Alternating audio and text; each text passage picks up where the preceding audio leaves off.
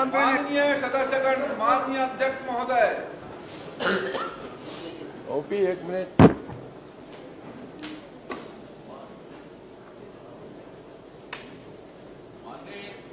माननीय अध्यक्ष महोदय, माननीय मुख्यमंत्री जी को बहुत बहुत बधाई। उनके कार्यकाल का पहला बजट आ रहा है।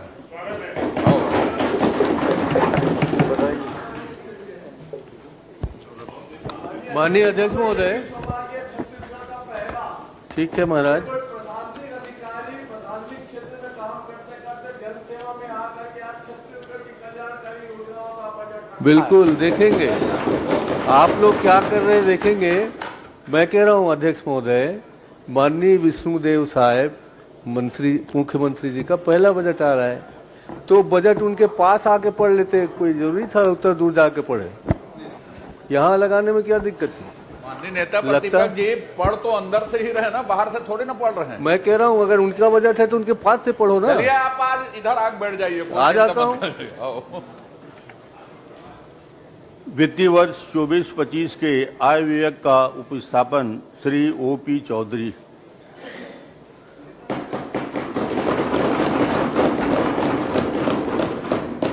माननीय अध्यक्ष महोदय, मेरा व्यवस्थक प्रश्न है, क्योंकि अभी तक के विधानसभा में इंस्ट्रूमेंट का प्रदर्शन या उसको देखकर पढ़ने की परंपरा नहीं रही है और न विधानसभा में इस प्रकार को कोई आदेश है। और मैं वित्त मंत्री जी के टेबल में देख रहा हूं कि लैपटॉप लेके वो खड़े हैं। मैं समझता हूं कि विधानसभा में इस प्रकार की व्यवस्था अभी नहीं दी गई है। कृपया करके जो पुरानी परंपरा है उसके अनुरूप ही उसका वाचन करें, ऐसा मैं आपसे अपेक्षा करता हूं।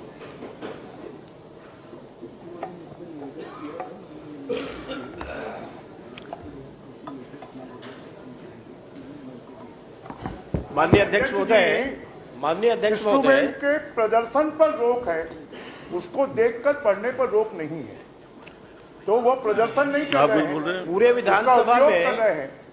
और वैसे भी विधानसभा को पेपरलेस की ओर हम लोग बढ़ रहे हैं की ओर हम बढ़ रहे हैं और आधुनिक टेक्नोलॉजी का उपयोग करने का माननीय अध्यक्ष महोदय, महाराज जी जब अध्यक्ष थे, क्योंकि अभी तक तो हम लोगों ने जो क्वेश्चन है ऑनलाइन लगाना शुरू किया, तो उसमें और यदि पूरे पढ़ सकते हैं विधानसभा ऐसी व्यवस्था से तो उनको आपत्ति पढ़ नहीं रहे है, लेकिन इस प्रकार की तो व्यवस्था आने नहीं वाले है। समय में मैं समझता हूँ जो अभी ठीक है वो, और हम तो सब पेपरलेस की ओर बढ़ रहे हैं। आप वो पुराने ढर्रे में फिर जा रहे हैं। कहाँ के नरवा गरुआ गुरुआ बारी फिर आ गए आप। पूरा दुनिया आप डिजिटल देखो इंडिया क्या हाल हुआ है। अब फिर नरवा गुरुआ बारी में आ गए।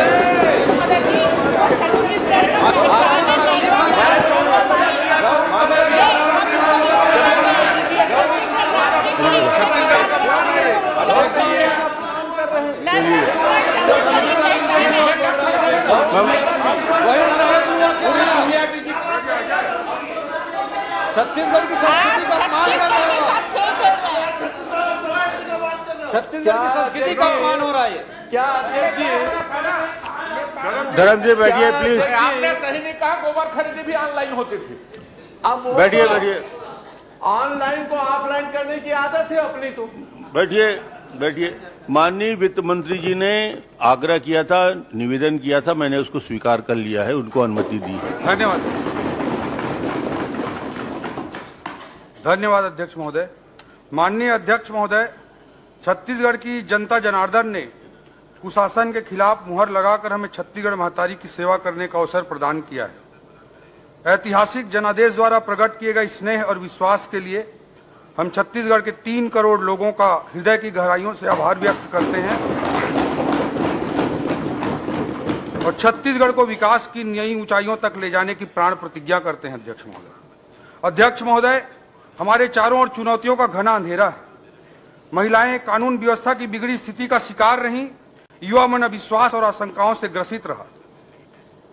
पिछले सालों में प्रशासनिक तंत्र पटरी से उतरा रहा और राजकीय खजाना हमें खाली मिला है, पर हम अंधेरों के बीच उजाले की तलाश करने की ताकत रखते हैं। अध्यक्ष महोदय, चुनौतियों का घना अंधेरा है। कोई भी सार्थक व्यक्ति, कोई भी सार्थक समाज, कोई भी सार्थक सरकार कभी अंधकार के साम्राज्य को विजयश्री का तिलक नहीं लगा सकती।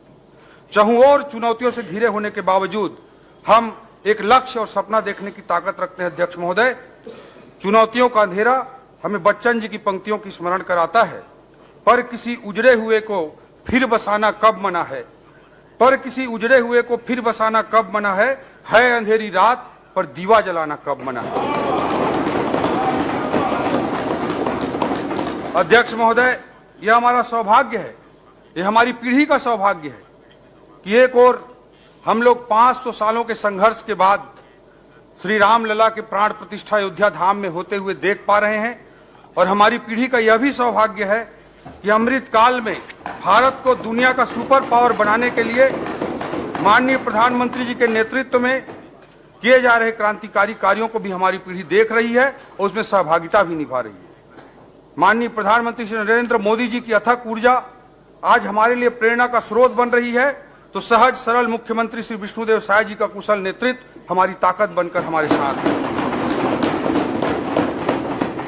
अध्यक्ष महोदय, आज देश अमृत काल में नई ऊर्जा और नए विश्वास के साथ आगे बढ़ रहा है। पूरी दुनिया आज भारत की ओर निहार रही है। विकसित भारत का सुस्पष्ट लक्ष्य सबके सामने है, लेकिन दुर्भाग्य के साथ कहना पड़ता है कि छत्तीसगढ़ के विकास को ग्रहण लग गया था। भ्रष्ट और स्वार्थपरक ताकतों ने छत्तीसगढ़ को दबोच कर रखा था। चिंता होती थी कि भारत की इस विकास यात्रा में हमारे छत्तीसगढ़ का क्या होगा, लेकिन लोकतंत्र की ताकत ने इन नकारात्मक शक्तियों को पराजित कर दिया। अध्यक्ष महोदय, पराजित कर दिया। अध्यक्ष महोदय, छत्तीसगढ़ की जनता की उंगलियों पर लगी स्याही ने छत्तीसगढ़ की विकास यात्रा के नए रास्ते खोल दिए हैं। विकास यात्रा का कृष्ण पक्ष समाप्त हो चुका है। अध्यक्ष महोदय, शुक्ल पक्ष प्रारंभ हो चुका है। विष्णुदेव साय जी के नेतृत्व में सुशासन का सूर्योदय हो चुका है।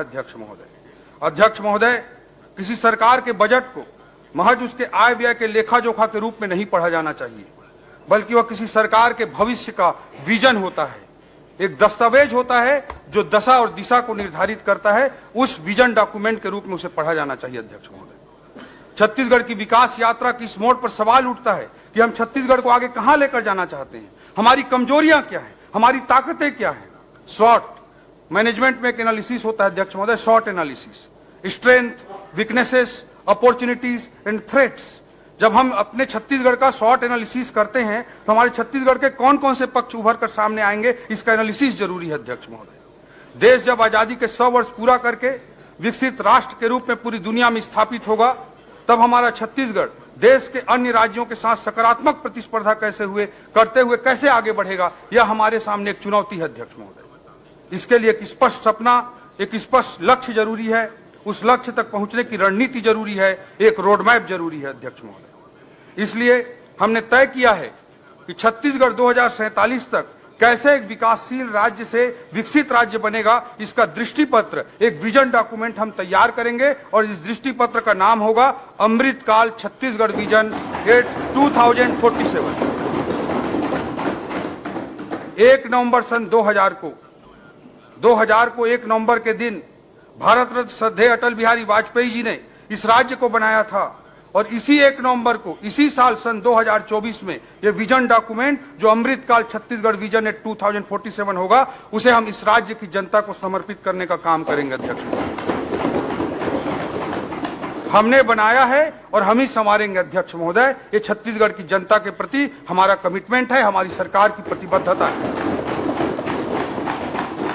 अध्यक्ष महोदय, कहा जाता है कि कोई भी सार्थक व्यक्ति के लिए कोई भी मंजिल आखिरी मंजिल नहीं होती है, हर मंजिल एक पड़ाव होता है अगले मंजिल तक आगे बढ़ने के लिए। इसी दर्शन के साथ मोदी जी कहते हैं कि हम बड़ा लक्ष्य बनाते हैं, उसे प्राप्त करते हैं और फिर उससे भी बड़ा लक्ष्य बनाते हैं। ये मोदी जी का विजन है। 2047 के दीर्घकालिक विजन तक पहुंचने से पहले हमें मध्यम अवधि के अर्थात मिड टर्म टारगेट भी बनाने होंगे। हम छत्तीसगढ़ के लिए तय कर रहे हैं कि 2047 तक हमारा छत्तीसगढ़ विकसित छत्तीसगढ़ होगा। उस लक्ष्य तक पहुंचने के लिए हमारा मिड टर्म टारगेट क्या होगा, वह भी हम निर्धारित करने का प्रयास कर रहे हैं। अध्यक्ष महोदय, जैसे मोदी जी ने देश की अर्थव्यवस्था के लिए मध्यावधि टारगेट के रूप में 5 ट्रिलियन और 10 ट्रिलियन डॉलर इकोनॉमी का लक्ष्य रखा है, उन्होंने अगले 5 सालों के लिए भारत को दुनिया की तीसरी बड़ी आर्थिक शक्ति बनाने का मध्यम अवधि टारगेट रखा है। अध्यक्ष महोदय, हम भी इसी तरह का एक मध्यावधि लक्ष्य निर्धारित करना चाहते हैं। आज हमारे छत्तीसगढ़ की जीएसडीपी लगभग 5 लाख करोड़ है। इसे आने वाले 5 सालों में 2028 तक 10 लाख करोड़ करना हमारा बहुत ही महत्वाकांक्षी लक्ष्य है। अध्यक्ष महोदय, पिछले 5 सालों की आप तुलना करेंगे तो यह लक्ष्य बहुत बड़ा दिखाई देगा, लेकिन फिर भी इस बड़े लक्ष्य को हम स्वीकार कर रहे हैं और इस चुनौती के लिए आदरणीय विष्णुदेव साय जी के नेतृत्व में हम आगे बढ़ेंगे। यह मध्यावधि लक्ष्य देश को दुनिया की बड़ी अर्थव्यवस्था, तीसरी बड़ी अर्थव्यवस्था बनाने के मोदी जी के महायज्ञ में हमारा योगदान होगा। मोदी जी के सहकारी संघवाद, कोऑपरेटिव फेडरलिज्म के सिद्धांत पर चलते हुए हम केंद्र का सहयोग भी प्राप्त करेंगे और देश के विकास यात्रा में अपनी महती भूमिका भी निभाएंगे। छत्तीसगढ़ अब केंद्र से टकराव वाले पिछले 5 वर्षों के मॉडल के स्थान पर डबल इंजन की सरकार में संघ राज्य समन्वय से विकास का नया अध्याय लिखेगा।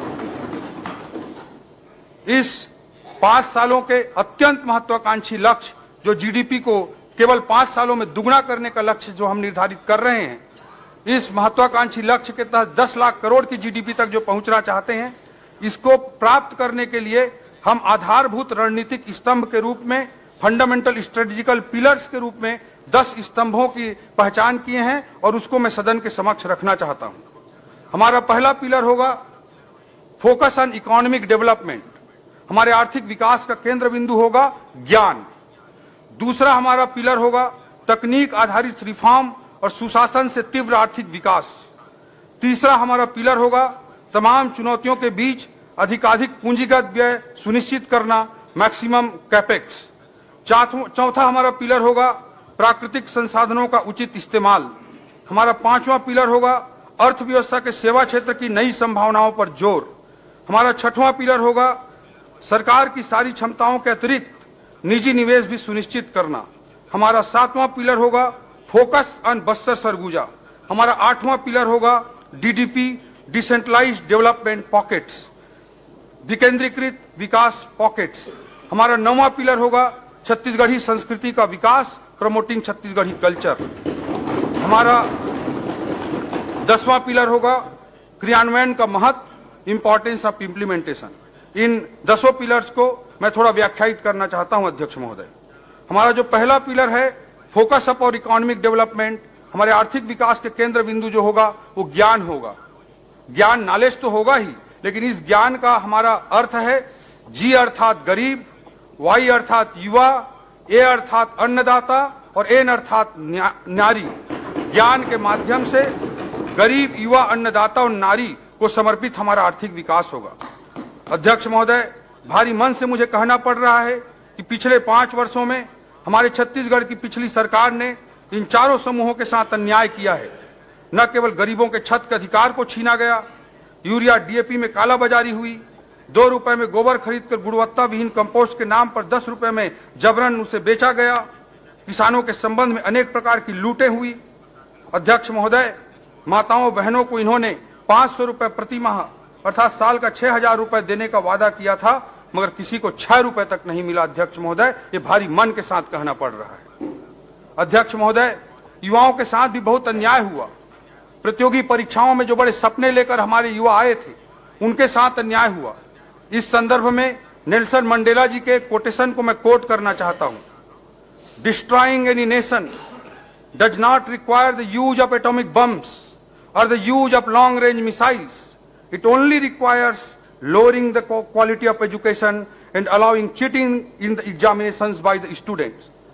अध्यक्ष महोदय, किसी देश को बर्बाद करने के लिए, तबाह करने के लिए बम, बारूद और मिसाइल की जरूरत नहीं होती है। शिक्षा की गुणवत्ता को खराब कर देना और परीक्षाओं में भ्रष्टाचार ही किसी देश को बर्बाद करने के लिए पर्याप्त होता है। ये विजनरी लीडर नेल्सन मंडेला ने कहा है। अध्यक्ष महोदय, अध्यक्ष महोदय, पीएससी की प्रतिष्ठापूर्ण परीक्षाओं में युवाओं के साथ अन्याय हुआ, जिसमें हमारी सरकार ने सीबीआई जांच का निर्णय लिया है और अभी अभी ईओडब्ल्यू में भी एफआईआर दर्ज हुई। गरीब, किसान, युवा और महिला, 4 जो हमारे केंद्र बिंदु हैं, उन्हें केंद्र बिंदु में रखते हुए इन्हें ऊर्जा और सही दिशा और अवसर प्रदान करके हम प्रदेश की आर्थिक उन्नति में इनकी सहभागिता सुनिश्चित करेंगे। ये हमारी सरकार की प्रतिबद्धता है। अध्यक्ष महोदय, अध्यक्ष महोदय, दूसरा जो पिलर है वह है तकनीक आधारित रिफॉर्म और सुशासन से तीव्र आर्थिक विकास को सुनिश्चित करना। अध्यक्ष महोदय, rapid economic growth through technology driven reforms and governance. अध्यक्ष महोदय, आज दुनिया artificial intelligence, data analytics, comprehensive system development, satellite based communication जैसे उच्च स्तरीय तकनीकों से संचालित हो रही है। हम शासन और प्रशासन में तकनीक के इस्तेमाल पर पूरा जोर देंगे। इससे नागरिक सुविधाओं में पारदर्शिता आएगी और समस्याओं का तीव्र समाधान भी होगा। अध्यक्ष महोदय, इससे हम मोदी जी के न खाऊंगा न खाने दूंगा की भावना को चरितार्थ कर पाएंगे। अध्यक्ष महोदय, अध्यक्ष महोदय, पिछली सरकार द्वारा कोयले पर तकनीक आधारित ऑनलाइन रॉयल्टी सिस्टम को हटाकर लाल फीताशाही आधारित मैनुअल सिस्टम लागू किया गया था। हमारी सरकार प्रशासनिक कामकाज की प्रक्रिया में ऐसे कपटपूर्ण मैनुअल हस्तक्षेपों पर पूर्ण विराम लगाएगी और तकनीक आधारित प्रयोगों के माध्यम से हम सरकार के खजाने के लीकेजों को रोकेंगे और जहां कर की दर में वृद्धि नहीं होगी वहां पर भी पारदर्शी तकनीकों पर आधारित करारोपण को अपनाकर सरकार के राजस्व में ऐतिहासिक वृद्धि करके दिखाएंगे अध्यक्ष महोदय, और ईमानदार करदाताओं को प्रोत्साहित करेंगे। अध्यक्ष महोदय, हमने पूरी ईमानदारी के साथ प्रत्येक विभाग के साथ चर्चा करते हुए प्रयास किया कि कहां-कहां तकनीकों के इस्तेमाल को बढ़ावा दिया जा सकता है, कहां-कहां तकनीकों के इस्तेमाल से सरकार के लीकेजों को रोका जा सकता है, जनता को अधिकाधिक सुविधाएं दी जा सकती हैं। इसका हमने बहुत गहन अध्ययन किया और इस बजट में मुझे सदन को बताते हुए बड़ा हर्ष हो रहा है अध्यक्ष महोदय कि विभिन्न विभागों के टेक्नोलॉजिकल इंटरवेंशन के लिए ही कुल मिलाकर 266 करोड़ रुपए का आर्थिक प्रावधान किया गया है, जिससे सुशासन और पारदर्शिता को हम सुनिश्चित कर सकें। अध्यक्ष महोदय, तकनीकी पर आधारित ये रिफॉर्म और ये सुशासन, ये जो रिफॉर्म्स होंगे और ये गवर्नेंस होंगे, यही हमारे जीडीपी के केवल 5 साल में 2 गुना तक लक्ष्य जो हमारा है 5 लाख करोड़ के जीएसडीपी से 10 लाख करोड़ के जीएसडीपी तक पहुंचने का, उसका आधार होगा तकनीकी आधारित रिफॉर्म्स और गुड गवर्नेंस। उसी के माध्यम से हम अपनी जीडीपी को आने वाले 5 सालों में दुगना करके दिखाने की बड़ी चुनौती को स्वीकार की है। अध्यक्ष महोदय, अध्यक्ष महोदय, तीसरा हमारा पिलर है अधिकतम कैपेक्स, पूंजीगत व्यय को अधिकाधिक सुनिश्चित करना। अध्यक्ष महोदय, किसी भी विकासशील अर्थव्यवस्था के उच्च विकास दर के लिए पूंजीगत व्यय को आधार स्तंभ माना जाता है। अध्यक्ष महोदय, आर्थिक अध्ययन कहता है कि 100 रुपए का पूंजीगत व्यय हम करते हैं तो जीएसडीपी में 247 रुपए की वृद्धि होती है। इसलिए किसी भी विकासशील अर्थव्यवस्था के लिए बहुत जरूरी होता है कि उसके कैपेक्स में अधिकाधिक वृद्धि की जाए। इस बजट में तमाम चुनौतियों के बाद भी हम पूंजीगत व्यय के प्रावधान में गत वर्ष की तुलना में 20% की वृद्धि करने का काम किए हैं। अध्यक्ष महोदय, जबकि पिछले 5 सालों में औसतन आप देखेंगे तो कैपेक्स में वृद्धि 5 सालों के औसत में 12% रही है, जबकि इस बजट में हम 20% की कैपेक्स वृद्धि का महत्वाकांक्षी लक्ष्य लेकर इस बजट का निर्माण किए हैं। हमारा चौथा पिलर होगा अध्यक्ष महोदय, प्राकृतिक संसाधनों का उचित इस्तेमाल, optimum utilisation of natural resources. हमारा छत्तीसगढ़ प्राकृतिक संसाधनों से भरा हुआ है। इन संसाधनों का सुनियोजित उपयोग करते हुए उससे होने वाले लाभों का छत्तीसगढ़ के लोगों के बीच न्यायपूर्ण वितरण सुनिश्चित करना हमारा चौथा पिलर के रूप में इस रणनीति का हिस्सा होगा।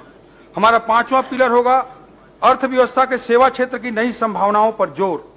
छत्तीसगढ़ के प्राकृतिक सौंदर्य के अनुरूप इको टूरिज्म सर्किट विकसित करना, 5 शक्ति पीठों को हर सेक्टर में हम नहीं ला सकते। गरीब कल्याण के लिए वेलफेयर स्कीम भी चाहिए, लेकिन अन्य क्षेत्रों के विकास के लिए प्राइवेट सेक्टर के लिए सुटेबल इकोसिस्टम बनाना हमारी रणनीति होगी 6वें रणनीति के तौर पर। 7वां हमारा पिलर होगा बस्तर सरगुजा को फोकस करना, ये हमारा 7वां पिलर होगा। 8वां हमारा पिलर होगा डीडीपी, डिसेंट्रलाइज्ड डेवलपमेंट पॉकेट्स। हर स्थान की अपनी अपनी खूबी होती है। बस्तर की अपनी खूबी है, अपनी विशेषताएं हैं। रायपुर, दुर्ग, भिलाई जैसे क्षेत्रों की अपनी अलग विशेषता है। नया रायपुर की अलग संभावनाएं हैं, सरगुजा की अलग संभावना है, रायगढ़, कोरबा जैसे औद्योगिक क्षेत्रों की अलग संभावनाएं हैं। कृषि प्रधान जिलों जैसे महासमुंद, बेमेतरा, बलौदा बाजार, इस तरह के जो की अलग संभावनाएं हैं। तो उसके अनुरूप हम अलग अलग पॉलिसी को प्रमोट करते हुए अर्थव्यवस्था को आगे बढ़ाने का काम करेंगे। और इसे हमने एक टर्म दिया है डीडीपी, डिसेंट्रलाइज्ड डेवलपमेंट पॉकेट्स। और 9वां हमारा पिलर होगा छत्तीसगढ़ की संस्कृति को फोकस करके काम करना। और 10वां, हम जितनी भी बातें करें सबसे इंपॉर्टेंट होता है इम्प्लीमेंटेशन। जब तक हम कितना भी बड़ा सोच लें, कितने भी अच्छे विचार हों, जब तक हम उसे इम्प्लीमेंट नहीं कर पाएंगे तो कोई रिजल्ट नहीं आना है। इसलिए हमारा एक पिलर हमने इम्प्लीमेंटेशन को रखा है। Importance of implementation is most important, इसलिए ये हमारा 10वां और महत्वपूर्ण पिलर है, इस पे हमारा फोकस रहेगा। मोदी की गारंटी के तहत जैसा कि आदरणीय मुख्यमंत्री जी ने बताया, प्रधानमंत्री आवास योजना के लिए हमने 8,369 करोड़ रुपए प्रावधान किया है। अभी द्वितीय अनुपूरक में 3,800 करोड़ रुपए प्रावधान किया था। महतारी वंदन योजना अंतर्गत 12,000 रुपए प्रति वर्ष देने का निर्णय हमारी सरकार ले चुकी है। कृषक उन्नति योजना के अंतर्गत 10,000 करोड़ का प्रावधान हमने किया है। जो जल जीवन मिशन है उसके लिए 4,500 करोड़ रुपए प्रावधान किया है। तेंदुपत्ता संग्राहकों को 4,000 रुपए प्रति मानक बोरा से बढ़ाकर 5,500 रुपए प्रति मानक बोरा भुगतान करने का हमने निर्णय लिया है। दीनदयाल उपाध्याय भूमिहीन कृषि मजदूर योजना के अंतर्गत प्रतिवर्ष हम 10,000 रुपए का भुगतान करेंगे। 7,000 रुपए जो पहले थे उसे बढ़ाकर 10,000 रुपए करने की गारंटी हमने अपने संकल्प पत्र में दिया था, उसी के अनुरूप यह निर्णय लिया गया है। रामलला दर्शन के लिए हम 35 करोड़ रुपए का प्रावधान छत्तीसगढ़ की जनता जनार्दन की आस्था और विश्वास के अंतर्गत किए हैं। छत्तीसगढ़ उद्यम क्रांति योजना का क्रियान्वयन भी युवाओं के लिए किया जाएगा। राज्य राजधानी के दृष्टिकोण से SCR स्टेट कैपिटल रीजन के लिए भी बजटीय भी मोदी की गारंटी का हिस्सा था। इन्वेस्ट इंडिया की तरफ पर इन्वेस्ट छत्तीसगढ़ के आयोजन के लिए भी प्रावधान किया गया है। और राज्य के 5 शक्ति पीठों को कैसे विकसित किया जाएगा ये भी मोदी की गारंटी में था। इसे भी हमने इस बजट में योजना बनाने की दृष्टि से में अलग अलग फंड को एक्सप्लोर करते हुए कन्वर्जेंस मॉडल पे काम करके यह काम भी हम सुनिश्चित करेंगे। जो राजकोषीय स्थिति है, राज्य का अपना राजस्व हम 22% बढ़ा रहे हैं। ये गवर्नेंस पर आधारित वृद्धि हम करने का पूरा प्रयास करेंगे। इसलिए हर जगह आपने देखा होगा कि टेक्नोलॉजी बेस्ड जो एक्सपेरिमेंट्स हैं उसको हमने बढ़ावा दिया है ताकि पारदर्शिता आए और ईमानदार करदाता को हम प्रोत्साहित कर। प्लस बजट है, इसमें 1,060 करोड़ रुपए का रेवेन्यू सरप्लस हमने अनुमानित किया है। 2024-25 के कैपिटल एक्सपेंडिचर में बहुत ही महत्वाकांक्षी लक्ष्य रखते हुए 22,300 करोड़ रुपए का हमने प्रावधान किया है। कुल बजट का लगभग 15% है और पिछले वर्ष के बजट 20% अधिक है। जो पिछले 5 वर्षों में जो पूंजीगत व्यय है, कैपेक्स है, उसमें ऑन एन एवरेज 12% की वृद्धि हो रही थी। इस बार हमने महत्वाकांक्षी लक्ष्य रखते हुए 20% की वृद्धि का लक्ष्य निर्धारित किया है। ये अलग अलग पैरामीटर्स में ग्रोथ है। ये स्लाइड्स आपको हम शेयर कर देंगे, इसे आप ले सकते हैं। कि मोदी की गारंटी महतारी वंदन योजना को लागू करने के लिए है। PHE डिपार्टमेंट के बजट में 97% की जो वृद्धि दिख रही है वो मोदी जी के जल जीवन मिशन जो ठप पड़ा हुआ था छत्तीसगढ़ में उसे पूरा करने के लिए है। खनिज साधन विभाग के बजट में 80% की वृद्धि है। जैसे जिलों में DMF होता है, डिस्ट्रिक्ट मिनरल फंड, वैसे प्रदेश के लिए MDF होता है। उस MDF फंड में जिसमें 5% रॉयल्टी आती है, जिलों में 30% रॉयल्टी जाती है, यहाँ 5% रॉयल्टी आती है, उससे रेल लाइनों के लिए हमने पैसा खर्च करने का निर्णय लिया है। पंचायत एवं ग्रामीण विकास विभाग के बजट में 70% की वृद्धि है, जो प्रधानमंत्री आवास योजना के लक्ष्य को, मोदी की गारंटी को पूरा करने के लिए है। हेल्थ डिपार्टमेंट में आप देख रहे हैं कि 37% की एक बड़ी वृद्धि हेल्थ डिपार्टमेंट के बजट में भी दिखाई दे रही है। जो बिलासपुर का सिम्स है उसका भवन जर्जर है, कई सालों से जर्जर है और कोई पिछले 5 साल में नहीं ली गई। उसके लिए 700 करोड़ रुपए का इस बजट में प्रावधान किया गया है। और रायपुर मेडिकल कॉलेज में भी 1200 बेड के हॉस्पिटल के लिए और अन्य इंफ्रास्ट्रक्चर जो वहां पर जरूरी है उसके लिए 776 करोड़ रुपए का प्लान आगे कंप्लीट किया जाएगा। उसके लिए हेल्थ डिपार्टमेंट का बजट बढ़ा है। कृषि एवं कृषि उन्नति योजना, कृषक उन्नति योजना के अंतर्गत 10 करोड़ रुपए का प्रावधान किया गया है गारंटी के तहत। इसलिए आपको कृषि विभाग के बजट में 33% की जंप दिखाई दे रही है। आदरणीय उप मुख्यमंत्री विजय भैया जी यहाँ पे बैठे हुए हैं। गृह विभाग में बहुत ही बलग रणनीतियों के साथ वो काम कर रहे हैं और उसके लिए भी हमने बजटरी सपोर्ट देने का भरपूर प्रयास किया है। और आने वाले समय में गृह विभाग को जो भी जरूरत पड़ेगी उसके लिए भी हमारी सरकार प्रतिबद्ध है। नगरीय प्रशासन विकास विभाग के अंतर्गत 13% की, स्कूल शिक्षा विभाग के बजट में 10% की वृद्धि है। ये मैं बड़े वृद्धि जो हुए हैं उन विभागों का डेटा यहाँ प्रस्तुत किया हूँ। विभिन्न विभाग या आवंटन आप देख सकते हैं, क्रमवार है कि किन किन विभागों को कितना कितना बजट आवंटन हुआ है। इस स्लाइड आपको शेयर देंगे, आपके कहा जाएगा। जो प्रमुख योजना आप देख सकते हैं कि गारंटी से संबंधित महत्वपूर्ण योजनाओं के अतिरिक्त मुख्यमंत्री खाद्यान्न सहायता योजना में 34 3500 करोड़ रुपए का पैसा, हायर सेकेंडरी स्कूलों के लिए 3900 करोड़ रुपए का पैसा, 5 HP कृषि पंपों के लिए मुफ्त बिजली प्रदान करने के लिए 3500 करोड़ रुपए का प्रावधान, शहीद बी नारायण सिंह आयुष्मान स्वास्थ्य योजना के लिए 1500 करोड़ रुपए का प्रावधान किया गया है। और बाकी आपको मैं डिटेल गारंटी के अंतर्गत बता ही चुका हूं। ये अलग अलग विभागों की महत्वपूर्ण योजनाएं हैं। पीएम जनमन योजना, विकास योजना अंतर्गत अन्य योजनाओं के अतिरिक्त पीएम जनमन योजना है, जो कि पीवीटीजी के लिए राष्ट्रपति के दत्तक पुत्र कहे जाते हैं, पहाड़ी, कोरबा, भोर, इन सब जनजातियों के लिए आदरणीय मोदी जी ने ये योजना चलाई है, उन तक एक्सेस पहुंचाने के लिए, उन तक सभी स्कीम्स को सचुरेट करने के लिए। उसके 300 करोड़ रुपए का प्रावधान इस बजट में कनेक्टिविटी के लिए, पीवीटीजी एरिया में कनेक्टिविटी के लिए किया गया है। ग्रामीण विकास विभाग के अंतर्गत अलग अलग विभागों का ये पूरा डिटेल है, आपको कर देंगे। महिला एवं बाल विकास विभाग का, शिक्षा विभाग का, स्वास्थ्य एवं चिकित्सा क्षेत्र का, कृषि विभाग का, कहां महत्वपूर्ण कॉलेज खोले जा रहे हैं वो भी हम इसमें लिख दिए हैं। खेल एवं युवा कल्याण, पर्यटन क्षेत्र का, इसमें बहुत महत्वपूर्ण बिंदु जो है, 2 बिंदु, बाकी का जिक्र बार बार हो चुका है। छत्तीसगढ़ आदि भाषा परिषद का गठन किया जाएगा, इस बजट में प्रावधान है। गोंडी, हल्बी जैसे जो हमारी बोलियां हैं उनको प्रमोट करने के लिए हम बस्तर में गोंडी हल्बी हमारे लोग बोलते हैं, उनके कल्चर से अलग जाकर के हम भाषा और संस्कृति को कहीं ना कहीं उनको थोपते रहते हैं। वो जीवन भर झरना का पानी पीने वाले आदमी को हम ना का नल पढ़ाते हैं, जीवन भर जंगल देखने वाले आदमी को ग का गमला सिखाते हैं। तो ये स्थिति ना हो और उनके मानसिकता में, उनके संस्कृति के अनुरूप चीजें आगे बढ़, उसके लिए छत्तीसगढ़ आदि भाषा परिषद का गठन करने का निर्णय हमारी सरकार ने आदिवासी भाइयों की दृष्टि से लिया है। और गोंडी भाषा के से रिलेटेड सॉफ्टवेयर डेवलपमेंट के लिए भी इस बजट में प्रावधान किया गया है। अधोसंरचना में बहुत बड़े बड़े प्रोजेक्ट लिए गए हैं, जैसा कि मैंने मेडिकल कॉलेजेस का जिक्र किया, बहुत सारे रोड, ब्रिजेस इनका है।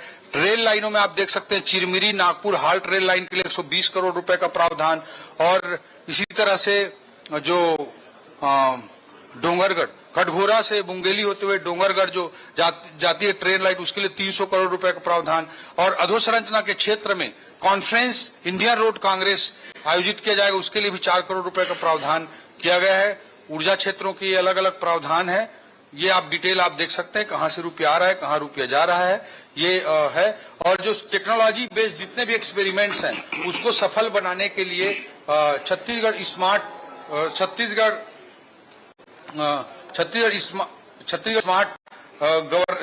सेंटर फॉर स्मार्ट गवर्नेंस की भी हम स्थापना करने की घोषणा इस बजट में किए हैं। ये कुछ महत्वपूर्ण बिंदु बजट की दृष्टि से मैं रखा हूं। वित्त मंत्री जी, मैं विकल्प शुक्ला हूं, आकाशवाणी समाचार से। जी विकल्प। वित्त मंत्री जी, आपने बहुत अच्छा बजट पेश किया और बहुत अच्छे आपने लक्ष्य भी निर्धारित किए हैं। मेरे 2 सवाल हैं।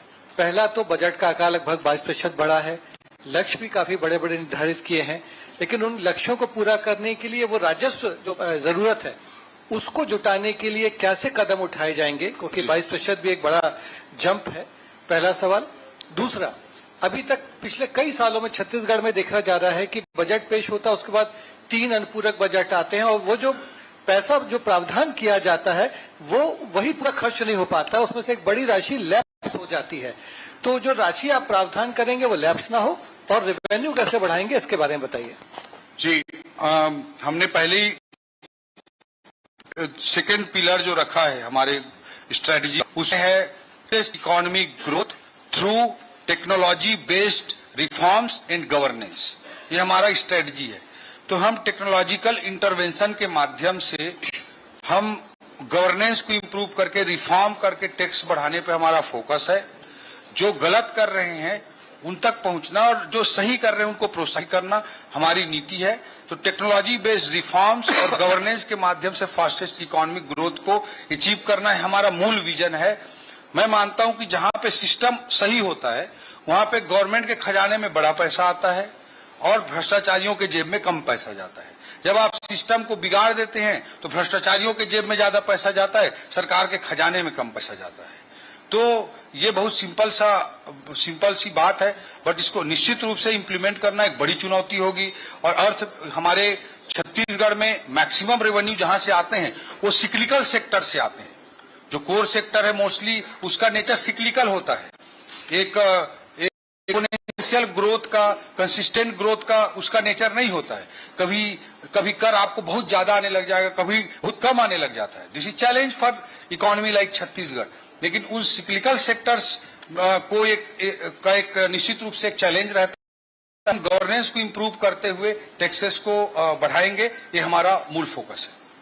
और आपने लैप्स होने की बात कही, तो डिपार्टमेंट सारे डिपार्टमेंट्स को हम साथ में मिल करके अच्छा इंप्लीमेंट हो और चीजें वहां पे अच्छे तरीके से खर्च हो, ये भी सुनिश्चित करें। वित्त मंत्री जी मेरा सवाल था। मंत्री जी जी जी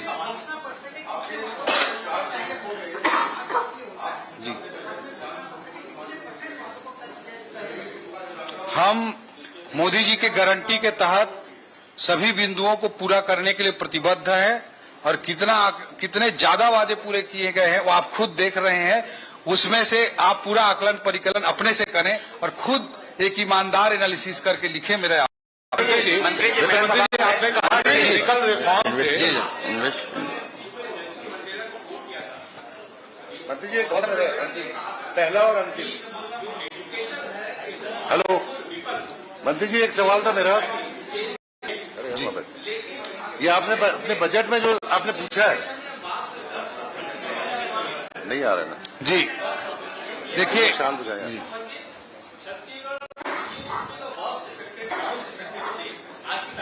नहीं आ नहीं, कई चीजें ऐसी होती हैं जो इमीडिएट रिक्वायरमेंट को पूरी तरह से कैलकुलेट करके एड्रेस कर पाने में सक्षम नहीं होती हैं। उसके कारण भी कई चीजों को हम नहीं ले पाते हैं। But our focus will be on both. जो माओइस्ट फ्रंट है उस पर भी हमारा रहेगा, एजुकेशन फ्रंट पर भी रहेगा। कई ऐसी चीजें हैं जो यूथ वेलफेयर डिपार्टमेंट में गई हुई हैं जिसके कारण वो नहीं दिखाई दे रहा है। But we are committed towards youth education और जो शांति भी है माओइस्ट एरिया का, सारे फैक्टर्स पे हम फोकस हैं। चौधरी साहब का सवाल था। चौधरी साहब हमारे वित्त सचिव जी एक महत्वपूर्ण बिंदु जोड़ना चाहते हैं। ये प्रश्न आया कि एजुकेशन में 10% की ग्रोथ हुई है। एजुकेशन डिपार्टमेंट का सैलरी होने के कारण बेस ही काफी बड़ा है, इसलिए जो 10% का जो ग्रोथ है वो एक्चुअली लगभग 1700 करोड़ का ग्रोथ है, 1800 करोड़ का ग्रोथ है। सो वो एब्सोल्यूट नंबर बहुत बड़ा है, लेकिन बेस बड़ा होने के कारण वो परसेंटेज ग्रोथ काफी कम दिखता है। चौधरी साहब एक सवाल था, इस तरफ भी देख रहे। चौधरी साहब एक सवाल था मेरा, एक इधर भी था, एक सवाल था मेरा।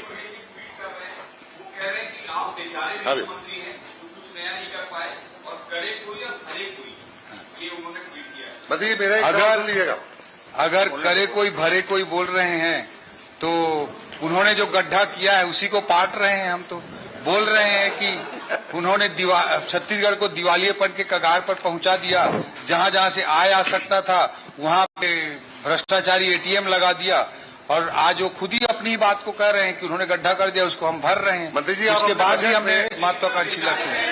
चौधरी साहब एक सवाल इधर भी। चौधरी साहब पूर्व मुख्यमंत्री भूपेश बघेल जी, उनके व्यक्तित्व को आप खुद जज कर सकते हैं कि मैं वहां पे टैप पे जाके बजट करने के लिए खड़ा हुआ तो विरोध करना चालू कर दिया। टेक्नोलॉजी से इतनी नफरत, टेक्नोलॉजी से नफरत इसीलिए है क्योंकि टेक्नोलॉजी का जहां प्रयोग होता है जेब में आने के पैसे आने के रास्ते बंद हो जाते हैं। चौधरी साहब एक सवाल इधर भी। मेरा सवाल है चौधरी साहब मंत्री प्लीज पीछे वालों को भी मैं आनंद खरे पंजाब केसरी से। भारतीय जनता पार्टी की एक टैग लाइन है, हमने ही बनाया है हम ही संवारेंगे। आपने इसका भाषण में भी उल्लेख किया है अपने। तो जो आपके 10 पिलर है भाषण के, तो क्या इससे प्रेरित है ये, इस लाइन से, इस स्लोगन से? नहीं, निश्चित रूप से वो तो हमारा ध्येय है कि छत्तीसगढ़ राज्य का निर्माण करने का काम। और किसी ने क्या तथ्य है, इतिहास का तथ्य, 1956 से सन 2000 तक कांग्रेस को लगभग 40 साल से अधिक समय तक मौका मिला था, एक छत्र राज था कांग्रेस का, लेकिन छत्तीसगढ़ राज्य का निर्माण उन्होंने नहीं किया। छत्तीसगढ़ राज्य का निर्माण। चौधरी साहब एक इधर भी देख लीजिए। चौधरी साहब एक सवाल इधर जी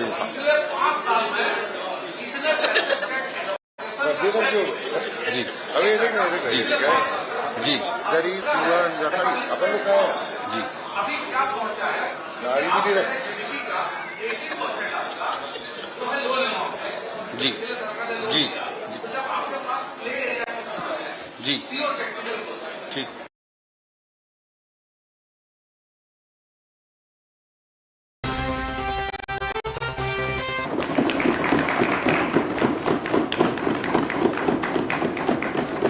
जादू दिखाया जा रहा है क्या? जादू?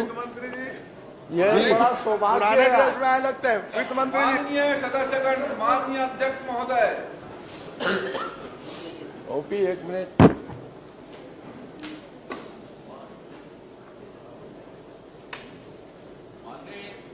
माननीय अध्यक्ष महोदय, माननीय मुख्यमंत्री जी को बहुत बहुत बधाई। उनके कार्यकाल का पहला बजट आ रहा है।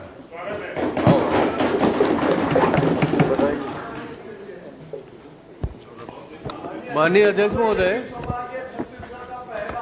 ठीक है महाराज। प्रशासनिक अधिकारी प्रशासनिक क्षेत्र में काम करते करते जनसेवा में आकर के आज छत्तीसगढ़ की कल्याणकारी योजनाओं का बजट। बिल्कुल देखेंगे आप लोग क्या कर रहे हैं, देखेंगे।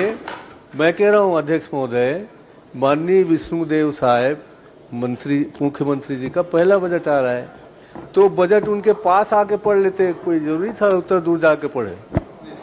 यहाँ लगाने में क्या दिक्कत थी?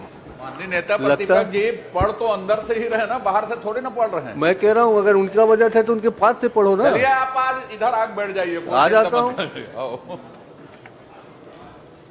वित्तीय वर्ष 24-25 के आय व्यय का उपस्थापन श्री ओपी चौधरी।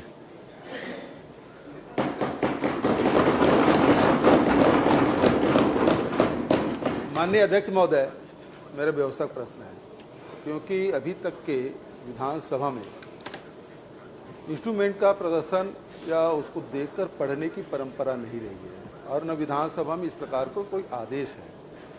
और मैं वित्त मंत्री जी के टेबल में देख रहा हूं कि लैपटॉप लेके वो खड़े हैं।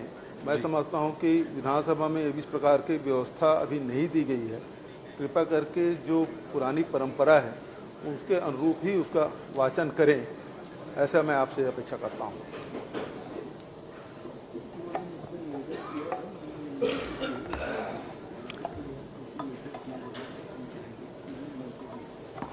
माननीय अध्यक्ष महोदय, माननीय अध्यक्ष महोदय, इंस्ट्रूमेंट के प्रदर्शन पर रोक है, उसको देखकर पढ़ने पर रोक नहीं है। तो वो प्रदर्शन नहीं कर रहे हैं, पूरे विधानसभा कर में रहे हैं।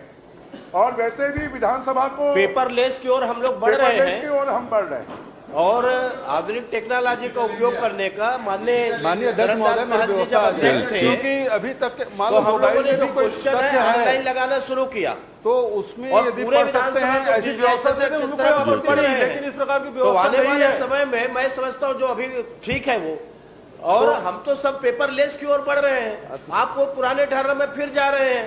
कहाँ के नरवा गरवा गुरुआ बारी फिर आ गए आप। पूरा दुनिया आप डिजिटल देखो इंडिया क्या हो रहा है। अब फिर नरवा गुरुआ बारी में आ गए।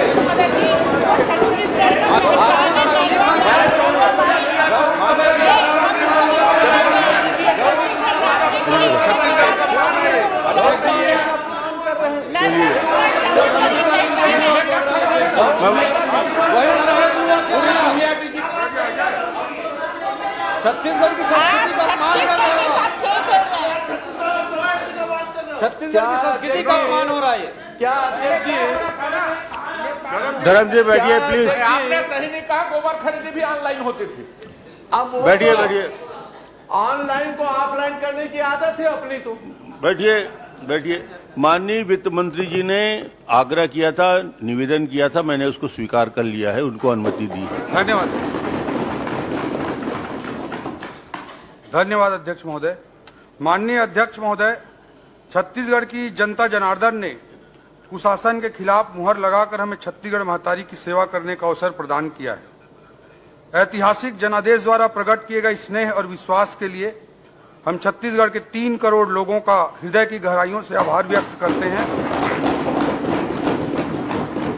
और छत्तीसगढ़ को विकास की नई ऊंचाइयों तक ले जाने की प्राण प्रतिज्ञा करते हैं। अध्यक्ष महोदय, अध्यक्ष महोदय, हमारे चारों ओर चुनौतियों का घना अंधेरा है। महिलाएं कानून व्यवस्था की बिगड़ी स्थिति का शिकार रहीं, युवा मन अविश्वास और आशंकाओं से ग्रसित रहा।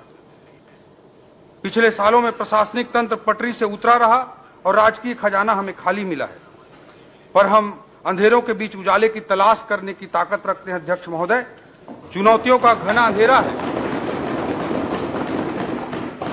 कोई भी सार्थक व्यक्ति, कोई भी सार्थक समाज, कोई भी सार्थक सरकार कभी अंधकार के साम्राज्य को विजयश्री का तिलक नहीं लगा सकती। चहुं ओर चुनौतियों से घिरे होने के बावजूद हम एक लक्ष्य और सपना देखने की ताकत रखते हैं अध्यक्ष महोदय। चुनौतियों का अंधेरा हमें बच्चन जी की पंक्तियों की स्मरण कराता है, पर किसी उजड़े हुए को फिर बसाना कब मना है, पर किसी उजड़े हुए को फिर बसाना कब मना है अंधेरी रात पर दीवा जलाना कब मना है। अध्यक्ष महोदय, यह हमारा सौभाग्य है, यह हमारी पीढ़ी का सौभाग्य है कि एक और हम लोग 500 सालों के संघर्ष के बाद श्री राम लला के प्राण प्रतिष्ठा अयोध्या धाम में होते हुए देख पा रहे हैं, और हमारी पीढ़ी का यह भी सौभाग्य है कि अमृत काल में भारत को दुनिया का सुपर पावर बनाने के लिए माननीय प्रधानमंत्री जी के नेतृत्व में किए जा रहे क्रांतिकारी कार्यों को भी हमारी पीढ़ी देख रही है और उसमें सहभागिता भी निभा रही है। माननीय प्रधानमंत्री श्री नरेंद्र मोदी जी की अथक ऊर्जा आज हमारे लिए प्रेरणा का स्रोत बन रही है, तो सहज सरल मुख्यमंत्री श्री विष्णुदेव साय जी का कुशल नेतृत्व हमारी ताकत बनकर हमारे साथ है। अध्यक्ष महोदय, आज देश अमृत काल में नई ऊर्जा और नए विश्वास के साथ आगे बढ़ रहा है। पूरी दुनिया आज भारत की ओर निहार रही है। विकसित भारत का सुस्पष्ट लक्ष्य सबके सामने है, लेकिन दुर्भाग्य के साथ कहना पड़ता है कि छत्तीसगढ़ के विकास को ग्रहण लग गया था। भ्रष्ट और स्वार्थपरक ताकतों ने छत्तीसगढ़ को दबोच कर रखा था। चिंता होती थी कि भारत की इस विकास यात्रा में हमारे छत्तीसगढ़ का क्या होगा, लेकिन लोकतंत्र की ताकत ने इन नकारात्मक शक्तियों को पराजित कर दिया। अध्यक्ष महोदय, पराजित कर दिया। अध्यक्ष महोदय, छत्तीसगढ़ की जनता की उंगलियों पर लगी स्याही ने छत्तीसगढ़ की विकास यात्रा के नए रास्ते खोल दिए हैं। विकास यात्रा का कृष्ण पक्ष समाप्त हो चुका है अध्यक्ष महोदय, शुक्ल पक्ष प्रारंभ हो चुका है। विष्णुदेव साय जी के नेतृत्व में सुशासन का सूर्योदय हो चुका है अध्यक्ष महोदय। अध्यक्ष महोदय, किसी सरकार के बजट को महज उसके आय व्यय के लेखा जोखा के रूप में नहीं पढ़ा जाना चाहिए, बल्कि वह किसी सरकार के भविष्य का विजन होता है, एक दस्तावेज होता है जो दशा और दिशा को निर्धारित करता है। उस विजन डॉक्यूमेंट के रूप में उसे पढ़ा जाना चाहिए अध्यक्ष महोदय। छत्तीसगढ़ की विकास यात्रा की इस मोड़ पर सवाल उठता है कि हम छत्तीसगढ़ को आगे कहां लेकर जाना चाहते हैं, हमारी कमजोरियां क्या है, हमारी ताकत क्या है। शॉर्ट मैनेजमेंट में एक एनालिसिस होता है अध्यक्ष महोदय, short analysis, strength, weaknesses, opportunities and threats. जब हम अपने छत्तीसगढ़ का शॉर्ट एनालिसिस करते हैं तो हमारे छत्तीसगढ़ के कौन कौन से पक्ष उभर कर सामने आएंगे, इसका एनालिसिस जरूरी है अध्यक्ष महोदय। देश जब आजादी के 100 वर्ष पूरा करके विकसित राष्ट्र के रूप में पूरी दुनिया में स्थापित होगा, तब हमारा छत्तीसगढ़ देश के अन्य राज्यों के साथ सकारात्मक प्रतिस्पर्धा करते हुए कैसे आगे बढ़ेगा, यह हमारे सामने एक चुनौती है अध्यक्ष महोदय। इसके लिए एक स्पष्ट सपना, एक स्पष्ट लक्ष्य जरूरी है, उस लक्ष्य तक पहुंचने की रणनीति जरूरी है, एक रोडमैप जरूरी है अध्यक्ष महोदय। इसलिए हमने तय किया है कि छत्तीसगढ़ 2047 तक कैसे एक विकासशील राज्य से विकसित राज्य बनेगा, इसका दृष्टिपत्र, एक विजन डॉक्यूमेंट हम तैयार करेंगे और इस दृष्टिपत्र का नाम होगा अमृतकाल छत्तीसगढ़ विजन 2047। 1 नवंबर सन 2000 को 1 नवंबर के दिन भारत रत्न श्रद्धेय अटल बिहारी वाजपेयी जी ने इस राज्य को बनाया था, और इसी 1 नवंबर को इसी साल सन 2024 में यह विजन डॉक्यूमेंट जो अमृतकाल छत्तीसगढ़ विजन 2047 होगा, उसे हम इस राज्य की जनता को समर्पित करने का काम करेंगे अध्यक्ष। हमने बनाया है और हम ही संवारेंगे अध्यक्ष महोदय। ये छत्तीसगढ़ की जनता के प्रति हमारा कमिटमेंट है, हमारी सरकार की प्रतिबद्धता है। अध्यक्ष महोदय, कहा जाता है कि कोई भी सार्थक व्यक्ति के लिए कोई भी मंजिल आखिरी मंजिल नहीं होती है, हर मंजिल एक पड़ाव होता है अगले मंजिल तक आगे बढ़ने के लिए। इसी दर्शन के साथ मोदी जी कहते हैं कि हम बड़ा लक्ष्य बनाते हैं, उसे प्राप्त करते हैं और फिर उससे भी बड़ा लक्ष्य बनाते हैं। ये मोदी जी का विजन है। 2047 के दीर्घकालिक विजन तक पहुंचने से पहले हमें मध्यम अवधि के अर्थात मिड टर्म टारगेट भी बनाने होंगे। हम छत्तीसगढ़ के लिए तय कर रहे हैं कि 2047 तक हमारा छत्तीसगढ़ विकसित छत्तीसगढ़ होगा। उस लक्ष्य तक पहुंचने के लिए हमारा मिड टर्म टारगेट क्या होगा, वह भी हम निर्धारित करने का प्रयास कर रहे हैं अध्यक्ष महोदय। जैसे मोदी जी ने देश की अर्थव्यवस्था के लिए मध्यावधि टारगेट के रूप में 5 ट्रिलियन और 10 ट्रिलियन डॉलर इकोनॉमी का लक्ष्य रखा है। उन्होंने अगले 5 सालों के लिए भारत को दुनिया की तीसरी बड़ी आर्थिक शक्ति बनाने का मध्यम अवधि टारगेट रखा है। अध्यक्ष महोदय, हम भी इसी तरह का एक मध्यावधि लक्ष्य निर्धारित करना चाहते हैं। आज हमारे छत्तीसगढ़ की जीएसडीपी लगभग 5 लाख करोड़ है। इसे आने वाले 5 सालों में 2028 तक 10 लाख करोड़ करना हमारा बहुत ही महत्वाकांक्षी लक्ष्य है अध्यक्ष महोदय। पिछले 5 सालों की आप तुलना करेंगे तो यह लक्ष्य बहुत बड़ा दिखाई देगा, लेकिन फिर भी इस बड़े लक्ष्य को हम स्वीकार कर रहे हैं और इस चुनौती के लिए आदरणीय विष्णुदेव साय जी के नेतृत्व में हम आगे बढ़ेंगे। यह मध्यावधि लक्ष्य देश को दुनिया की तीसरी बड़ी अर्थव्यवस्था बनाने के मोदी जी के महायज्ञ में हमारा योगदान होगा।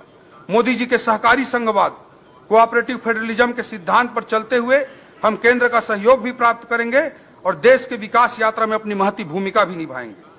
छत्तीसगढ़ अब केंद्र से टकराव वाले पिछले 5 वर्षों के मॉडल के स्थान पर डबल इंजन की सरकार में संघ राज्य समन्वय से विकास का नया अध्याय लिखेगा। इस 5 सालों के अत्यंत महत्वाकांक्षी लक्ष्य, जो जीडीपी को केवल 5 सालों में दुगना करने का लक्ष्य जो हम निर्धारित कर रहे हैं, इस महत्वाकांक्षी लक्ष्य के तहत 10 लाख करोड़ की जीडीपी तक जो पहुंचना चाहते हैं, इसको प्राप्त करने के लिए हम आधारभूत रणनीतिक स्तंभ के रूप में, फंडामेंटल स्ट्रेटेजिकल पिलर्स के रूप में 10 स्तंभों की पहचान किए हैं और उसको मैं सदन के समक्ष रखना चाहता हूं। हमारा पहला पिलर होगा फोकस ऑन इकोनॉमिक डेवलपमेंट। हमारे आर्थिक विकास का केंद्र बिंदु होगा ज्ञान। दूसरा हमारा पिलर होगा तकनीक आधारित रिफॉर्म और सुशासन से तीव्र आर्थिक विकास। तीसरा हमारा पिलर होगा तमाम चुनौतियों के बीच अधिकाधिक पूंजीगत व्यय सुनिश्चित करना, मैक्सिमम कैपेक्स। चौथा हमारा पिलर होगा प्राकृतिक संसाधनों का उचित इस्तेमाल। हमारा 5वां पिलर होगा अर्थव्यवस्था के सेवा क्षेत्र की नई संभावनाओं पर जोर। हमारा 6वां पिलर होगा सरकार की सारी क्षमताओं के अतिरिक्त निजी निवेश भी सुनिश्चित करना। हमारा 7वां पिलर होगा फोकस ऑन बस्तर सरगुजा। हमारा 8वां पिलर होगा डीडीपी, डिसेंट्रलाइज्ड डेवलपमेंट पॉकेट्स, विकेंद्रीकृत विकास पॉकेट्स। हमारा 9वां पिलर होगा छत्तीसगढ़ी संस्कृति का विकास, प्रमोटिंग छत्तीसगढ़ी कल्चर। हमारा 10वां पिलर होगा क्रियान्वयन का महत्व, importance of implementation. In 10 pillars को मैं थोड़ा व्याख्यायित करना चाहता हूं अध्यक्ष महोदय। हमारा जो पहला पिलर है फोकस अप और इकोनॉमिक डेवलपमेंट, हमारे आर्थिक विकास के केंद्र बिंदु जो होगा वो ज्ञान होगा। ज्ञान नॉलेज तो होगा ही, लेकिन इस ज्ञान का हमारा अर्थ है जी अर्थात गरीब, वाई अर्थात युवा, ए अर्थात अन्नदाता और एन अर्थात नारी। ज्ञान के माध्यम से गरीब, युवा, अन्नदाता और नारी को समर्पित हमारा आर्थिक विकास होगा। अध्यक्ष महोदय, भारी मन से मुझे कहना पड़ रहा है कि पिछले 5 वर्षों में हमारे छत्तीसगढ़ की पिछली सरकार ने इन चारों समूहों के साथ अन्याय किया है। न केवल गरीबों के छत के अधिकार को छीना गया, यूरिया डीएपी में कालाबाजारी हुई, 2 रुपए में गोबर खरीदकर गुणवत्ता विहीन कंपोस्ट के नाम पर 10 रुपए में जबरन उसे बेचा गया। किसानों के संबंध में अनेक प्रकार की लूटें हुई। अध्यक्ष महोदय, माताओं बहनों को इन्होंने 500 रुपए प्रति माह अर्थात साल का 6,000 रुपए देने का वादा किया था, मगर किसी को 6 रुपए तक नहीं मिला। अध्यक्ष महोदय, ये भारी मन के साथ कहना पड़ रहा है। अध्यक्ष महोदय, युवाओं के साथ भी बहुत अन्याय हुआ। प्रतियोगी परीक्षाओं में जो बड़े सपने लेकर हमारे युवा आए थे, उनके साथ अन्याय हुआ। इस संदर्भ में नेल्सन मंडेला जी के कोटेशन को मैं कोट करना चाहता हूं। Destroying any nation does not require the use of atomic bombs और the use of long range missiles, it only requires lowering the quality of education and allowing cheating in the examinations by the students. अध्यक्ष महोदय, किसी देश को बर्बाद करने के लिए, तबाह करने के लिए बम, बारूद और मिसाइल की जरूरत नहीं होती है। शिक्षा की गुणवत्ता को खराब कर देना और परीक्षाओं में भ्रष्टाचार ही किसी देश को बर्बाद करने के लिए पर्याप्त होता है। ये विजनरी लीडर नेल्सन मंडेला ने कहा है। अध्यक्ष महोदय, पीएससी की प्रतिष्ठापूर्ण परीक्षाओं में युवाओं के साथ अन्याय हुआ, जिसमें हमारी सरकार ने सीबीआई जांच का निर्णय लिया है और अभी ईओडब्ल्यू में भी एफआईआर दर्ज हुई। गरीब, किसान, युवा और महिला, 4 जो हमारे केंद्र बिंदु हैं, उन्हें केंद्र बिंदु में रखते हुए इन्हें ऊर्जा और सही दिशा और अवसर प्रदान करके हम प्रदेश की आर्थिक उन्नति में इनकी सहभागिता सुनिश्चित करेंगे। ये हमारी सरकार की प्रतिबद्धता है। अध्यक्ष महोदय, दूसरा जो पिलर है वह है तकनीक आधारित रिफॉर्म और सुशासन से तीव्र आर्थिक विकास को सुनिश्चित करना। अध्यक्ष महोदय, rapid economic growth through technology-driven reforms and governance. अध्यक्ष महोदय, आज दुनिया artificial intelligence, data analytics, comprehensive system development, satellite based communication जैसे उच्च स्तरीय तकनीकों से संचालित हो रही है। हम शासन और प्रशासन में तकनीक के इस्तेमाल पर पूरा जोर देंगे। इससे नागरिक सुविधाओं में पारदर्शिता आएगी और समस्याओं का तीव्र समाधान भी होगा। अध्यक्ष महोदय, इससे हम मोदी जी के न खाऊंगा न खाने दूंगा की भावना को चरितार्थ कर पाएंगे। अध्यक्ष महोदय, अध्यक्ष महोदय, पिछली सरकार द्वारा कोयले पर तकनीक आधारित ऑनलाइन रॉयल्टी सिस्टम को हटाकर लाल फीताशाही आधारित मैनुअल सिस्टम लागू किया गया था।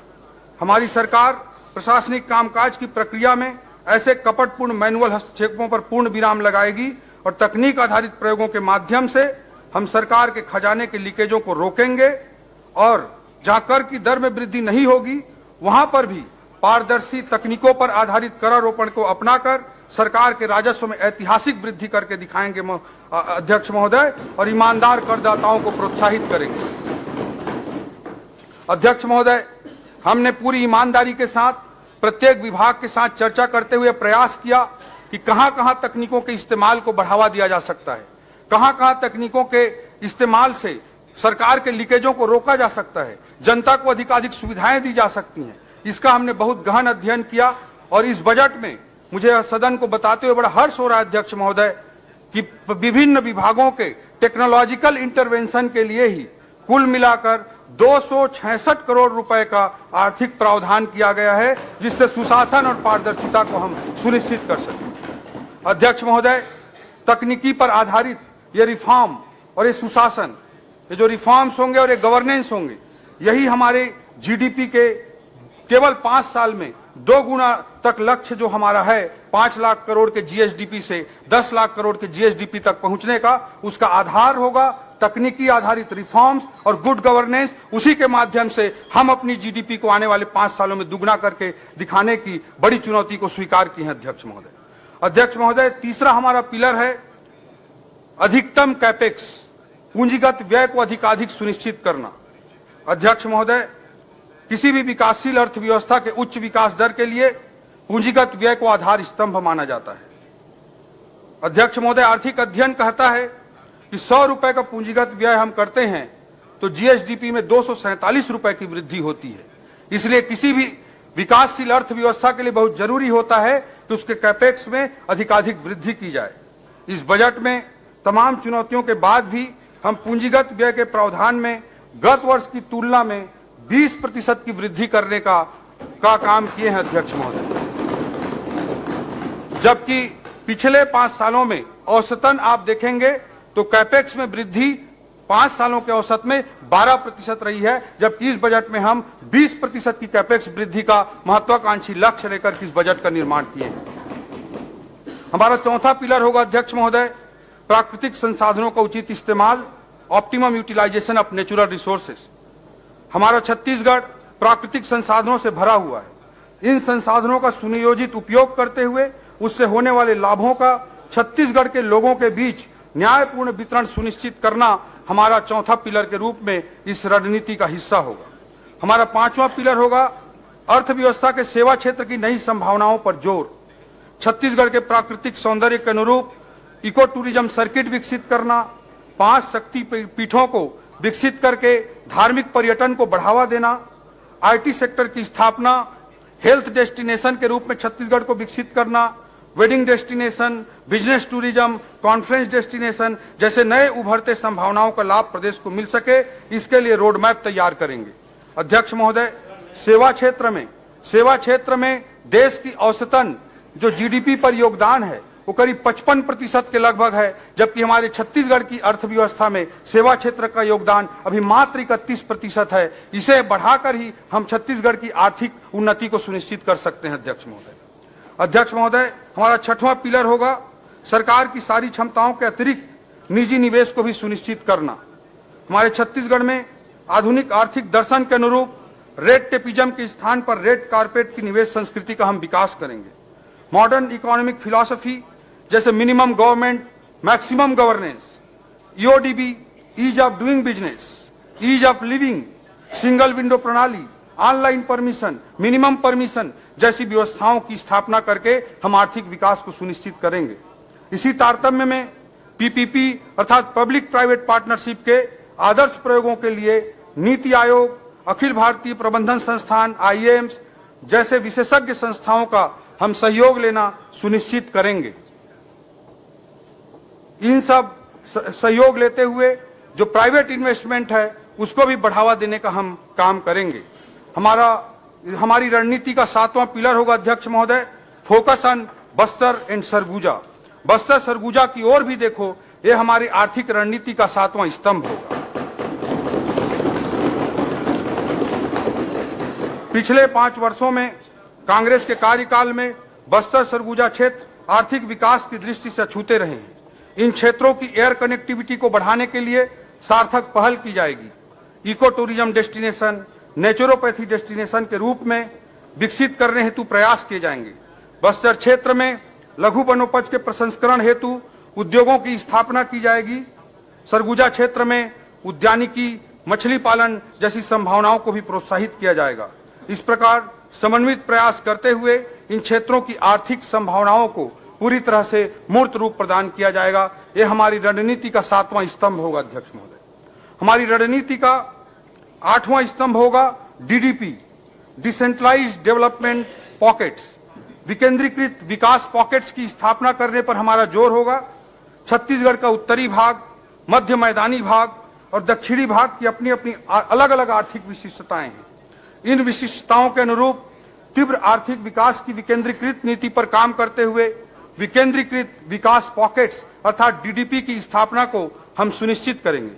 रायपुर, भिलाई जैसे क्षेत्रों की अपनी अलग विशिष्टता है, इसलिए इसके आसपास के क्षेत्रों को स्टेट कैपिटल रीजन के रूप में विकसित करने की योजना तैयार की जाएगी। इस क्षेत्र को विश्व स्तरीय IT sector, wedding destination, education destination, health care destination के रूप में विकसित करने की हमारी रणनीति होगी। नवा रायपुर अटल नगर में इस बजट में लाइवलीहुड सेंटर ऑफ एक्सीलेंस एवं दुर्ग में सेंटर ऑफ एंटरप्रेन्योरशिप, दुर्ग जिले में सेंटर ऑफ एंटरप्रेन्योरशिप की स्थापना करने का लक्ष्य रखा गया है। इससे दुर्ग भिलाई में आईटी सेक्टर को प्रमोट करने का, उसको प्रोत्साहित करने का हमारा क्रांतिकारी प्रयास होगा। स्टार्टअप्स को प्रोत्साहित करने के लिए इंक्यूबेशन सेंटर की स्थापना, BPO business process outsourcing, KPO knowledge process outsourcing को आकर्षित करने के लिए इन क्षेत्रों में आईटी पार्क की स्थापना के लिए हम रणनीतिबद्ध और विजनरी ढंग से कार्य करेंगे। नवा रायपुर में आईटी आधारित रोजगार सृजन हेतु प्लग एंड प्ले मॉडल का विकास किया जाएगा। इससे आर्थिक विकास और रोजगार सृजन के नए अवसर विकसित होंगे। रायपुर, नवा रायपुर अटल नगर, बिलासपुर, दुर्ग, भिलाई, अंबिकापुर, जगदलपुर, कोरबा, रायगढ़ जैसे प्रमुख नगरों को विकास के ग्रोथ इंजन के रूप में विकसित करने की एक रणनीतिबद्ध योजना के तहत हम काम करेंगे। कोरबा, जांजगीर, रायगढ़, उरला, सिलतरा जैसे क्षेत्रों के अनुरूप औद्योगिकरण की नीति को आगे बढ़ाएंगे। मैदानी कृषि प्रधान जिलों में कृषि आधारित विकास को बढ़ावा दिया जाएगा। ग्रामीण अर्थव्यवस्था को मजबूती प्रदान करने के लिए भी विशेष फोकस किया जाएगा। हमारे रणनीति का 9वां स्तंभ है अध्यक्ष महोदय, छत्तीसगढ़ी संस्कृति का विकास। हमार छत्तीसगढ़ राज्य हर 1956 ले सन 2000 तक शोषण के शिकार रही। ये 44 साल के बीच में लगभग 4 दशक तक कांग्रेस के छत्र राज रही, लेकिन कांग्रेस हर छत्तीसगढ़ नवा राज्य नहीं बनईस। छत्तीसगढ़ के नवा राज्य के रूप में कन्हू स्थापना करीस तो भाजपा के प्रधानमंत्री श्री अटल बिहारी वाजपेयी जी है। छत्तीसगढ़ी बोली ला राजभाषा बनाए के बूता ला भी अगर कोई करीस तो भाजपा के सरकार है करीस। और अवैया बेरामा छत्तीसगढ़ के बानी, भाखा, तीज, तिहार, परंपरा, संस्कृति, साहित्य सब ला आगू बढ़ाए के बूता पर हमार संकल्प है अध्यक्ष महोदय। हमार जो छत्तीसगढ़ के प्रति जो भावना है हमार सरकार के, बोला मुंगेली जिला के रहोइया केदार परिहार जी कविता के रूप में बड़ा अच्छा तरीका से व्यक्त करे।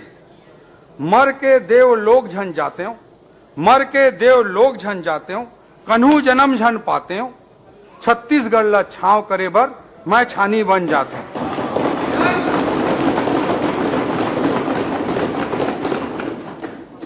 कवि की कल्पना है और यही हमारी सरकार की कल्पना है, हमारी सोच अध्यक्ष महोदय, कि मरने के बाद हमको कोई देवलोक नहीं चाहिए, मरने के बाद हमको कोई पुनर्जन्म नहीं चाहिए। हम छत्तीसगढ़ को छांव करने के लिए छानी बनना चाहते हैं अध्यक्ष महोदय, यही हमारे सरकार की भावना है अध्यक्ष महोदय। हमारी रणनीति का 10वां स्तंभ होगा क्रियान्वयन का महत्व, इंपॉर्टेंस ऑफ इंप्लीमेंटेशन। अध्यक्ष महोदय, हितोपदेश में एक श्लोक है, उद्यमेन ही सिद्ध्यंति कार्याणि न मनोरथ है।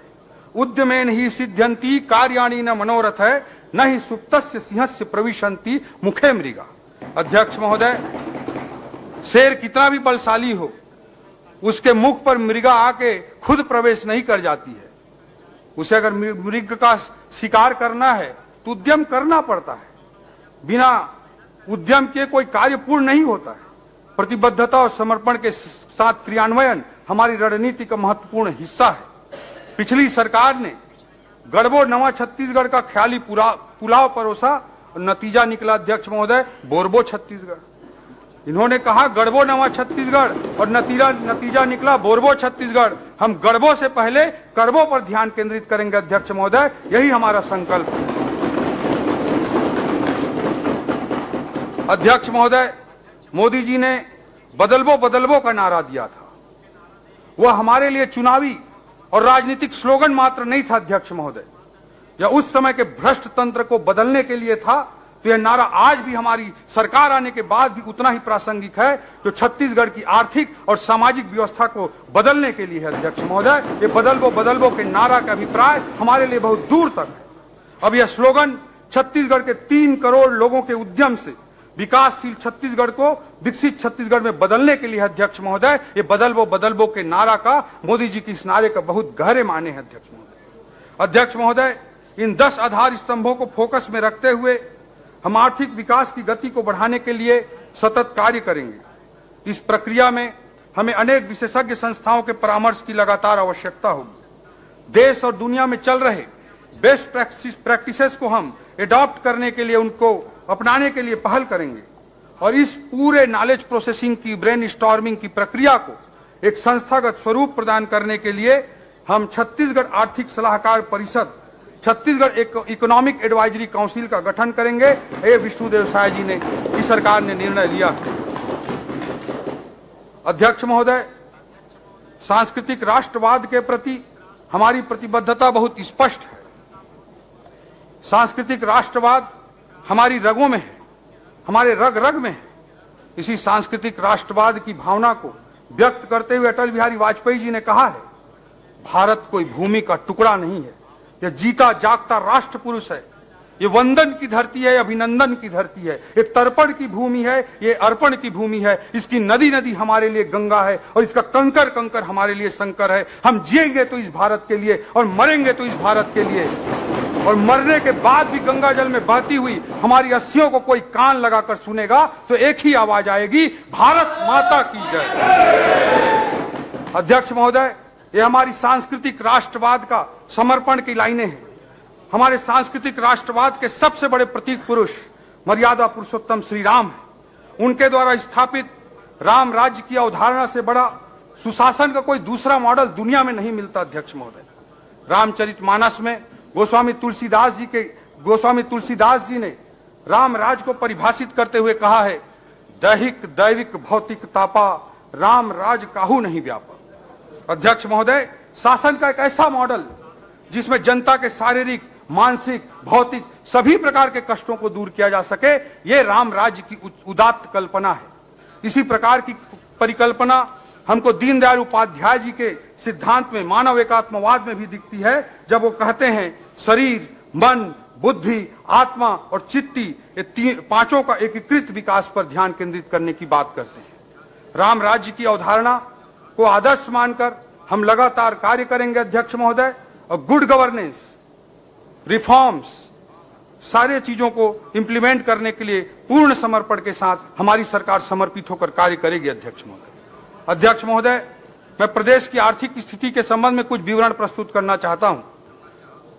वर्ष 2023-24 के इकोनॉमिक सर्वे के अनुसार स्थिर दर पर वर्ष 2023-24 के राज्य के जीएसडीपी में 6.56% की वृद्धि अनुमानित है।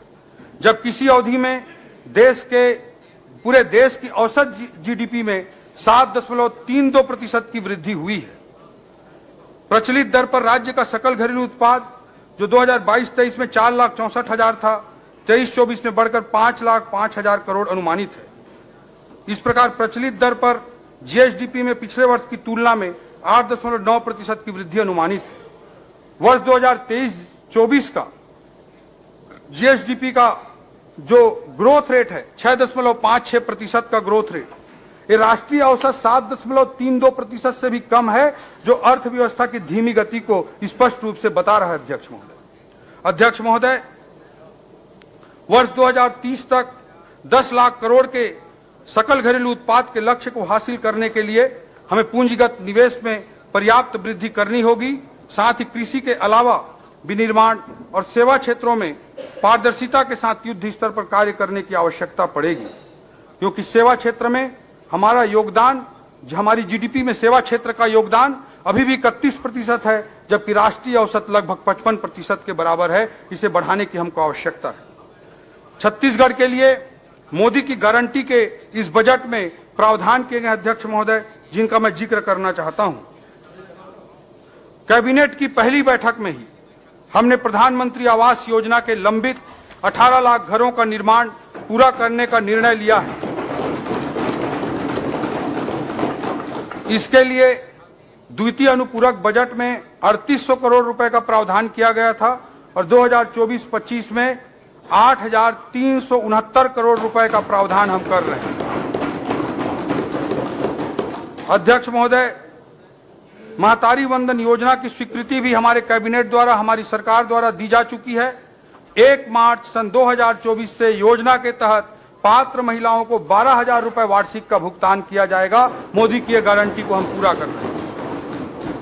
अध्यक्छ महोदय, 25 दिसंबर 2023 को सुशासन दिवस के अवसर पर 12 लाख से अधिक किसानों को 3,716 करोड़ रुपए के लंबित बोनस की राशि की भुगतान की जा चुकी है और किसानों के लिए कृषि उन्नति योजना अंतर्गत इस बजट में 10,000 करोड़ रुपए का प्रावधान किया गया है। मोदी की गारंटी के तहत इस बजट में हर घर निर्मल जल अभियान को पूरा करने के लिए जल जीवन मिशन में 4,500 करोड़ रुपए का प्रावधान किया गया है। इससे लोक स्वास्थ्य यांत्रिकी विभाग का बजट, पीएचई डिपार्टमेंट का बजट पिछले वर्ष की तुलना में 2 गुना बढ़ गया है। ग्रामीण विकास विभाग के बजट में भी बड़ी वृद्धि हुई है। तेंदुपत्ता संग्राहकों को प्रति मानक बोरा 5500 रुपए की दर से संग्रहण शुल्क भुगतान करने का भी निर्णय हमारी सरकार के द्वारा लिया जा चुका है। अध्यक्ष महोदय, हमने संकल्प लिया था कि भूमिहीन कृषि मजदूरों को 10,000 रुपए प्रति वर्ष की दर से उन्हें सहायता करेंगे। इसके लिए इस बजट में दीनदयाल उपाध्याय भूमिहीन कृषि मजदूर योजना प्रारंभ की जा रही है, जिसमें 500 करोड़ रुपए का प्रावधान किया गया है। पीएससी परीक्षा के घोटाले की जांच का कार्य सीबीआई को सौंपने का हमारी सरकार ने निर्णय लिया है और भविष्य में पूर्ण पारदर्शिता के साथ पीएससी परीक्षा का आयोजन सुनिश्चित किया जाएगा और आवश्यक रिफॉर्म पीएससी में सुनिश्चित किए जाएंगे। यह संकल्प हमारी सरकार ने लिया है। युवाओं के लिए छत्तीसगढ़ उद्यम क्रांति योजना वर्ष 2024-25 इसी वित्तीय वर्ष से चालू करने का प्रावधान किया गया है। इसी बजट में प्रावधान किया गया। अध्यक्ष महोदय, स्टेट कैपिटल रीजन के विकास की योजना तैयार करने के लिए इस बजट में 5 करोड़ रुपए का प्रावधान किया गया है।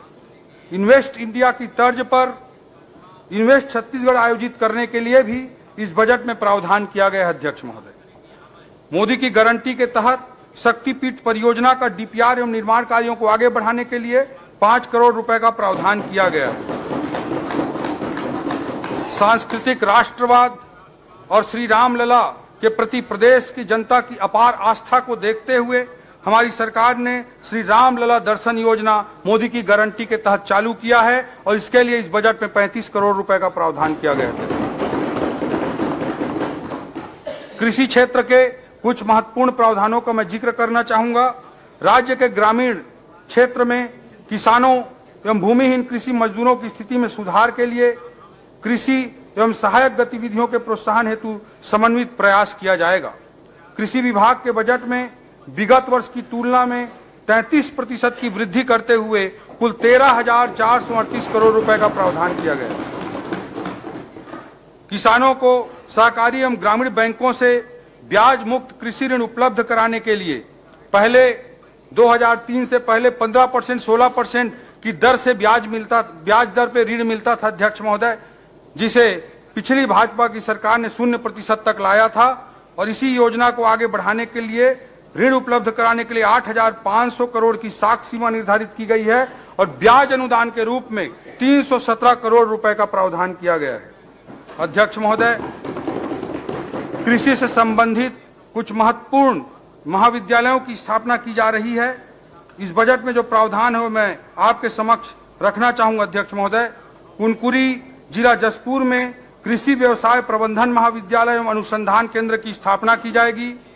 रामचंद्रपुर जिला बलरामपुर में पोस्ट हार्वेस्ट मैनेजमेंट एवं प्रोसेसिंग टेक्नोलॉजी महाविद्यालय की स्थापना की जाएगी।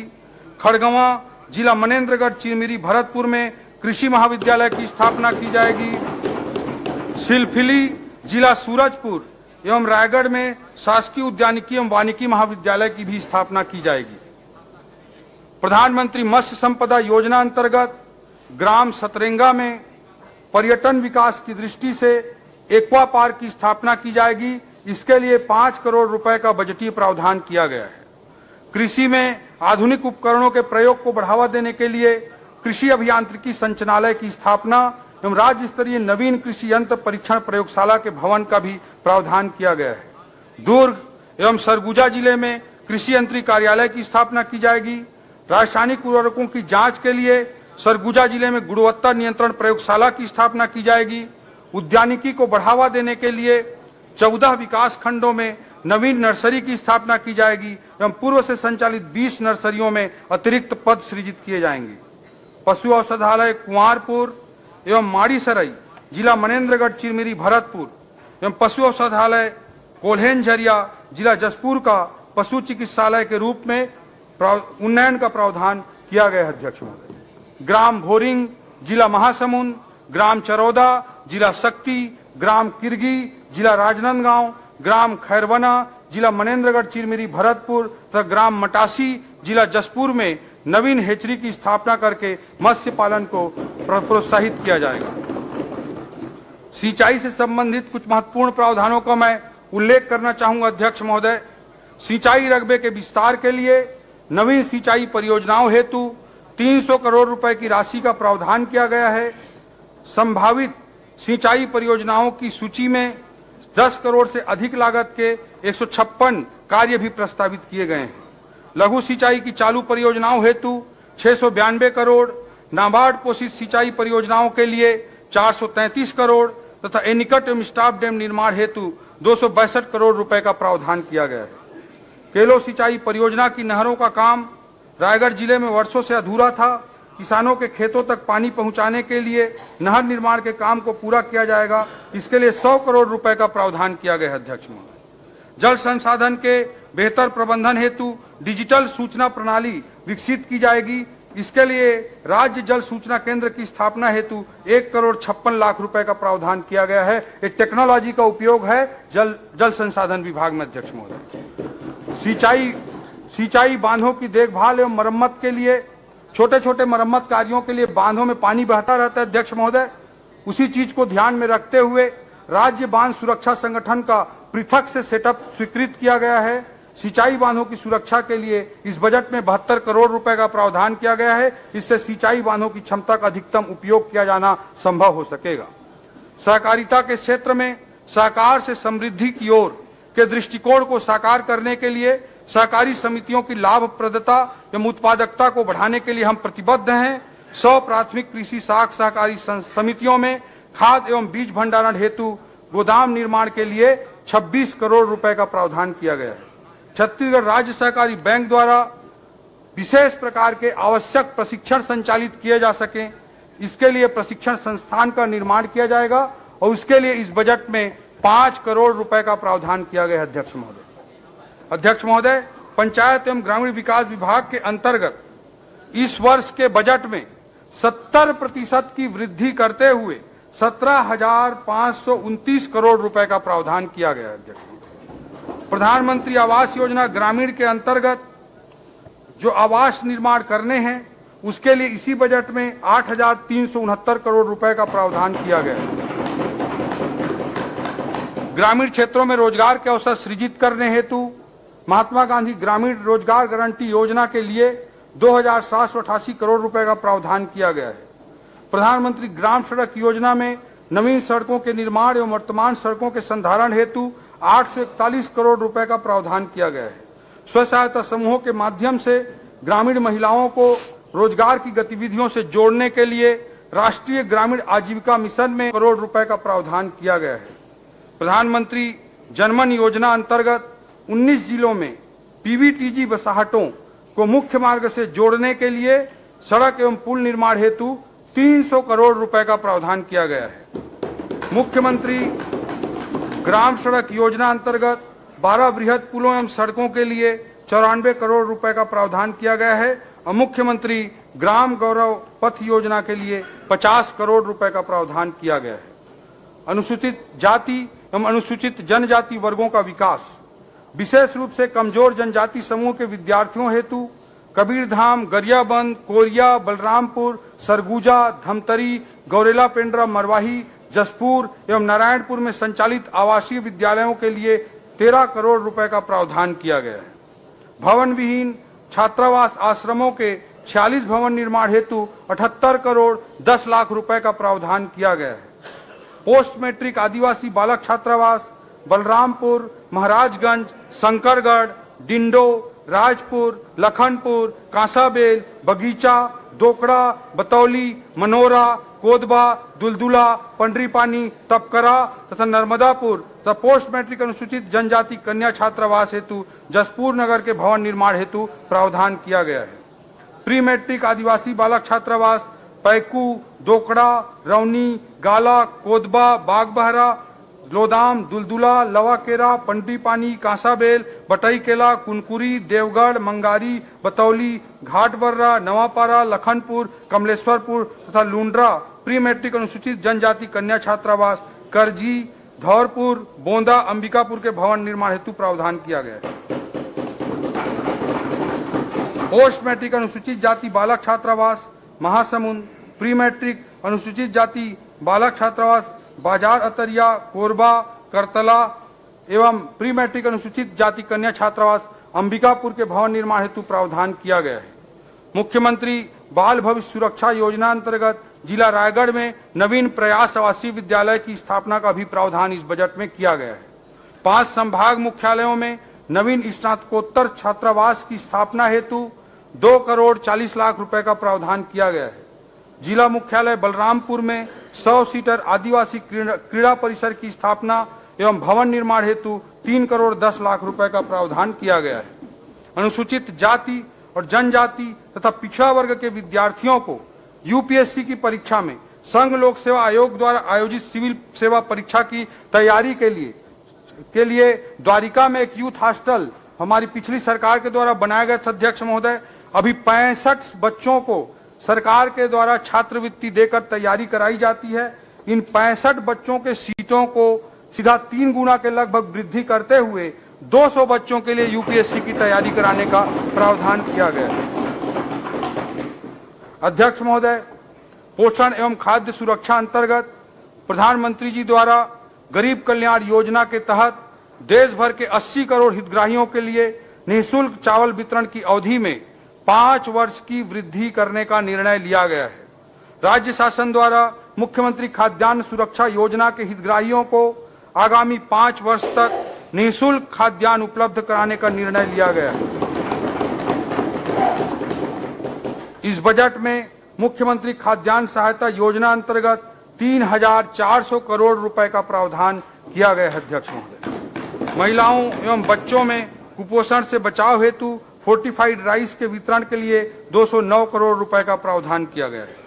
शक्कर वितरण योजना अंतर्गत 150 करोड़, गुड़ वितरण हेतु 81 करोड़, अंत्योदय अन्न योजना अंतर्गत चना प्रदान करने हेतु 400 करोड़ एवं रियायती दर पर आयोडाइज्ड नमक वितरण हेतु 139 करोड़ रुपए का प्रावधान किया गया है। उपभोक्ता कल्याण अंशदान फंड योजना अंतर्गत 20 करोड़ रुपए का प्रावधान किया गया है। अध्यक्ष महोदय, पेयजल की व्यवस्था के संबंध में प्रदेशवासियों को पेयजल उपलब्ध कराने के लिए पीएचई विभाग के अंतर्गत गत वर्ष के बजट को लगभग 2 गुना बढ़ाते हुए 5,047 करोड़ रुपए का प्रावधान इस वर्ष किया गया था। इसमें हर घर नल योजना मोदी जी की जो है उसे पूरा करने के लिए 4500 करोड़ रुपए का प्रावधान इस बजट में किया गया है। अध्यक्ष महोदय, जल जीवन मिशन की मॉनिटरिंग के लिए डैशबोर्ड एवं राज्य पोर्टल का निर्माण किया जाएगा। यहां भी टेक्नोलॉजी का उपयोग करके हम व्यवस्था को दुरुस्त करने का प्रयास कर रहे हैं। अध्यक्ष महोदय, शिकायत निवारण एवं नए कनेक्शन हेतु ऑनलाइन आवेदन की व्यवस्था शुरू की जाएगी। जल की गुणवत्ता की ऑनलाइन मॉनिटरिंग सुनिश्चित की जाएगी। वाड्रफ नगर जल आवर्धन योजना हेतु 1 करोड़ 82 लाख का प्रावधान किया गया है। ग्रामों में पेयजल प्रदाय हेतु 71 करोड़ एवं नलकूपों के अनुरक्षण हेतु 110 करोड़ रुपए का प्रावधान किया गया है। नगरीय जल प्रदाय योजनाओं के लिए 26 करोड़ रुपए का प्रावधान किया गया है। मातृशक्ति एवं नवनिहालों का विकास महतारी वंदन योजना अंतर्गत सभी पात्र महिलाओं को 12,000 रुपए वार्षिक डीबीटी के माध्यम से भुगतान किया जाएगा। इससे महिलाओं के स्वास्थ्य, पोषण एवं आत्मनिर्भरता में वृद्धि होगी। सक्षम आंगनवाड़ी केंद्र एवं पूरक पोषण आहार हेतु 700 करोड़ रुपए का प्रावधान किया गया है। पूर्व से संचालित समान उद्देश्य वाली योजनाओं को समायोजित करते हुए जो बहुत सारी मल्टीप्लिसिटी थी स्कीम्स की अध्यक्ष महोदय, उसके कारण 10 नवीन अम्ब्रेला योजना प्रारंभ की जाएगी। इसके लिए 628 करोड़ रुपए का प्रावधान किया गया है। प्रधानमंत्री मातृ वंदन योजना के लिए 117 करोड़ रुपए का प्रावधान किया गया है। ग्राम पंचायतों में महिलाओं के विकास एवं सशक्तिकरण हेतु आयोजित होने वाले कार्यक्रमों के लिए महिला सदन बनाने की एक नवीन योजना हमारी सरकार द्वारा प्रारंभ की गई है। इसके लिए 50 करोड़ रुपए का इस बजट में प्रावधान किया गया है। खेल एवं युवा कल्याण पारंपरिक खेलों को पुनर्जीवित करने के लिए छत्तीसगढ़ क्रीड़ा प्रोत्साहन योजना प्रारंभ की जाएगी। इस हेतु 20 करोड़ रुपए का बजटीय प्रावधान किया गया है। जसपुर जिले के कुनकुरी में मॉडर्न खेल स्टेडियम का निर्माण किया जाएगा। इस हेतु 2 करोड़ रुपए का प्रावधान किया गया है। 2 इंडोर स्टेडियम कॉम्प्लेक्स की स्थापना हेतु भी 4 करोड़ रुपए का प्रावधान किया गया है। प्रदेश के 5 नवीन जो जिले गठित हुए हैं, इन्हें पिछली सरकार ने गठित किया है, वहां जिला कार्यालयों की स्थापना हेतु 2 करोड़ 50 लाख रुपए का प्रावधान खेल एवं युवा कल्याण विभाग के अंतर्गत किया गया है। कला, साहित्य, खेल एवं समाज सेवा के क्षेत्र में युवाओं के योगदान को प्रोत्साहित एवं सम्मानित करने के लिए प्रतिवर्ष छत्तीसगढ़ युवा रत्न सम्मान दिया जाएगा। इस मद में 1 करोड़ 50 लाख रुपए का प्रावधान किया गया है। भू राजस्व व्यवस्था का सुदृढ़ीकरण रायपुर, बिलासपुर एवं दुर्ग जिले में राजस्व प्रकरणों के शीघ्र निराकरण हेतु तहसीलदार एवं नायब तहसीलदार के अतिरिक्त न्यायालयों की स्थापना की जाएगी। अध्यक्ष महोदय, रायपुर तहसील ऐसे तहसील अध्यक्ष महोदय जहां बस्तर संभाग के सभी जिलों में जितने राजस्व प्रकरण नहीं है उससे ज्यादा एक एक तहसील पर हैं, इसलिए वहां पे अतिरिक्त पद सृजित करके राजस्व व्यवस्था को दुरुस्त किया जाएगा। इस हेतु तहसीलदार के 30 और नायब तहसीलदार के 15 नवीन पदों के सृजन का प्रावधान किया गया। भू नक्शों का जियो रिफरेंसिंग कराया जाएगा, तब प्रत्येक भूखंड में यूएल पिन नंबर देते हुए भू आधार कार्ड जारी किया जाएगा। नगरीय क्षेत्रों में 1:500 के स्केल पर भूमि का नवीन सर्वेक्षण प्रारंभ किया जाएगा। इससे शहरी क्षेत्रों में छोटे भूखंडों को भू नक्शे पर दर्ज किया जाना संभव हो सकेगा। भू अभिलेखों को सिविल न्यायालयों से लिंक किया जाएगा। इससे सिविल न्यायालय द्वारा भूमि संबंधी प्रकरणों में पारित आदेशों के परिपालन में भू अभिलेख का सुधार कार्य ऑनलाइन प्रक्रिया से संभव हो सकेगा। भूमि व्युत्पत्ति की प्रक्रिया को ऑनलाइन एवं सरल बनाया जाएगा। कानून व्यवस्था का सुदृढ़ीकरण राज्य में कानून व्यवस्था की मजबूती के लिए राज्य पुलिस बल में 1889 पदों की वृद्धि की गई है। नक्सल ऑपरेशन में जाने वाले राज्य पुलिस बल के लिए उच्च गुणवत्ता युक्त रेडी टू ईट फूड की व्यवस्था हेतु बजट में प्रावधान किया गया है।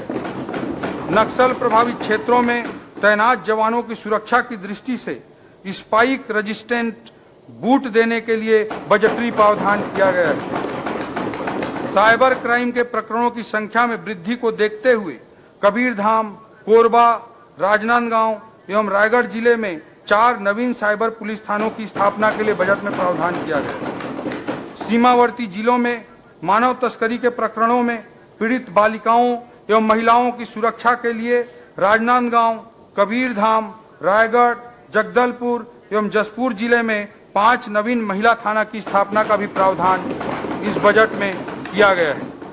डायल 112 की सुविधाओं का पूरे प्रदेश में विस्तार किया जा रहा है। इस कार्य के लिए 149 करोड़ रुपए का प्रावधान किया गया है।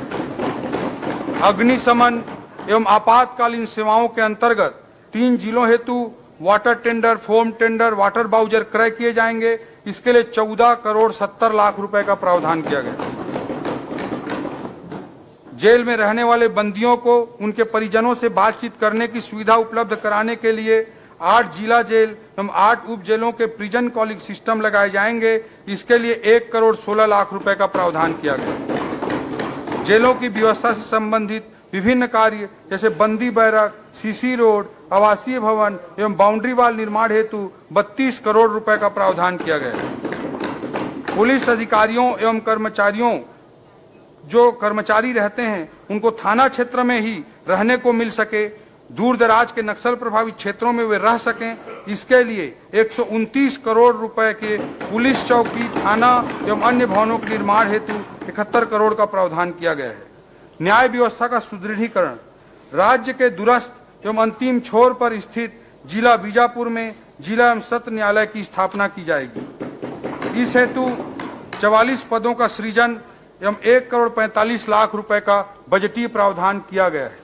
40 व्यवहार न्यायालयों तथा 10 अतिरिक्त जिला एवं सत्र न्यायालयों की स्थापना हेतु 360 पदों का सृजन एवं 21 करोड़ का प्रावधान किया गया है।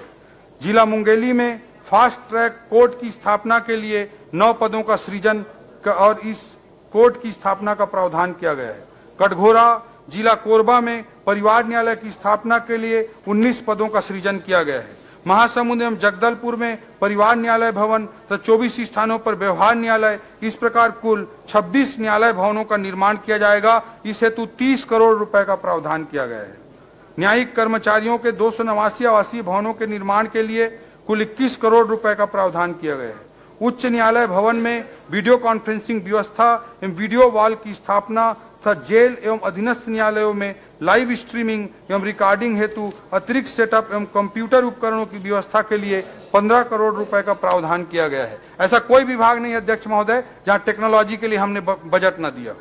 ई कोर्ट मिशन प्रोजेक्ट के क्रियान्वयन हेतु हार्डवेयर इंजीनियर एवं डाटा एंट्री ऑपरेटर के 596 पदों के सृजन का प्रावधान किया गया है। नगरीय सुविधाओं का विकास, नगरीय क्षेत्रों में सबके लिए आवास, हाउसिंग फॉर ऑल योजना अंतर्गत 1002 करोड़ रुपए का प्रावधान किया गया है। शहरी क्षेत्रों में बुनियादी सुविधाएं प्रदान करने के लिए अमृत मिशन योजना अंतर्गत 795 करोड़ एवं अधोसंरचना विकास मद अंतर्गत 700 करोड़ रुपए का प्रावधान किया गया है। रायपुर एवं बिलासपुर में स्मार्ट सिटी के लिए 404 करोड़ रुपए का प्रावधान किया गया है। सॉलिड वेस्ट मैनेजमेंट के लिए 206 करोड़ एवं यूज्ड वाटर मैनेजमेंट के लिए 166 करोड़ तथा सीवेज ट्रीटमेंट प्लांट की स्थापना के लिए 30 करोड़ रुपए का प्रावधान किया गया है। नगरीय क्षेत्र में स्थित स्लम बस्तियों में स्वास्थ्य सुविधाओं के लिए 300 करोड़ रुपए का प्रावधान किया गया है। नगर पंचायत कुनकुरी, प्रतापपुर, लोरमी एवं मनेन्द्रगढ़ में ड्रेनेज सिस्टम एवं सीवेज ट्रीटमेंट प्लांट की स्थापना के लिए 7 करोड़ रुपए का प्रावधान किया गया है। प्रदेश के 168 नगरीय निकायों में ई गवर्नेंस के तहत बजट एवं अकाउंटिंग मॉड्यूल स्थापित करने के लिए 47 नगरीय निकायों में प्रॉपर्टी सर्वे किए जाने हेतु GIS आधारित सॉफ्टवेयर निर्माण करने के लिए भी बजट प्रावधान किए गए हैं। इससे प्रॉपर्टी टैक्स की प्राप्तियों में पारदर्शिता आएगी। इन कार्यों के लिए 30 करोड़ रुपए का प्रावधान किया गया है। नगरीय निकायों में अध्यक्ष महोदय, रायपुर में एक नालंदा परिसर बना है, एक ऐसा लाइब्रेरी राष्ट्रीय स्तर की जिसमें 3000 से अधिक युवा आज वेटिंग में है। नालंदा परिसर की तर्ज पर प्रदेश के 22 स्थानों पर सेंट्रल लाइब्रेरी सह रीडिंग जोन की स्थापना की जाएगी और इसके लिए 148 करोड़ रुपए का बजटीय प्रावधान किया गया है। शहरों में जल की शुद्धता के ऑटोमेटेड जांच एवं प्रदर्शन प्रारंभ किया जाएगा। रतनपुर और डोंगरगढ़ में पेयजल की गुणवत्ता सुनिश्चित करते हुए ड्रिंक फ्रॉम टैप वाटर का पायलट प्रोजेक्ट शुरू किए जाने का निर्णय लिया गया है। छोटे घरों के लिए 15 दिवस के अंदर कंप्यूटराइज्ड जांच प्रणाली के माध्यम से भवन निर्माण के अनुमति की व्यवस्था लागू की जाएगी। अध्यक्ष महोदय, प्रधानमंत्री ई बस सेवा अंतर्गत वाहनों ई बस क्रय करने हेतु 103 करोड़ रुपए का प्रावधान किया गया है। इससे इलेक्ट्रिक वाहनों को प्रोत्साहन मिलेगा और ये ग्रीन एनर्जी की दिशा में हमारा एक बड़ा कदम होगा। स्टेट कैपिटल रीजन के एकीकृत विकास योजना तैयार करने के लिए 5 करोड़ रुपए का प्रावधान किया गया है। आईटी इनेबल्ड सेवाओं के अनुकूल अधोसंरचना विकसित की जाएगी, इसके लिए भी 5 करोड़ रुपए का प्रावधान किया गया है। नवा रायपुर अटल नगर में केंद्रीय विद्यालय, मेडिकल हब एवं आंतरिक मार्गों को मुख्य सड़क से जोड़ने के लिए 30 करोड़ रुपए का प्रावधान किया गया है। सिटी डेवलपमेंट एवं इन्वेस्टमेंट प्रमोशन हेतु 10 करोड़ रुपए का प्रावधान किया गया है। नवा Raipur Atal Nagar smart city corporation के लिए 206 करोड़ रुपए का प्रावधान किया गया है। पर्यटन एवं संस्कृति, आम नागरिकों के लिए राज्य में पर्यटन सुविधा बढ़ाए जाने हेतु मुख्यमंत्री जन पर्यटन योजना प्रारंभ की जाएगी। शक्तिपीठ परियोजना के अंतर्गत प्रदेश के 5 शक्तिपीठों अर्थात रतनपुर, चंद्रपुर, दंतेवाड़ा, कुदरगढ़ इन 5 स्थानों को विकसित करने के लिए योजना तैयार की जाएगी। इस हेतु 5 करोड़ रुपए का प्रावधान किया गया है।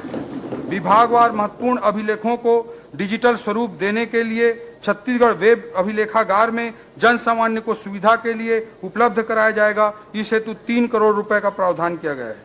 अध्यक्ष महोदय, हमारे वनवासियों की भाषा, आदिवासी भाइयों की भाषा गोंडी भाषा है। गोंडी भाषा के विकास हेतु हिंदी एवं छत्तीसगढ़ी भाषा से गोंडी भाषा में अनुवाद करने वाले सॉफ्टवेयर का निर्माण किया जाएगा। इससे गोंडी भाषा के उपयोग को बढ़ावा मिलेगा। इस हेतु 2 करोड़ 50 लाख रुपए का प्रावधान किया गया है। अध्यक्ष महोदय, छत्तीसगढ़ में गोंडी, हल्बी जैसी आदि भाषाएं हैं। इन आदि भाषाओं के संरक्षण एवं संवर्धन के लिए छत्तीसगढ़ आदि भाषा परिषद का भी गठन किया जाएगा। वन एवं जलवायु परिवर्तन, तेंदुपत्ता संग्राहकों को प्रति मानक बोरा 4000 रुपए से बढ़ाते हुए 5500 की दर से संग्रहण शुल्क का भुगतान किया जाएगा। वन क्षेत्रों में इको टूरिज्म को बढ़ावा देने के लिए नई नीति जारी की जाएगी। वाणिज्यिक वृक्षारोपण को बढ़ावा देने के लिए किसान वृक्ष मित्र योजना प्रारंभ की जाएगी। इसके अंतर्गत निजी भूस्वामी एवं शासकीय एवं अर्धशासकीय संस्थाओं को वाणिज्यिक वृक्षारोपण के लिए सहायता अनुदान प्रदान किया जाएगा। इस हेतु 60 करोड़ रुपए का प्रावधान किया गया है। प्रदेश के वनों के संरक्षण एवं संवर्धन से जुड़े कार्यों के क्रियान्वयन हेतु कैंपा योजना में 1000 करोड़ रुपए का प्रावधान किया गया है। वार्षिक कार्य योजना के अनुरूप वनों के प्राकृतिक पुनरुत्पादन हेतु 240 करोड़ रुपए का प्रावधान किया गया है। तेंदुपत्ता संग्राहक परिवार के सदस्यों को चरण पादुका वितरित करने हेतु 35 करोड़ रुपए का प्रावधान किया गया है। लेमरू हाथी रिजर्व परियोजना अंतर्गत फलदार प्रजातियों का वृक्षारोपण, चारागाह विकास, जल की उपलब्धता तथा हाथी मानव द्वंद्व के कुशल प्रबंधन के लिए रैपिड रिस्पांस टीम के गठन और अन्य कार्यों हेतु 20 करोड़ रुपए का प्रावधान किया गया है। बाहर नावापारा अभ्यारण्य में पर्यटन सुविधाओं के विकास हेतु 1 करोड़ रुपए का प्रावधान किया गया है।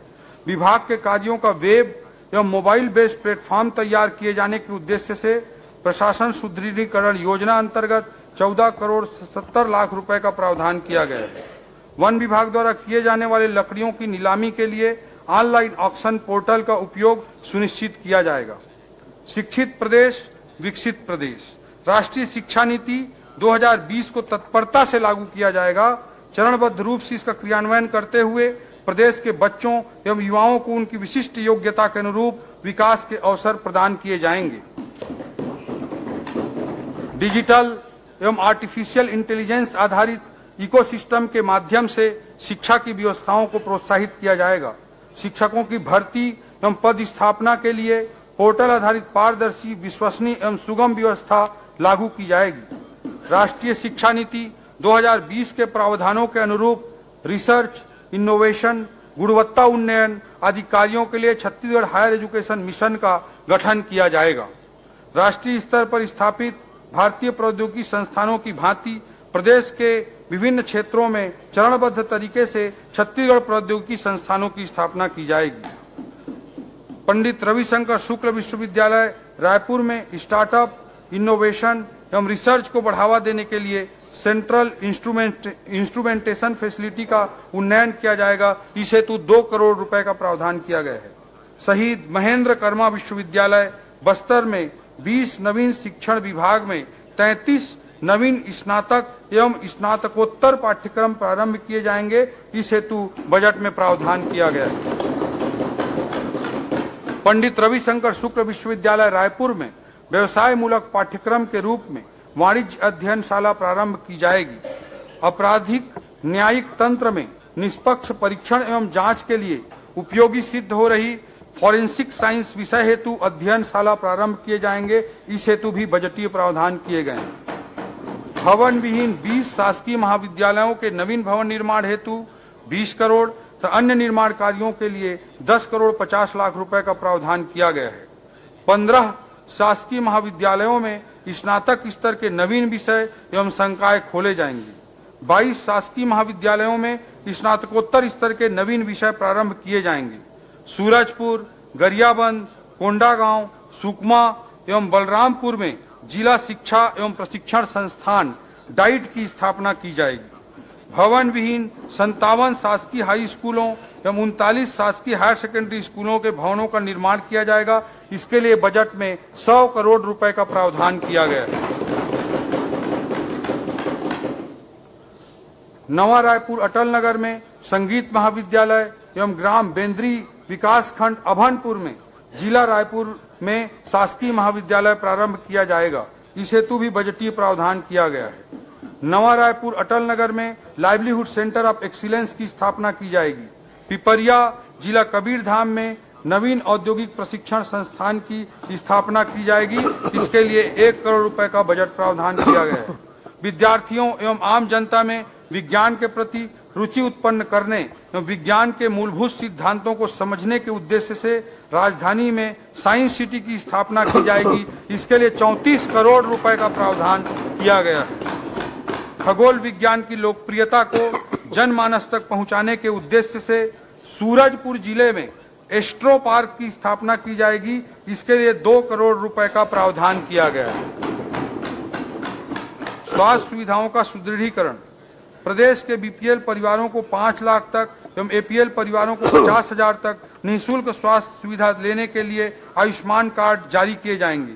इसके लिए आयुष्मान भारत प्रधानमंत्री जन आरोग्य योजना के साथ शहीद वीर नारायण सिंह आयुष्मान स्वास्थ्य योजना संचालित की जाएगी। इसके लिए 1,500 करोड़ रुपए का प्रावधान किया गया है। स्वास्थ्य संबंधी विभिन्न कार्यक्रमों के क्रियान्वयन हेतु राष्ट्रीय स्वास्थ्य मिशन योजना में 1,821 करोड़ रुपए का प्रावधान किया गया है। अध्यक्ष महोदय, प्रदेश का प्रसिद्ध मेडिकल कॉलेज है बिलासपुर का Chhattisgarh institute of medical sciences. इसका भवन जर्जर होकर वर्षों से चला आ रहा है। छत्तीसगढ़ आयुर्विज्ञान संस्थान बिलासपुर के नवनिर्माण के लिए 700 करोड़ रुपए के लागत से नवीन भवन का निर्माण किया जाएगा।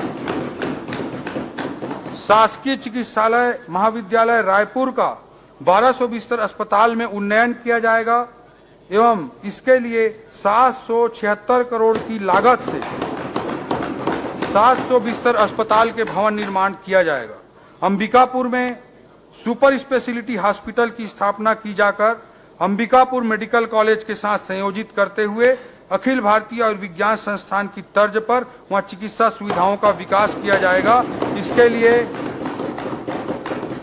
50 करोड़ रुपए का प्रावधान किया गया है। राज्य के अस्पतालों को गुणवत्ता उन्नयन की दृष्टि से राष्ट्रीय गुणवत्ता आश्वासन मानक NQAS सर्टिफिकेशन कराया जाएगा। इस हेतु 12 करोड़ रुपए का प्रावधान किया गया है। रायगढ़, कवर्धा, गरियाबंद, मुंगेली, बैकुंठपुर, जसपुर एवं नारायणपुर के जिला चिकित्सालयों को आदर्श चिकित्सालय के रूप में विकसित किए जाने हेतु 20 करोड़ रुपए का प्रावधान किया गया है। राजनांदगांव मेडिकल कॉलेज में ट्रामा सेंटर की स्थापना हेतु 2 करोड़ 70 लाख रुपए का प्रावधान किया गया है। नवीन 5 जिले खैरागढ़ छुई खदान गंडई, मनेन्द्रगढ़ भरतपुर चिरमिरी, सारंगगढ़ बिलाईगढ़, गौरेला पेंड्रा मरवाही एवं शक्ति में सिविल सर्जन सह अस्पताल अधीक्षक एवं मुख्य चिकित्सा एवं स्वास्थ्य अधिकारी कार्यालयों की स्थापना की जाएगी। मनेन्द्रगढ़ चिरमिरी तथा पुनपुरी में 220 बिस्तर अस्पताल की स्थापना की जाएगी। बस्तर में नर्सिंग कॉलेज की स्टाफ क्वार्टर हेतु भी इस बजट में प्रावधान किया गया है।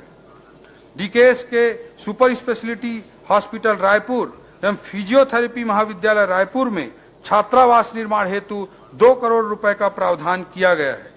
300 प्राथमिक स्वास्थ्य केंद्र, 25 जिला चिकित्सालयों एवं 48 क्रियाशील फर्स्ट रेफरल यूनिट के लिए लैब टेक्नीशियन के 373 पदों का प्रावधान इस बजट में किया गया है। प्राथमिक स्वास्थ्य केंद्र खड़गवां, जिला मनेन्द्रगढ़ चिरमिरी भरतपुर को सामुदायिक स्वास्थ्य केंद्र के रूप में उन्नयन के लिए 37 पदों का प्रावधान किया गया है।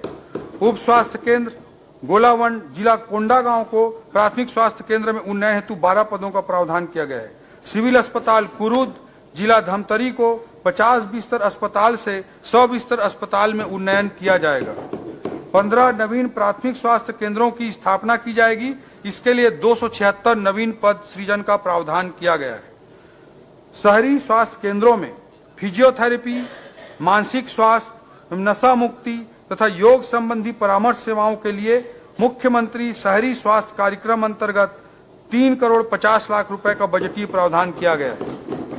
मनेन्द्रगढ़, सूरजपुर, बलरामपुर एवं कोंडागांव में जिला आयुर्वेद कार्यालय प्रारंभ किए जाएंगे। 6 आयुर्वेद औषधालय रतनपुर, जिला कोरिया, सेमरिया, जिला रायपुर, निकुंम, जिला दुर्ग, चित्रकूट, जिला बस्तर, सुपेबेड़ा, जिला गरियाबंद तथा रेरुमा खुर्द, जिला रायगढ़ में खोले जाएंगे। जिला आयुर्वेद कार्यालय सूरजपुर में 10 बिस्तर के पॉलीक्लिनिक की स्थापना की जाएगी। भूमिहीन कृषि मजदूरों, श्रमिकों, निराश्रितों एवं दिव्यांगों की सहायता। भूमिहीन कृषि मजदूरों की सहायता हेतु दीनदयाल उपाध्याय भूमिहीन कृषि मजदूर कल्याण योजना प्रारंभ करने का इस बजट में प्रावधान किया गया है, जो मोदी की गारंटी का हिस्सा है। इसके अंतर्गत प्रत्येक परिवार को प्रति वर्ष 10,000 रुपए की आर्थिक सहायता दी जाएगी। इसके लिए इस बजट में 500 करोड़ रुपए का प्रावधान किया गया है। असंगठित श्रमिकों, असंगठित सफाई कर्मकारों, ठेका मजदूरों, घरेलू कामकाजी महिलाओं एवं हमालों के कल्याण हेतु अटल श्रम सशक्तिकरण योजना की शुरुआत की जाएगी। इसके लिए 123 करोड़ रुपए का बजटीय प्रावधान किया है। विभाग द्वारा असंगठित श्रमिकों के पंजीयन एवं योजनाओं के क्रियान्वयन के ऑनलाइन मॉनिटरिंग हेतु श्रमेव जयते पोर्टल आरंभ किया जाएगा। पोर्टल के विकास हेतु 2 करोड़ रुपए का प्रावधान किया गया है। निराश्रितों, वृद्धजनों, दिव्यांगों, विधवा एवं परित्यक्ता महिलाओं को पेंशन योजनाओं का लाभ देने के लिए 1,400 करोड़ रुपए का प्रावधान किया गया है। इससे लगभग 23 लाख हितग्राहियों को सामाजिक सुरक्षा पेंशन का लाभ मिल पाएगा। प्रदेश के दिव्यांगों के सामाजिक समावेश सुनिश्चित करने के लिए सार्वजनिक इंफ्रास्ट्रक्चर को दिव्यांग अनुकूल बनाने के प्रति भी इस बजट में बजटीय प्रावधान किए गए। वाणिज्य एवं उद्योग विभाग वर्तमान उद्योग नीति की समीक्षा करके नई उद्योग नीति जारी की जाएगी। इसमें राज्य में उपलब्ध कृषि उत्पाद, वनोपज एवं खनिज संपदा तथा रोजगार मूलक उद्योगों की स्थापना का ध्यान रखा जाएगा और नए उद्योगों को बढ़ावा देने के साथ साथ कोर सेक्टर में पूर्व से कार्यरत उद्योगों के क्षमता विकास के लिए भी अनुकूल अवसर प्रदान किए जाएंगे। प्रदेश में आर्थिक और अत्याधुनिक इंफ्रास्ट्रक्चर से युक्त कोरबा बिलासपुर इंडस्ट्रियल कॉरिडोर के लिए राष्ट्रीय राजमार्ग के निकट के क्षेत्रों में उपलब्ध उपयुक्त शासकीय भूमि पर औद्योगिक क्षेत्रों का विकास किया जाएगा। इस योजना के निर्माण हेतु 5 करोड़ रुपए का बजटीय प्रावधान किया गया है। नए औद्योगिक पार्कों की स्थापना हेतु 60 करोड़, फूड पार्क की स्थापना हेतु 50 करोड़, लागत पूंजी अनुदान हेतु 200 करोड़ एवं ब्याज अनुदान हेतु 50 करोड़ रुपए का प्रावधान किया गया है। युवाओं को स्वरोजगार उपलब्ध कराने के लिए मोदी जी की गारंटी के तहत छत्तीसगढ़ उद्यम क्रांति योजना प्रारंभ की जाएगी। इन्वेस्ट इंडिया की तर्ज पर इन्वेस्ट छत्तीसगढ़ सम्मेलन आयोजित किया जाएगा। इस हेतु भी बजटीय प्रावधान किए गए हैं। प्रदेश में अत्याधुनिक Chhattisgarh startup hub, knowledge process outsourcing इकाइयां स्थापित करने एवं राज्य में एक समृद्ध नवाचार पारिस्थितिकी तंत्र तैयार किए जाने हेतु स्टार्टअप समिट का आयोजन किए जाने का भी इस बजट में प्रावधान किया गया है। जिला कोरबा में एल्यूमिनियम पार्क की स्थापना किए जाने हेतु 5 करोड़ रुपए का बजटीय प्रावधान किया गया है। प्रदेश के हैंडलूम, हस्तशिल्प एवं अन्य स्थानीय उत्पादों के बिक्री एवं प्रचार प्रसार के लिए मार्केट प्लेस उपलब्ध कराने हेतु राजधानी में राष्ट्रीय स्तर पर जो यूनिटी मॉल का कॉन्सेप्ट है, उसी तरह का यूनिटी मॉल रायपुर में स्थापित किया जाएगा। स्थानीय उत्पादों को बढ़ावा देने के लिए इसकी लागत लगभग 200 करोड़ रुपए होगी और इसके लिए 80 करोड़ रुपए का इस बजट में प्रावधान होगा। 50% सेंट्रल से मिलेगा। ऊर्जा विभाग 5 HP तक के कृषि पंपों को वार्षिक 7,500 यूनिट तक निःशुल्क विद्युत प्रदाय हेतु 3,500 करोड़ रुपए का प्रावधान किया गया है। योजना में 6,96,000 कृषि पंपों को लाभ मिलेगा। हाफ बिजली बिल योजना अंतर्गत 43,34,000 घरेलू उपभोक्ताओं को 400 यूनिट की खपत तक हाफ बिजली बिल योजना का लाभ प्रदान किया जा रहा है। इसके लिए 1,274 करोड़ रुपए का प्रावधान किया गया है।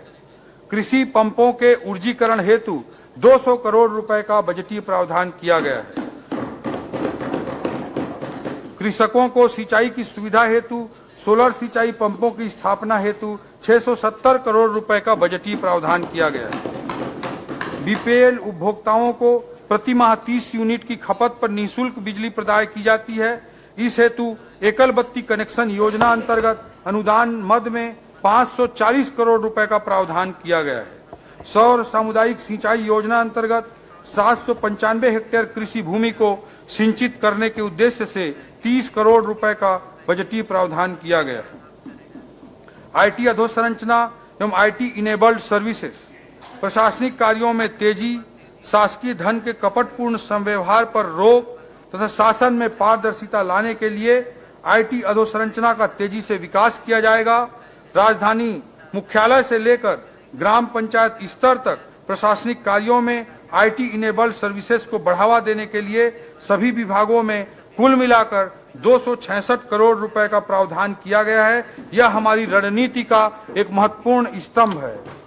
इन टेक्नोलॉजिकल एक्सपेरिमेंट्स को सही ढंग से संचालित करने के लिए Chhattisgarh centre for smart governance की स्थापना का भी प्रावधान इस बजट में किया गया है, ताकि टेक्नोलॉजी रिलेटेड चीजों को अच्छे तरीके से इंप्लीमेंट किया जा सके। राज्य शासन द्वारा संचालित सभी प्रमुख जन कल्याणकारी योजनाओं की एकजाई मॉनिटरिंग अटल डैशबोर्ड के माध्यम से की जाएगी। इसके लिए 5 करोड़ रुपए का बजटीय प्रावधान किया गया है। शासकीय धन के आय व्यय की दैनिक निगरानी के लिए एकीकृत वित्तीय प्रबंधन सूचना प्रणाली इफमिस 2.0 प्रारंभ की जाएगी। भारत नेट परियोजना के तहत राज्य की 9,804 ग्राम पंचायतों को ऑप्टिकल फाइबर केबल से जोड़ा जा चुका है। इसके रख रखाव एवं संचालन के लिए 66 करोड़ की पुल निधि के गठन का प्रावधान किया गया है। एकीकृत ई प्रोक्योरमेंट परियोजना के नवीन संस्करण हेतु 15 करोड़ रुपए का प्रावधान किया गया है।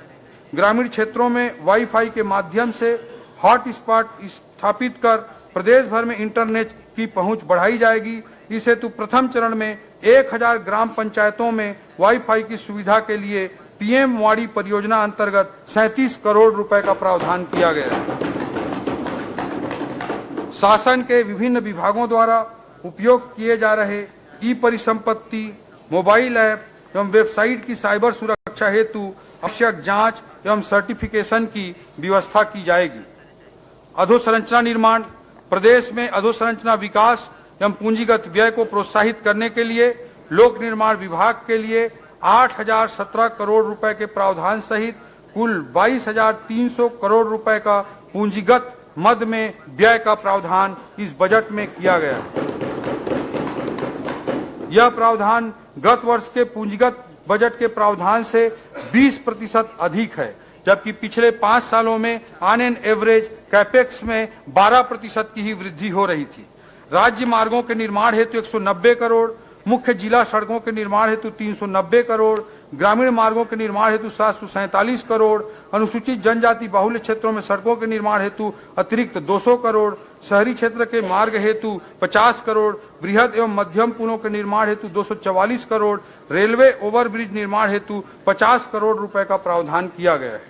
शहरी एवं ग्रामीण क्षेत्रों में कुल 1690 नवीन निर्माण कार्य प्रस्तावित हैं। इसमें 1268 सड़क कार्य हेतु 737 करोड़, 349 बृहद एवं मध्यम पुल निर्माण हेतु 175 करोड़ तथा 55 भवनों के निर्माण हेतु 20 करोड़ रुपए का प्रावधान किया गया है। अधोसंरचना खर्चों में जगदलपुर, बिलासपुर एवं अंबिकापुर एयरपोर्ट हेतु सुरक्षा उपकरण एवं अन्य व्यवस्थाओं को निर्मित करने के लिए 30 करोड़ रुपए का बजटीय प्रावधान किया गया। जसपुर हवाई पट्टी एवं बलरामपुर हवाई पट्टी के उन्नयन एवं सुधार हेतु 16 करोड़ 20 लाख रुपए का बजटीय प्रावधान किया गया है। रेल लाइनों के लिए भी इस बजट में बड़े प्रावधान किए गए हैं। जिला मनेंद्रगढ़, चिरमिरी, भरतपुर एवं जिला कोरिया अंतर्गत शहरों के विकास और स्थायित्व के लिए रेलवे की महत्वपूर्ण परियोजना चिरमिरी नागपुर हाल्ट की नई रेल लाइन हेतु 120 करोड़ रुपए का प्रावधान किया गया है। कटघोरा से डोंगरगढ़ रेल लाइन निर्माण को तीव्र गति से किए जाने हेतु राशि 300 करोड़ रुपए का बजटीय प्रावधान किया गया है। कर प्रणाली का सुदृढ़ीकरण। कर प्रशासन में मजबूती एवं पारदर्शिता लाने के लिए सभी विभागों में आईटी टूल्स की सहायता ली जाएगी।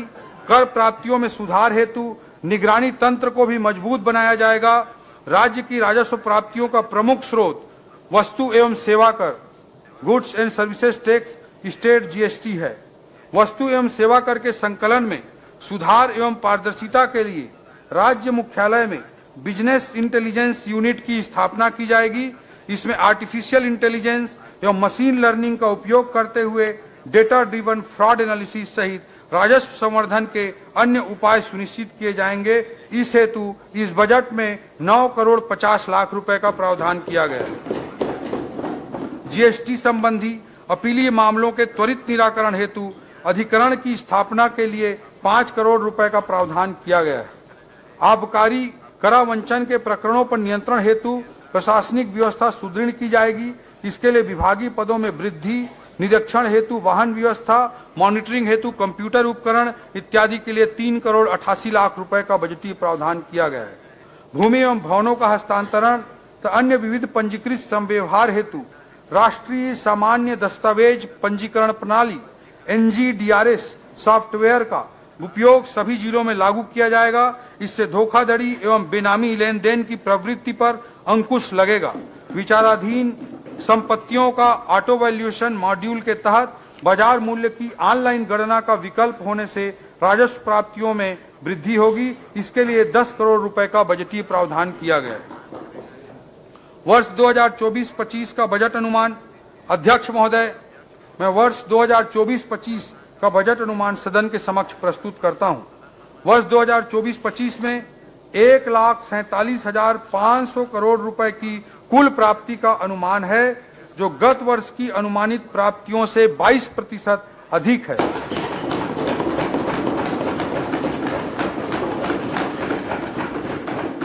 पिछले 5 वर्षों में बजट के साइज का जो औसत ग्रोथ था वो 8% था, जबकि पिछले बजट की तुलना में इस बजट में हम 22% की वृद्धि बजट के आकार में कर रहे हैं। कर प्राप्तियों में राज्य की राजस्व प्राप्तियां 68,400 करोड़, केंद्र से प्राप्तियां 57,500 करोड़ एवं पूंजीगत प्राप्तियां 21,600 करोड़ रुपए अनुमानित है। वर्ष 2024-25 के लिए विनियोग का आकार 1,60,568 करोड़ का है।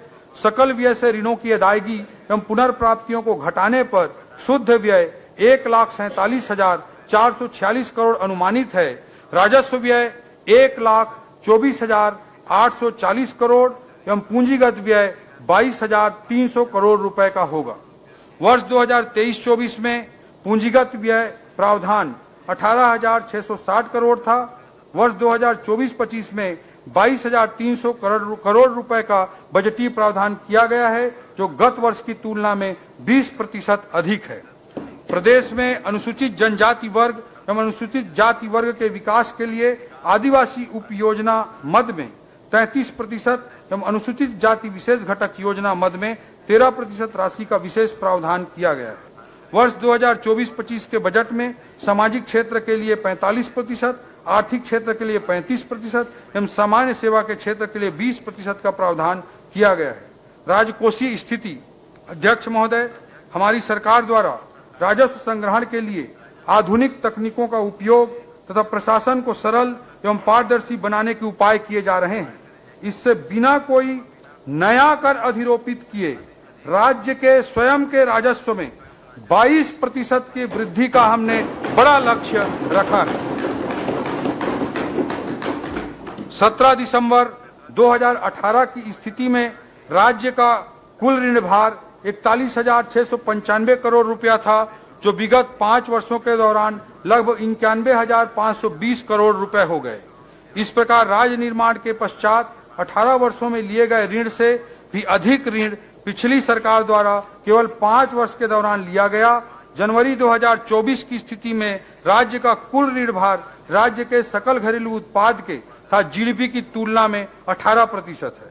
वर्ष 2024-25 में राज्य का सकल वित्तीय घाटा 19,696 करोड़ रुपए अनुमानित है, जिसमें केंद्र से पूंजीगत व्यय हेतु विशेष सहायता ऋण 3,400 करोड़ रुपए शामिल है। भारत सरकार के निर्देश अनुसार यह राज्य के वित्तीय घाटे का भाग नहीं है, अतः इसे कम करने पर राज्य का शुद्ध वित्तीय घाटा 16,292 करोड़ रुपए होगा, जो राज्य के जीडीपी का 2.9% है। इस प्रकार एफआरबीएम एक्ट में निर्धारित 3% की सीमा के भीतर है।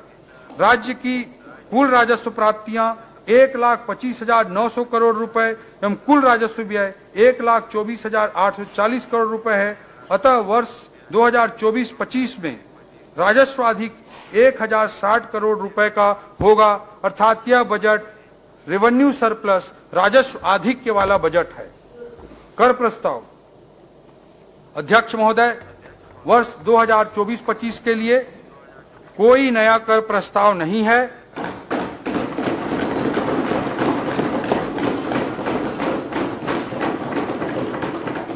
न ही करों की दर में कोई वृद्धि का कोई प्रस्ताव है।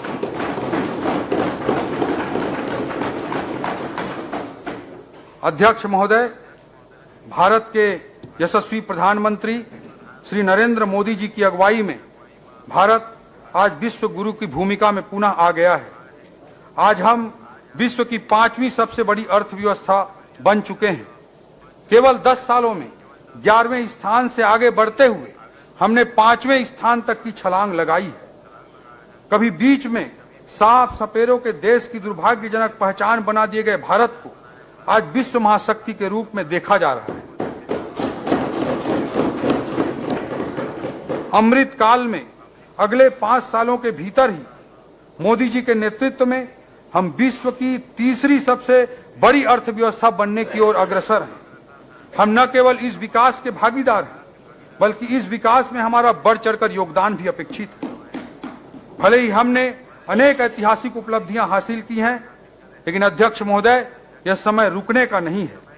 मोदी जी के शब्दों में कहूं तो यही समय है, सही समय है, जब हम कमर कसकर मां भारती और छत्तीसगढ़ महतारी को उसके पूरा वैभव के पुनर्स्थापना हेतु चल रहे महायज्ञ में भागीदार बने। भले ही हमने बहुत कुछ हासिल किया है, लेकिन अभी भी बहुत कुछ प्राप्त करना शेष है।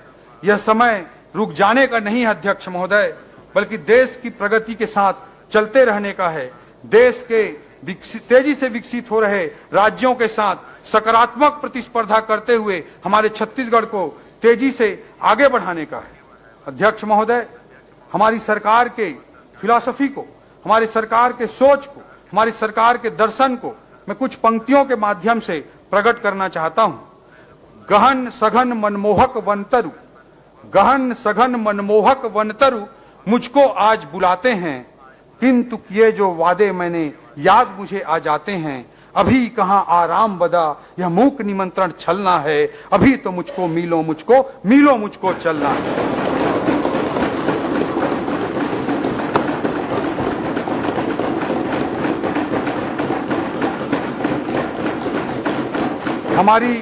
हमारी सरकार का ये विजन है अध्यक्ष महोदय।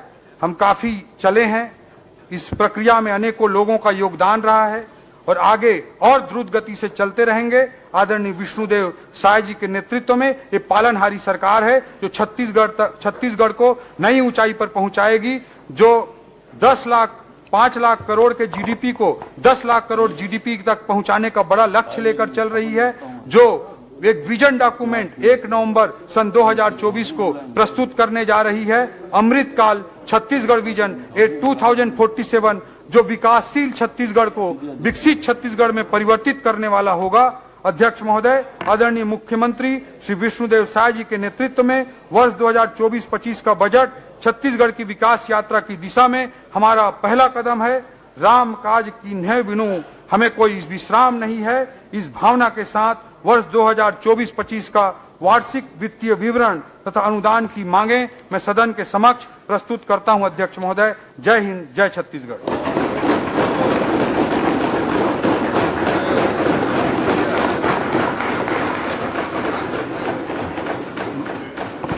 मैं आय विधेयक पर समान चर्चा के लिए दिनांक 12 और 13 फरवरी 24 की तिथियां नियत करता हूं। आय विधेयक पर सम्मिलित अनुदानों की मांगों पर कटौती प्रस्ताव की सूचना शनिवार दिनांक 10 फरवरी 2024 को अपराह्न 3 बजे तक दी जा सकती है। कटौती प्रस्ताव के प्रपत्र सूचना कार्यालय में प्राप्त किए जा सकते हैं। अध्यक्षीय दीर्घा में विधानसभा के पूर्व अध्यक्ष श्री प्रेम प्रकाश पांडे जी उपस्थित हैं। सदन की ओर से उनका स्वागत करते हैं। सभा की कार्यवाही दिनांक सोमवार 12 फरवरी 2024 को 11 बजे तक के लिए स्थगित।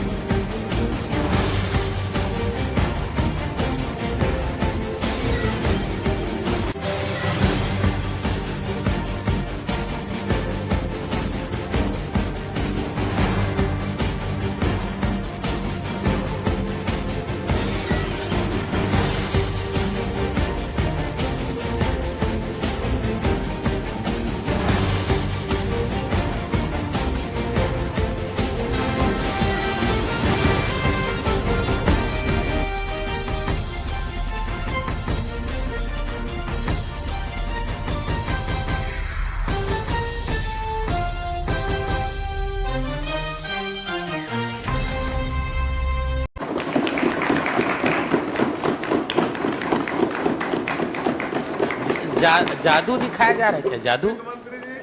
ये बड़ा सौभाग्य पुराने है। ड्रेस में आए लगते हैं वित्त मंत्री जी। माननीय सदस्यगण, माननीय अध्यक्ष महोदय, ओपी एक मिनट।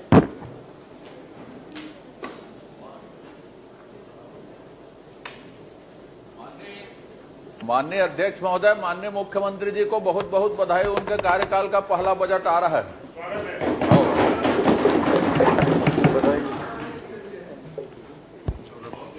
माननीय अध्यक्ष महोदय, ठीक है महाराज। प्रशासनिक अधिकारी प्रशासनिक क्षेत्र में काम करते करते जन सेवा में आकर के आज छत्तीसगढ़ की कल्याणकारी योजनाओं का बजट बिल्कुल देखेंगे। आप लोग क्या कर रहे हैं देखेंगे। मैं कह रहा हूं अध्यक्ष महोदय, माननीय विष्णुदेव साहब मुख्यमंत्री जी का पहला बजट आ रहा है, तो बजट उनके पास आके पढ़ लेते। कोई जरूरी था उत्तर दूर जाके पढ़े? यहाँ लगाने में क्या दिक्कत है? माननीय नेता प्रतिपक्ष जी पढ़ तो अंदर से ही रहे ना, बाहर से थोड़े ना पढ़ रहे हैं। मैं कह रहा हूँ अगर उनका बजट है तो उनके पास से पढ़ो ना। चलिए आप आज इधर आग बैठ जाइए। आ जाता हूँ। वित्तीय वर्ष 24-25 के आय व्यय का उपस्थापन श्री ओपी चौधरी।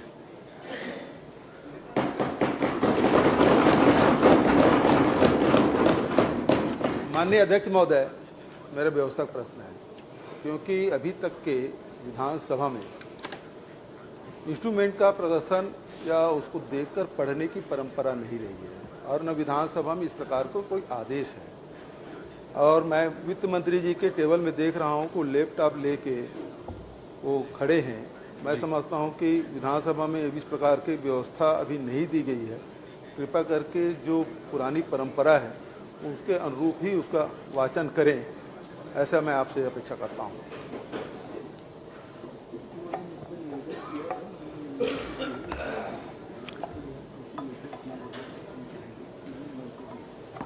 माननीय अध्यक्ष महोदय, इंस्ट्रूमेंट के प्रदर्शन पर रोक है, उसको देखकर पढ़ने पर रोक नहीं है।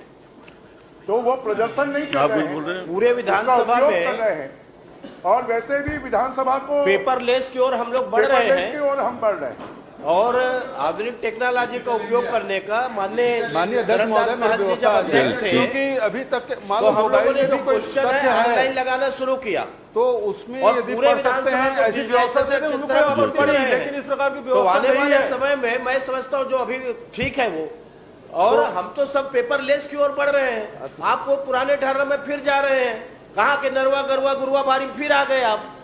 पूरा दुनिया आप डिजिटल देखो इंडिया की क्या हाल है। अब फिर नरवा गुरुआ बारी में आ गए।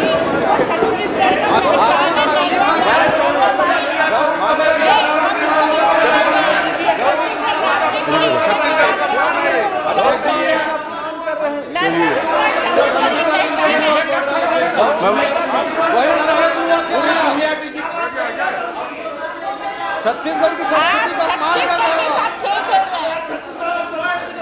छत्तीसगढ़ की संस्कृति का अपमान हो रहा है।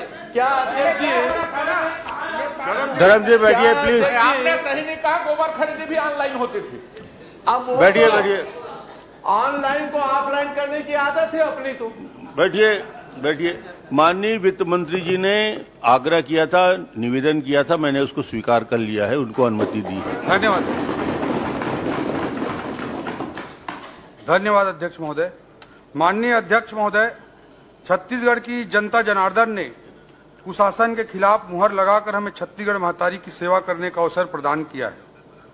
ऐतिहासिक जनादेश द्वारा प्रकट किए गए स्नेह और विश्वास के लिए हम छत्तीसगढ़ के 3 करोड़ लोगों का हृदय की गहराइयों से आभार व्यक्त करते हैं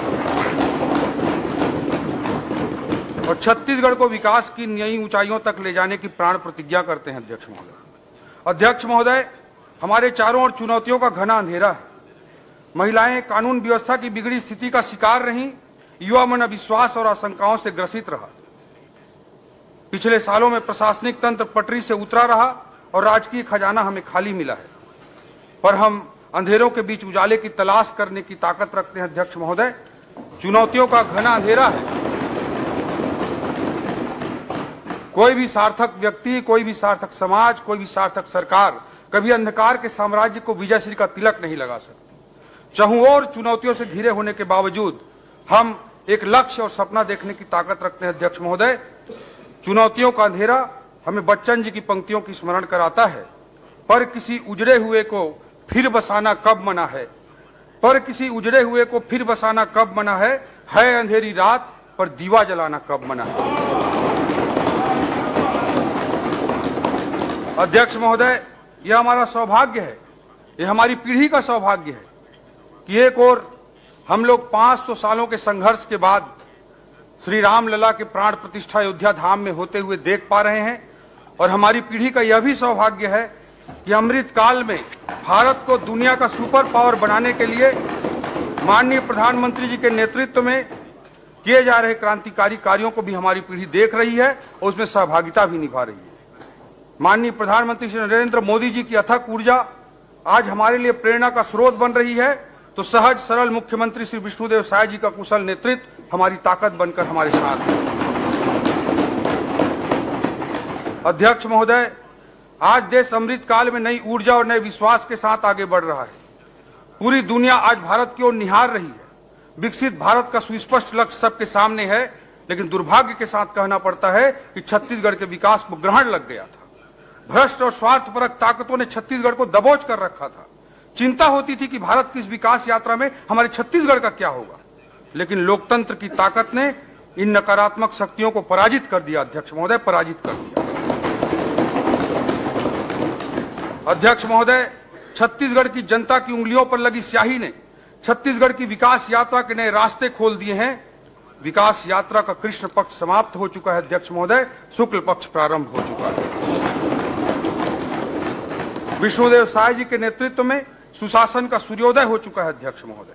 अध्यक्ष महोदय, किसी सरकार के बजट को महज उसके आय व्यय के लेखा जोखा के रूप में नहीं पढ़ा जाना चाहिए, बल्कि वह किसी सरकार के भविष्य का विजन होता है, एक दस्तावेज होता है जो दशा और दिशा को निर्धारित करता है। उस विजन डॉक्यूमेंट के रूप में उसे पढ़ा जाना चाहिए अध्यक्ष महोदय। छत्तीसगढ़ की विकास यात्रा की इस मोड़ पर सवाल उठता है कि हम छत्तीसगढ़ को आगे कहां लेकर जाना चाहते हैं, हमारी कमजोरियां क्या है, हमारी ताकतें क्या है। शॉर्ट मैनेजमेंट में एक एनालिसिस होता है अध्यक्ष महोदय, short analysis, strength, weaknesses, opportunities and threats. जब हम अपने छत्तीसगढ़ का शॉर्ट एनालिसिस करते हैं तो हमारे छत्तीसगढ़ के कौन कौन से पक्ष उभर कर सामने आएंगे, इसका एनालिसिस जरूरी है अध्यक्ष महोदय। देश जब आजादी के 100 वर्ष पूरा करके विकसित राष्ट्र के रूप में पूरी दुनिया में स्थापित होगा, तब हमारा छत्तीसगढ़ देश के अन्य राज्यों के साथ सकारात्मक प्रतिस्पर्धा करते हुए कैसे आगे बढ़ेगा, यह हमारे सामने एक चुनौती है अध्यक्ष महोदय। इसके लिए एक स्पष्ट सपना, एक स्पष्ट लक्ष्य जरूरी है, उस लक्ष्य तक पहुंचने की रणनीति जरूरी है, एक रोडमैप जरूरी है अध्यक्ष महोदय। इसलिए हमने तय किया है कि छत्तीसगढ़ 2047 तक कैसे एक विकासशील राज्य से विकसित राज्य बनेगा, इसका दृष्टिपत्र, एक विजन डॉक्यूमेंट हम तैयार करेंगे और इस दृष्टिपत्र का नाम होगा अमृतकाल छत्तीसगढ़ विजन 2047। 1 नवंबर सन 2000 को 1 नवंबर के दिन भारत रत्न श्रद्धेय अटल बिहारी वाजपेयी जी ने इस राज्य को बनाया था, और इसी 1 नवंबर को इसी साल सन 2024 में यह विजन डॉक्यूमेंट जो अमृतकाल छत्तीसगढ़ विजन 2047 होगा, उसे हम इस राज्य की जनता को समर्पित करने का काम करेंगे अध्यक्ष। हमने बनाया है और हम ही संवारेंगे अध्यक्ष महोदय। ये छत्तीसगढ़ की जनता के प्रति हमारा कमिटमेंट है, हमारी सरकार की प्रतिबद्धता है। अध्यक्ष महोदय, कहा जाता है कि कोई भी सार्थक व्यक्ति के लिए कोई भी मंजिल आखिरी मंजिल नहीं होती है, हर मंजिल एक पड़ाव होता है अगले मंजिल तक आगे बढ़ने के लिए। इसी दर्शन के साथ मोदी जी कहते हैं कि हम बड़ा लक्ष्य बनाते हैं, उसे प्राप्त करते हैं और फिर उससे भी बड़ा लक्ष्य बनाते हैं। ये मोदी जी का विजन है। 2047 के दीर्घकालिक विजन तक पहुंचने से पहले हमें मध्यम अवधि के अर्थात मिड टर्म टारगेट भी बनाने होंगे। हम छत्तीसगढ़ के लिए तय कर रहे हैं कि 2047 तक हमारा छत्तीसगढ़ विकसित छत्तीसगढ़ होगा। उस लक्ष्य तक पहुंचने के लिए हमारा मिड टर्म टारगेट क्या होगा, वह भी हम निर्धारित करने का प्रयास कर रहे हैं अध्यक्ष महोदय। जैसे मोदी जी ने देश की अर्थव्यवस्था के लिए मध्यावधि टारगेट के रूप में 5 ट्रिलियन और 10 ट्रिलियन डॉलर इकोनॉमी का लक्ष्य रखा है। उन्होंने अगले 5 सालों के लिए भारत को दुनिया की तीसरी बड़ी आर्थिक शक्ति बनाने का मध्यम अवधि टारगेट रखा है। अध्यक्ष महोदय, हम भी इसी तरह का एक मध्यावधि लक्ष्य निर्धारित करना चाहते हैं। आज हमारे छत्तीसगढ़ की जीएसडीपी लगभग 5 लाख करोड़ है। इसे आने वाले 5 सालों में 2028 तक 10 लाख करोड़ करना हमारा बहुत ही महत्वाकांक्षी लक्ष्य है अध्यक्ष महोदय। पिछले 5 सालों की आप तुलना करेंगे तो यह लक्ष्य बहुत बड़ा दिखाई देगा, लेकिन फिर भी इस बड़े लक्ष्य को हम स्वीकार कर रहे हैं और इस चुनौती के लिए आदरणीय विष्णुदेव साय जी के नेतृत्व में हम आगे बढ़ेंगे। यह मध्यावधि लक्ष्य देश को दुनिया की बड़ी अर्थव्यवस्था, तीसरी बड़ी अर्थव्यवस्था बनाने के मोदी जी के महायज्ञ में हमारा योगदान होगा। मोदी जी के सहकारी संघवाद, कोऑपरेटिव फेडरलिज्म के सिद्धांत पर चलते हुए हम केंद्र का सहयोग भी प्राप्त करेंगे और देश के विकास यात्रा में अपनी महती भूमिका भी निभाएंगे। छत्तीसगढ़ अब केंद्र से टकराव वाले पिछले 5 वर्षों के मॉडल के स्थान पर डबल इंजन की सरकार में संघ राज्य समन्वय से विकास का नया अध्याय लिखेगा। इस 5 सालों के अत्यंत महत्वाकांक्षी लक्ष्य, जो जीडीपी को केवल 5 सालों में दुगना करने का लक्ष्य जो हम निर्धारित कर रहे हैं, इस महत्वाकांक्षी लक्ष्य के तहत 10 लाख करोड़ की जीडीपी तक जो पहुंचना चाहते हैं, इसको प्राप्त करने के लिए हम आधारभूत रणनीतिक स्तंभ के रूप में, फंडामेंटल स्ट्रेटेजिकल पिलर्स के रूप में 10 स्तंभों की पहचान किए हैं और उसको मैं सदन के समक्ष रखना चाहता हूं। हमारा पहला पिलर होगा फोकस ऑन इकोनॉमिक डेवलपमेंट। हमारे आर्थिक विकास का केंद्र बिंदु होगा ज्ञान। दूसरा हमारा पिलर होगा तकनीक आधारित रिफॉर्म और सुशासन से तीव्र आर्थिक विकास। तीसरा हमारा पिलर होगा तमाम चुनौतियों के बीच अधिकाधिक पूंजीगत व्यय सुनिश्चित करना, मैक्सिमम कैपेक्स। चौथा हमारा पिलर होगा प्राकृतिक संसाधनों का उचित इस्तेमाल। हमारा 5वां पिलर होगा अर्थव्यवस्था के सेवा क्षेत्र की नई संभावनाओं पर जोर। हमारा 6वां पिलर होगा सरकार की सारी क्षमताओं के अतिरिक्त निजी निवेश भी सुनिश्चित करना। हमारा 7वां पिलर होगा फोकस ऑन बस्तर सरगुजा। हमारा 8वां पिलर होगा डीडीपी, डिसेंट्रलाइज्ड डेवलपमेंट पॉकेट्स, विकेंद्रीकृत विकास पॉकेट्स। हमारा 9वां पिलर होगा छत्तीसगढ़ी संस्कृति का विकास, प्रमोटिंग छत्तीसगढ़ी कल्चर। हमारा 10वां पिलर होगा क्रियान्वयन का महत्व, importance of implementation. In 10 pillars को मैं थोड़ा व्याख्यायित करना चाहता हूं अध्यक्ष महोदय। हमारा जो पहला पिलर है फोकस अप और इकोनॉमिक डेवलपमेंट, हमारे आर्थिक विकास के केंद्र बिंदु जो होगा वो ज्ञान होगा। ज्ञान, नॉलेज तो होगा ही, लेकिन इस ज्ञान का हमारा अर्थ है जी अर्थात गरीब, वाई अर्थात युवा, ए अर्थात अन्नदाता और एन अर्थात नारी। ज्ञान के माध्यम से गरीब, युवा, अन्नदाता और नारी को समर्पित हमारा आर्थिक विकास होगा। अध्यक्ष महोदय, भारी मन से मुझे कहना पड़ रहा है कि पिछले 5 वर्षों में हमारे छत्तीसगढ़ की पिछली सरकार ने इन चारों समूहों के साथ अन्याय किया है। न केवल गरीबों के छत के अधिकार को छीना गया, यूरिया डीएपी में कालाबाजारी हुई, 2 रुपए में गोबर खरीदकर गुणवत्ता विहीन कंपोस्ट के नाम पर 10 रुपए में जबरन उसे बेचा गया। किसानों के संबंध में अनेक प्रकार की लूटें हुई। अध्यक्ष महोदय, माताओं बहनों को इन्होंने 500 रुपए प्रति माह अर्थात साल का 6,000 रुपए देने का वादा किया था, मगर किसी को 6 रुपए तक नहीं मिला। अध्यक्ष महोदय, ये भारी मन के साथ कहना पड़ रहा है। अध्यक्ष महोदय, युवाओं के साथ भी बहुत अन्याय हुआ। प्रतियोगी परीक्षाओं में जो बड़े सपने लेकर हमारे युवा आए थे, उनके साथ अन्याय हुआ। इस संदर्भ में नेल्सन मंडेला जी के कोटेशन को मैं कोट करना चाहता हूं। Destroying any nation does not require the use of atomic bombs और the use of long range missiles. It only requires lowering the quality of education and allowing cheating in the examinations by the students. अध्यक्ष महोदय, किसी देश को बर्बाद करने के लिए, तबाह करने के लिए बम, बारूद और मिसाइल की जरूरत नहीं होती है। शिक्षा की गुणवत्ता को खराब कर देना और परीक्षाओं में भ्रष्टाचार ही किसी देश को बर्बाद करने के लिए पर्याप्त होता है। ये विजनरी लीडर नेल्सन मंडेला ने कहा है। अध्यक्ष महोदय, अध्यक्ष महोदय, पीएससी की प्रतिष्ठापूर्ण परीक्षाओं में युवाओं के साथ अन्याय हुआ, जिसमें हमारी सरकार ने सीबीआई जांच का निर्णय लिया है और अभी ईओडब्ल्यू में भी एफआईआर दर्ज हुई।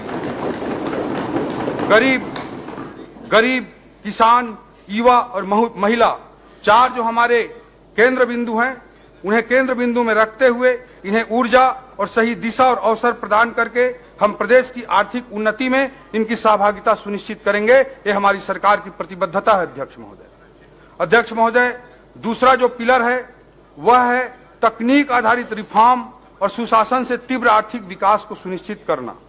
अध्यक्ष महोदय, rapid economic growth through technology driven reforms and governance. अध्यक्ष महोदय, आज दुनिया artificial intelligence, data analytics, comprehensive system development, satellite based communication जैसे उच्च स्तरीय तकनीकों से संचालित हो रही है।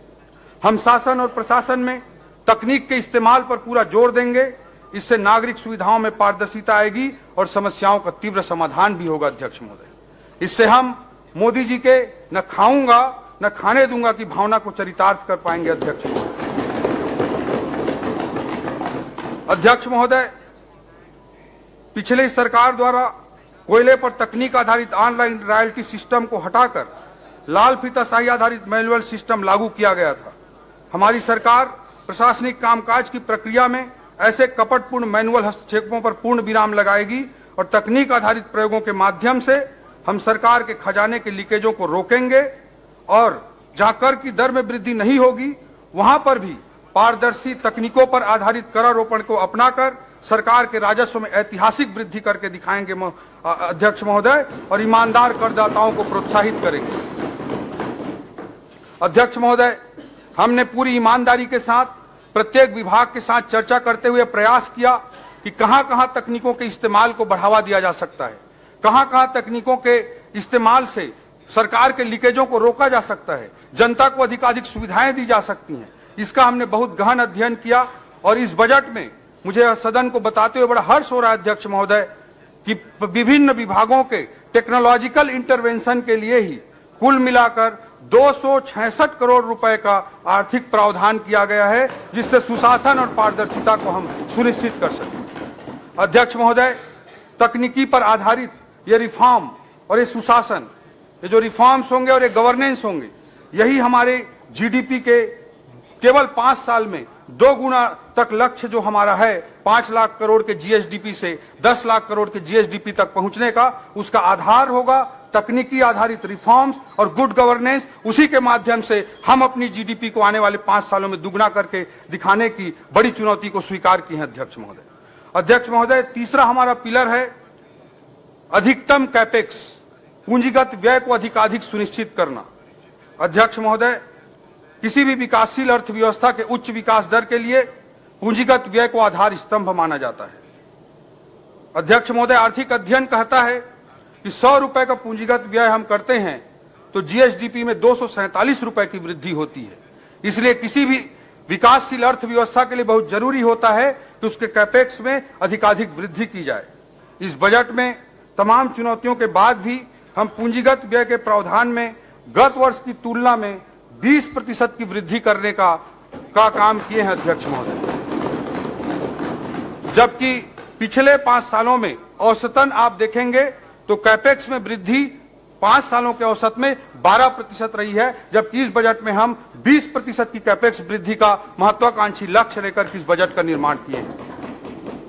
हमारा चौथा पिलर होगा अध्यक्ष महोदय, प्राकृतिक संसाधनों का उचित इस्तेमाल, optimum utilisation of natural resources. हमारा छत्तीसगढ़ प्राकृतिक संसाधनों से भरा हुआ है। इन संसाधनों का सुनियोजित उपयोग करते हुए उससे होने वाले लाभों का छत्तीसगढ़ के लोगों के बीच न्यायपूर्ण वितरण सुनिश्चित करना हमारा चौथा पिलर के रूप में इस रणनीति का हिस्सा होगा। हमारा 5वां पिलर होगा अर्थव्यवस्था के सेवा क्षेत्र की नई संभावनाओं पर जोर। छत्तीसगढ़ के प्राकृतिक सौंदर्य के अनुरूप इको टूरिज्म सर्किट विकसित करना, 5 शक्ति पीठों को विकसित करके धार्मिक पर्यटन को बढ़ावा देना, आईटी सेक्टर की स्थापना, हेल्थ डेस्टिनेशन के रूप में छत्तीसगढ़ को विकसित करना, wedding destination, business tourism, conference destination जैसे नए उभरते संभावनाओं का लाभ प्रदेश को मिल सके, इसके लिए रोड मैप तैयार करेंगे। अध्यक्ष महोदय, सेवा क्षेत्र में देश की औसतन जो जीडीपी पर योगदान है वो करीब 55% के लगभग है, जबकि हमारे छत्तीसगढ़ की अर्थव्यवस्था में सेवा क्षेत्र का योगदान अभी मात्र 31% है। इसे बढ़ाकर ही हम छत्तीसगढ़ की आर्थिक उन्नति को सुनिश्चित कर सकते हैं। अध्यक्ष महोदय, हमारा 6वां पिलर होगा सरकार की सारी क्षमताओं के अतिरिक्त निजी निवेश को भी सुनिश्चित करना। हमारे छत्तीसगढ़ में आधुनिक आर्थिक दर्शन के अनुरूप रेड टेपिज्म के स्थान पर रेड कारपेट की निवेश संस्कृति का हम विकास करेंगे। मॉडर्न इकोनॉमिक फिलॉसफी जैसे minimum government, maximum governance, EODB, ease of doing business, ease of living, single window प्रणाली ऑनलाइन परमिशन, मिनिमम परमिशन जैसी व्यवस्थाओं की स्थापना करके हम आर्थिक विकास को सुनिश्चित करेंगे। इसी तारतम्य में पीपीपी अर्थात पब्लिक प्राइवेट पार्टनरशिप के आदर्श प्रयोगों के लिए नीति आयोग, अखिल भारतीय प्रबंधन संस्थान आईएएम्स जैसे विशेषज्ञ संस्थाओं का हम सहयोग लेना सुनिश्चित करेंगे। इन सब सहयोग लेते हुए जो प्राइवेट इन्वेस्टमेंट है उसको भी बढ़ावा देने का हम काम करेंगे। हमारी रणनीति का 7वां पिलर होगा अध्यक्ष महोदय, focus on Bastar and Surguja. Bastar Surguja की ओर भी देखो, ये हमारी आर्थिक रणनीति का 7वां स्तंभ होगा।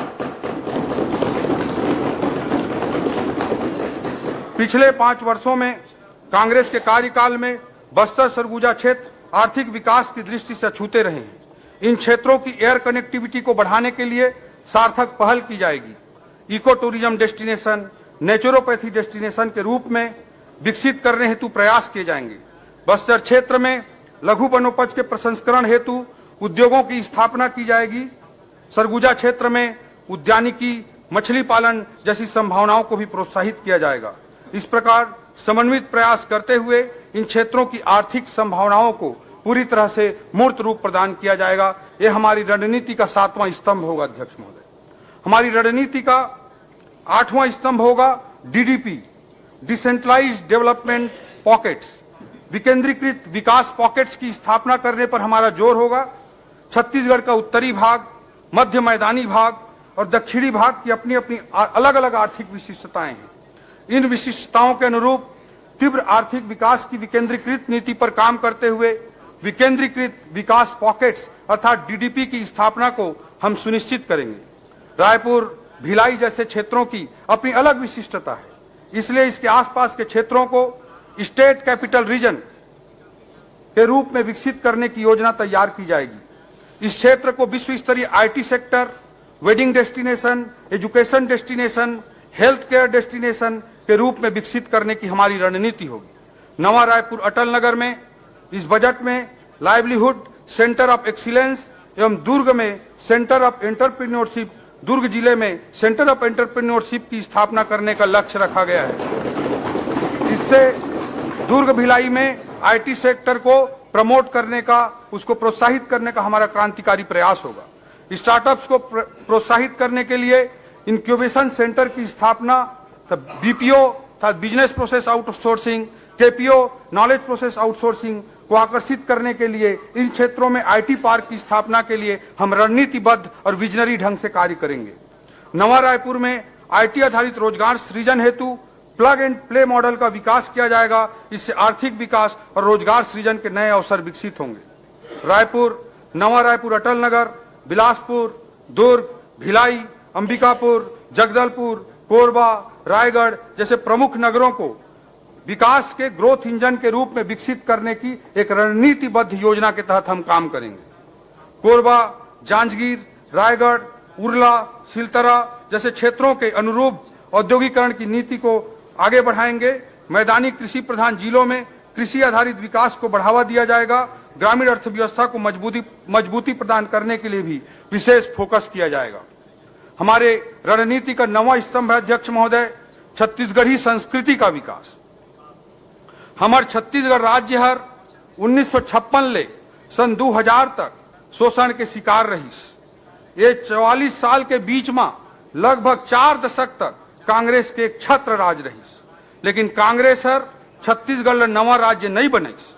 छत्तीसगढ़ के नवा राज्य के रूप में कन्हू स्थापना करीस तो भाजपा के प्रधानमंत्री श्री अटल बिहारी वाजपेयी जी है। छत्तीसगढ़ी बोली ला राजभाषा बनाए के बूता ला भी अगर कोई करीस तो भाजपा के सरकार है करीस। और अवैया बेरामा छत्तीसगढ़ के बानी, भाखा, तीज, तिहार, परंपरा, संस्कृति, साहित्य सब ला आगू बढ़ाए के बूता पर हमार संकल्प है अध्यक्ष महोदय। हमार जो छत्तीसगढ़ के प्रति जो भावना है हमार सरकार के, बोला मुंगेली जिला के रहोइया केदार परिहार जी कविता के रूप में बड़ा अच्छा तरीका से व्यक्त करे। मर के देव लोग झन जाते हो, मर के देव लोग झन जाते हो, कन्हू जन्म झन पाते हो, छत्तीसगढ़ ला छांव करे बर मैं छानी बन जाता हूं।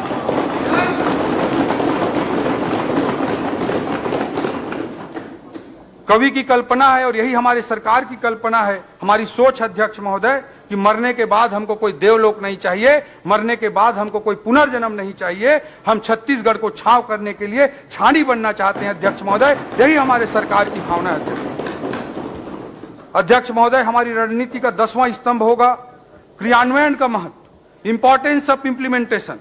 अध्यक्ष महोदय, हितोपदेश में एक श्लोक है, उद्यमेन ही सिद्ध्यंति कार्याणि न मनोरथ है। उद्यमेन ही सिद्ध्यंति कार्याणि न मनोरथ है, न ही सुप्तस्य सिंहस्य प्रविशन्ति मुखे मृगा। अध्यक्ष महोदय, शेर कितना भी बलशाली हो, उसके मुख पर मृगा आके खुद प्रवेश नहीं कर जाती है। उसे अगर मृग का शिकार करना है तो उद्यम करना पड़ता है, बिना उद्यम के कोई कार्य पूर्ण नहीं होता है। प्रतिबद्धता और समर्पण के साथ क्रियान्वयन हमारी रणनीति का महत्वपूर्ण हिस्सा है। पिछली सरकार ने गढ़बो नवा छत्तीसगढ़ का ख्याली पुलाव परोसा और नतीजा निकला अध्यक्ष महोदय बोरबो छत्तीसगढ़। इन्होंने कहा गढ़बो नवा छत्तीसगढ़ और नतीजा निकला बोरबो छत्तीसगढ़। हम गढ़बो से पहले करबो पर ध्यान केंद्रित करेंगे अध्यक्ष महोदय, यही हमारा संकल्प है। अध्यक्ष महोदय, मोदी जी ने बदलबो का नारा दिया था, वह हमारे लिए चुनावी और राजनीतिक स्लोगन मात्र नहीं था अध्यक्ष महोदय, यह उस समय के भ्रष्ट तंत्र को बदलने के लिए था। तो यह नारा आज भी हमारी सरकार आने के बाद भी उतना ही प्रासंगिक है, जो छत्तीसगढ़ की आर्थिक और सामाजिक व्यवस्था को बदलने के लिए है अध्यक्ष महोदय। ये बदलबो के नारा का अभिप्राय हमारे लिए बहुत दूर तक है। अब यह स्लोगन छत्तीसगढ़ के 3 करोड़ लोगों के उद्यम से विकासशील छत्तीसगढ़ को विकसित छत्तीसगढ़ में बदलने के लिए अध्यक्ष महोदय, ये बदलबो के नारा का मोदी जी की इस नारे का बहुत गहरे माने हैं अध्यक्ष महोदय। अध्यक्ष महोदय, इन 10 आधार स्तंभों को फोकस में रखते हुए हम आर्थिक विकास की गति को बढ़ाने के लिए सतत कार्य करेंगे। इस प्रक्रिया में हमें अनेक विशेषज्ञ संस्थाओं के परामर्श की लगातार आवश्यकता होगी। देश और दुनिया में चल रहे बेस्ट प्रैक्टिसेस को हम एडॉप्ट करने के लिए, उनको अपनाने के लिए पहल करेंगे और इस पूरे नॉलेज प्रोसेसिंग की, ब्रेन स्टॉर्मिंग की प्रक्रिया को एक संस्थागत स्वरूप प्रदान करने के लिए हम छत्तीसगढ़ आर्थिक सलाहकार परिषद, छत्तीसगढ़ इकोनॉमिक एडवाइजरी काउंसिल का गठन करेंगे। ये विष्णुदेव साय जी ने, की सरकार ने निर्णय लिया। अध्यक्ष महोदय, सांस्कृतिक राष्ट्रवाद के प्रति हमारी प्रतिबद्धता बहुत स्पष्ट है।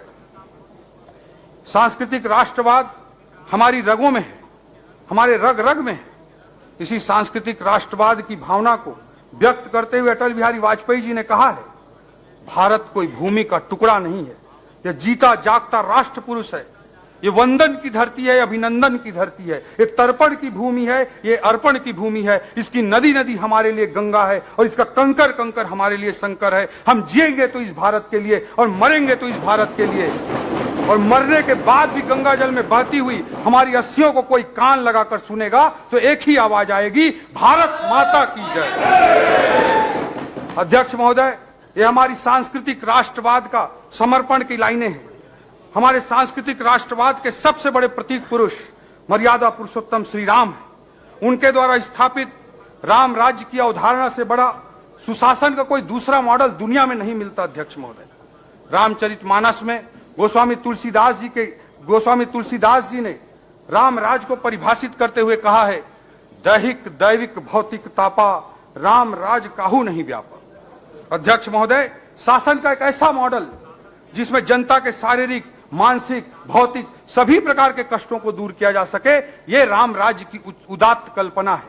इसी प्रकार की परिकल्पना हमको दीनदयाल उपाध्याय जी के सिद्धांत में, मानव एकात्मवाद में भी दिखती है, जब वो कहते हैं शरीर, मन, बुद्धि, आत्मा और चित्ती, ये पांचों का एकीकृत विकास पर ध्यान केंद्रित करने की बात करते हैं। राम राज्य की अवधारणा को आदर्श मानकर हम लगातार कार्य करेंगे अध्यक्ष महोदय, और गुड गवर्नेंस, रिफॉर्म्स, सारे चीजों को इंप्लीमेंट करने के लिए पूर्ण समर्पण के साथ हमारी सरकार समर्पित होकर कार्य करेगी अध्यक्ष महोदय। अध्यक्ष महोदय, मैं प्रदेश की आर्थिक स्थिति के संबंध में कुछ विवरण प्रस्तुत करना चाहता हूं। वर्ष 2023-24 के इकोनॉमिक सर्वे के अनुसार स्थिर दर पर वर्ष 2023-24 के राज्य के जीएसडीपी में 6.56% की वृद्धि अनुमानित है। जब किसी अवधि में पूरे देश की औसत जीडीपी में 7.32% की वृद्धि हुई है। प्रचलित दर पर राज्य का सकल घरेलू उत्पाद जो 2022-23 में 4,64,000 था, 23-24 में बढ़कर 5,05,000 करोड़ अनुमानित है। इस प्रकार प्रचलित दर पर जीएसडीपी में पिछले वर्ष की तुलना में 8.9% की वृद्धि अनुमानित है। वर्ष 2023-24 का जीएसडीपी का जो ग्रोथ रेट है 6.56% का ग्रोथ रेट, ये राष्ट्रीय औसत 7.32% से भी कम है, जो अर्थव्यवस्था की धीमी गति को स्पष्ट रूप से बता रहा है। अध्यक्ष महोदय, वर्ष 2030 तक 10 लाख करोड़ के सकल घरेलू उत्पाद के लक्ष्य को हासिल करने के लिए हमें पूंजीगत निवेश में पर्याप्त वृद्धि करनी होगी। साथ ही कृषि के अलावा विनिर्माण और सेवा क्षेत्रों में पारदर्शिता के साथ युद्ध स्तर पर कार्य करने की आवश्यकता पड़ेगी, क्योंकि सेवा क्षेत्र में हमारा योगदान, हमारी जीडीपी में सेवा क्षेत्र का योगदान अभी भी 31% है, जबकि राष्ट्रीय औसत लगभग 55% के बराबर है। इसे बढ़ाने की हमको आवश्यकता है। छत्तीसगढ़ के लिए मोदी की गारंटी के इस बजट में प्रावधान किए गए अध्यक्ष महोदय, जिनका मैं जिक्र करना चाहता हूं। कैबिनेट की पहली बैठक में ही हमने प्रधानमंत्री आवास योजना के लंबित 18 लाख घरों का निर्माण पूरा करने का निर्णय लिया है। इसके लिए द्वितीय अनुपूरक बजट में 3800 करोड़ रुपए का प्रावधान किया गया था और 2024-25 में 8,369 करोड़ रुपए का प्रावधान हम कर रहे हैं। अध्यक्ष महोदय, महतारी वंदन योजना की स्वीकृति भी हमारे कैबिनेट द्वारा, हमारी सरकार द्वारा दी जा चुकी है। 1 मार्च सन 2024 से योजना के तहत पात्र महिलाओं को 12,000 रुपए वार्षिक का भुगतान किया जाएगा। मोदी की गारंटी को हम पूरा कर रहे हैं। अध्यक्ष महोदय, 25 दिसंबर 2023 को सुशासन दिवस के अवसर पर 12 लाख से अधिक किसानों को 3,716 करोड़ रुपए के लंबित बोनस की राशि की भुगतान की जा चुकी है और किसानों के लिए कृषि उन्नति योजना अंतर्गत इस बजट में 10,000 करोड़ रुपए का प्रावधान किया गया है। मोदी की गारंटी के तहत इस बजट में हर घर निर्मल जल अभियान को पूरा करने के लिए जल जीवन मिशन में 4,500 करोड़ रुपए का प्रावधान किया गया है। इससे लोक स्वास्थ्य यांत्रिकी विभाग का बजट, पीएचई डिपार्टमेंट का बजट पिछले वर्ष की तुलना में 2 गुना बढ़ गया है। ग्रामीण विकास विभाग के बजट में भी बड़ी वृद्धि हुई है। तेंदुपत्ता संग्राहकों को प्रति मानक बोरा 5500 रुपए की दर से संग्रहण शुल्क भुगतान करने का भी निर्णय हमारी सरकार के द्वारा लिया जा चुका है। अध्यक्ष महोदय, हमने संकल्प लिया था कि भूमिहीन कृषि मजदूरों को 10,000 रुपए प्रति वर्ष की दर से उन्हें सहायता करेंगे। इसके लिए इस बजट में दीनदयाल उपाध्याय भूमिहीन कृषि मजदूर योजना प्रारंभ की जा रही है, जिसमें 500 करोड़ रुपए का प्रावधान किया गया है। पीएससी परीक्षा के घोटाले की जांच का कार्य सीबीआई को सौंपने का हमारी सरकार ने निर्णय लिया है और भविष्य में पूर्ण पारदर्शिता के साथ पीएससी परीक्षा का आयोजन सुनिश्चित किया जाएगा और आवश्यक रिफॉर्म पीएससी में सुनिश्चित किए जाएंगे। यह संकल्प हमारी सरकार ने लिया है। युवाओं के लिए छत्तीसगढ़ उद्यम क्रांति योजना वर्ष 2024-25 इसी वित्तीय वर्ष से चालू करने का प्रावधान किया गया है। इसी बजट में प्रावधान किया गया। अध्यक्ष महोदय, स्टेट कैपिटल रीजन के विकास की योजना तैयार करने के लिए इस बजट में 5 करोड़ रुपए का प्रावधान किया गया है। इन्वेस्ट इंडिया की तर्ज पर इन्वेस्ट छत्तीसगढ़ आयोजित करने के लिए भी इस बजट में प्रावधान किया गया है। अध्यक्ष महोदय, मोदी की गारंटी के तहत शक्तिपीठ परियोजना का डीपीआर एवं निर्माण कार्यों को आगे बढ़ाने के लिए 5 करोड़ रुपए का प्रावधान किया गया है। सांस्कृतिक राष्ट्रवाद और श्री रामलला के प्रति प्रदेश की जनता की अपार आस्था को देखते हुए हमारी सरकार ने श्री रामलला दर्शन योजना मोदी की गारंटी के तहत चालू किया है और इसके लिए इस बजट में 35 करोड़ रुपए का प्रावधान किया गया है। कृषि क्षेत्र के कुछ महत्वपूर्ण प्रावधानों का मैं जिक्र करना चाहूंगा। राज्य के ग्रामीण क्षेत्र में किसानों एवं भूमिहीन कृषि मजदूरों की स्थिति में सुधार के लिए कृषि एवं सहायक गतिविधियों के प्रोत्साहन हेतु समन्वित प्रयास किया जाएगा। कृषि विभाग के बजट में विगत वर्ष की तुलना में 33% की वृद्धि करते हुए कुल 13,438 करोड़ रुपए का प्रावधान किया गया है। किसानों को सहकारी एवं ग्रामीण बैंकों से ब्याज मुक्त कृषि ऋण उपलब्ध कराने के लिए पहले 2003 से पहले 15%, 16% की दर से ब्याज दर पे ऋण मिलता था अध्यक्ष महोदय, जिसे पिछली भाजपा की सरकार ने 0% तक लाया था और इसी योजना को आगे बढ़ाने के लिए ऋण उपलब्ध कराने के लिए 8,500 करोड़ की साख सीमा निर्धारित की गई है और ब्याज अनुदान के रूप में 317 करोड़ रुपए का प्रावधान किया गया है। अध्यक्ष महोदय, कृषि से संबंधित कुछ महत्वपूर्ण महाविद्यालयों की स्थापना की जा रही है। इस बजट में जो प्रावधान है वो मैं आपके समक्ष रखना चाहूंगा अध्यक्ष महोदय।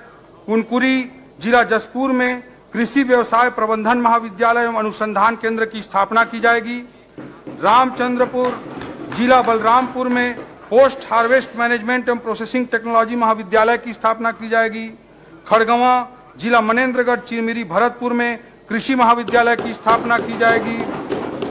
सिलफिली जिला सूरजपुर एवं रायगढ़ में शासकीय उद्यानिकी एवं वानिकी महाविद्यालय की भी स्थापना की जाएगी। प्रधानमंत्री मत्स्य संपदा योजना अंतर्गत ग्राम सतरेंगा में पर्यटन विकास की दृष्टि से एक्वा पार्क की स्थापना की जाएगी। इसके लिए 5 करोड़ रुपए का बजटीय प्रावधान किया गया है। कृषि में आधुनिक उपकरणों के प्रयोग को बढ़ावा देने के लिए कृषि अभियांत्रिकी संचालनालय की स्थापना के लिए सरगुजा जिले में गुणवत्ता नियंत्रण प्रयोगशाला की स्थापना की जाएगी। उद्यानिकी को बढ़ावा देने के लिए 14 विकास खंडों में नवीन नर्सरी की स्थापना की जाएगी एवं पूर्व से संचालित 20 नर्सरियों में अतिरिक्त पद सृजित किए जाएंगे।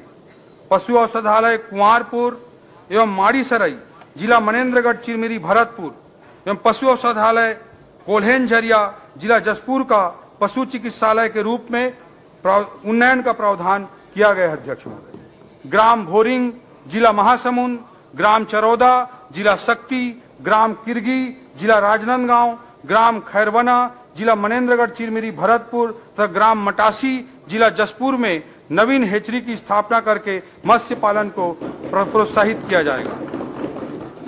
सिंचाई से संबंधित कुछ महत्वपूर्ण प्रावधानों का मैं उल्लेख करना चाहूंगा अध्यक्ष महोदय। सिंचाई रकबे के विस्तार के लिए नवीन सिंचाई परियोजनाओं हेतु 300 करोड़ रुपए की राशि का प्रावधान किया गया है। संभावित सिंचाई परियोजनाओं की सूची में 10 करोड़ से अधिक लागत के 156 कार्य भी प्रस्तावित किए गए हैं।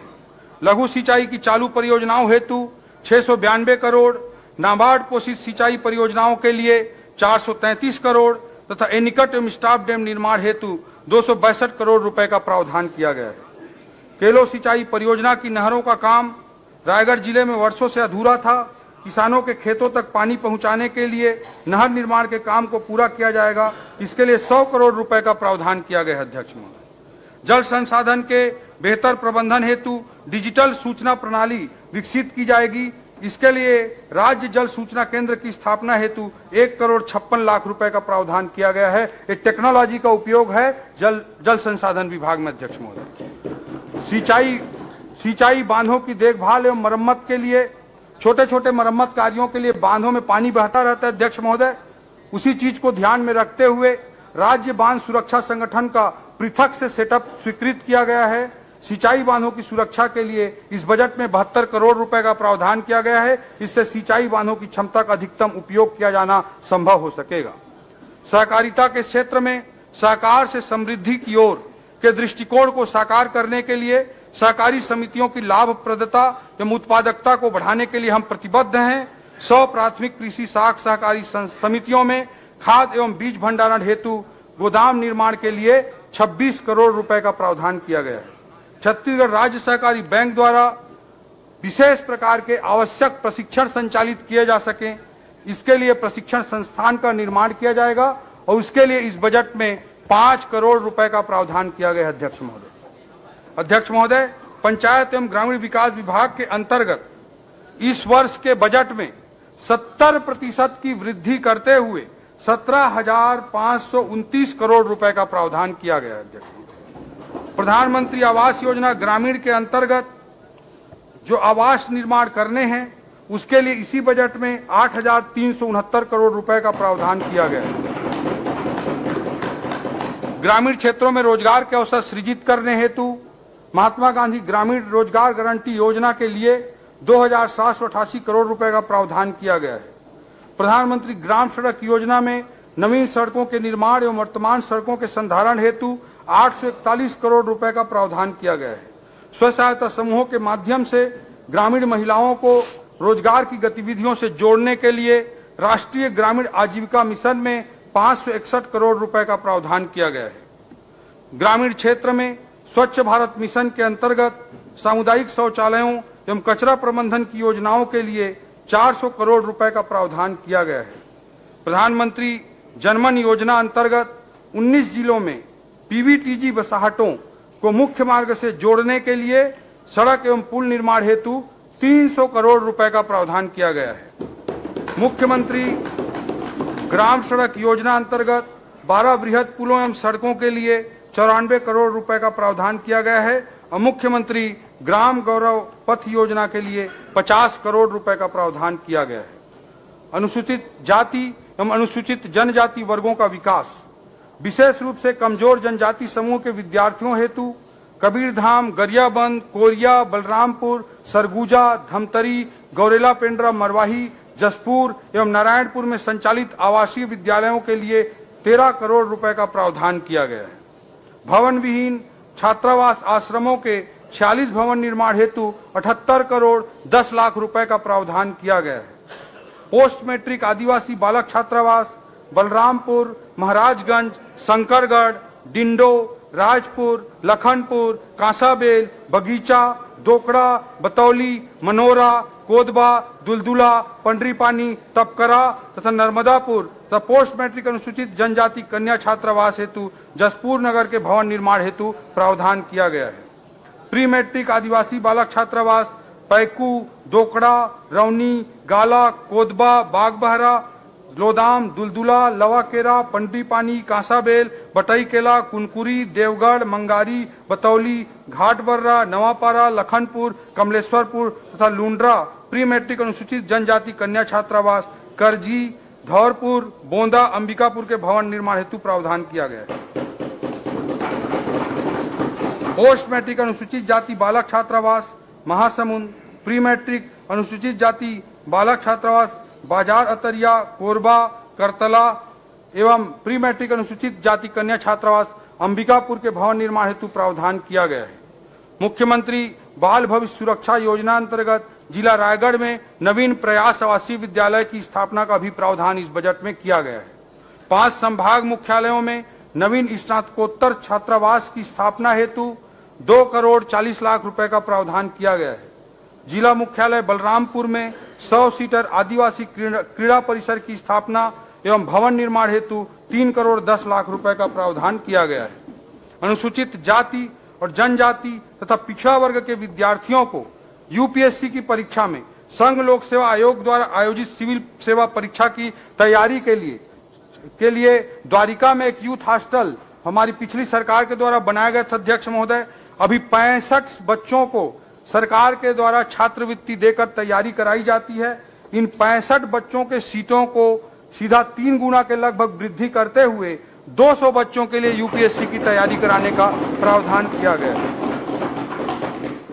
अध्यक्ष महोदय, पोषण एवं खाद्य सुरक्षा अंतर्गत प्रधानमंत्री जी द्वारा गरीब कल्याण योजना के तहत देश भर के 80 करोड़ हितग्राहियों के लिए निःशुल्क चावल वितरण की अवधि में 5 वर्ष की वृद्धि करने का निर्णय लिया गया है।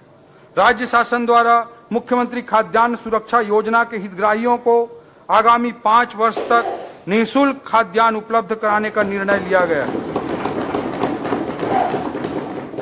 इस बजट में मुख्यमंत्री खाद्यान्न सहायता योजना अंतर्गत 3,400 करोड़ रुपए का प्रावधान किया गया है। अध्यक्ष महोदय, महिलाओं एवं बच्चों में कुपोषण से बचाव हेतु फोर्टिफाइड राइस के वितरण के लिए 209 करोड़ रुपए का प्रावधान किया गया है।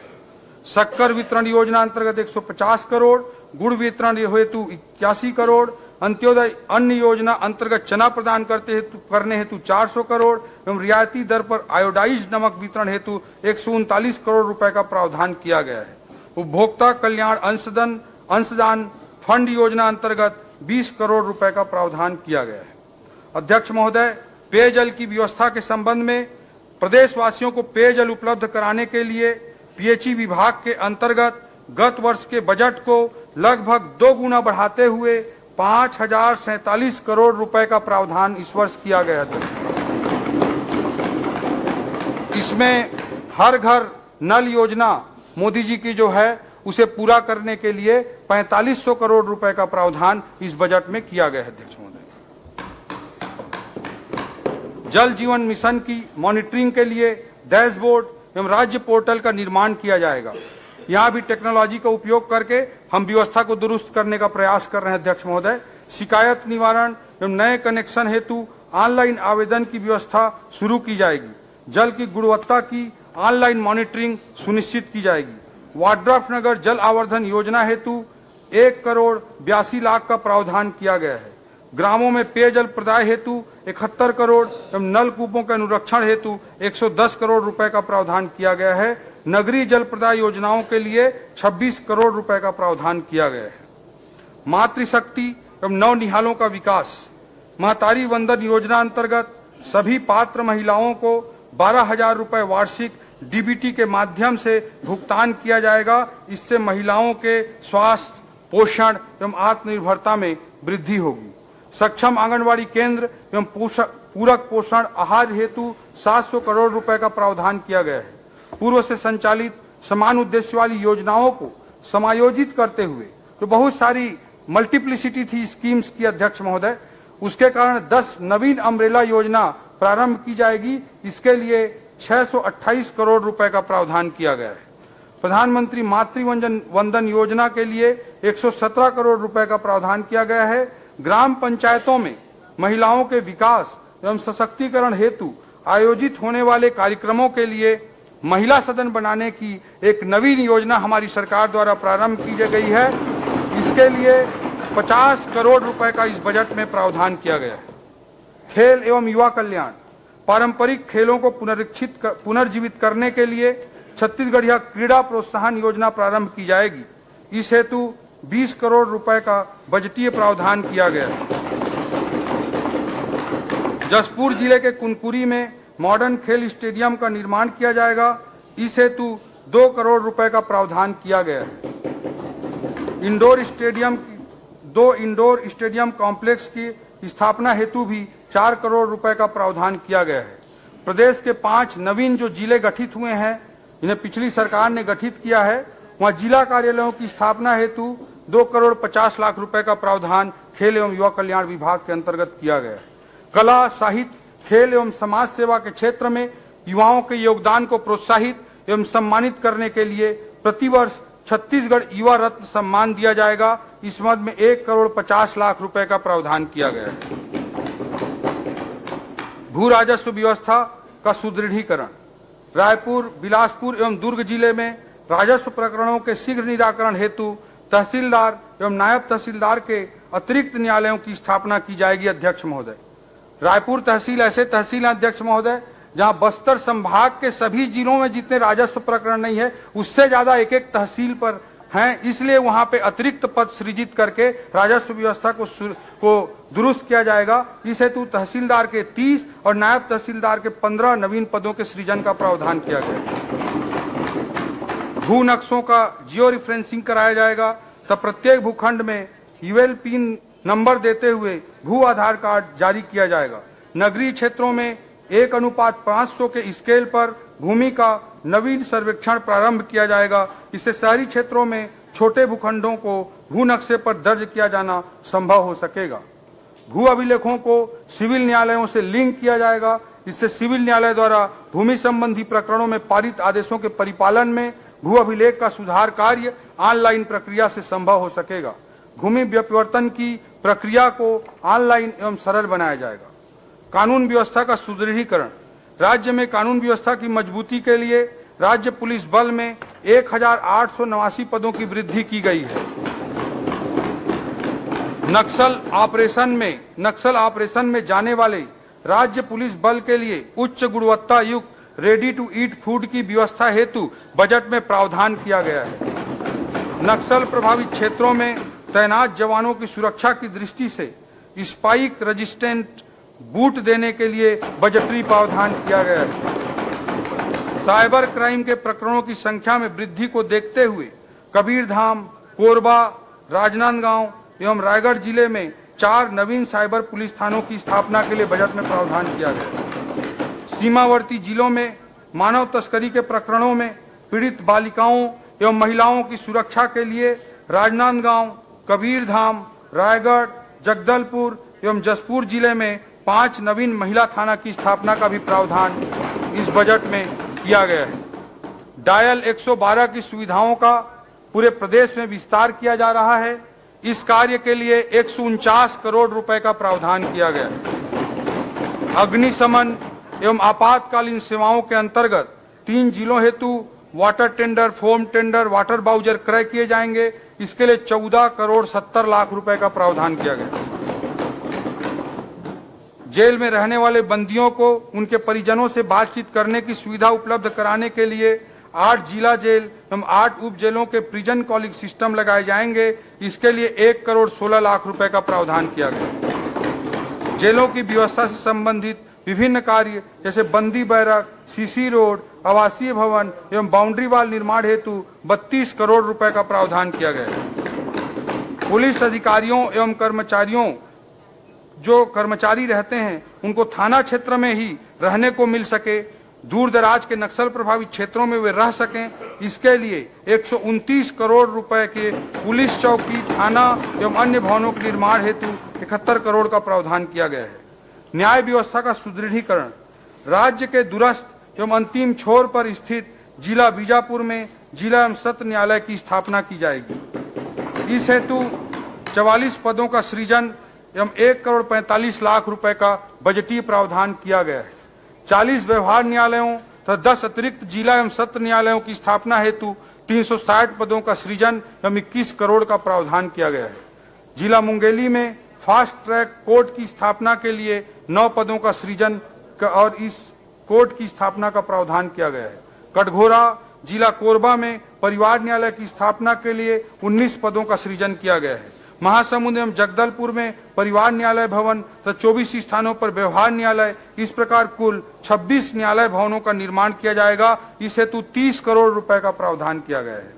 न्यायिक कर्मचारियों के 289 आवासीय भवनों के निर्माण के लिए कुल 21 करोड़ रुपए का प्रावधान किया गया है। उच्च न्यायालय भवन में वीडियो कॉन्फ्रेंसिंग व्यवस्था एवं वीडियो वॉल की स्थापना तथा जेल एवं अधीनस्थ न्यायालयों में लाइव स्ट्रीमिंग एवं रिकॉर्डिंग हेतु अतिरिक्त सेटअप एवं कंप्यूटर उपकरणों की व्यवस्था के लिए 15 करोड़ रुपए का प्रावधान किया गया है। ऐसा कोई विभाग नहीं अध्यक्ष महोदय जहां टेक्नोलॉजी के लिए हमने बजट न दिया हो। ई कोर्ट मिशन प्रोजेक्ट के क्रियान्वयन हेतु हार्डवेयर इंजीनियर एवं डाटा एंट्री ऑपरेटर के 596 पदों के सृजन का प्रावधान किया गया है। नगरीय सुविधाओं का विकास, नगरीय क्षेत्रों में सबके लिए आवास, हाउसिंग फॉर ऑल योजना अंतर्गत 1002 करोड़ रुपए का प्रावधान किया गया है। शहरी क्षेत्रों में बुनियादी सुविधाएं प्रदान करने के लिए अमृत मिशन योजना अंतर्गत 795 करोड़ एवं अधोसंरचना विकास मद अंतर्गत 700 करोड़ रुपए का प्रावधान किया गया है। रायपुर एवं बिलासपुर में स्मार्ट सिटी के लिए 404 करोड़ रुपए का प्रावधान किया गया है। सॉलिड वेस्ट मैनेजमेंट के लिए 206 करोड़ एवं यूज्ड वाटर मैनेजमेंट के लिए 166 करोड़ तथा सीवेज ट्रीटमेंट प्लांट की स्थापना के लिए 30 करोड़ रुपए का प्रावधान किया गया है। नगरीय क्षेत्र में स्थित स्लम बस्तियों में स्वास्थ्य सुविधाओं के लिए 300 करोड़ रुपए का प्रावधान किया गया है। नगर पंचायत कुनकुरी, प्रतापपुर, लोरमी एवं मनेन्द्रगढ़ में ड्रेनेज सिस्टम एवं सीरेज ट्रीटमेंट प्लांट की स्थापना के लिए 7 करोड़ रुपए का प्रावधान किया गया है। प्रदेश के 168 नगरीय निकायों में ई गवर्नेंस के तहत बजट एवं अकाउंटिंग मॉड्यूल स्थापित करने के लिए 47 नगरीय निकायों में प्रॉपर्टी सर्वे किए जाने हेतु GIS आधारित सॉफ्टवेयर निर्माण करने के लिए भी बजट प्रावधान किए गए हैं। इससे प्रॉपर्टी टैक्स की प्राप्तियों में पारदर्शिता आएगी। इन कार्यों के लिए 30 करोड़ रुपए का प्रावधान किया गया है। नगरीय निकायों में अध्यक्ष महोदय, रायपुर में एक नालंदा परिसर बना है, एक ऐसा लाइब्रेरी राष्ट्रीय स्तर की जिसमें 3000 से अधिक युवा आज वेटिंग में है। नालंदा परिसर की तर्ज पर प्रदेश के 22 स्थानों पर सेंट्रल लाइब्रेरी सह रीडिंग जोन की स्थापना की जाएगी और इसके लिए 148 करोड़ रुपए का बजटीय प्रावधान किया गया है। शहरों में जल की शुद्धता के ऑटोमेटेड जांच एवं प्रदर्शन प्रारंभ किया जाएगा। रतनपुर और डोंगरगढ़ में पेयजल की गुणवत्ता सुनिश्चित करते हुए ड्रिंक फ्रॉम टैप वाटर का पायलट प्रोजेक्ट शुरू किए जाने का निर्णय लिया गया है। छोटे घरों के लिए 15 दिवस के अंदर कंप्यूटराइज जांच प्रणाली के माध्यम से भवन निर्माण के अनुमति की व्यवस्था लागू की जाएगी। अध्यक्ष महोदय, प्रधानमंत्री ई बस सेवा अंतर्गत वाहनों ई बस क्रय करने हेतु 103 करोड़ रुपए का प्रावधान किया गया है। इससे इलेक्ट्रिक वाहनों को प्रोत्साहन मिलेगा और ये ग्रीन एनर्जी की दिशा में हमारा एक बड़ा कदम होगा। स्टेट कैपिटल रीजन के एकीकृत विकास योजना तैयार करने के लिए 5 करोड़ रुपए का प्रावधान किया गया है। आईटी इनेबल्ड सेवाओं के अनुकूल अधोसंरचना विकसित की जाएगी, इसके लिए भी 5 करोड़ रुपए का प्रावधान किया गया है। नवा रायपुर अटल नगर में केंद्रीय विद्यालय, मेडिकल हब एवं आंतरिक मार्गों को मुख्य सड़क से जोड़ने के लिए 30 करोड़ रुपए का प्रावधान किया गया है। सिटी डेवलपमेंट एवं इन्वेस्टमेंट प्रमोशन हेतु 10 करोड़ रुपए का प्रावधान किया गया है। नवा Raipur Atal Nagar smart city corporation के लिए 206 करोड़ रुपए का प्रावधान किया गया है। पर्यटन एवं संस्कृति, आम नागरिकों के लिए राज्य में पर्यटन सुविधा बढ़ाए जाने हेतु मुख्यमंत्री जन पर्यटन योजना प्रारंभ की जाएगी। शक्तिपीठ परियोजना के अंतर्गत प्रदेश के 5 शक्तिपीठों अर्थात रतनपुर, चंद्रपुर, दंतेवाड़ा, उदरगढ़ इन 5 स्थानों को विकसित करने के लिए योजना तैयार की जाएगी। इस हेतु 5 करोड़ रुपए का प्रावधान किया गया है। विभागवार महत्वपूर्ण अभिलेखों को डिजिटल स्वरूप देने के लिए छत्तीसगढ़ वेब अभिलेखागार में जन सामान्य को सुविधा के लिए उपलब्ध कराया जाएगा। इस हेतु 3 करोड़ रुपए का प्रावधान किया गया है। अध्यक्ष महोदय, हमारे वनवासियों की भाषा, आदिवासी भाइयों की भाषा गोंडी भाषा है। गोंडी भाषा के विकास हेतु हिंदी एवं छत्तीसगढ़ी भाषा से गोंडी भाषा में अनुवाद करने वाले सॉफ्टवेयर का निर्माण किया जाएगा। इससे गोंडी भाषा के उपयोग को बढ़ावा मिलेगा। इस हेतु 2 करोड़ 50 लाख रुपए का प्रावधान किया गया है। अध्यक्ष महोदय, छत्तीसगढ़ में गोंडी, हल्बी जैसी आदि भाषाएं हैं। इन आदि भाषाओं के संरक्षण एवं संवर्धन के लिए छत्तीसगढ़ आदि भाषा परिषद का भी गठन किया जाएगा। वन एवं जलवायु परिवर्तन, तेंदुपत्ता संग्राहकों को प्रति मानक बोरा 4000 रुपए से बढ़ाते हुए 5500 की दर से संग्रहण शुल्क का भुगतान किया जाएगा। वन क्षेत्रों में इको टूरिज्म को बढ़ावा देने के लिए नई नीति जारी की जाएगी। वाणिज्यिक वृक्षारोपण को बढ़ावा देने के लिए किसान वृक्ष मित्र योजना प्रारंभ की जाएगी। इसके अंतर्गत निजी भूस्वामी एवं शासकीय एवं अर्धशासकीय संस्थाओं को वाणिज्यिक वृक्षारोपण के लिए सहायता अनुदान प्रदान किया जाएगा। इस हेतु 60 करोड़ रुपए का प्रावधान किया गया है। प्रदेश के वनों के संरक्षण एवं संवर्धन से जुड़े कार्यों के क्रियान्वयन हेतु कैंपा योजना में 1000 करोड़ रुपए का प्रावधान किया गया है। वार्षिक कार्य योजना के अनुरूप वनों के प्राकृतिक पुनरुत्पादन हेतु 240 करोड़ रुपए का प्रावधान किया गया है। तेंदुपत्ता संग्राहक परिवार के सदस्यों को चरण पादुका वितरित करने हेतु 35 करोड़ रुपए का प्रावधान किया गया है। लेमरू हाथी रिजर्व परियोजना अंतर्गत फलदार प्रजातियों का वृक्षारोपण, चारागाह विकास, जल की उपलब्धता तथा हाथी मानव द्वंद्व के कुशल प्रबंधन के लिए रैपिड रिस्पांस टीम के गठन और अन्य कार्यों हेतु 20 करोड़ रुपए का प्रावधान किया गया है। बाहर नावापारा अभ्यारण्य में पर्यटन सुविधाओं के विकास हेतु 1 करोड़ रुपए का प्रावधान किया गया है। विभाग के कार्यों का वेब एवं मोबाइल बेस्ड प्लेटफॉर्म तैयार किए जाने के उद्देश्य से प्रशासन सुदृढ़ीकरण योजना अंतर्गत 14 करोड़ 70 लाख रुपए का प्रावधान किया गया है।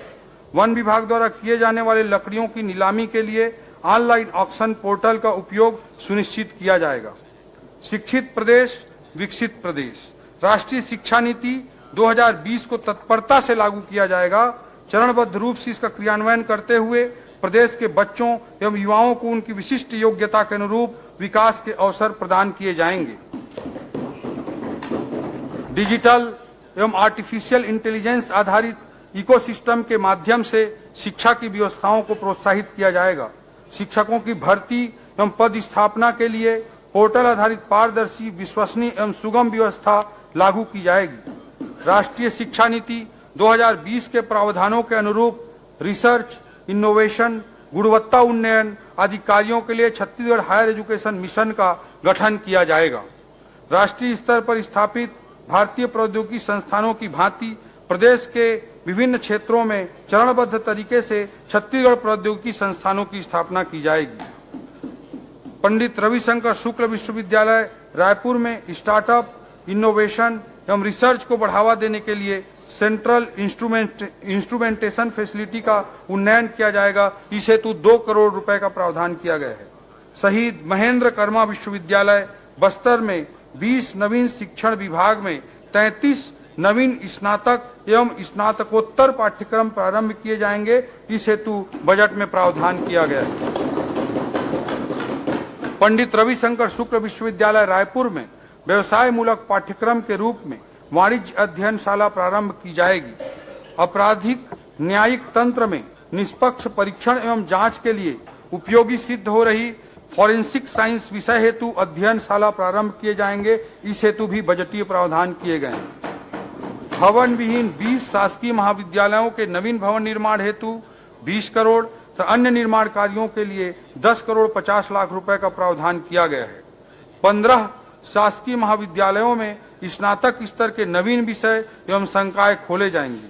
22 शासकीय महाविद्यालयों में स्नातकोत्तर स्तर के नवीन विषय प्रारंभ किए जाएंगे। सूरजपुर, गरियाबंद, कोंडागांव, सुकमा एवं बलरामपुर में जिला शिक्षा एवं प्रशिक्षण संस्थान डाइट की स्थापना की जाएगी। भवन विहीन 57 शासकीय हाई स्कूलों एवं 39 शासकीय हायर सेकेंडरी स्कूलों के भवनों का निर्माण किया जाएगा। इसके लिए बजट में 100 करोड़ रुपए का प्रावधान किया गया है।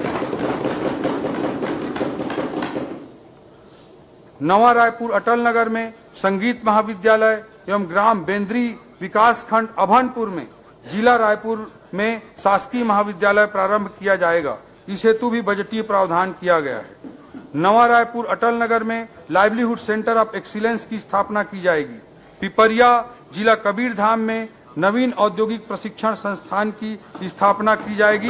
इसके लिए 1 करोड़ रुपए का बजट प्रावधान किया गया है। विद्यार्थियों एवं आम जनता में विज्ञान के प्रति रुचि उत्पन्न करने एवं विज्ञान के मूलभूत सिद्धांतों को समझने के उद्देश्य से राजधानी में साइंस सिटी की स्थापना की जाएगी। इसके लिए 34 करोड़ रुपए का प्रावधान किया गया है। खगोल विज्ञान की लोकप्रियता को जनमानस तक पहुंचाने के उद्देश्य से सूरजपुर जिले में एस्ट्रो पार्क की स्थापना की जाएगी। इसके लिए 2 करोड़ रुपए का प्रावधान किया गया है। स्वास्थ्य सुविधाओं का सुदृढ़ीकरण। प्रदेश के बीपीएल परिवारों को 5 लाख तक एवं एपीएल परिवारों को 50,000 तक निःशुल्क स्वास्थ्य सुविधा लेने के लिए आयुष्मान कार्ड जारी किए जाएंगे। इसके लिए आयुष्मान भारत प्रधानमंत्री जन आरोग्य योजना के साथ शहीद वी नारायण सिंह आयुष्मान स्वास्थ्य योजना संचालित की जाएगी। इसके लिए 1,500 करोड़ रुपए का प्रावधान किया गया है। स्वास्थ्य संबंधी विभिन्न कार्यक्रमों के क्रियान्वयन हेतु राष्ट्रीय स्वास्थ्य मिशन योजना में 1,821 करोड़ रुपए का प्रावधान किया गया है। अध्यक्ष महोदय, प्रदेश का प्रसिद्ध मेडिकल कॉलेज है बिलासपुर का Chhattisgarh institute of medical sciences. इसका भवन जर्जर होकर वर्षों से चला आ रहा है। छत्तीसगढ़ आयुर्विज्ञान संस्थान बिलासपुर के नवनिर्माण के लिए 700 करोड़ रुपए के लागत से नवीन भवन का निर्माण किया जाएगा। शासकीय चिकित्सालय महाविद्यालय रायपुर का 1200 बिस्तर अस्पताल में उन्नयन किया जाएगा एवं इसके लिए 776 करोड़ की लागत से 700 बिस्तर अस्पताल के भवन निर्माण किया जाएगा। अंबिकापुर में सुपर स्पेशलिटी हॉस्पिटल की स्थापना की जाकर अंबिकापुर मेडिकल कॉलेज के साथ संयोजित करते हुए अखिल भारतीय आयुर्विज्ञान संस्थान की तर्ज पर वहां चिकित्सा सुविधाओं का विकास किया जाएगा। इसके लिए 50 करोड़ रुपए का प्रावधान किया गया है। राज्य के अस्पतालों को गुणवत्ता उन्नयन की दृष्टि से राष्ट्रीय गुणवत्ता आश्वासन मानक NQAS सर्टिफिकेशन कराया जाएगा। इस हेतु 12 करोड़ रुपए का प्रावधान किया गया है। रायगढ़, कवर्धा, गरियाबंद, मुंगेली, बैकुंठपुर, जसपुर एवं नारायणपुर के जिला चिकित्सालयों को आदर्श चिकित्सालय के रूप में विकसित किए जाने हेतु 20 करोड़ रुपए का प्रावधान किया गया है। राजनांदगांव मेडिकल कॉलेज में ट्रामा सेंटर की स्थापना हेतु 2 करोड़ 70 लाख रुपए का प्रावधान किया गया है। नवीन 5 जिले खैरागढ़ छुई खदान गंडई, मनेन्द्रगढ़ भरतपुर चिरमिरी, सारंगगढ़ बिलाईगढ़, गौरेला पेंड्रा मरवाही एवं शक्ति में सिविल सर्जन सह अस्पताल अधीक्षक एवं मुख्य चिकित्सा एवं स्वास्थ्य अधिकारी कार्यालयों की स्थापना की जाएगी। मनेन्द्रगढ़ चिरमिरी तथा पुनपुरी में 220 बिस्तर अस्पताल की स्थापना की जाएगी। बस्तर में नर्सिंग कॉलेज की स्टाफ क्वार्टर हेतु भी इस बजट में प्रावधान किया गया है। डीकेएस के सुपर स्पेशलिटी हॉस्पिटल रायपुर एवं फिजियोथेरेपी महाविद्यालय रायपुर में छात्रावास निर्माण हेतु 2 करोड़ रुपए का प्रावधान किया गया है। 300 प्राथमिक स्वास्थ्य केंद्र, 25 जिला चिकित्सालयों एवं 48 क्रियाशील फर्स्ट रेफरल यूनिट के लिए लैब टेक्नीशियन के 373 पदों का प्रावधान इस बजट में किया गया है। प्राथमिक स्वास्थ्य केंद्र खड़गवां, जिला मनेन्द्रगढ़ चिरमिरी भरतपुर को सामुदायिक स्वास्थ्य केंद्र के रूप में उन्नयन के लिए 37 पदों का प्रावधान किया गया है। उप स्वास्थ्य केंद्र गोलावंड, जिला कोंडागांव को प्राथमिक स्वास्थ्य केंद्र में उन्नयन हेतु 12 पदों का प्रावधान किया गया है। सिविल अस्पताल कुरुद, जिला धमतरी को 50 बिस्तर अस्पताल से 100 बिस्तर अस्पताल में उन्नयन किया जाएगा। 15 नवीन प्राथमिक स्वास्थ्य केंद्रों की स्थापना की जाएगी। इसके लिए 276 नवीन पद सृजन का प्रावधान किया गया है। शहरी स्वास्थ्य केंद्रों में फिजियोथेरेपी, मानसिक स्वास्थ्य, नशा मुक्ति तथा योग संबंधी परामर्श सेवाओं के लिए मुख्यमंत्री शहरी स्वास्थ्य कार्यक्रम अंतर्गत 3 करोड़ 50 लाख रुपए का बजटीय प्रावधान किया गया है। मनेन्द्रगढ़, सूरजपुर, बलरामपुर एवं कोंडागांव में जिला आयुर्वेद कार्यालय प्रारंभ किए जाएंगे। 6 आयुर्वेद औषधालय रतनपुर, जिला कोरिया, सेमरिया, जिला रायपुर, निकुंम, जिला दुर्ग, चित्रकूट, जिला बस्तर, सुपेबेड़ा, जिला गरियाबंद तथा रेरुमा खुर्द, जिला रायगढ़ में खोले जाएंगे। जिला आयुर्वेद कार्यालय सूरजपुर में 10 बिस्तर के पॉलीक्लिनिक की स्थापना की जाएगी। भूमिहीन कृषि मजदूरों, श्रमिकों, निराश्रितों एवं दिव्यांगों की सहायता। भूमिहीन कृषि मजदूरों की सहायता हेतु दीनदयाल उपाध्याय भूमिहीन कृषि मजदूर कल्याण योजना प्रारंभ करने का इस बजट में प्रावधान किया गया है, जो मोदी की गारंटी का हिस्सा है। इसके अंतर्गत प्रत्येक परिवार को प्रति वर्ष 10,000 रुपए की आर्थिक सहायता दी जाएगी। इसके लिए इस बजट में 500 करोड़ रुपए का प्रावधान किया गया है। असंगठित श्रमिकों, असंगठित सफाई कर्मकारों, ठेका मजदूरों, घरेलू कामकाजी महिलाओं एवं हमालों के कल्याण हेतु अटल श्रम सशक्तिकरण योजना की शुरुआत की जाएगी। इसके लिए 123 करोड़ रुपए का बजटीय प्रावधान किया है। विभाग द्वारा असंगठित श्रमिकों के पंजीयन एवं योजनाओं के क्रियान्वयन के ऑनलाइन मॉनिटरिंग हेतु श्रमेव जयते पोर्टल आरंभ किया जाएगा। पोर्टल के विकास हेतु 2 करोड़ रुपए का प्रावधान किया गया है। निराश्रितों, वृद्धजनों, दिव्यांगों, विधवा एवं परित्यक्ता महिलाओं को पेंशन योजनाओं का लाभ देने के लिए 1,400 करोड़ रुपए का प्रावधान किया गया है। इससे लगभग 23 लाख हितग्राहियों को सामाजिक सुरक्षा पेंशन का लाभ मिल पाएगा। प्रदेश के दिव्यांगों के सामाजिक समावेश सुनिश्चित करने के लिए सार्वजनिक इंफ्रास्ट्रक्चर को दिव्यांग अनुकूल बनाने के प्रति भी इस बजट में बजटीय प्रावधान किए गए। वाणिज्य एवं उद्योग विभाग वर्तमान उद्योग नीति की समीक्षा करके नई उद्योग नीति जारी की जाएगी। इसमें राज्य में उपलब्ध कृषि उत्पाद, वनोपज एवं खनिज संपदा तथा रोजगार मूलक उद्योगों की स्थापना का ध्यान रखा जाएगा और नए उद्योगों को बढ़ावा देने के साथ साथ कोर सेक्टर में पूर्व से कार्यरत उद्योगों के क्षमता विकास के लिए भी अनुकूल अवसर प्रदान किए जाएंगे। प्रदेश में आर्थिक और अत्याधुनिक इंफ्रास्ट्रक्चर से युक्त कोरबा बिलासपुर इंडस्ट्रियल कॉरिडोर के लिए राष्ट्रीय राजमार्ग के निकट के क्षेत्रों में उपलब्ध उपयुक्त शासकीय भूमि पर औद्योगिक क्षेत्रों का विकास किया जाएगा। इस योजना के निर्माण हेतु 5 करोड़ रुपए का बजटीय प्रावधान किया गया है। नए औद्योगिक पार्कों की स्थापना हेतु 60 करोड़, फूड पार्क की स्थापना हेतु 50 करोड़, लागत पूंजी अनुदान हेतु 200 करोड़ एवं ब्याज अनुदान हेतु 50 करोड़ रुपए का प्रावधान किया गया है। युवाओं को स्वरोजगार उपलब्ध कराने के लिए मोदी जी की गारंटी के तहत छत्तीसगढ़ उद्यम क्रांति योजना प्रारंभ की जाएगी। इन्वेस्ट इंडिया की तर्ज पर इन्वेस्ट छत्तीसगढ़ सम्मेलन आयोजित किया जाएगा। इस हेतु भी बजटीय प्रावधान किए गए हैं। प्रदेश में अत्याधुनिक Chhattisgarh startup hub, knowledge process outsourcing इकाइयां स्थापित करने एवं राज्य में एक समृद्ध नवाचार पारिस्थितिकी तंत्र तैयार किए जाने हेतु स्टार्टअप समिट का आयोजन किए जाने का भी इस बजट में प्रावधान किया गया है। जिला कोरबा में एल्यूमिनियम पार्क की स्थापना किए जाने हेतु 5 करोड़ रुपए का बजटीय प्रावधान किया गया है। प्रदेश के हैंडलूम, हस्तशिल्प एवं अन्य स्थानीय उत्पादों के बिक्री एवं प्रचार प्रसार के लिए मार्केट प्लेस उपलब्ध कराने हेतु राजधानी में राष्ट्रीय स्तर पर जो यूनिटी मॉल का कॉन्सेप्ट है, उसी तरह का यूनिटी मॉल रायपुर में स्थापित किया जाएगा। स्थानीय उत्पादों को बढ़ावा देने के लिए इसकी लागत लगभग 200 करोड़ रुपए होगी और इसके लिए 80 करोड़ रुपए का इस बजट में प्रावधान होगा। 50% सेंट्रल से मिलेगा। ऊर्जा विभाग 5 HP तक के कृषि पंपों को वार्षिक 7,500 यूनिट तक निःशुल्क विद्युत प्रदाय हेतु 3,500 करोड़ रुपए का प्रावधान किया गया है। योजना में 6,96,000 कृषि पंपों को लाभ मिलेगा।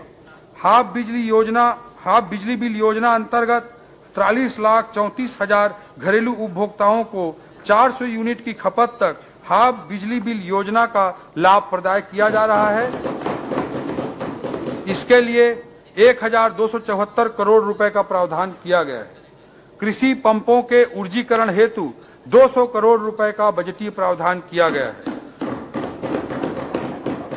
कृषकों को सिंचाई की सुविधा हेतु सोलर सिंचाई पंपों की स्थापना हेतु 670 करोड़ रुपए का बजटीय प्रावधान किया गया है। बीपीएल उपभोक्ताओं को प्रति माह 30 यूनिट की खपत पर निःशुल्क बिजली प्रदान की जाती है। इस हेतु एकल बत्ती कनेक्शन योजना अंतर्गत अनुदान मद में 540 करोड़ रुपए का प्रावधान किया गया है। सौर सामुदायिक सिंचाई योजना अंतर्गत 795 हेक्टेयर कृषि भूमि को सिंचित करने के उद्देश्य से 30 करोड़ रुपए का बजटीय प्रावधान किया गया है। आईटी अधोसंरचना एवं आईटी इनेबल्ड सर्विसेज, प्रशासनिक कार्यों में तेजी, शासकीय धन के कपटपूर्ण संव्यवहार पर रोक तथा शासन में पारदर्शिता लाने के लिए आईटी अधोसंरचना का तेजी से विकास किया जाएगा। राजधानी मुख्यालय से लेकर ग्राम पंचायत स्तर तक प्रशासनिक कार्यों में आईटी इनेबल्ड सर्विसेज को बढ़ावा देने के लिए सभी विभागों में कुल मिलाकर 266 करोड़ रुपए का प्रावधान किया गया है। यह हमारी रणनीति का एक महत्वपूर्ण स्तंभ है। इन टेक्नोलॉजिकल एक्सपेरिमेंट्स को सही ढंग से संचालित करने के लिए Chhattisgarh centre for smart governance की स्थापना का भी प्रावधान इस बजट में किया गया है, ताकि टेक्नोलॉजी रिलेटेड चीजों को अच्छे तरीके से इंप्लीमेंट किया जा सके। राज्य शासन द्वारा संचालित सभी प्रमुख जन कल्याणकारी योजनाओं की एकजाई मॉनिटरिंग अटल डैशबोर्ड के माध्यम से की जाएगी। इसके लिए 5 करोड़ रुपए का बजटीय प्रावधान किया गया है। शासकीय धन के आय व्यय की दैनिक निगरानी के लिए एकीकृत वित्तीय प्रबंधन सूचना प्रणाली इफमिस 2.0 प्रारंभ की जाएगी। भारत नेट परियोजना के तहत राज्य की 9,804 ग्राम पंचायतों को ऑप्टिकल फाइबर केबल से जोड़ा जा चुका है। इसके रख रखाव एवं संचालन के लिए 66 करोड़ की पुल निधि के गठन का प्रावधान किया गया है। एकीकृत ई प्रोक्योरमेंट परियोजना के नवीन संस्करण हेतु 15 करोड़ रुपए का प्रावधान किया गया है। ग्रामीण क्षेत्रों में वाईफाई के माध्यम से हॉटस्पॉट स्थापित कर प्रदेश भर में इंटरनेट की पहुंच बढ़ाई जाएगी। इस हेतु प्रथम चरण में 1000 ग्राम पंचायतों में वाईफाई की सुविधा के लिए पीएम वाड़ी परियोजना अंतर्गत 37 करोड़ रुपए का प्रावधान किया गया है। शासन के विभिन्न विभागों द्वारा उपयोग किए जा रहे ई परिसंपत्ति, मोबाइल ऐप एवं वेबसाइट की साइबर सुरक्षा हेतु आवश्यक जांच एवं सर्टिफिकेशन की व्यवस्था की जाएगी। अधोसंरचना निर्माण, प्रदेश में अधोसंरचना विकास एवं पूंजीगत व्यय को प्रोत्साहित करने के लिए लोक निर्माण विभाग के लिए 8017 करोड़ रुपए के प्रावधान सहित कुल 22,300 करोड़ रुपए का पूंजीगत मद में व्यय का प्रावधान इस बजट में किया गया है। यह प्रावधान गत वर्ष के पूंजीगत बजट के प्रावधान से 20% अधिक है, जबकि पिछले 5 सालों में ऑन एन एवरेज कैपेक्स में 12% की ही वृद्धि हो रही थी। राज्य मार्गों के निर्माण हेतु 190 करोड़, मुख्य जिला सड़कों के निर्माण हेतु 390 करोड़, ग्रामीण मार्गों के निर्माण हेतु 747 करोड़, अनुसूचित जनजाति बाहुल्य क्षेत्रों में सड़कों के निर्माण हेतु अतिरिक्त 200 करोड़, शहरी क्षेत्र के मार्ग हेतु 50 करोड़, बृहद एवं मध्यम पुलों के निर्माण हेतु 244 करोड़, रेलवे ओवरब्रिज निर्माण हेतु 50 करोड़ रुपए का प्रावधान किया गया है। शहरी एवं ग्रामीण क्षेत्रों में कुल 1690 नवीन निर्माण कार्य प्रस्तावित हैं। इसमें 1268 सड़क कार्य हेतु 737 करोड़, 349 बृहद एवं मध्यम पुल निर्माण हेतु 175 करोड़ तथा 55 भवनों के निर्माण हेतु 20 करोड़ रुपए का प्रावधान किया गया है। अधोसंरचना खर्चों में जगदलपुर, बिलासपुर एवं अंबिकापुर एयरपोर्ट हेतु सुरक्षा उपकरण एवं अन्य व्यवस्थाओं को निर्मित करने के लिए 30 करोड़ रुपए का बजटीय प्रावधान किया गया। जसपुर हवाई पट्टी एवं बलरामपुर हवाई पट्टी के उन्नयन एवं सुधार हेतु 16 करोड़ 20 लाख रुपए का बजटीय प्रावधान किया गया है। रेल लाइनों के लिए भी इस बजट में बड़े प्रावधान किए गए हैं। जिला मनेंद्रगढ़, चिरमिरी, भरतपुर एवं जिला कोरिया अंतर्गत शहरों के विकास और स्थायित्व के लिए रेलवे की महत्वपूर्ण परियोजना चिरमिरी नागपुर हाल्ट की नई रेल लाइन हेतु 120 करोड़ रुपए का प्रावधान किया गया। कटघोरा से डोंगरगढ़ रेल लाइन निर्माण को तीव्र गति से किए जाने हेतु राशि 300 करोड़ रुपए का बजटीय प्रावधान किया गया। कर प्रणाली का सुदृढ़ीकरण, कर प्रशासन में मजबूती एवं पारदर्शिता लाने के लिए सभी विभागों में आईटी टूल्स की सहायता ली जाएगी। कर प्राप्तियों में सुधार हेतु निगरानी तंत्र को भी मजबूत बनाया जाएगा। राज्य की राजस्व प्राप्तियों का प्रमुख स्रोत वस्तु एवं सेवा कर, goods and services tax, state GST है। वस्तु एवं सेवा कर के संकलन में सुधार एवं पारदर्शिता के लिए राज्य मुख्यालय में बिजनेस इंटेलिजेंस यूनिट की स्थापना की जाएगी। इसमें आर्टिफिशियल इंटेलिजेंस एवं मशीन लर्निंग का उपयोग करते हुए डेटा ड्रिवन फ्रॉड एनालिसिस सहित राजस्व संवर्धन के अन्य उपाय सुनिश्चित किए जाएंगे। इस हेतु इस बजट में 9 करोड़ 50 लाख रुपए का प्रावधान किया गया है। जीएसटी संबंधी अपीलीय मामलों के त्वरित निराकरण हेतु अधिकरण की स्थापना के लिए 5 करोड़ रुपए का प्रावधान किया गया है। आबकारी करावंचन के प्रकरणों पर नियंत्रण हेतु प्रशासनिक व्यवस्था सुदृढ़ की जाएगी। इसके लिए विभागीय पदों में वृद्धि, निरीक्षण हेतु वाहन व्यवस्था, मॉनिटरिंग हेतु कंप्यूटर उपकरण इत्यादि के लिए 3 करोड़ 88 लाख रुपए का बजटीय प्रावधान किया गया है। भूमि एवं भवनों का हस्तांतरण तथा अन्य विविध पंजीकृत संव्यवहार हेतु राष्ट्रीय सामान्य दस्तावेज पंजीकरण प्रणाली NGDRS सॉफ्टवेयर का उपयोग सभी जिलों में लागू किया जाएगा। इससे धोखाधड़ी एवं बेनामी लेन देन की प्रवृत्ति पर अंकुश लगेगा। विचाराधीन संपत्तियों का ऑटो वैल्यूएशन मॉड्यूल के तहत बाजार मूल्य की ऑनलाइन गणना का विकल्प होने से राजस्व प्राप्तियों में वृद्धि होगी। इसके लिए 10 करोड़ रुपए का बजटीय प्रावधान किया गया है। वर्ष 2024-25 का बजट अनुमान। अध्यक्ष महोदय, मैं वर्ष 2024-25 का बजट अनुमान सदन के समक्ष प्रस्तुत करता हूं। वर्ष 2024-25 में 1,47,500 करोड़ रुपए की कुल प्राप्ति का अनुमान है, जो गत वर्ष की अनुमानित प्राप्तियों से 22% अधिक है।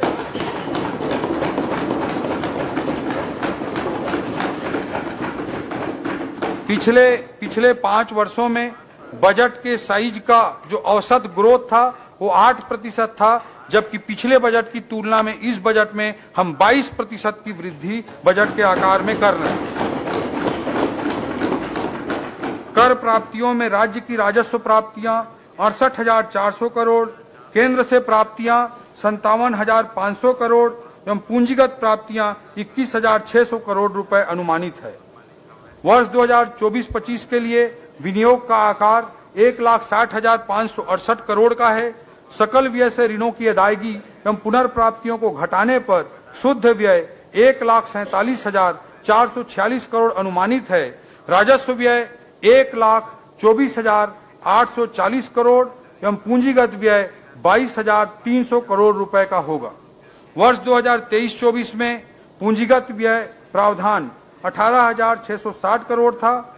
वर्ष 2024-25 में 22,300 करोड़ रुपए का बजटीय प्रावधान किया गया है, जो गत वर्ष की तुलना में 20% अधिक है। प्रदेश में अनुसूचित जनजाति वर्ग एवं अनुसूचित जाति वर्ग के विकास के लिए आदिवासी उप योजना मद में 33% एवं अनुसूचित जाति विशेष घटक योजना मद में 13% राशि का विशेष प्रावधान किया गया है।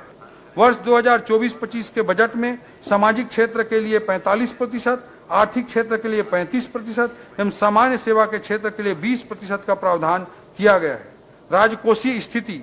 अध्यक्ष महोदय, हमारी सरकार द्वारा राजस्व संग्रहण के लिए आधुनिक तकनीकों का उपयोग तथा प्रशासन को सरल एवं पारदर्शी बनाने के उपाय किए जा रहे हैं। इससे बिना कोई नया कर अधिरोपित किए राज्य के स्वयं के राजस्व में 22% की वृद्धि का हमने बड़ा लक्ष्य रखा है। 17 दिसंबर 2018 की स्थिति में राज्य का कुल ऋण भार 41,695 करोड़ रुपया था, जो विगत 5 वर्षों के दौरान लगभग 91,520 करोड़ रुपए हो गए। इस प्रकार राज्य निर्माण के पश्चात 18 वर्षों में लिए गए ऋण से भी अधिक ऋण पिछली सरकार द्वारा केवल 5 वर्ष के दौरान लिया गया। जनवरी 2024 की स्थिति में राज्य का कुल ऋण भार राज्य के सकल घरेलू उत्पाद के तथा जीडीपी की तुलना में 18% है। वर्ष 2024-25 में राज्य का सकल वित्तीय घाटा 19,696 करोड़ रुपए अनुमानित है, जिसमें केंद्र से पूंजीगत व्यय हेतु विशेष सहायता ऋण 3,400 करोड़ रुपए शामिल है। भारत सरकार के निर्देश अनुसार यह राज्य के वित्तीय घाटे का भाग नहीं है, अतः इसे कम करने पर राज्य का शुद्ध वित्तीय घाटा 16,292 करोड़ रुपए होगा, जो राज्य के जीडीपी का 2.9% है। इस प्रकार एफआरबीएम एक्ट में निर्धारित 3% की सीमा के भीतर है। राज्य की कुल राजस्व प्राप्तियां 1,25,900 करोड़ रुपए एवं कुल राजस्व व्यय 1,24,840 करोड़ रुपए है। अतः वर्ष 2024-25 में राजस्व अधिक 1,060 करोड़ रुपए का होगा, अर्थात यह बजट रेवेन्यू सरप्लस राजस्व आधिक्य वाला बजट है। कर प्रस्ताव। अध्यक्ष महोदय, वर्ष 2024-25 के लिए कोई नया कर प्रस्ताव नहीं है।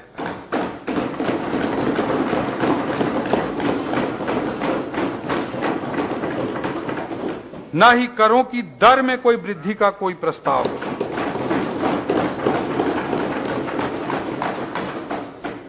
अध्यक्ष महोदय, भारत के यशस्वी प्रधानमंत्री श्री नरेंद्र मोदी जी की अगुवाई में भारत आज विश्व गुरु की भूमिका में पुनः आ गया है। आज हम विश्व की 5वीं सबसे बड़ी अर्थव्यवस्था बन चुके हैं। केवल 10 सालों में 11वें स्थान से आगे बढ़ते हुए हमने 5वें स्थान तक की छलांग लगाई है। कभी बीच में साफ सपेरों के देश की दुर्भाग्यजनक पहचान बना दिए गए भारत को आज विश्व महाशक्ति के रूप में देखा जा रहा है। अमृत काल में अगले 5 सालों के भीतर ही मोदी जी के नेतृत्व में हम विश्व की तीसरी सबसे बड़ी अर्थव्यवस्था बनने की ओर अग्रसर हैं। हम न केवल इस विकास के भागीदार हैं, बल्कि इस विकास में हमारा बढ़ चढ़कर योगदान भी अपेक्षित है। भले ही हमने अनेक ऐतिहासिक उपलब्धियां हासिल की हैं, लेकिन अध्यक्ष महोदय, यह समय रुकने का नहीं है। मोदी जी के शब्दों में कहूं तो यही समय है, सही समय है, जब हम कमर कसकर मां भारती और छत्तीसगढ़ महतारी को उसके पूरा वैभव के पुनर्स्थापना हेतु चल रहे महायज्ञ में भागीदार बने। भले ही हमने बहुत कुछ हासिल किया है, लेकिन अभी भी बहुत कुछ प्राप्त करना शेष है। यह समय रुक जाने का नहीं है अध्यक्ष महोदय, बल्कि देश की प्रगति के साथ चलते रहने का है।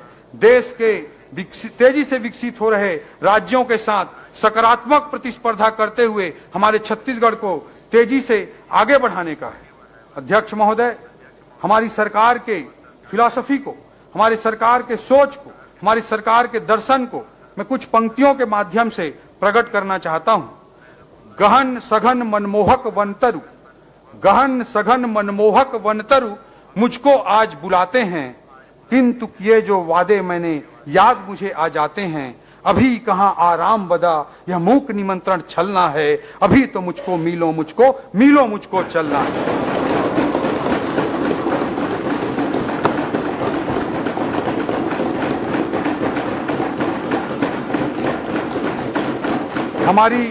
हमारी सरकार का ये विजन है अध्यक्ष महोदय। हम काफी चले हैं, इस प्रक्रिया में अनेकों लोगों का योगदान रहा है और आगे और द्रुत गति से चलते रहेंगे। आदरणीय विष्णुदेव साय जी के नेतृत्व में ये पालनहारी सरकार है जो छत्तीसगढ़ को नई ऊंचाई पर पहुंचाएगी, जो 5 लाख करोड़ के जीडीपी को 10 लाख करोड़ जीडीपी तक पहुंचाने का बड़ा लक्ष्य लेकर चल रही है, जो एक विजन डॉक्यूमेंट 1 नवंबर सन 2024 को प्रस्तुत करने जा रही है। अमृतकाल छत्तीसगढ़ विजन 2047 जो विकासशील छत्तीसगढ़ को विकसित छत्तीसगढ़ में परिवर्तित करने वाला होगा। अध्यक्ष महोदय, आदरणीय मुख्यमंत्री श्री विष्णुदेव साय जी के नेतृत्व में वर्ष 2024-25 का बजट छत्तीसगढ़ की विकास यात्रा की दिशा में हमारा पहला कदम है। राम काज कीन्हे बिनु हमें कोई विश्राम नहीं है। इस भावना के साथ वर्ष 2024-25 का वार्षिक वित्तीय विवरण तथा अनुदान की मांगे मैं सदन के समक्ष प्रस्तुत करता हूं। अध्यक्ष महोदय, जय हिंद, जय छत्तीसगढ़।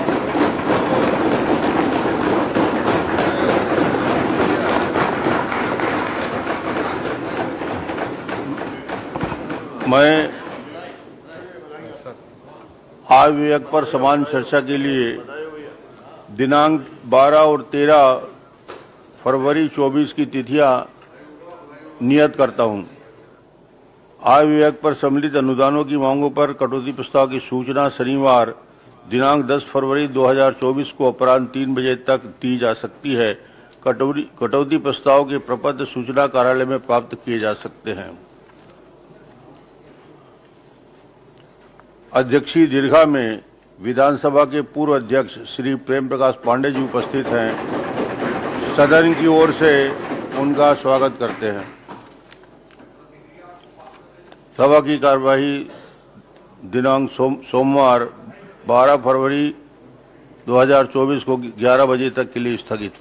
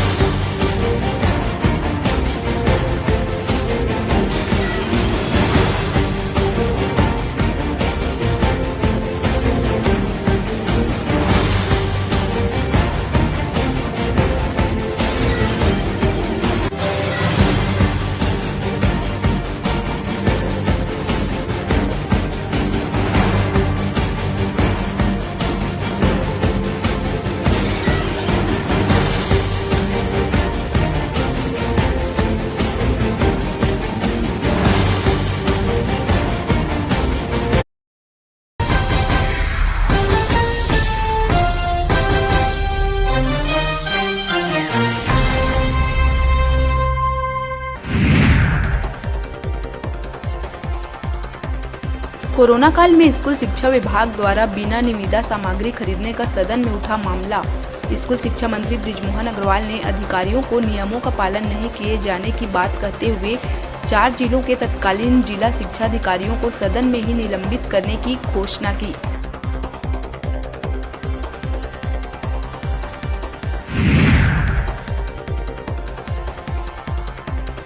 लोकसभा सत्र के शून्यकाल में रायपुर लोकसभा सांसद सुनील सोनी ने रेलवे से जुड़ी समस्याओं का उठाया मुद्दा। उन्होंने ट्रेन की लेट लतीफी और रद्द होने वाली गाड़ियों के संबंध में जनता को हो रही परेशानियों का किया जिक्र। इस दौरान उन्होंने प्रधानमंत्री और रेल मंत्री से ट्रेनों को समय पर संचालित करने की मांग की।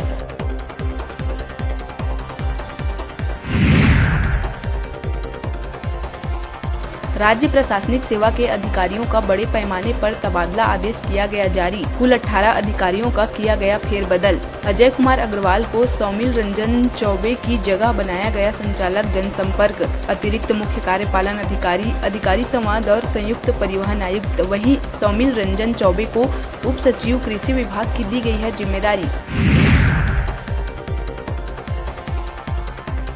महादेव सट्टा ऐप केस में दुर्ग पुलिस के कांस्टेबल भीम सिंह यादव को कर दिया गया बर्खास्त। इसे लेकर एसपी जितेंद्र शुक्ला ने जारी किया आदेश। भीम सिंह को नवंबर 2023 में मनी लॉन्ड्रिंग के आरोप में किया गया था गिरफ्तार। इसके बाद से ही वह जेल में है बंद। वहीं ऐप के प्रमोटर रवि उप्पल पर भी दुर्ग पुलिस ने 35,000 का लगाया है इनाम।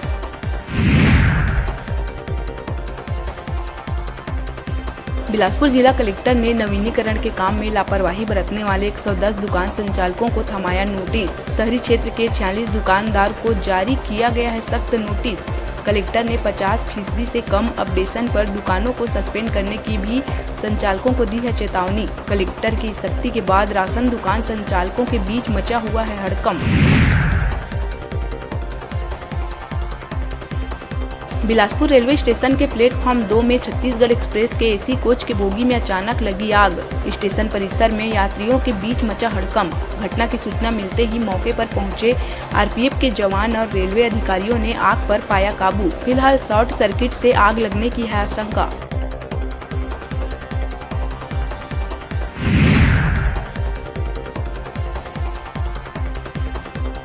रायपुर में गुरुवार दोपहर कलिंगा यूनिवर्सिटी में पढ़ने वाले बिहार के 3 इंजीनियरिंग छात्रों की डूबने से हुई मौत। नवा रायपुर के खुटेरी जलाशय में नहाने गए थे छात्र। इस हादसे का वीडियो भी आया है सामने। फिलहाल तीनों के शव कर लिए गए हैं बरामद।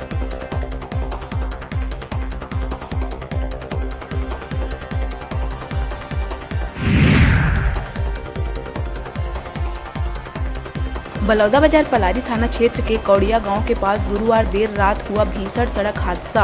अनियंत्रित होकर खेत में जा पलटी तेज रफ्तार कार। हादसे में एक युवक की हुई मौत, वहीं 2 लोग हैं घायल। घटना में कार के उड़े पर खच्चे। फिलहाल पलारी पुलिस मामले की कर रही है जांच।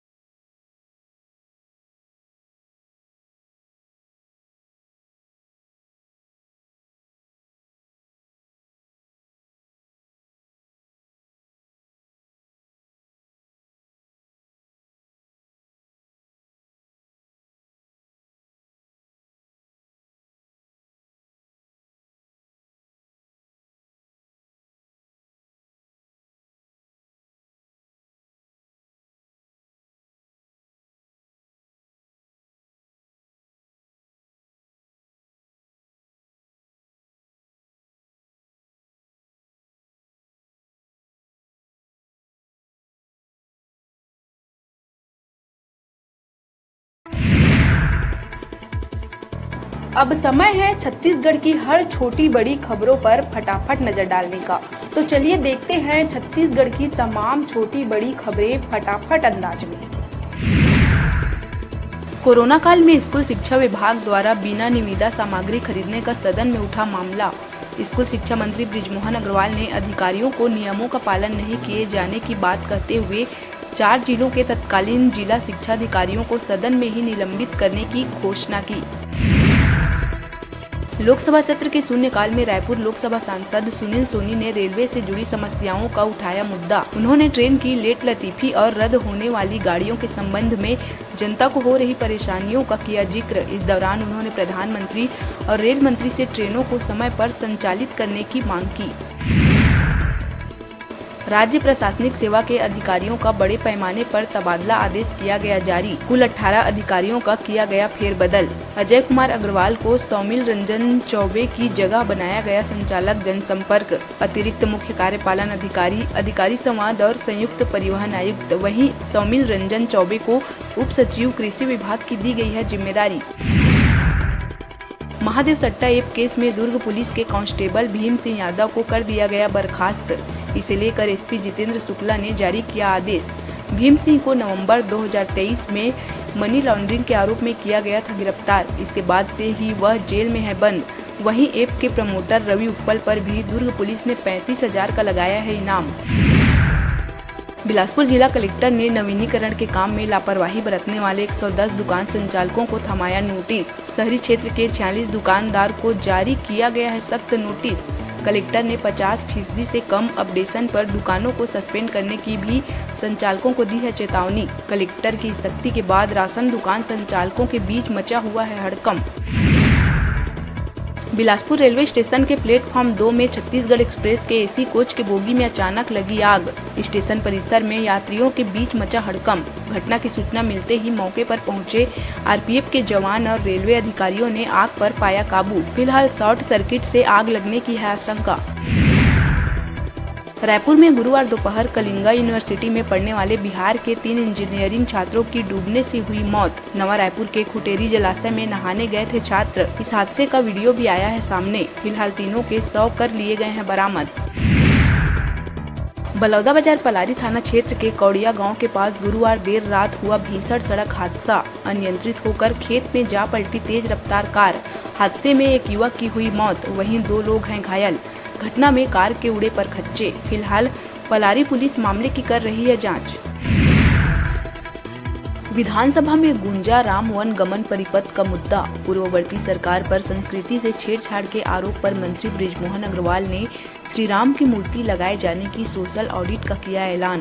भाजपा विधायक अजय चंद्राकर ने चंपारण चंदखुरी को वन गमन परिपथ मानने पर सवाल उठाते हुए पूर्ववर्ती सरकार पर संस्कृति से छेड़छाड़ का लगाया आरोप। भाजपा विधायक के आरोपों के बाद बृजमोहन अग्रवाल ने ऐलान किया कि श्री राम की मूर्ति लगाए जाने की अब होगी सोशल ऑडिट।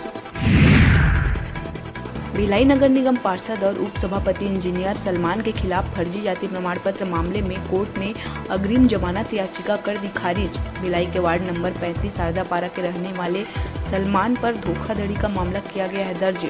सलमान पर निगम चुनाव में फर्जी जाति प्रमाण पत्र जमा करके चुनाव लड़ने का है आरोप। बलौदाबाजार के करही बाजार क्षेत्र में प्रशासन ने रुकवाई नाबालिग बालक बालिका का विवाह। महिला बाल विकास की टीम ने मौके पर जाकर माता पिता और उपस्थित परिजनों को दी समझाइश। बता दें कि करही बाजार चौकी क्षेत्र के गांव में 12 वर्ष की बालिका का बिलासपुर निवासी 19 वर्षीय नाबालिग बालक से कराया जा रहा था विवाह। चाइल्ड लाइन पर सूचना मिलने पर पहुंची प्रशासनिक टीम। बलौदाबाजार के करही बाजार क्षेत्र में भगवती मानव कल्याण संगठन का तेजी से चल रहा है जनसंपर्क अभियान, जिसमें धर्म अध्यात्म प्रेमियों को कार्यकर्ता कर रहे हैं आमंत्रित। करही बाजार संगठन के वरिष्ठ सुखदेव सेन ने बताया कि करही बाजार क्षेत्र के विभिन्न ग्रामों में आगामी शक्ति चेतना जन जागरण शिविर 10 और 11 फरवरी को साइंस कॉलेज ग्राउंड बिलासपुर में हो रहा है संपन्न।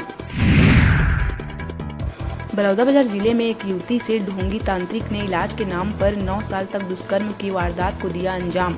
इस दौरान आरोपी तांत्रिक ने युवती का 2 बार कराया गर्भपात। 5 महीने की गर्भवती होने पर घर से निकाला बाहर। पीड़िता की शिकायत पर पलारी थाना पुलिस ने मोहतरा निवासी आरोपी तांत्रिक दाऊराम यादव को गिरफ्तार कर भेज दिया है जेल। छत्तीसगढ़ में एक बार फिर मौसम ने ली करवट। गुरुवार को प्रदेश के कई जिले में अचानक रात में बढ़ी ठंड। वहीं बस्तर में 3.1 मिलीमीटर बारिश की गई दर्ज। मौसम में नमी आने के कारण 10 फरवरी से प्रदेश के बस्तर, दुर्ग और रायपुर संभाग में बारिश के हैं आसार। 11 फरवरी को मौसम विभाग ने येलो अलर्ट भी किया है जारी। सरगुजा जिले के बतौली में बीती रात ज्वेलर्स के सूने मकान में चोरों ने बोला धावा। घर के सामने दरवाजे का कुंडी तोड़कर घुसे चोरों ने ज्वेलर्स द्वारा घर में रखे गए दुकान का सोना, उनकी पत्नी की ज्वेलरी सहित करीब 5 लाख रुपए नगद लेकर हो गए फरार। 25 लाख रुपए से अधिक की बताई गई है कुल राशि। पुलिस मामले की कर रही है जांच। अभी वक्त हो चला है छोटे से ब्रेक लेने का, तो देखते रहिए न्यूज़ 36 छत्तीसगढ़ की आवाज।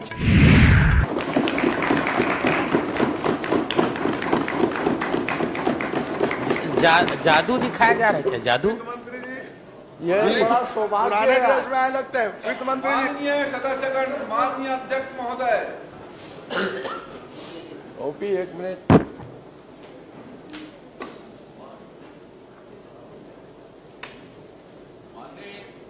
माननीय अध्यक्ष महोदय, माननीय मुख्यमंत्री जी को बहुत बहुत बधाई। उनके कार्यकाल का पहला बजट आ रहा है।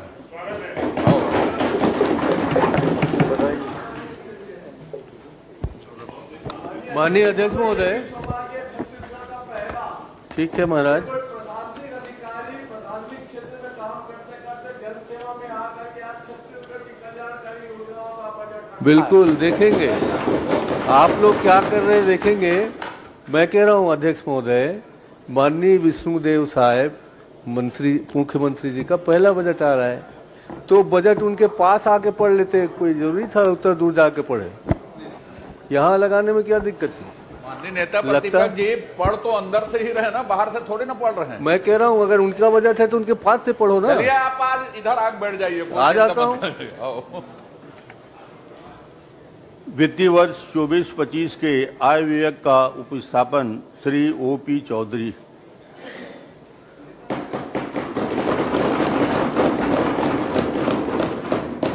माननीय अध्यक्ष महोदय, मेरा व्यवस्थक प्रश्न है, क्योंकि अभी तक के विधानसभा में इंस्ट्रूमेंट का प्रदर्शन या उसको देखकर पढ़ने की परंपरा नहीं रही है, और न विधानसभा में इस प्रकार को कोई आदेश है।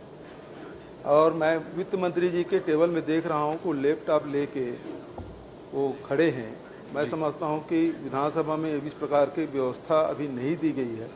कृपया करके जो पुरानी परंपरा है उसके अनुरूप ही उसका वाचन करें, ऐसा मैं आपसे अपेक्षा करता हूँ।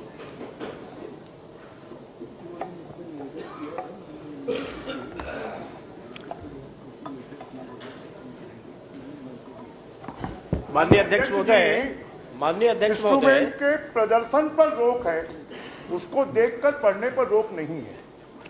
तो वो प्रदर्शन नहीं कर रहे हैं, पूरे विधानसभा में कर रहे हैं। और वैसे भी विधानसभा को पेपरलेस की ओर हम लोग बढ़ रहे हैं, की ओर हम बढ़ रहे हैं। और आधुनिक टेक्नोलॉजी का उपयोग करने का माननीय अध्यक्ष महोदय में जब अध्यक्ष थे, क्योंकि अभी तक तो हम लोगों ने जो क्वेश्चन है ऑनलाइन लगाना शुरू किया, तो उसमें और यदि पूरे पढ़ सकते विधानसभा हैं को ऐसी व्यवस्था से जिस उनको तरह पढ़ रहे हैं, हैं, लेकिन इस प्रकार की तो व्यवस्था आने नहीं वाले है। समय में मैं समझता हूँ जो अभी ठीक है वो, और हम तो सब पेपरलेस की ओर बढ़ रहे हैं। आप वो पुराने ढर्रे में फिर जा रहे हैं। कहाँ के नरवा गरवा गुरुआ बारी में फिर आ गए आप। पूरा दुनिया आप देखो क्या हो रहा है।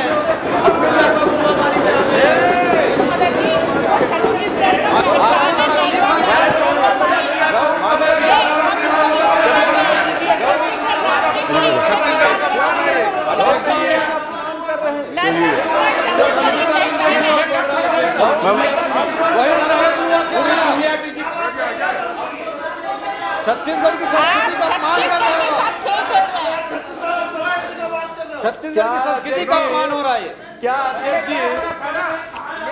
धर्म जी बैठिए प्लीज। आपने सही नहीं कहा, गोबर खरीदी भी ऑनलाइन होती थी। अब बैठिए बैठिए ऑनलाइन को ऑफलाइन करने की आदत है अपनी। तो बैठिए बैठिए। माननीय वित्त मंत्री जी ने आग्रह किया था, निवेदन किया था, मैंने उसको स्वीकार कर लिया है, उनको अनुमति दी है। धन्यवाद। धन्यवाद अध्यक्ष महोदय। माननीय अध्यक्ष महोदय, छत्तीसगढ़ की जनता जनार्दन ने कुशासन के खिलाफ मुहर लगाकर हमें छत्तीसगढ़ महतारी की सेवा करने का अवसर प्रदान किया है। ऐतिहासिक जनादेश द्वारा प्रकट किए गए स्नेह और विश्वास के लिए हम छत्तीसगढ़ के 3 करोड़ लोगों का हृदय की गहराइयों से आभार व्यक्त करते हैं और छत्तीसगढ़ को विकास की नई ऊंचाइयों तक ले जाने की प्राण प्रतिज्ञा करते हैं। अध्यक्ष महोदय, हमारे चारों ओर चुनौतियों का घना अंधेरा है। महिलाएं कानून व्यवस्था की बिगड़ी स्थिति का शिकार रहीं, युवा मन अविश्वास और आशंकाओं से ग्रसित रहा। पिछले सालों में प्रशासनिक तंत्र पटरी से उतरा रहा और राजकीय खजाना हमें खाली मिला है, पर हम अंधेरों के बीच उजाले की तलाश करने की ताकत रखते हैं। अध्यक्ष महोदय, चुनौतियों का घना अंधेरा है। कोई भी सार्थक व्यक्ति, कोई भी सार्थक समाज, कोई भी सार्थक सरकार कभी अंधकार के साम्राज्य को विजयश्री का तिलक नहीं लगा सकती। चारों ओर चुनौतियों से घिरे होने के बावजूद हम एक लक्ष्य और सपना देखने की ताकत रखते हैं। अध्यक्ष महोदय, चुनौतियों का अंधेरा हमें बच्चन जी की पंक्तियों की स्मरण कराता है, पर किसी उजड़े हुए को फिर बसाना कब मना है, पर किसी उजड़े हुए को फिर बसाना कब मना है अंधेरी रात पर दीवा जलाना कब मना है।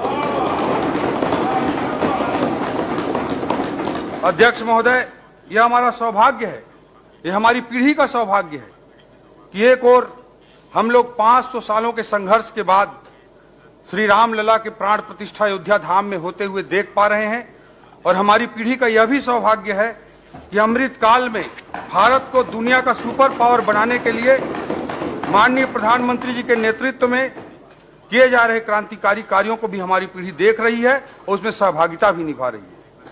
माननीय प्रधानमंत्री श्री नरेंद्र मोदी जी की अथक ऊर्जा आज हमारे लिए प्रेरणा का स्रोत बन रही है, तो सहज सरल मुख्यमंत्री श्री विष्णुदेव साय जी का कुशल नेतृत्व हमारी ताकत बनकर हमारे साथ है। अध्यक्ष महोदय, आज देश अमृत काल में नई ऊर्जा और नए विश्वास के साथ आगे बढ़ रहा है। पूरी दुनिया आज भारत की ओर निहार रही है। विकसित भारत का सुस्पष्ट लक्ष्य सबके सामने है, लेकिन दुर्भाग्य के साथ कहना पड़ता है कि छत्तीसगढ़ के विकास को ग्रहण लग गया था। भ्रष्ट और स्वार्थपरक ताकतों ने छत्तीसगढ़ को दबोच कर रखा था। चिंता होती थी कि भारत की इस विकास यात्रा में हमारे छत्तीसगढ़ का क्या होगा, लेकिन लोकतंत्र की ताकत ने इन नकारात्मक शक्तियों को पराजित कर दिया। अध्यक्ष महोदय, पराजित कर दिया। अध्यक्ष महोदय, छत्तीसगढ़ की जनता की उंगलियों पर लगी स्याही ने छत्तीसगढ़ की विकास यात्रा के नए रास्ते खोल दिए हैं। विकास यात्रा का कृष्ण पक्ष समाप्त हो चुका है। अध्यक्ष महोदय, शुक्ल पक्ष प्रारंभ हो चुका है। विष्णुदेव साय जी के नेतृत्व में सुशासन का सूर्योदय हो चुका है। अध्यक्ष महोदय, किसी सरकार के बजट को महज उसके आय व्यय के लेखा जोखा के रूप में नहीं पढ़ा जाना चाहिए, बल्कि वह किसी सरकार के भविष्य का विजन होता है, एक दस्तावेज होता है जो दशा और दिशा को निर्धारित करता है। उस विजन डॉक्यूमेंट के रूप में उसे पढ़ा जाना चाहिए। अध्यक्ष महोदय, छत्तीसगढ़ की विकास यात्रा की इस मोड़ पर सवाल उठता है कि हम छत्तीसगढ़ को आगे कहां लेकर जाना चाहते हैं, हमारी कमजोरियां क्या है, हमारी ताकतें क्या है। शॉर्ट मैनेजमेंट में एक एनालिसिस होता है। अध्यक्ष महोदय, short analysis, strength, weaknesses, opportunities and threats.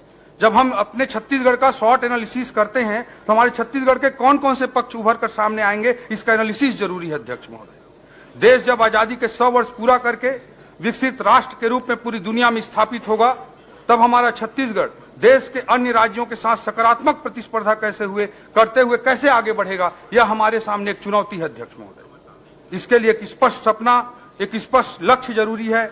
उस लक्ष्य तक पहुंचने की रणनीति जरूरी है, एक रोडमैप जरूरी है। अध्यक्ष महोदय, इसलिए हमने तय किया है कि छत्तीसगढ़ 2047 तक कैसे एक विकासशील राज्य से विकसित राज्य बनेगा, इसका दृष्टिपत्र, एक विजन डॉक्यूमेंट हम तैयार करेंगे और इस दृष्टिपत्र का नाम होगा अमृतकाल छत्तीसगढ़ विजन 2047।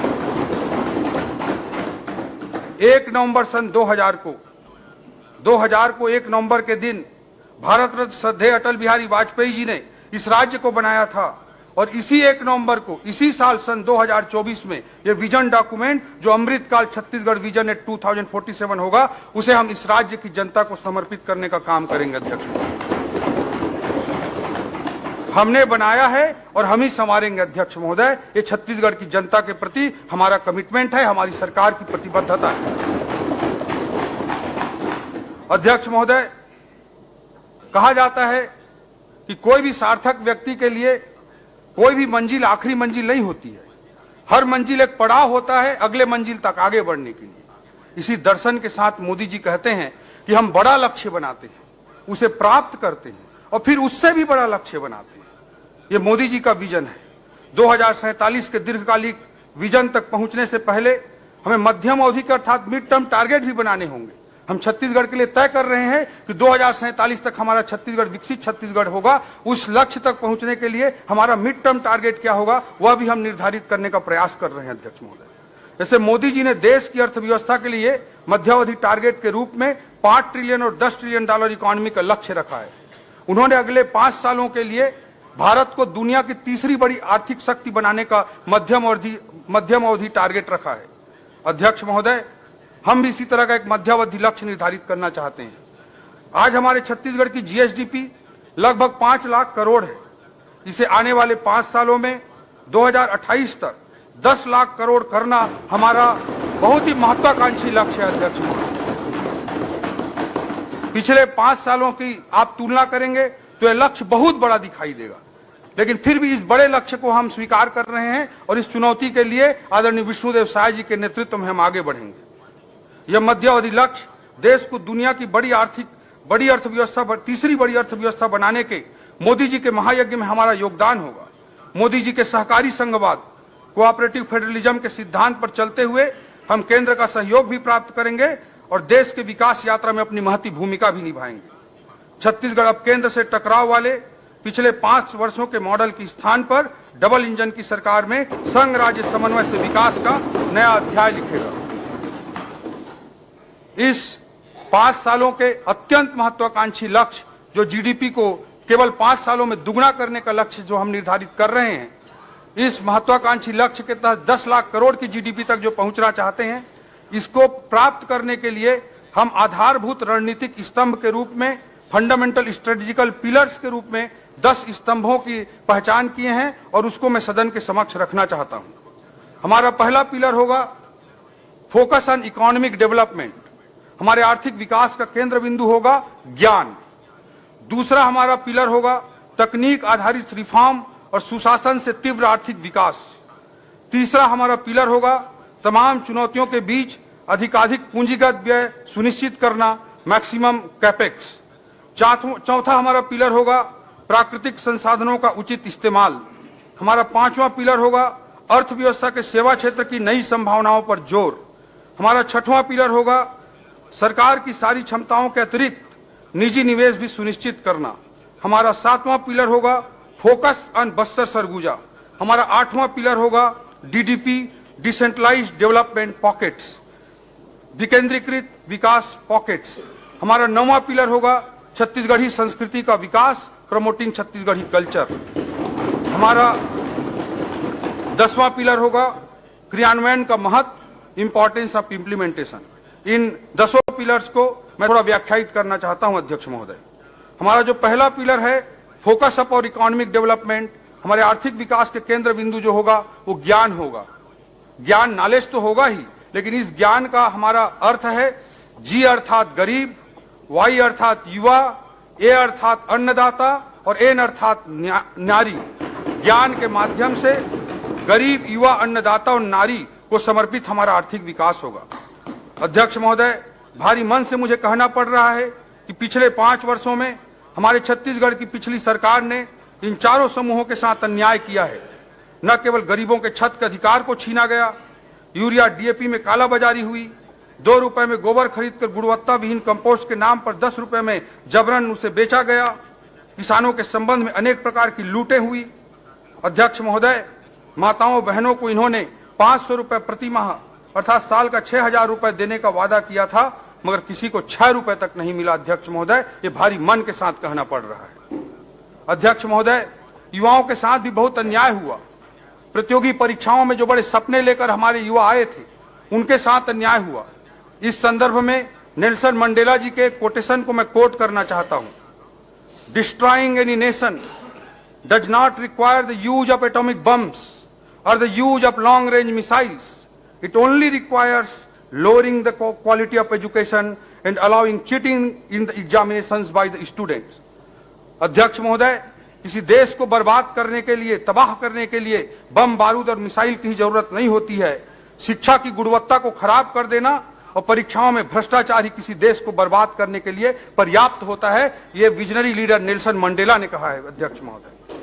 अध्यक्ष महोदय, पीएससी की प्रतिष्ठापूर्ण परीक्षाओं में युवाओं के साथ अन्याय हुआ, जिसमें हमारी सरकार ने सीबीआई जांच का निर्णय लिया है और अभी ईओडब्ल्यू में भी एफआईआर दर्ज हुई।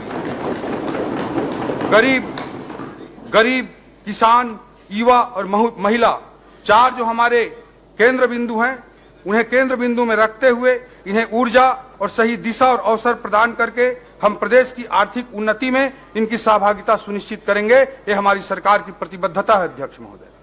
अध्यक्ष महोदय, दूसरा जो पिलर है वह है तकनीक आधारित रिफॉर्म और सुशासन से तीव्र आर्थिक विकास को सुनिश्चित करना।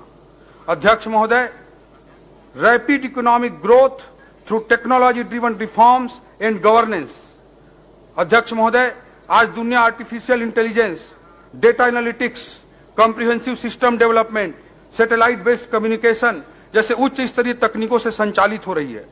हम शासन और प्रशासन में तकनीक के इस्तेमाल पर पूरा जोर देंगे।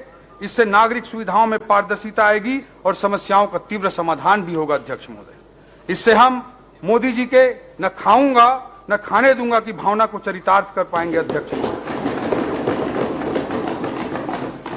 महोदय, लाल फीताशाही आधारित मैनुअल सिस्टम लागू किया गया था। हमारी सरकार प्रशासनिक कामकाज की प्रक्रिया में ऐसे कपटपूर्ण मैनुअल हस्तक्षेपों पर पूर्ण विराम लगाएगी और तकनीक आधारित प्रयोगों के माध्यम से हम सरकार के राजस्व में ऐतिहासिक वृद्धि करके दिखाएंगे। अध्यक्ष महोदय, और ईमानदार करदाताओं को प्रोत्साहित करेंगे। अध्यक्ष महोदय, हमने पूरी ईमान को बढ़ावा दिया जा सकता है। कहां-कहां तकनीकों के इस्तेमाल से सरकार के लीकेजों को रोका जा सकता है, जनता को अधिकाधिक सुविधाएं दी जा सकती हैं, इसका हमने बहुत गहन अध्ययन किया। और इस बजट में मुझे सदन को बताते हुए बड़ा हर्ष हो रहा है अध्यक्ष महोदय कि विभिन्न विभागों के टेक्नोलॉजिकल इंटरवेंशन के लिए ही कुल मिलाकर 266 करोड़ रुपए का आर्थिक प्रावधान किया गया है, जिससे सुशासन और पारदर्शिता को हम सुनिश्चित कर सकें। अध्यक्ष महोदय, तकनीकी पर आधारित ये रिफॉर्म और ये सुशासन, ये जो रिफॉर्म्स होंगे और ये गवर्नेंस होंगे, यही हमारे जीडीपी के जीएसडीपी तक पहुंचने का उसका आधार होगा। तकनीकी आधारित रिफॉर्म्स और गुड गवर्नेंस, उसी के माध्यम से हम अपनी जीडीपी को आने वाले 5 सालों में दुगना करके दिखाने की बड़ी चुनौती को स्वीकार की है। अध्यक्ष महोदय, तीसरा हमारा पिलर है अधिकतम कैपेक्स, पूंजीगत व्यय को अधिकाधिक सुनिश्चित करना। अध्यक्ष महोदय, किसी भी विकासशील अर्थव्यवस्था के उच्च विकास दर के लिए पूंजीगत व्यय को आधार स्तंभ माना जाता है। अध्यक्ष महोदय, आर्थिक अध्ययन कहता है कि 100 रुपए का पूंजीगत व्यय हम करते हैं तो जीएसडीपी में 247 रुपए की वृद्धि होती है। इसलिए किसी भी विकासशील अर्थव्यवस्था के लिए बहुत जरूरी होता है कि उसके कैपेक्स में अधिकाधिक वृद्धि की जाए। इस बजट में तमाम चुनौतियों के बाद भी हम पूंजीगत व्यय के प्रावधान में गत वर्ष की तुलना में 20% की वृद्धि करने का काम किए हैं। अध्यक्ष महोदय, जबकि पिछले 5 सालों में औसतन आप देखेंगे तो कैपेक्स में वृद्धि 5 सालों के औसत में 12% रही है, जबकि इस बजट में हम 20% की कैपेक्स वृद्धि का महत्वाकांक्षी लक्ष्य लेकर इस बजट का निर्माण किए हैं। हमारा चौथा पिलर होगा अध्यक्ष महोदय, प्राकृतिक संसाधनों का उचित इस्तेमाल, optimum utilisation of natural resources. हमारा छत्तीसगढ़ प्राकृतिक संसाधनों से भरा हुआ है। इन संसाधनों का सुनियोजित उपयोग करते हुए उससे होने वाले लाभों का छत्तीसगढ़ के लोगों के बीच न्यायपूर्ण वितरण सुनिश्चित करना हमारा चौथा पिलर के रूप में इस रणनीति का हिस्सा होगा। हमारा 5वां पिलर होगा अर्थव्यवस्था के सेवा क्षेत्र की नई संभावनाओं पर जोर।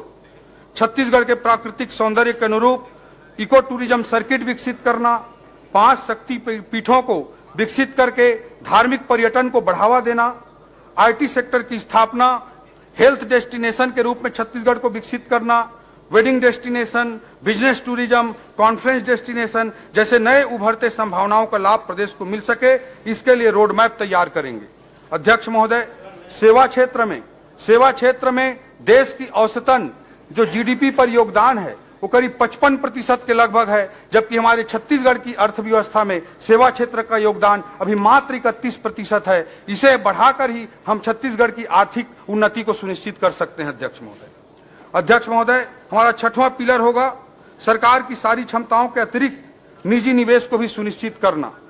हमारे छत्तीसगढ़ में आधुनिक आर्थिक दर्शन के अनुरूप रेड टेपिज्म के स्थान पर रेड कारपेट की निवेश संस्कृति का हम विकास करेंगे। मॉडर्न इकोनॉमिक फिलॉसफी जैसे minimum government, maximum governance, EODB, ease of doing business, ease of living, single window प्रणाली, ऑनलाइन परमिशन, मिनिमम परमिशन जैसी व्यवस्थाओं की स्थापना करके हम आर्थिक विकास को सुनिश्चित करेंगे। इसी तारतम्य में पीपीपी अर्थात पब्लिक प्राइवेट पार्टनरशिप के आदर्श प्रयोगों के लिए नीति आयोग, अखिल भारतीय प्रबंधन संस्थान आईएएम्स जैसे विशेषज्ञ संस्थाओं का हम सहयोग लेना सुनिश्चित करेंगे। इन सब सहयोग लेते हुए जो प्राइवेट इन्वेस्टमेंट है उसको भी बढ़ावा देने का हम काम करेंगे। हमारी रणनीति का 7वां पिलर होगा अध्यक्ष महोदय, focus on Bastar and Surguja.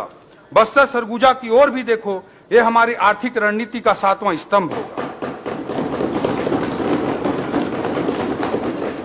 पिछले 5 वर्षों में कांग्रेस के कार्यकाल में बस्तर सरगुजा क्षेत्र आर्थिक विकास की दृष्टि से अछूते रहे हैं।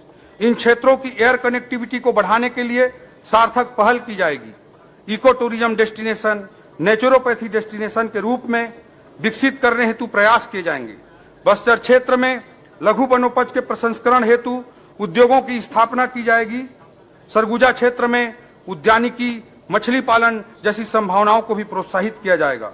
इस प्रकार समन्वित प्रयास करते हुए इन क्षेत्रों की आर्थिक संभावनाओं को पूरी तरह से मूर्त रूप प्रदान किया जाएगा। यह हमारी रणनीति का 7वां स्तंभ होगा अध्यक्ष महोदय। हमारी रणनीति का 8वां स्तंभ होगा डीडीपी, डिसेंट्रलाइज्ड डेवलपमेंट पॉकेट्स। विकेंद्रीकृत विकास पॉकेट्स की स्थापना करने पर हमारा जोर होगा। छत्तीसगढ़ का उत्तरी भाग, मध्य मैदानी भाग और दक्षिणी भाग की अपनी अपनी अलग अलग आर्थिक विशिष्टताएं हैं। इन विशिष्टताओं के अनुरूप तीव्र आर्थिक विकास की विकेंद्रीकृत नीति पर काम करते हुए विकेंद्रीकृत विकास पॉकेट्स अर्थात डीडीपी की स्थापना को हम सुनिश्चित करेंगे। रायपुर, भिलाई जैसे क्षेत्रों की अपनी अलग विशिष्टता है, इसलिए इसके आसपास के क्षेत्रों को स्टेट कैपिटल रीजन के रूप में विकसित करने की योजना तैयार की जाएगी। इस क्षेत्र को विश्व स्तरीय IT sector, wedding destination, education destination, health care destination के रूप में विकसित करने की हमारी रणनीति होगी। नवा रायपुर अटल नगर में इस बजट में लाइवलीहुड सेंटर ऑफ एक्सीलेंस एवं दुर्ग में सेंटर ऑफ एंटरप्रेन्योरशिप, दुर्ग जिले में सेंटर ऑफ एंटरप्रेन्योरशिप की स्थापना करने का लक्ष्य रखा गया है। इससे दुर्ग भिलाई में आईटी सेक्टर को प्रमोट करने का, उसको प्रोत्साहित करने का हमारा क्रांतिकारी प्रयास होगा। स्टार्टअप्स को प्रोत्साहित करने के लिए इंक्यूबेशन सेंटर की स्थापना, BPO business process outsourcing, KPO knowledge process outsourcing को आकर्षित करने के लिए इन क्षेत्रों में आईटी पार्क की स्थापना के लिए हम रणनीतिबद्ध और विजनरी ढंग से कार्य करेंगे। नवा रायपुर में आईटी आधारित रोजगार सृजन हेतु प्लग एंड प्ले मॉडल का विकास किया जाएगा। इससे आर्थिक विकास और रोजगार सृजन के नए अवसर विकसित होंगे। रायपुर, नवा रायपुर अटल नगर, बिलासपुर, दुर्ग, भिलाई, अंबिकापुर, जगदलपुर, कोरबा, रायगढ़ जैसे प्रमुख नगरों को विकास के ग्रोथ इंजन के रूप में विकसित करने की एक रणनीतिबद्ध योजना के तहत हम काम करेंगे। कोरबा, जांजगीर, रायगढ़, उरला, सिलतरा जैसे क्षेत्रों के अनुरूप औद्योगिकरण की नीति को आगे बढ़ाएंगे। मैदानी कृषि प्रधान जिलों में कृषि आधारित विकास को बढ़ावा दिया जाएगा। ग्रामीण अर्थव्यवस्था को मजबूती प्रदान करने के लिए भी विशेष फोकस किया जाएगा। हमारे रणनीति का 9वां स्तंभ है अध्यक्ष महोदय, छत्तीसगढ़ी संस्कृति का विकास। हमार छत्तीसगढ़ राज्य हर 1956 ले सन 2000 तक शोषण के शिकार रही। ये 44 साल के बीच में लगभग 4 दशक तक कांग्रेस के एक छत्र राज रही, लेकिन कांग्रेस हर छत्तीसगढ़ ला नवा राज्य नहीं बनाईस। छत्तीसगढ़ के नवा राज्य के रूप में कन्हू स्थापना करीस तो भाजपा के प्रधानमंत्री श्री अटल बिहारी वाजपेयी जी छत्तीसगढ़ी बोली ला राजभाषा बनाए के बूता ला भी अगर कोई करीस तो भाजपा के सरकार है करीस। अवैया बेरामा छत्तीसगढ़ के बानी, भाखा, तीज, तिहार, परंपरा, संस्कृति, साहित्य ल सब ल आगू बढ़ाए के बूता बर हमर संकल्प है। अध्यक्ष महोदय, हमर जो छत्तीसगढ़ के प्रति जो भावना है हमर सरकार के, बोला मुंगेली जिला के रहोइया केदार परिहार जी कविता के रूप में बड़ा अच्छा तरीका से व्यक्त करे। मर के देव लोग झन जाते हो, मर के देव लोग झन जाते हो, कन्हू जन्म झन पाते हो, छत्तीसगढ़ ला छांव करे बर मैं छानी बन जाता हूं।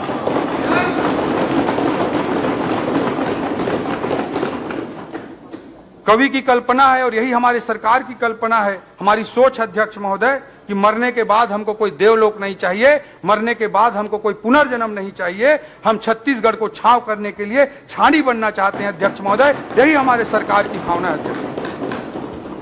अध्यक्ष महोदय, हमारी रणनीति का 10वां स्तंभ होगा क्रियान्वयन का महत्व, इंपॉर्टेंस ऑफ इंप्लीमेंटेशन।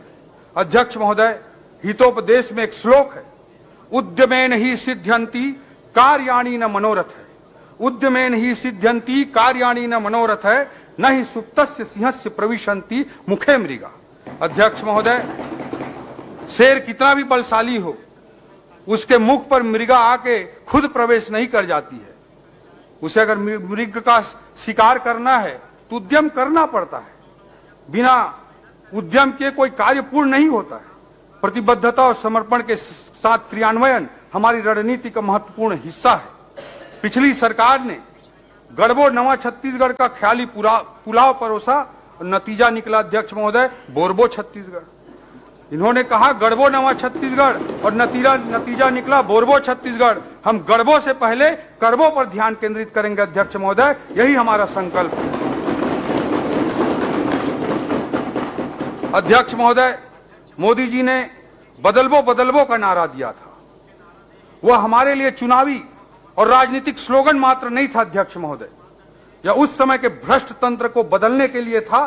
तो यह नारा आज भी हमारी सरकार आने के बाद भी उतना ही प्रासंगिक है, जो छत्तीसगढ़ की आर्थिक और सामाजिक व्यवस्था को बदलने के लिए है। अध्यक्ष महोदय, ये बदलबो के नारा का अभिप्राय हमारे लिए बहुत दूर तक है।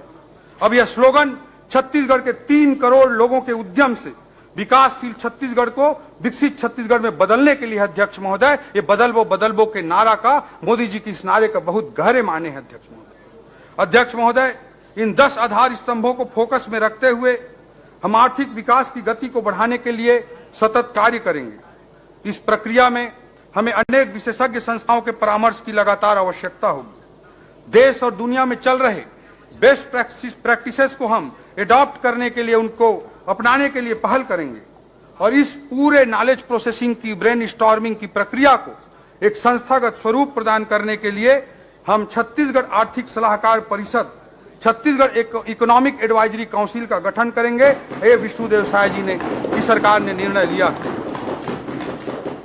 अध्यक्ष महोदय, सांस्कृतिक राष्ट्रवाद के प्रति हमारी प्रतिबद्धता बहुत स्पष्ट है। सांस्कृतिक राष्ट्रवाद हमारी रगों में है, हमारे रग रग में है। इसी सांस्कृतिक राष्ट्रवाद की वाजपेयी जी ने कहा है, भारत कोई भूमि का टुकड़ा नहीं है, यह जीता जागता राष्ट्र पुरुष है। ये वंदन की धरती है, अभिनंदन की धरती है, ये तर्पण की भूमि है, ये अर्पण की भूमि है। इसकी नदी नदी हमारे लिए गंगा है और इसका कंकर कंकर हमारे लिए शंकर है। हम जिएंगे तो इस भारत के लिए और मरेंगे तो इस भारत के लिए, और मरने के बाद भी गंगा जल में बहती हुई हमारी अस्थियों को कोई कान लगाकर सुनेगा तो एक ही आवाज आएगी, भारत माता की जय। अध्यक्ष महोदय, ये हमारी सांस्कृतिक राष्ट्रवाद का समर्पण की लाइनें हैं। हमारे सांस्कृतिक राष्ट्रवाद के सबसे बड़े प्रतीक पुरुष मर्यादा पुरुषोत्तम श्री राम है। उनके द्वारा स्थापित राम राज्य की अवधारणा से बड़ा सुशासन का कोई दूसरा मॉडल दुनिया में नहीं मिलता। अध्यक्ष महोदय, रामचरितमानस में गोस्वामी तुलसीदास जी ने राम राज को परिभाषित करते हुए कहा है, दैहिक दैविक भौतिक तापा राम राज काहू नहीं व्यापा। अध्यक्ष महोदय, शासन का एक ऐसा मॉडल जिसमें जनता के शारीरिक, मानसिक, भौतिक सभी प्रकार के कष्टों को दूर किया जा सके, ये राम राज्य की उदात्त कल्पना है। इसी प्रकार की परिकल्पना हमको दीनदयाल उपाध्याय जी के सिद्धांत में, मानव एकात्मवाद में भी दिखती है, जब वो कहते हैं शरीर, मन, बुद्धि, आत्मा और चित्ती, ये पांचों का एकीकृत विकास पर ध्यान केंद्रित करने की बात करते हैं। राम राज्य की अवधारणा को आदर्श मानकर हम लगातार कार्य करेंगे अध्यक्ष महोदय, और गुड गवर्नेंस इम्प्लीमेंट करने के लिए पूर्ण समर्पण के साथ हमारी सरकार समर्पित होकर कार्य करेगी अध्यक्ष महोदय। अध्यक्ष महोदय, मैं प्रदेश की आर्थिक स्थिति के संबंध में कुछ विवरण प्रस्तुत करना चाहता हूं। पर वर्ष 2023-24 के राज्य के जीएसडीपी में 6.56% की वृद्धि अनुमानित है, जब किसी अवधि में पूरे देश की औसत जीडीपी में 7.32% की वृद्धि हुई है। प्रचलित दर पर राज्य का सकल घरेलू उत्पाद जो 2022-23 में 4,64,000 था, 23-24 में बढ़कर 5,05,000 करोड़ अनुमानित है। इस प्रकार प्रचलित दर पर जीएसडीपी में पिछले वर्ष की तुलना में 8.9% की वृद्धि अनुमानित है। वर्ष 2023-24 का जीएसडीपी का जो ग्रोथ रेट है 6.56% का ग्रोथ रेट, ये राष्ट्रीय औसत 7.32% से भी कम है, जो अर्थव्यवस्था की धीमी गति को स्पष्ट रूप से बता रहा है अध्यक्ष महोदय। अध्यक्ष महोदय, वर्ष 2030 तक 10 लाख करोड़ के सकल घरेलू उत्पाद के लक्ष्य को हासिल करने के लिए हमें पूंजीगत निवेश में पर्याप्त वृद्धि करनी होगी। साथ ही कृषि के अलावा विनिर्माण और सेवा क्षेत्रों में पारदर्शिता के साथ युद्ध स्तर पर कार्य करने की आवश्यकता पड़ेगी, क्योंकि सेवा क्षेत्र में हमारा योगदान, हमारी जीडीपी सेवा क्षेत्र का योगदान अभी भी 31% है, जबकि राष्ट्रीय औसत लगभग 55% के बराबर है। इसे बढ़ाने की हमको आवश्यकता है। छत्तीसगढ़ के लिए मोदी की गारंटी के इस बजट में प्रावधान किए गए अध्यक्ष महोदय, जिनका मैं जिक्र करना चाहता हूं। कैबिनेट की पहली बैठक में ही हमने प्रधानमंत्री आवास योजना के लंबित 18 लाख घरों का निर्माण पूरा करने का निर्णय लिया है। इसके लिए द्वितीय अनुपूरक बजट में 3800 करोड़ रुपए का प्रावधान किया गया था और 2024-25 में 8,369 करोड़ रुपए का प्रावधान हम कर रहे हैं। अध्यक्ष महोदय, महतारी वंदन योजना की स्वीकृति भी हमारे कैबिनेट द्वारा, हमारी सरकार द्वारा दी जा चुकी है। 1 मार्च सन 2024 से योजना के तहत पात्र महिलाओं को 12,000 रुपए वार्षिक का भुगतान किया जाएगा। मोदी की गारंटी को हम पूरा कर रहे हैं। अध्यक्ष महोदय, 25 दिसंबर 2023 को सुशासन दिवस के अवसर पर 12 लाख से अधिक किसानों को 3,716 करोड़ रुपए के लंबित बोनस की राशि की भुगतान की जा चुकी है और किसानों के लिए कृषि उन्नति योजना अंतर्गत इस बजट में 10,000 करोड़ रुपए का प्रावधान किया गया है।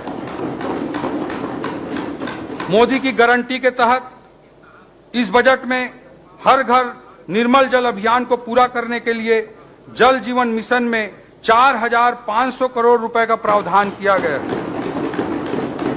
इससे लोक स्वास्थ्य यांत्रिकी विभाग का बजट, पीएचई डिपार्टमेंट का बजट पिछले वर्ष की तुलना में 2 गुना बढ़ गया है। ग्रामीण विकास विभाग के बजट में भी बड़ी वृद्धि हुई है। तेंदुपत्ता संग्राहकों को प्रति मानक बोरा 5500 रुपए की दर से संग्रहण शुल्क भुगतान करने का भी निर्णय हमारी सरकार के द्वारा लिया जा चुका है। अध्यक्ष महोदय, हमने संकल्प लिया था कि भूमिहीन कृषि मजदूरों को 10,000 रुपए प्रति वर्ष की दर से उन्हें सहायता करेंगे। इसके लिए इस बजट में दीनदयाल उपाध्याय भूमिहीन कृषि मजदूर योजना प्रारंभ की जा रही है, जिसमें 500 करोड़ रुपए का प्रावधान किया गया है। पीएससी परीक्षा के घोटाले की जांच का कार्य सीबीआई को सौंपने का हमारी सरकार ने निर्णय लिया है और भविष्य में पूर्ण पारदर्शिता के साथ पीएससी परीक्षा का आयोजन सुनिश्चित किया जाएगा और आवश्यक रिफॉर्म पीएससी में सुनिश्चित किए जाएंगे। यह संकल्प हमारी सरकार ने लिया है।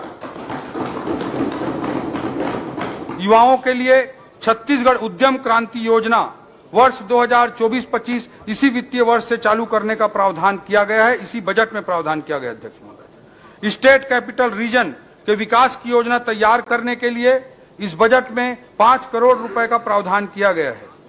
इन्वेस्ट इंडिया की तर्ज पर इन्वेस्ट छत्तीसगढ़ आयोजित करने के लिए भी इस बजट में प्रावधान किया गया है। अध्यक्ष महोदय, मोदी की गारंटी के तहत शक्तिपीठ परियोजना का डीपीआर एवं निर्माण कार्यों को आगे बढ़ाने के लिए 5 करोड़ रुपए का प्रावधान किया गया है। सांस्कृतिक राष्ट्रवाद और श्री रामलला के प्रति प्रदेश की जनता की अपार आस्था को देखते हुए हमारी सरकार ने श्री रामलला दर्शन योजना मोदी की गारंटी के तहत चालू किया है और इसके लिए इस बजट में 35 करोड़ रुपए का प्रावधान किया गया है। कृषि क्षेत्र के कुछ महत्वपूर्ण प्रावधानों का मैं जिक्र करना चाहूंगा। राज्य के ग्रामीण क्षेत्र में किसानों एवं भूमिहीन कृषि मजदूरों की स्थिति में सुधार के लिए कृषि एवं सहायक गतिविधियों के प्रोत्साहन हेतु समन्वित प्रयास किया जाएगा। कृषि विभाग के बजट में विगत वर्ष की तुलना में 33% की वृद्धि करते हुए कुल 13,438 करोड़ रुपए का प्रावधान किया गया है। किसानों को सहकारी एवं ग्रामीण बैंकों से ब्याज मुक्त कृषि ऋण उपलब्ध कराने के लिए पहले 2003 से पहले 15%, 16% की दर से ब्याज दर पे ऋण मिलता था अध्यक्ष महोदय, जिसे पिछली भाजपा की सरकार ने 0% तक लाया था और इसी योजना को आगे बढ़ाने के लिए ऋण उपलब्ध कराने के लिए 8,500 करोड़ की साख सीमा निर्धारित की गई है और ब्याज अनुदान के रूप में 317 करोड़ रुपए का प्रावधान किया गया है। अध्यक्ष महोदय, कृषि से संबंधित कुछ महत्वपूर्ण महाविद्यालयों की स्थापना की जा रही है। इस बजट में जो प्रावधान है वो मैं आपके समक्ष रखना चाहूंगा अध्यक्ष महोदय। कुनकुरी जिला जसपुर में कृषि व्यवसाय प्रबंधन महाविद्यालय एवं अनुसंधान केंद्र की स्थापना की जाएगी। रामचंद्रपुर जिला बलरामपुर में पोस्ट हार्वेस्ट मैनेजमेंट एवं प्रोसेसिंग टेक्नोलॉजी महाविद्यालय की स्थापना की जाएगी। खड़गवां जिला मनेन्द्रगढ़ चिरमिरी भरतपुर में कृषि महाविद्यालय की स्थापना की जाएगी। सिलफिली जिला सूरजपुर एवं रायगढ़ में शासकीय उद्यानिकी एवं वानिकी महाविद्यालय की भी स्थापना की जाएगी। प्रधानमंत्री मत्स्य संपदा योजना अंतर्गत ग्राम सतरेंगा में पर्यटन विकास की दृष्टि से एक्वा पार्क की स्थापना की जाएगी। इसके लिए 5 करोड़ रुपए का बजटीय प्रावधान किया गया है।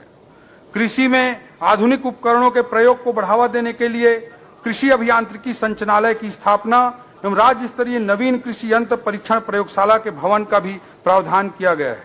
दुर्ग एवं सरगुजा जिले में कृषि यंत्री कार्यालय की स्थापना की जाएगी।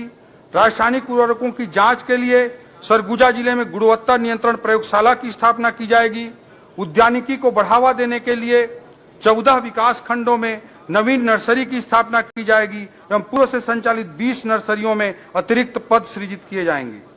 पशु औषधालय कुंवारपुर एवं माड़ीसराई जिला मनेन्द्रगढ़ चिरमिरी भरतपुर एवं पशु औषधालय कोल्हेनझरिया जिला जसपुर का पशु चिकित्सालय के रूप में उन्नयन का प्रावधान किया गया है। अध्यक्ष महोदय, ग्राम भोरिंग जिला महासमुंद, ग्राम चरौदा जिला शक्ति, ग्राम किरगी जिला राजनांदगांव, ग्राम खैरवना जिला मनेन्द्रगढ़ चिरमिरी भरतपुर तथा ग्राम मटासी जिला जसपुर में नवीन हेचरी की स्थापना करके मत्स्य पालन को प्रोत्साहित किया जाएगा।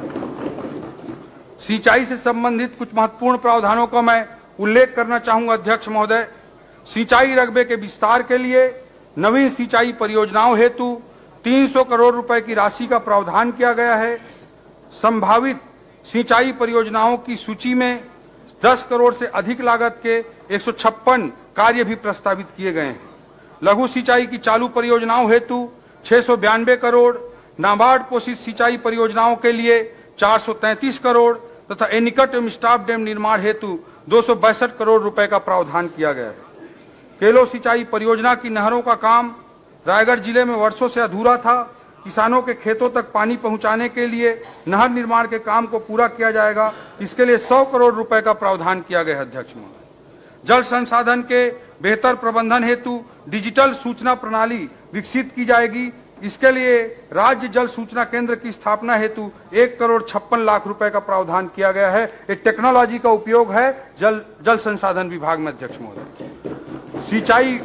सिंचाई बांधों की देखभाल एवं मरम्मत के लिए छोटे छोटे मरम्मत कार्यों के लिए बांधों में पानी बहता रहता है। अध्यक्ष महोदय, उसी चीज को ध्यान में रखते हुए राज्य बांध सुरक्षा संगठन का पृथक से सेटअप स्वीकृत किया गया है। सिंचाई बांधों की सुरक्षा के लिए इस बजट में 72 करोड़ रुपए का प्रावधान किया गया है। इससे सिंचाई बांधों की क्षमता का अधिकतम उपयोग किया जाना संभव हो सकेगा। सहकारिता के क्षेत्र में सहकार से समृद्धि की ओर के दृष्टिकोण को साकार करने के लिए सहकारी समितियों की लाभप्रदता एवं उत्पादकता को बढ़ाने के लिए हम प्रतिबद्ध हैं। 100 प्राथमिक कृषि साख सहकारी समितियों में खाद एवं बीज भंडारण हेतु गोदाम निर्माण के लिए 26 करोड़ रुपए का प्रावधान किया गया है। छत्तीसगढ़ राज्य सहकारी बैंक द्वारा विशेष प्रकार के आवश्यक प्रशिक्षण संचालित किए जा सके, इसके लिए प्रशिक्षण संस्थान का निर्माण किया जाएगा और उसके लिए इस बजट में 5 करोड़ रुपए का प्रावधान किया गया है। अध्यक्ष महोदय, पंचायत एवं ग्रामीण विकास विभाग के अंतर्गत इस वर्ष के बजट में 70% की वृद्धि करते हुए 17,529 करोड़ रुपए का प्रावधान किया गया है। अध्यक्ष महोदय, प्रधानमंत्री आवास योजना ग्रामीण के अंतर्गत जो आवास निर्माण करने हैं उसके लिए इसी बजट में 8,369 करोड़ रुपए का प्रावधान किया गया है। ग्रामीण क्षेत्रों में रोजगार के अवसर सृजित करने हेतु महात्मा गांधी ग्रामीण रोजगार गारंटी योजना के लिए 2,788 करोड़ रुपए का प्रावधान किया गया है। प्रधानमंत्री ग्राम सड़क योजना में नवीन सड़कों के निर्माण एवं वर्तमान सड़कों के संधारण हेतु 841 करोड़ रुपए का प्रावधान किया गया है। स्व सहायता समूहों के माध्यम से ग्रामीण महिलाओं को रोजगार की गतिविधियों से जोड़ने के लिए राष्ट्रीय ग्रामीण आजीविका मिशन में 561 करोड़ रुपए का प्रावधान किया गया है।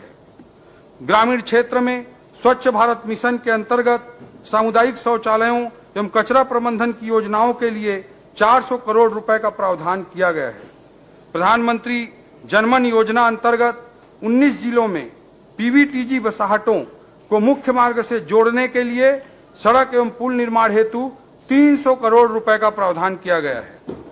मुख्यमंत्री ग्राम सड़क योजना अंतर्गत 12 बृहद पुलों एवं सड़कों के लिए 94 करोड़ रुपए का प्रावधान किया गया है और मुख्यमंत्री ग्राम गौरव पथ योजना के लिए 50 करोड़ रुपए का प्रावधान किया गया है। अनुसूचित जाति एवं अनुसूचित जनजाति वर्गों का विकास, विशेष रूप से कमजोर जनजाति समूह के विद्यार्थियों हेतु कबीरधाम, गरियाबंद, कोरिया, बलरामपुर, सरगुजा, धमतरी, गौरेला पेंड्रा, मरवाही, जसपुर एवं नारायणपुर में संचालित आवासीय विद्यालयों के लिए 13 करोड़ रुपए का प्रावधान किया गया है। भवन विहीन छात्रावास आश्रमों के 46 भवन निर्माण हेतु 78 करोड़ 10 लाख रुपए का प्रावधान किया गया है। पोस्ट मैट्रिक आदिवासी बालक छात्रावास बलरामपुर, महाराजगंज, शंकरगढ़, डिंडो, राजपुर, लखनपुर, कांसाबेल, बगीचा, दोकड़ा, बतौली, मनोरा, कोदबा, दुलदुला, पंडरीपानी, तपकरा तथा नर्मदापुर तथा पोस्ट मैट्रिक अनुसूचित जनजाति कन्या छात्रावास हेतु जसपुर नगर के भवन निर्माण हेतु प्रावधान किया गया है। प्री मैट्रिक आदिवासी बालक छात्रावास पैकू, दोकड़ा, रौनी, गाला, कोदबा, बागबहरा, लोदाम, दुलदुला, लवाकेरा, पंडरीपानी, कांसाबेल, बटईकेला, कुनकुरी, देवगढ़, मंगारी, बतौली, घाटबर्रा, नवापारा, लखनपुर, कमलेश्वरपुर तथा लुंड्रा प्री मैट्रिक अनुसूचित जनजाति कन्या छात्रावास करजी, धौरपुर, बोंदा, अंबिकापुर के भवन निर्माण हेतु प्रावधान किया गया है। पोस्ट मैट्रिक अनुसूचित जाति बालक छात्रावास महासमुंद, प्री मैट्रिक अनुसूचित जाति बालक छात्रावास बाजार अतरिया, कोरबा, करतला एवं प्री मैट्रिक अनुसूचित जाति कन्या छात्रावास अंबिकापुर के भवन निर्माण हेतु प्रावधान किया गया है। मुख्यमंत्री बाल भविष्य सुरक्षा योजना अंतर्गत जिला रायगढ़ में नवीन प्रयास आवासीय विद्यालय की स्थापना का भी प्रावधान इस बजट में किया गया है। 5 संभाग मुख्यालयों में नवीन स्नातकोत्तर छात्रावास की स्थापना हेतु 2 करोड़ 40 लाख रुपए का प्रावधान किया गया है। जिला मुख्यालय बलरामपुर में 100 सीटर आदिवासी क्रीड़ा परिसर की स्थापना एवं भवन निर्माण हेतु 3 करोड़ 10 लाख रुपए का प्रावधान किया गया है। अनुसूचित जाति और जनजाति तथा पिछड़ा वर्ग के विद्यार्थियों को यूपीएससी की परीक्षा में संघ लोक सेवा आयोग द्वारा आयोजित सिविल सेवा परीक्षा की तैयारी के लिए द्वारिका में एक यूथ हॉस्टल हमारी पिछली सरकार के द्वारा बनाया गया था। अध्यक्ष महोदय, अभी 65 बच्चों को सरकार के द्वारा छात्रवृत्ति देकर तैयारी कराई जाती है। इन 65 बच्चों के सीटों को सीधा 3 गुना के लगभग वृद्धि करते हुए 200 बच्चों के लिए यूपीएससी की तैयारी कराने का प्रावधान किया गया है। अध्यक्ष महोदय, पोषण एवं खाद्य सुरक्षा अंतर्गत प्रधानमंत्री जी द्वारा गरीब कल्याण योजना के तहत देश भर के 80 करोड़ हितग्राहियों के लिए निःशुल्क चावल वितरण की अवधि में 5 वर्ष की वृद्धि करने का निर्णय लिया गया है। राज्य शासन द्वारा मुख्यमंत्री खाद्यान्न सुरक्षा योजना के हितग्राहियों को आगामी 5 वर्ष तक निःशुल्क खाद्यान्न उपलब्ध कराने का निर्णय लिया गया। इस बजट में मुख्यमंत्री खाद्यान्न सहायता योजना अंतर्गत 3,400 करोड़ रुपए का प्रावधान किया गया है। अध्यक्ष महोदय, महिलाओं एवं बच्चों में कुपोषण से बचाव हेतु फोर्टिफाइड राइस के वितरण के लिए 209 करोड़ रुपए का प्रावधान किया गया है। शक्कर वितरण योजना अंतर्गत 150 करोड़, गुड़ वितरण हेतु 81 करोड़, अंत्योदय अन्न योजना अंतर्गत चना प्रदान करने हेतु 400 करोड़ एवं रियायती दर पर आयोडाइज्ड नमक वितरण हेतु 139 करोड़ रुपए का प्रावधान किया गया है। उपभोक्ता कल्याण अंशदान फंड योजना अंतर्गत 20 करोड़ रुपए का प्रावधान किया गया है। अध्यक्ष महोदय, पेयजल की व्यवस्था के संबंध में प्रदेशवासियों को पेयजल उपलब्ध कराने के लिए पीएचई विभाग के अंतर्गत गत वर्ष के बजट को लगभग 2 गुना बढ़ाते हुए 5,047 करोड़ रुपए का प्रावधान इस वर्ष किया गया था। इसमें हर घर नल योजना मोदी जी की जो है उसे पूरा करने के लिए 4500 करोड़ रुपए का प्रावधान इस बजट में किया गया है। अध्यक्ष महोदय, जल जीवन मिशन की मॉनिटरिंग के लिए डैशबोर्ड एवं राज्य पोर्टल का निर्माण किया जाएगा। यहाँ भी टेक्नोलॉजी का उपयोग करके हम व्यवस्था को दुरुस्त करने का प्रयास कर रहे हैं। अध्यक्ष महोदय, शिकायत निवारण एवं नए कनेक्शन हेतु ऑनलाइन आवेदन की व्यवस्था शुरू की जाएगी। जल की गुणवत्ता की ऑनलाइन मॉनिटरिंग सुनिश्चित की जाएगी। वाड्रफ नगर जल आवर्धन योजना हेतु 1 करोड़ 82 लाख का प्रावधान किया गया है। ग्रामों में पेयजल प्रदाय हेतु 71 करोड़ एवं नलकूपों के अनुरक्षण हेतु 110 करोड़ रुपए का प्रावधान किया गया है। नगरीय जल प्रदाय योजनाओं के लिए 26 करोड़ रुपए का प्रावधान किया गया है। मातृशक्ति एवं नवनिहालों का विकास महतारी वंदन योजना अंतर्गत सभी पात्र महिलाओं को 12,000 रुपए वार्षिक डीबीटी के माध्यम से भुगतान किया जाएगा। इससे महिलाओं के स्वास्थ्य, पोषण एवं आत्मनिर्भरता में वृद्धि होगी। सक्षम आंगनवाड़ी केंद्र एवं पूरक पोषण आहार हेतु 700 करोड़ रुपए का प्रावधान किया गया है। पूर्व से संचालित समान उद्देश्य वाली योजनाओं को समायोजित करते हुए जो बहुत सारी मल्टीप्लिसिटी थी स्कीम्स की, अध्यक्ष महोदय, उसके कारण 10 नवीन अम्ब्रेला योजना प्रारंभ की जाएगी। इसके लिए 628 करोड़ रुपए का प्रावधान किया गया है। प्रधानमंत्री मातृ वंदन योजना के लिए 117 करोड़ रुपए का प्रावधान किया गया है। ग्राम पंचायतों में महिलाओं के विकास एवं सशक्तिकरण हेतु आयोजित होने वाले कार्यक्रमों के लिए महिला सदन बनाने की एक नवीन योजना हमारी सरकार द्वारा प्रारंभ की गई है। इसके लिए 50 करोड़ रुपए का इस बजट में प्रावधान किया गया है। खेल एवं युवा कल्याण पारंपरिक खेलों को पुनर्जीवित करने के लिए छत्तीसगढ़ क्रीड़ा प्रोत्साहन योजना प्रारंभ की जाएगी। इस हेतु 20 करोड़ रुपए का बजटीय प्रावधान किया गया है। जसपुर जिले के कुनकुरी में मॉडर्न खेल स्टेडियम का निर्माण किया जाएगा। इस हेतु 2 करोड़ रुपए का प्रावधान किया गया है। 2 इंडोर स्टेडियम कॉम्प्लेक्स की स्थापना हेतु भी 4 करोड़ रुपए का प्रावधान किया गया है। प्रदेश के 5 नवीन जो जिले गठित हुए हैं, इन्हें पिछली सरकार ने गठित किया है, वहां जिला कार्यालयों की स्थापना हेतु 2 करोड़ 50 लाख रुपए का प्रावधान खेल एवं युवा कल्याण विभाग के अंतर्गत किया गया है। कला, साहित्य, खेल एवं समाज सेवा के क्षेत्र में युवाओं के योगदान को प्रोत्साहित एवं सम्मानित करने के लिए प्रतिवर्ष छत्तीसगढ़ युवा रत्न सम्मान दिया जाएगा। इस मद में 1 करोड़ 50 लाख रुपए का प्रावधान किया गया है। भू राजस्व व्यवस्था का सुदृढ़ीकरण रायपुर, बिलासपुर एवं दुर्ग जिले में राजस्व प्रकरणों के शीघ्र निराकरण हेतु तहसीलदार एवं नायब तहसीलदार के अतिरिक्त न्यायालयों की स्थापना की जाएगी। अध्यक्ष महोदय, रायपुर तहसील ऐसे तहसील अध्यक्ष महोदय जहां बस्तर संभाग के सभी जिलों में जितने राजस्व प्रकरण नहीं है उससे ज्यादा एक तहसील पर हैं, इसलिए वहां पे अतिरिक्त पद सृजित करके राजस्व व्यवस्था को दुरुस्त किया जाएगा। इस हेतु तहसीलदार के 30 और नायब तहसीलदार के 15 नवीन पदों के सृजन का प्रावधान किया गया। भू नक्शों का जियो रिफरेंसिंग कराया जाएगा, तब प्रत्येक भूखंड में यूएल पिन नंबर देते हुए भू आधार कार्ड जारी किया जाएगा। नगरीय क्षेत्रों में 1:500 के स्केल पर भूमि का नवीन सर्वेक्षण प्रारंभ किया जाएगा। इससे शहरी क्षेत्रों में छोटे भूखंडों को भू नक्शे पर दर्ज किया जाना संभव हो सकेगा। भू अभिलेखों को सिविल न्यायालयों से लिंक किया जाएगा। इससे सिविल न्यायालय द्वारा भूमि संबंधी प्रकरणों में पारित आदेशों के परिपालन में भू अभिलेख का सुधार कार्य ऑनलाइन प्रक्रिया से संभव हो सकेगा। भूमि व्युत्पत्ति की प्रक्रिया को ऑनलाइन एवं सरल बनाया जाएगा। कानून व्यवस्था का सुदृढ़ीकरण। राज्य में कानून व्यवस्था की मजबूती के लिए राज्य पुलिस बल में 1889 पदों की वृद्धि की गई है। नक्सल ऑपरेशन में जाने वाले राज्य पुलिस बल के लिए उच्च गुणवत्ता युक्त रेडी टू ईट फूड की व्यवस्था हेतु बजट में प्रावधान किया गया है। नक्सल प्रभावित क्षेत्रों में तैनात जवानों की सुरक्षा की दृष्टि से स्पाइक रेजिस्टेंट बूट देने के लिए बजटरी प्रावधान किया गया है।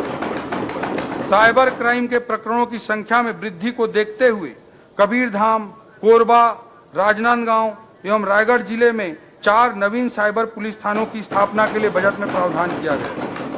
सीमावर्ती जिलों में मानव तस्करी के प्रकरणों में पीड़ित बालिकाओं एवं महिलाओं की सुरक्षा के लिए राजनांदगांव, कबीरधाम, रायगढ़, जगदलपुर एवं जसपुर जिले में 5 नवीन महिला थाना की स्थापना का भी प्रावधान इस बजट में किया गया है।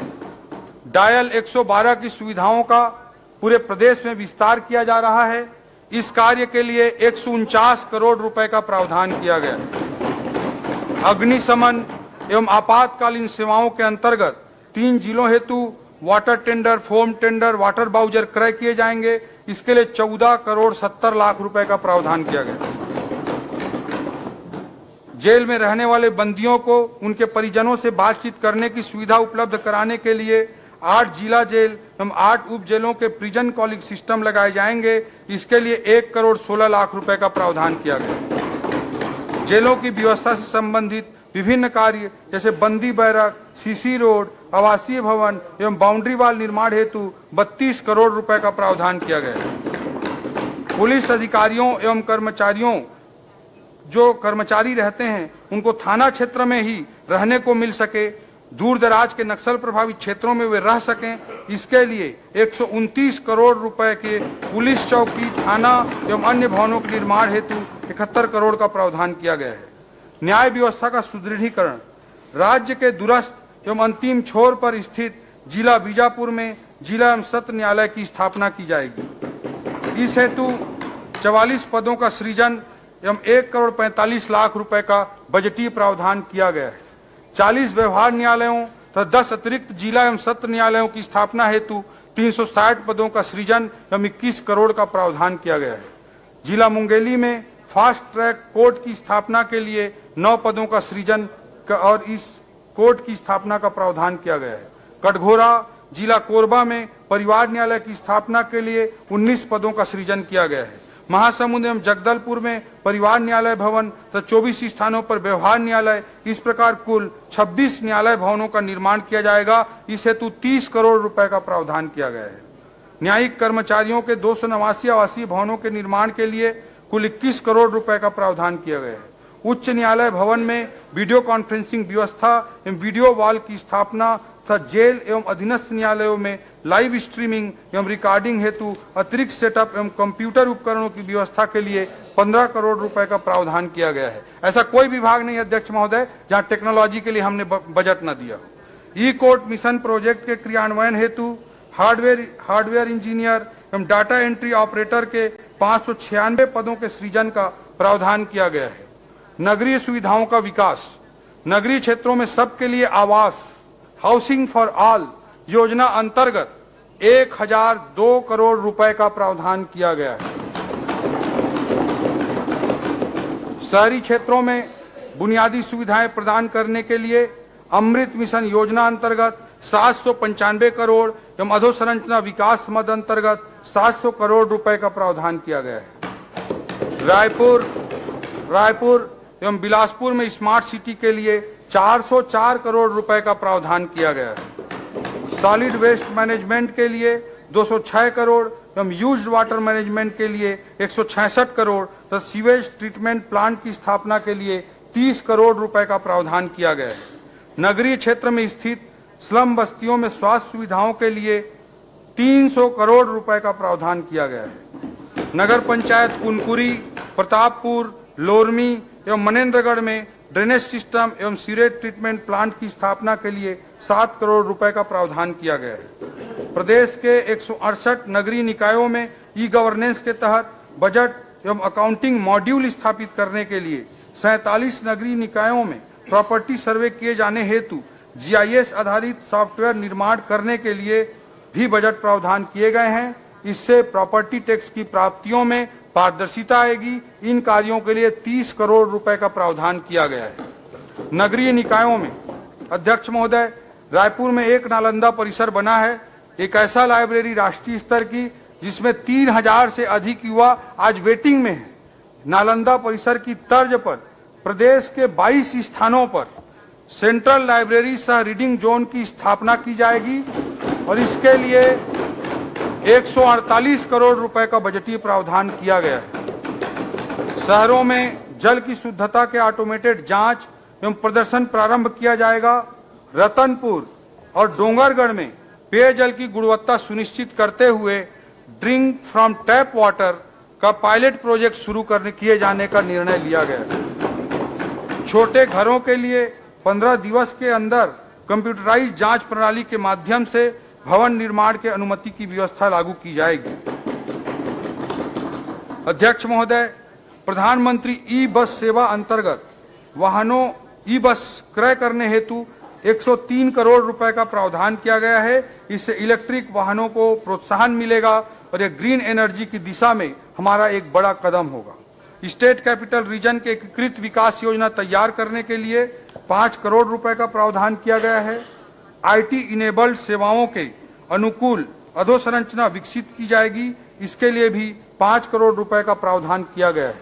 नवा रायपुर, अटल नगर में केंद्रीय विद्यालय, मेडिकल हब एवं आंतरिक मार्गों को मुख्य सड़क से जोड़ने के लिए 30 करोड़ रुपए का प्रावधान किया गया है। सिटी डेवलपमेंट एवं इन्वेस्टमेंट प्रमोशन हेतु 10 करोड़ रुपए का प्रावधान किया गया है। नवा Raipur, Atal Nagar smart city corporation के लिए 206 करोड़ रुपए का प्रावधान किया गया है। पर्यटन एवं संस्कृति, आम नागरिकों के लिए राज्य में पर्यटन सुविधा बढ़ाए जाने हेतु मुख्यमंत्री जन पर्यटन योजना प्रारंभ की जाएगी। शक्तिपीठ परियोजना के अंतर्गत प्रदेश के 5 शक्तिपीठों अर्थात रतनपुर, चंद्रपुर, दंतेवाड़ा, उदरगढ़ इन 5 स्थानों को विकसित करने के लिए योजना तैयार की जाएगी। इस हेतु 5 करोड़ रुपए का प्रावधान किया गया है। विभागवार महत्वपूर्ण अभिलेखों को डिजिटल स्वरूप देने के लिए छत्तीसगढ़ वेब अभिलेखागार में जन सामान्य को सुविधा के लिए उपलब्ध कराया जाएगा। इस हेतु 3 करोड़ रुपए का प्रावधान किया गया है। अध्यक्ष महोदय, हमारे वनवासियों की भाषा, आदिवासी भाइयों की भाषा गोंडी भाषा है। गोंडी भाषा के विकास हेतु हिंदी एवं छत्तीसगढ़ी भाषा से गोंडी भाषा में अनुवाद करने वाले सॉफ्टवेयर का निर्माण किया जाएगा। इससे गोंडी भाषा के उपयोग को बढ़ावा मिलेगा। 2 करोड़ 50 लाख रुपए का प्रावधान किया गया है। अध्यक्ष महोदय, छत्तीसगढ़ में गोंडी, हल्बी जैसी आदि भाषाएं हैं। इन आदि भाषाओं के संरक्षण एवं संवर्धन के लिए छत्तीसगढ़ आदि भाषा परिषद का भी गठन किया जाएगा। वन एवं जलवायु परिवर्तन, तेंदुपत्ता संग्राहकों को प्रति मानक बोरा 4000 रुपए से बढ़ाते हुए 5500 की दर से संग्रहण शुल्क का भुगतान किया जाएगा। वन क्षेत्रों में इको टूरिज्म को बढ़ावा देने के लिए नई नीति जारी की जाएगी। वाणिज्यिक वृक्षारोपण को बढ़ावा देने के लिए किसान वृक्ष मित्र योजना प्रारंभ की जाएगी। इसके अंतर्गत निजी भूस्वामी एवं शासकीय एवं अर्धशासकीय संस्थाओं को वाणिज्यिक वृक्षारोपण के लिए सहायता अनुदान प्रदान किया जाएगा। इस हेतु 60 करोड़ रुपए का प्रावधान किया गया है। प्रदेश के वनों के संरक्षण एवं संवर्धन से जुड़े कार्यों के क्रियान्वयन हेतु कैंपा योजना में 1000 करोड़ रुपए का प्रावधान किया गया है। वार्षिक कार्य योजना के अनुरूप वनों के प्राकृतिक पुनरुत्पादन हेतु 240 करोड़ रुपए का प्रावधान किया गया है। तेंदुपत्ता संग्राहक परिवार के सदस्यों को चरण पादुका वितरित करने हेतु 35 करोड़ रुपए का प्रावधान किया गया है। लेमरू हाथी रिजर्व परियोजना अंतर्गत फलदार प्रजातियों का वृक्षारोपण, चारागाह विकास, जल की उपलब्धता तथा हाथी मानव द्वंद्व के कुशल प्रबंधन के लिए रैपिड रिस्पांस टीम के गठन और अन्य कार्यों हेतु 20 करोड़ रुपए का प्रावधान किया गया है। बाहर नावापारा अभ्यारण्य में पर्यटन सुविधाओं के विकास हेतु 1 करोड़ रुपए का प्रावधान किया गया है। विभाग के कार्यों का वेब एवं मोबाइल बेस्ड प्लेटफॉर्म तैयार किए जाने के उद्देश्य से प्रशासन सुदृढ़ीकरण योजना अंतर्गत 14 करोड़ 70 लाख रुपए का प्रावधान किया गया है। वन विभाग द्वारा किए जाने वाले लकड़ियों की नीलामी के लिए ऑनलाइन ऑक्शन पोर्टल का उपयोग सुनिश्चित किया जाएगा। शिक्षित प्रदेश विकसित प्रदेश राष्ट्रीय शिक्षा नीति 2020 को तत्परता से लागू किया जाएगा। चरणबद्ध रूप से इसका क्रियान्वयन करते हुए प्रदेश के बच्चों एवं युवाओं को उनकी विशिष्ट योग्यता के अनुरूप विकास के अवसर प्रदान किए जाएंगे। डिजिटल एवं आर्टिफिशियल इंटेलिजेंस आधारित इकोसिस्टम के माध्यम से शिक्षा की व्यवस्थाओं को प्रोत्साहित किया जाएगा। शिक्षकों की भर्ती एवं पद स्थापना के लिए पोर्टल आधारित पारदर्शी, विश्वसनीय एवं सुगम व्यवस्था लागू की जाएगी। राष्ट्रीय शिक्षा नीति 2020 के प्रावधानों के अनुरूप रिसर्च, इनोवेशन, गुणवत्ता उन्नयन आदि कार्यों के लिए छत्तीसगढ़ हायर एजुकेशन मिशन का गठन किया जाएगा। राष्ट्रीय स्तर पर स्थापित भारतीय प्रौद्योगिकी संस्थानों की भांति प्रदेश के विभिन्न क्षेत्रों में चरणबद्ध तरीके से छत्तीसगढ़ प्रौद्योगिकी संस्थानों की स्थापना की जाएगी। पंडित रविशंकर शुक्ल विश्वविद्यालय रायपुर में स्टार्टअप, इनोवेशन एवं रिसर्च को बढ़ावा देने के लिए सेंट्रल इंस्ट्रूमेंटेशन फैसिलिटी का उन्नयन किया जाएगा। इस हेतु 2 करोड़ रुपए का प्रावधान किया गया है। शहीद महेंद्र कर्मा विश्वविद्यालय बस्तर में 20 नवीन शिक्षण विभाग में 33 नवीन स्नातक एवं स्नातकोत्तर पाठ्यक्रम प्रारंभ किए जाएंगे। इस हेतु बजट में प्रावधान किया गया है। पंडित रविशंकर शुक्ल विश्वविद्यालय रायपुर में व्यवसाय मूलक पाठ्यक्रम के रूप में वाणिज्य अध्ययनशाला प्रारंभ की जाएगी। आपराधिक न्यायिक तंत्र में निष्पक्ष परीक्षण एवं जांच के लिए उपयोगी सिद्ध हो रही फॉरेंसिक साइंस विषय हेतु अध्ययनशाला प्रारंभ किए जाएंगे। इस हेतु भी बजटीय प्रावधान किए गए हैं। भवन विहीन 20 शासकीय महाविद्यालयों के नवीन भवन निर्माण हेतु 20 करोड़ तो अन्य निर्माण कार्यों के लिए 10 करोड़ 50 लाख रुपए का प्रावधान किया गया है। 15 शासकीय महाविद्यालयों में स्नातक स्तर के नवीन विषय एवं संकाय खोले जाएंगे। 22 शासकीय महाविद्यालयों में स्नातकोत्तर स्तर के नवीन विषय प्रारंभ किए जाएंगे। सूरजपुर, गरियाबंद, कोंडागांव, सुकमा एवं बलरामपुर में जिला शिक्षा एवं प्रशिक्षण संस्थान डाइट की स्थापना की जाएगी। भवन विहीन 57 शासकीय हाई स्कूलों एवं 39 शासकीय हायर सेकेंडरी स्कूलों के भवनों का निर्माण किया जाएगा। इसके लिए बजट में 100 करोड़ रुपए का प्रावधान किया गया है।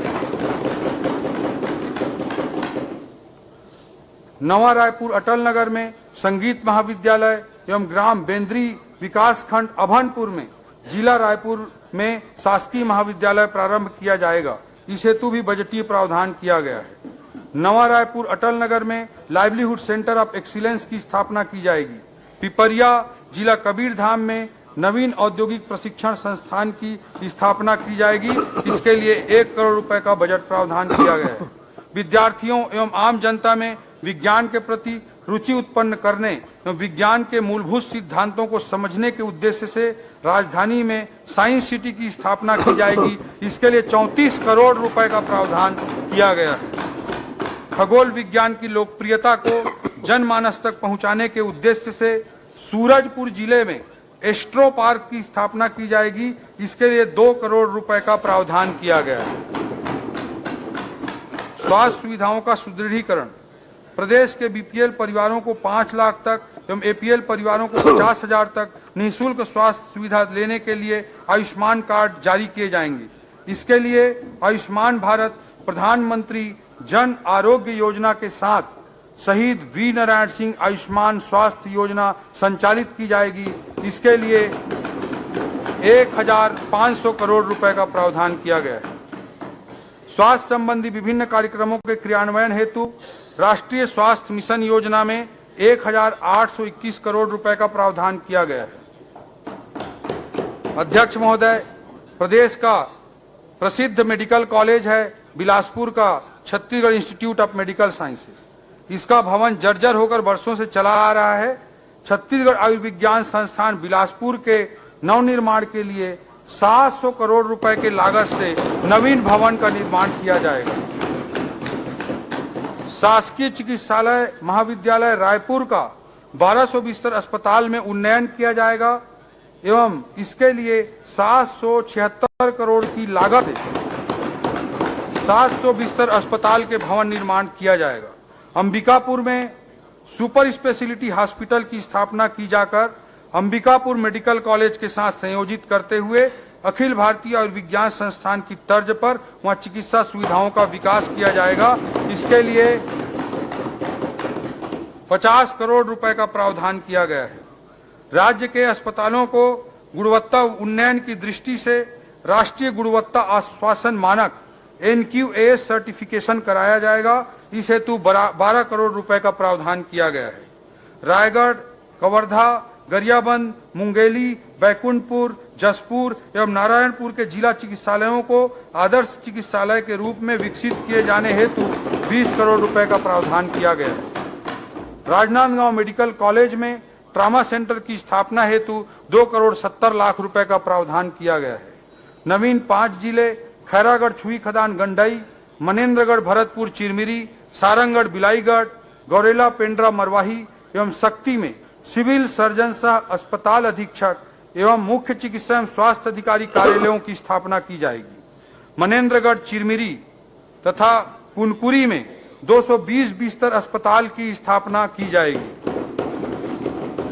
बस्तर में नर्सिंग कॉलेज की स्टाफ क्वार्टर हेतु भी इस बजट में प्रावधान किया गया है। डीकेएस के सुपर स्पेशलिटी हॉस्पिटल रायपुर एवं फिजियोथेरेपी महाविद्यालय रायपुर में छात्रावास निर्माण हेतु 2 करोड़ रुपए का प्रावधान किया गया है।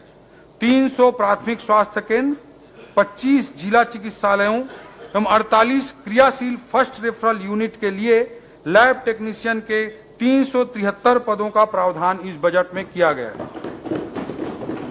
प्राथमिक स्वास्थ्य केंद्र खड़गवां, जिला मनेन्द्रगढ़ चिरमिरी भरतपुर को सामुदायिक स्वास्थ्य केंद्र के रूप में उन्नयन के लिए 37 पदों का प्रावधान किया गया है। उप स्वास्थ्य केंद्र गोलावंड, जिला कोंडागांव को प्राथमिक स्वास्थ्य केंद्र में उन्नयन हेतु 12 पदों का प्रावधान किया गया है। सिविल अस्पताल कुरुद, जिला धमतरी को 50 बिस्तर अस्पताल से 100 बिस्तर अस्पताल में उन्नयन किया जाएगा। 15 नवीन प्राथमिक स्वास्थ्य केंद्रों की स्थापना की जाएगी। इसके लिए 276 नवीन पद सृजन का प्रावधान किया गया है। शहरी स्वास्थ्य केंद्रों में फिजियोथेरेपी, मानसिक स्वास्थ्य, नशा मुक्ति तथा योग संबंधी परामर्श सेवाओं के लिए मुख्यमंत्री शहरी स्वास्थ्य कार्यक्रम अंतर्गत 3 करोड़ 50 लाख रुपए का बजटीय प्रावधान किया गया है। मनेन्द्रगढ़, सूरजपुर, बलरामपुर एवं कोंडागांव में जिला आयुर्वेद कार्यालय प्रारंभ किए जाएंगे। 6 आयुर्वेद औषधालय रतनपुर, जिला कोरिया, सेमरिया, जिला रायपुर, निकुंम, जिला दुर्ग, चित्रकूट, जिला बस्तर, सुपेबेड़ा, जिला गरियाबंद तथा रेरुमा खुर्द, जिला रायगढ़ में खोले जाएंगे। जिला आयुर्वेद कार्यालय सूरजपुर में 10 बिस्तर के पॉलीक्लिनिक की स्थापना की जाएगी। भूमिहीन कृषि मजदूरों, श्रमिकों, निराश्रितों एवं दिव्यांगों की सहायता। भूमिहीन कृषि मजदूरों की सहायता हेतु दीनदयाल उपाध्याय भूमिहीन कृषि मजदूर कल्याण योजना प्रारंभ करने का इस बजट में प्रावधान किया गया है, जो मोदी की गारंटी का हिस्सा है। इसके अंतर्गत प्रत्येक परिवार को प्रति वर्ष 10,000 रुपए की आर्थिक सहायता दी जाएगी। इसके लिए इस बजट में 500 करोड़ रुपए का प्रावधान किया गया है। असंगठित श्रमिकों, असंगठित सफाई कर्मकारों, ठेका मजदूरों, घरेलू कामकाजी महिलाओं एवं हमालों के कल्याण हेतु अटल श्रम सशक्तिकरण योजना की शुरुआत की जाएगी। इसके लिए 123 करोड़ रुपए का बजटीय प्रावधान किया है। विभाग द्वारा असंगठित श्रमिकों के पंजीयन एवं योजनाओं के क्रियान्वयन के ऑनलाइन मॉनिटरिंग हेतु श्रमेव जयते पोर्टल आरंभ किया जाएगा। पोर्टल के विकास हेतु 2 करोड़ रुपए का प्रावधान किया गया है। निराश्रितों, वृद्धजनों, दिव्यांगों, विधवा एवं परित्यक्ता महिलाओं को पेंशन योजनाओं का लाभ देने के लिए 1,400 करोड़ रुपए का प्रावधान किया गया है। इससे लगभग 23 लाख हितग्राहियों को सामाजिक सुरक्षा पेंशन का लाभ मिल पाएगा। प्रदेश के दिव्यांगों के सामाजिक समावेश सुनिश्चित करने के लिए सार्वजनिक इंफ्रास्ट्रक्चर को दिव्यांग अनुकूल बनाने के प्रति भी इस बजट में बजटीय प्रावधान किए गए हैं।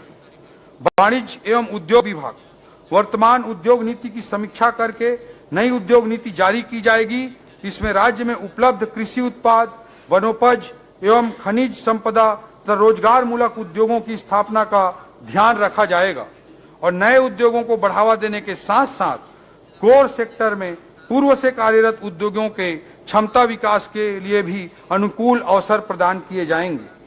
प्रदेश में आर्थिक और अत्याधुनिक इंफ्रास्ट्रक्चर से युक्त कोरबा बिलासपुर इंडस्ट्रियल कॉरिडोर के लिए राष्ट्रीय राजमार्ग के निकट के क्षेत्रों में उपलब्ध उपयुक्त शासकीय भूमि पर औद्योगिक क्षेत्रों का विकास किया जाएगा। इस योजना के निर्माण हेतु 5 करोड़ रुपए का बजटीय प्रावधान किया गया है। नए औद्योगिक पार्कों की स्थापना हेतु 60 करोड़, फूड पार्क की स्थापना हेतु 50 करोड़, लागत पूंजी अनुदान हेतु 200 करोड़ एवं ब्याज अनुदान हेतु 50 करोड़ रुपए का प्रावधान किया गया है। युवाओं को स्वरोजगार उपलब्ध कराने के लिए मोदी जी की गारंटी के तहत छत्तीसगढ़ उद्यम क्रांति योजना प्रारंभ की जाएगी। इन्वेस्ट इंडिया की तर्ज पर इन्वेस्ट छत्तीसगढ़ सम्मेलन आयोजित किया जाएगा। इस हेतु भी बजटीय प्रावधान किए गए हैं। प्रदेश में अत्याधुनिक Chhattisgarh startup hub, knowledge process outsourcing इकाइयां स्थापित करने एवं राज्य में एक समृद्ध नवाचार पारिस्थितिकी तंत्र तैयार किए जाने हेतु स्टार्टअप समिट का आयोजन किए जाने का भी इस बजट में प्रावधान किया गया है। जिला कोरबा में एल्यूमिनियम पार्क की स्थापना किए जाने हेतु 5 करोड़ रुपए का बजटीय प्रावधान किया गया है। प्रदेश के हैंडलूम, हस्तशिल्प एवं अन्य स्थानीय उत्पादों के बिक्री एवं प्रचार प्रसार के लिए मार्केट प्लेस उपलब्ध कराने हेतु राजधानी में राष्ट्रीय स्तर पर जो यूनिटी मॉल का कॉन्सेप्ट है, उसी तरह का यूनिटी मॉल रायपुर में स्थापित किया जाएगा। स्थानीय उत्पादों को बढ़ावा देने के लिए इसकी लागत लगभग 200 करोड़ रुपए होगी और इसके लिए 80 करोड़ रुपए का इस बजट में प्रावधान होगा। 50% सेंट्रल से मिलेगा। ऊर्जा विभाग 5 HP तक के कृषि पंपों को वार्षिक 7,500 यूनिट तक निःशुल्क विद्युत प्रदाय हेतु 3,500 करोड़ रुपए का प्रावधान किया गया है। योजना में 6,96,000 कृषि पंपों को लाभ मिलेगा। हाफ बिजली बिल योजना अंतर्गत 43,34,000 घरेलू उपभोक्ताओं को 400 यूनिट की खपत तक हाफ बिजली बिल योजना का लाभ प्रदान किया जा रहा है। इसके लिए 1,274 करोड़ रुपए का प्रावधान किया गया है। कृषि पंपों के ऊर्जीकरण हेतु 200 करोड़ रुपए का बजटीय प्रावधान किया गया है। कृषकों को सिंचाई की सुविधा हेतु सोलर सिंचाई पंपों की स्थापना हेतु 670 करोड़ रुपए का बजटीय प्रावधान किया गया है। बीपीएल उपभोक्ताओं को प्रति माह 30 यूनिट की खपत पर निःशुल्क बिजली प्रदान की जाती है। इस हेतु एकल बत्ती कनेक्शन योजना अंतर्गत अनुदान मद में 540 करोड़ रुपए का प्रावधान किया गया है। सौर सामुदायिक सिंचाई योजना अंतर्गत 795 हेक्टेयर कृषि भूमि को सिंचित करने के उद्देश्य से 30 करोड़ रुपए का बजटीय प्रावधान किया गया है। आईटी अधोसंरचना एवं आईटी इनेबल्ड सर्विसेज, प्रशासनिक कार्यों में तेजी, शासकीय धन के कपटपूर्ण संव्यवहार पर रोक तथा शासन में पारदर्शिता लाने के लिए आईटी अधोसंरचना का तेजी से विकास किया जाएगा। राजधानी मुख्यालय से लेकर ग्राम पंचायत स्तर तक प्रशासनिक कार्यों में आईटी इनेबल्ड सर्विसेज को बढ़ावा देने के लिए सभी विभागों में कुल मिलाकर 266 करोड़ रुपए का प्रावधान किया गया है। यह हमारी रणनीति का एक महत्वपूर्ण स्तंभ है। इन टेक्नोलॉजिकल एक्सपेरिमेंट्स को सही ढंग से संचालित करने के लिए Chhattisgarh centre for smart governance की स्थापना का भी प्रावधान इस बजट में किया गया है, ताकि टेक्नोलॉजी रिलेटेड चीजों को अच्छे तरीके से इंप्लीमेंट किया जा सके। राज्य शासन द्वारा संचालित सभी प्रमुख जन कल्याणकारी योजनाओं की एकजाई मॉनिटरिंग अटल डैशबोर्ड के माध्यम से की जाएगी। इसके लिए 5 करोड़ रुपए का बजटीय प्रावधान किया गया है। शासकीय धन के आय व्यय की दैनिक निगरानी के लिए एकीकृत वित्तीय प्रबंधन सूचना प्रणाली इफमिस 2.0 प्रारंभ की जाएगी। भारत नेट परियोजना के तहत राज्य की 9,804 ग्राम पंचायतों को ऑप्टिकल फाइबर केबल से जोड़ा जा चुका है। इसके रख रखाव एवं संचालन के लिए 66 करोड़ की पुल निधि के गठन का प्रावधान किया गया है। एकीकृत ई प्रोक्योरमेंट परियोजना के नवीन संस्करण हेतु 15 करोड़ रुपए का प्रावधान किया गया है। ग्रामीण क्षेत्रों में वाईफाई के माध्यम से हॉटस्पॉट स्थापित कर प्रदेश भर में इंटरनेट की पहुंच बढ़ाई जाएगी। इस हेतु प्रथम चरण में 1000 ग्राम पंचायतों में वाईफाई की सुविधा के लिए पीएम वाड़ी परियोजना अंतर्गत 37 करोड़ रुपए का प्रावधान किया गया है। शासन के विभिन्न विभागों द्वारा उपयोग किए जा रहे ई परिसंपत्ति, मोबाइल ऐप एवं वेबसाइट की साइबर सुरक्षा हेतु आवश्यक जांच एवं सर्टिफिकेशन की व्यवस्था की जाएगी। अधोसंरचना निर्माण, प्रदेश में अधोसंरचना विकास एवं पूंजीगत व्यय को प्रोत्साहित करने के लिए लोक निर्माण विभाग के लिए 8,017 करोड़ रुपए के प्रावधान सहित कुल 22,300 करोड़ रुपए का पूंजीगत मद में व्यय का प्रावधान इस बजट में किया गया है। यह प्रावधान गत वर्ष के पूंजीगत बजट के प्रावधान से 20% अधिक है, जबकि पिछले 5 सालों में ऑन एन एवरेज कैपेक्स में 12% की ही वृद्धि हो रही थी। राज्य मार्गों के निर्माण हेतु 190 करोड़, मुख्य जिला सड़कों के निर्माण हेतु 390 करोड़, ग्रामीण मार्गों के निर्माण हेतु 747 करोड़, अनुसूचित जनजाति बाहुल्य क्षेत्रों में सड़कों के निर्माण हेतु अतिरिक्त 200 करोड़, शहरी क्षेत्र के मार्ग हेतु 50 करोड़, बृहद एवं मध्यम पुलों के निर्माण हेतु 244 करोड़, रेलवे ओवरब्रिज निर्माण हेतु 50 करोड़ रुपए का प्रावधान किया गया है। शहरी एवं ग्रामीण क्षेत्रों में कुल 1,690 नवीन निर्माण कार्य प्रस्तावित हैं। इसमें 1,268 सड़क कार्य हेतु 737 करोड़, 349 बृहद एवं मध्यम पुल निर्माण हेतु 175 करोड़ तथा 55 भवनों के निर्माण हेतु 20 करोड़ रुपए का प्रावधान किया गया है। अधोसंरचना खर्चों में जगदलपुर, बिलासपुर एवं अंबिकापुर एयरपोर्ट हेतु सुरक्षा उपकरण एवं अन्य व्यवस्थाओं को निर्मित करने के लिए 30 करोड़ रुपए का बजटीय प्रावधान किया गया। जसपुर हवाई पट्टी एवं बलरामपुर हवाई पट्टी के उन्नयन एवं सुधार हेतु 16 करोड़ 20 लाख रुपए का बजटीय प्रावधान किया गया है। रेल लाइनों के लिए भी इस बजट में बड़े प्रावधान किए गए हैं। जिला मनेंद्रगढ़, चिरमिरी, भरतपुर एवं जिला कोरिया अंतर्गत शहरों के विकास और स्थायित्व के लिए रेलवे की महत्वपूर्ण परियोजना चिरमिरी नागपुर हाल्ट की नई रेल लाइन हेतु 120 करोड़ रुपए का प्रावधान किया गया। कटघोरा से डोंगरगढ़ रेल लाइन निर्माण को तीव्र गति से किए जाने हेतु राशि 300 करोड़ रुपए का बजटीय प्रावधान किया गया। कर प्रणाली का सुदृढ़ीकरण, कर प्रशासन में मजबूती एवं पारदर्शिता लाने के लिए सभी विभागों में आईटी टूल्स की सहायता ली जाएगी। कर प्राप्तियों में सुधार हेतु निगरानी तंत्र को भी मजबूत बनाया जाएगा। राज्य की राजस्व प्राप्तियों का प्रमुख स्रोत वस्तु एवं सेवा कर, goods and services tax, state GST है। वस्तु एवं सेवा कर के संकलन में सुधार एवं पारदर्शिता के लिए राज्य मुख्यालय में बिजनेस इंटेलिजेंस यूनिट की स्थापना की जाएगी। इसमें आर्टिफिशियल इंटेलिजेंस एवं मशीन लर्निंग का उपयोग करते हुए डेटा ड्रिवन फ्रॉड एनालिसिस सहित राजस्व संवर्धन के अन्य उपाय सुनिश्चित किए जाएंगे। इस हेतु इस बजट में 9 करोड़ 50 लाख रुपए का प्रावधान किया गया है। जीएसटी संबंधी अपीलीय मामलों के त्वरित निराकरण हेतु अधिकरण की स्थापना के लिए 5 करोड़ रुपए का प्रावधान किया गया है। आबकारी करावंचन के प्रकरणों पर नियंत्रण हेतु प्रशासनिक व्यवस्था सुदृढ़ की जाएगी। इसके लिए विभागीय पदों में वृद्धि, निरीक्षण हेतु वाहन व्यवस्था, मॉनिटरिंग हेतु कंप्यूटर उपकरण इत्यादि के लिए 3 करोड़ 88 लाख रुपए का बजटीय प्रावधान किया गया है।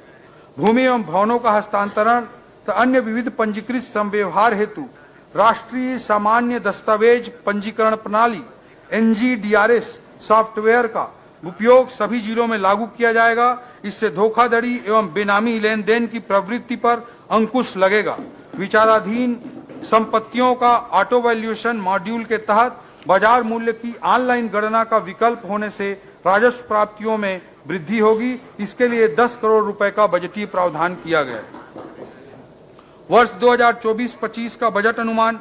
अध्यक्ष महोदय, मैं वर्ष 2024-25 का बजट अनुमान सदन के समक्ष प्रस्तुत करता हूं। वर्ष 2024-25 में 1,47,500 करोड़ रुपए की कुल प्राप्ति का अनुमान है, जो गत वर्ष की अनुमानित प्राप्तियों से 22% अधिक है।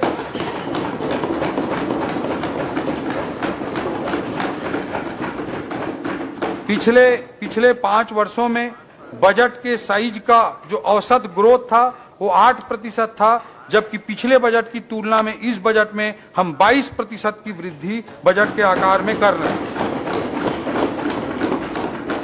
कर प्राप्तियों में राज्य की राजस्व प्राप्तियां 68,400 करोड़, केंद्र से प्राप्तियां 57,500 करोड़ एवं पूंजीगत प्राप्तियां 21,600 करोड़ रुपए अनुमानित है। वर्ष 2024-25 के लिए विनियोग का आकार 1,60,568 करोड़ का है। सकल व्यय से ऋणों की अदायगी एवं पुनर्प्राप्तियों को घटाने पर शुद्ध व्यय 1,47,446 करोड़ अनुमानित है। राजस्व व्यय 1,24,840 करोड़ एवं पूंजीगत व्यय 22,300 करोड़ रुपए का होगा। वर्ष 2023-24 में पूंजीगत व्यय प्रावधान 18,660 करोड़ था। वर्ष 2024-25 में 22,300 करोड़ रुपए का बजटीय प्रावधान किया गया है, जो गत वर्ष की तुलना में 20% अधिक है। प्रदेश में अनुसूचित जनजाति वर्ग एवं अनुसूचित जाति वर्ग के विकास के लिए आदिवासी उप योजना मद में 33% एवं अनुसूचित जाति विशेष घटक योजना मद में 13% राशि का विशेष प्रावधान किया गया है। वर्ष 2024-25 के बजट में सामाजिक क्षेत्र के लिए 45%, आर्थिक क्षेत्र के लिए 35% एवं सामान्य सेवा के क्षेत्र के लिए 20% का प्रावधान किया गया है। राजकोषीय स्थिति। अध्यक्ष महोदय, हमारी सरकार द्वारा राजस्व संग्रहण के लिए आधुनिक तकनीकों का उपयोग तथा प्रशासन को सरल एवं पारदर्शी बनाने के उपाय किए जा रहे हैं। इससे बिना कोई नया कर अधिरोपित किए राज्य के स्वयं के राजस्व में 22% की वृद्धि का हमने बड़ा लक्ष्य रखा है। 17 दिसंबर 2018 की स्थिति में राज्य का कुल ऋण भार 41,695 करोड़ रुपया था, जो विगत 5 वर्षों के दौरान लगभग 91,520 करोड़ रुपए हो गए।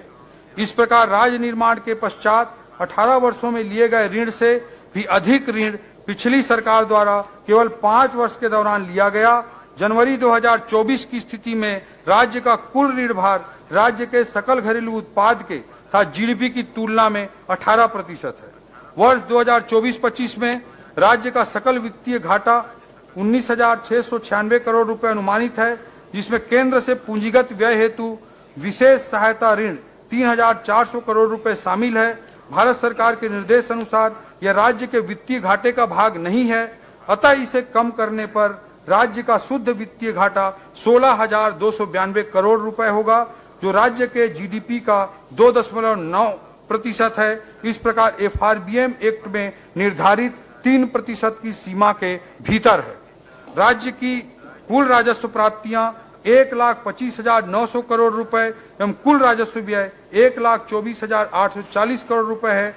अतः वर्ष 2024-25 में राजस्व अधिक 1,060 करोड़ रुपए का होगा, अर्थात यह बजट रेवेन्यू सरप्लस राजस्व आधिक्य वाला बजट है। कर प्रस्ताव। अध्यक्ष महोदय, वर्ष 2024-25 के लिए कोई नया कर प्रस्ताव नहीं है।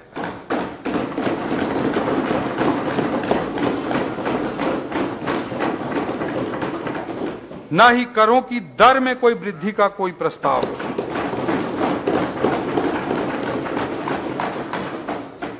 अध्यक्ष महोदय, भारत के यशस्वी प्रधानमंत्री श्री नरेंद्र मोदी जी की अगुवाई में भारत आज विश्व गुरु की भूमिका में पुनः आ गया है।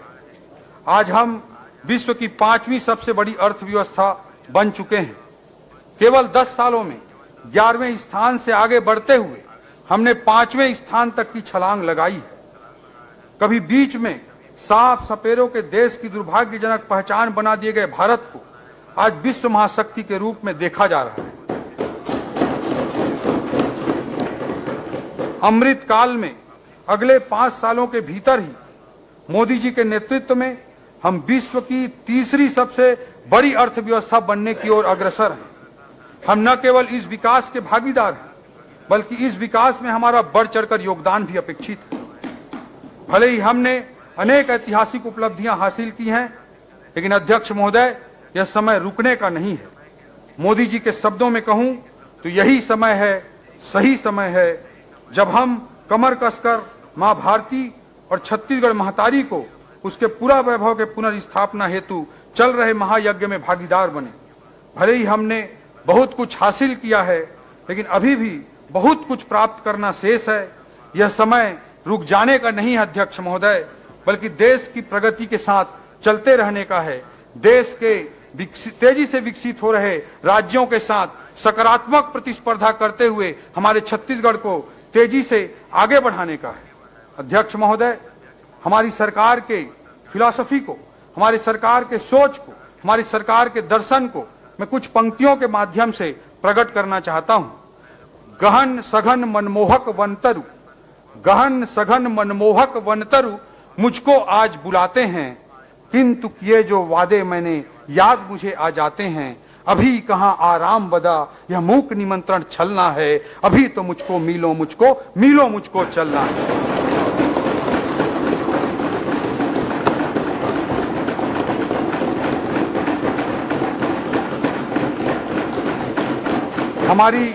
हमारी सरकार का ये विजन है अध्यक्ष महोदय। हम काफी चले हैं, इस प्रक्रिया में अनेकों लोगों का योगदान रहा है और आगे और द्रुत गति से चलते रहेंगे। आदरणीय विष्णुदेव साय जी के नेतृत्व में ये पालनहारी सरकार है, जो छत्तीसगढ़ को नई ऊंचाई पर पहुंचाएगी, जो 5 लाख करोड़ के जीडीपी को 10 लाख करोड़ जीडीपी तक पहुंचाने का बड़ा लक्ष्य लेकर चल रही है, जो एक विजन डॉक्यूमेंट 1 नवंबर सन 2024 को प्रस्तुत करने जा रही है। अमृत काल छत्तीसगढ़ विजन 2047 जो विकासशील छत्तीसगढ़ को विकसित छत्तीसगढ़ में परिवर्तित करने वाला होगा। अध्यक्ष महोदय, आदरणीय मुख्यमंत्री श्री विष्णुदेव साय जी के नेतृत्व में वर्ष 2024-25 का बजट छत्तीसगढ़ की विकास यात्रा की दिशा में हमारा पहला कदम है। राम काज कीन्हे बिनु हमें कोई विश्राम नहीं है। इस भावना के साथ वर्ष 2024-25 का वार्षिक वित्तीय विवरण तथा अनुदान की मांगे मैं सदन के समक्ष प्रस्तुत करता हूं। अध्यक्ष महोदय, जय हिंद, जय छत्तीसगढ़।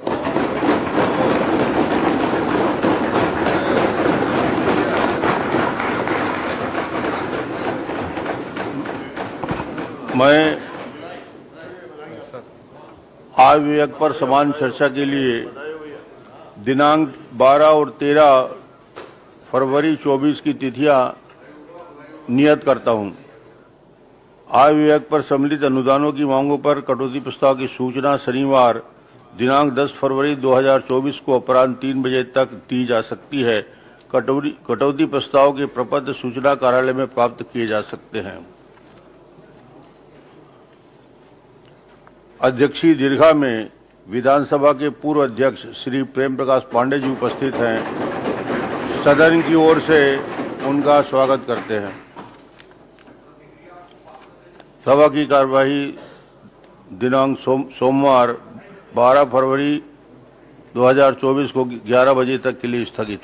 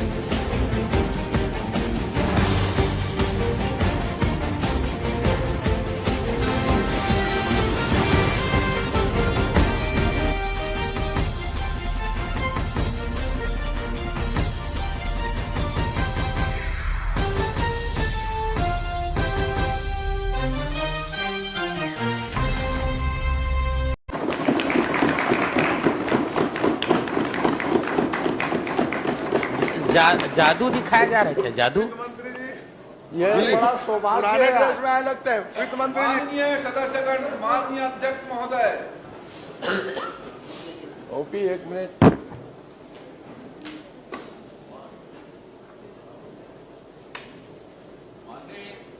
माननीय अध्यक्ष महोदय, माननीय मुख्यमंत्री जी को बहुत बहुत बधाई। उनके कार्यकाल का पहला बजट आ रहा है।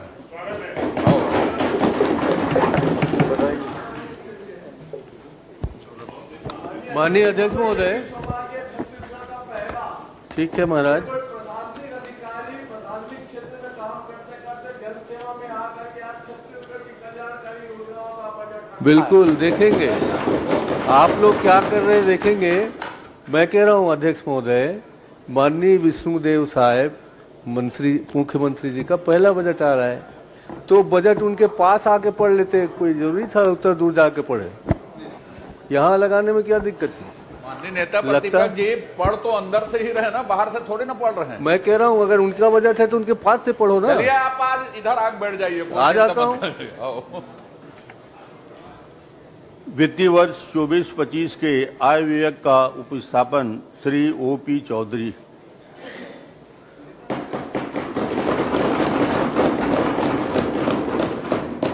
माननीय अध्यक्ष महोदय, मेरा व्यवस्थक प्रश्न है, क्योंकि अभी तक के विधानसभा में इंस्ट्रूमेंट का प्रदर्शन या उसको देखकर पढ़ने की परंपरा नहीं रही है, और न विधानसभा में इस प्रकार को कोई आदेश है। और मैं वित्त मंत्री जी के टेबल में देख रहा हूं कि लैपटॉप लेके वो खड़े हैं। मैं समझता हूं कि विधानसभा में इस प्रकार की व्यवस्था अभी नहीं दी गई है। कृपया करके जो पुरानी परंपरा है उसके अनुरूप ही उसका वाचन करें, ऐसा मैं आपसे अपेक्षा करता हूं।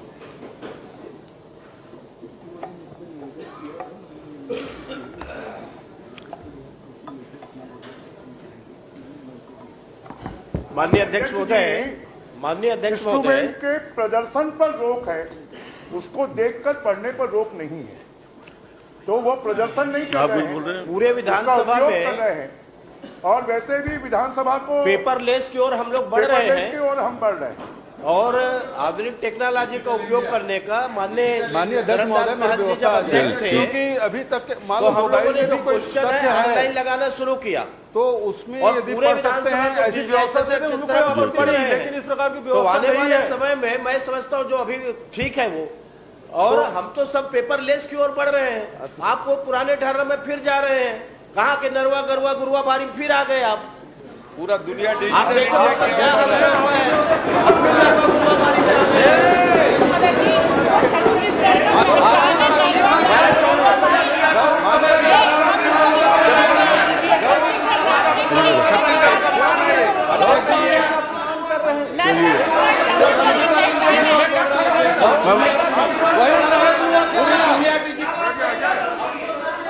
छत्तीसगढ़ की संस्कृति का अपमान कर रहे हो। छत्तीसगढ़ की संस्कृति का अपमान हो रहा है। क्या अध्यक्ष जी, धर्म जी बैठिए प्लीज। आपने सही नहीं कहा, गोबर खरीदी भी ऑनलाइन होती थी। अब बैठिए बैठिए ऑनलाइन को ऑफलाइन करने की आदत है अपनी। तो बैठिए बैठिए। माननीय वित्त मंत्री जी ने आग्रह किया था, निवेदन किया था, मैंने उसको स्वीकार कर लिया है, उनको अनुमति दी है। धन्यवाद। धन्यवाद अध्यक्ष महोदय। माननीय अध्यक्ष महोदय, छत्तीसगढ़ की जनता जनार्दन ने कुशासन के खिलाफ मुहर लगाकर हमें छत्तीसगढ़ महतारी की सेवा करने का अवसर प्रदान किया है। ऐतिहासिक जनादेश द्वारा प्रकट किए गए स्नेह और विश्वास के लिए हम छत्तीसगढ़ के 3 करोड़ लोगों का हृदय की गहराइयों से आभार व्यक्त करते हैं और छत्तीसगढ़ को विकास की नई ऊंचाइयों तक ले जाने की प्राण प्रतिज्ञा करते हैं। अध्यक्ष महोदय, अध्यक्ष महोदय, हमारे चारों ओर चुनौतियों का घना अंधेरा है। महिलाएं कानून व्यवस्था की बिगड़ी स्थिति का शिकार रहीं, युवा मन अविश्वास और आशंकाओं से ग्रसित रहा। पिछले सालों में प्रशासनिक तंत्र पटरी से उतरा रहा और राजकीय खजाना हमें खाली मिला है, पर हम अंधेरों के बीच उजाले की तलाश करने की ताकत रखते हैं। अध्यक्ष महोदय, चुनौतियों का घना अंधेरा है।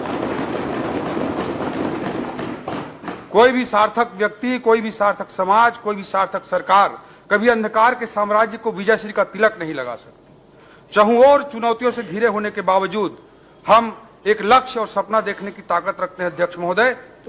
चुनौतियों का अंधेरा हमें बच्चन जी की पंक्तियों की स्मरण कराता है, पर किसी उजड़े हुए को फिर बसाना कब मना है, पर किसी उजड़े हुए को फिर बसाना कब मना है अंधेरी रात पर दीवा जलाना कब मना है।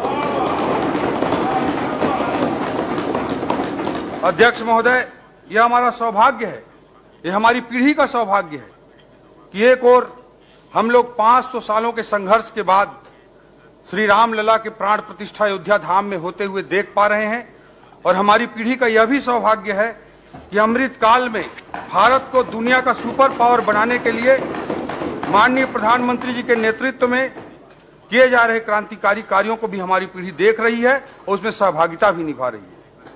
माननीय प्रधानमंत्री श्री नरेंद्र मोदी जी की अथक ऊर्जा आज हमारे लिए प्रेरणा का स्रोत बन रही है, तो सहज सरल मुख्यमंत्री श्री विष्णुदेव साय जी का कुशल नेतृत्व हमारी ताकत बनकर हमारे साथ है। अध्यक्ष महोदय, आज देश अमृत काल में नई ऊर्जा और नए विश्वास के साथ आगे बढ़ रहा है। पूरी दुनिया आज भारत की ओर निहार रही है। विकसित भारत का सुस्पष्ट लक्ष्य सबके सामने है, लेकिन दुर्भाग्य के साथ कहना पड़ता है कि छत्तीसगढ़ के विकास को ग्रहण लग गया था। भ्रष्ट और स्वार्थपरक ताकतों ने छत्तीसगढ़ को दबोच कर रखा था।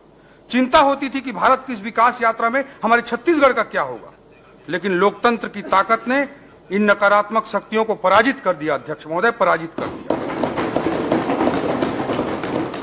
अध्यक्ष महोदय, छत्तीसगढ़ की जनता की उंगलियों पर लगी स्याही ने छत्तीसगढ़ की विकास यात्रा के नए रास्ते खोल दिए हैं। विकास यात्रा का कृष्ण पक्ष समाप्त हो चुका है अध्यक्ष महोदय, शुक्ल पक्ष प्रारंभ हो चुका है। विष्णुदेव साय जी के नेतृत्व में सुशासन का सूर्योदय हो चुका है अध्यक्ष महोदय।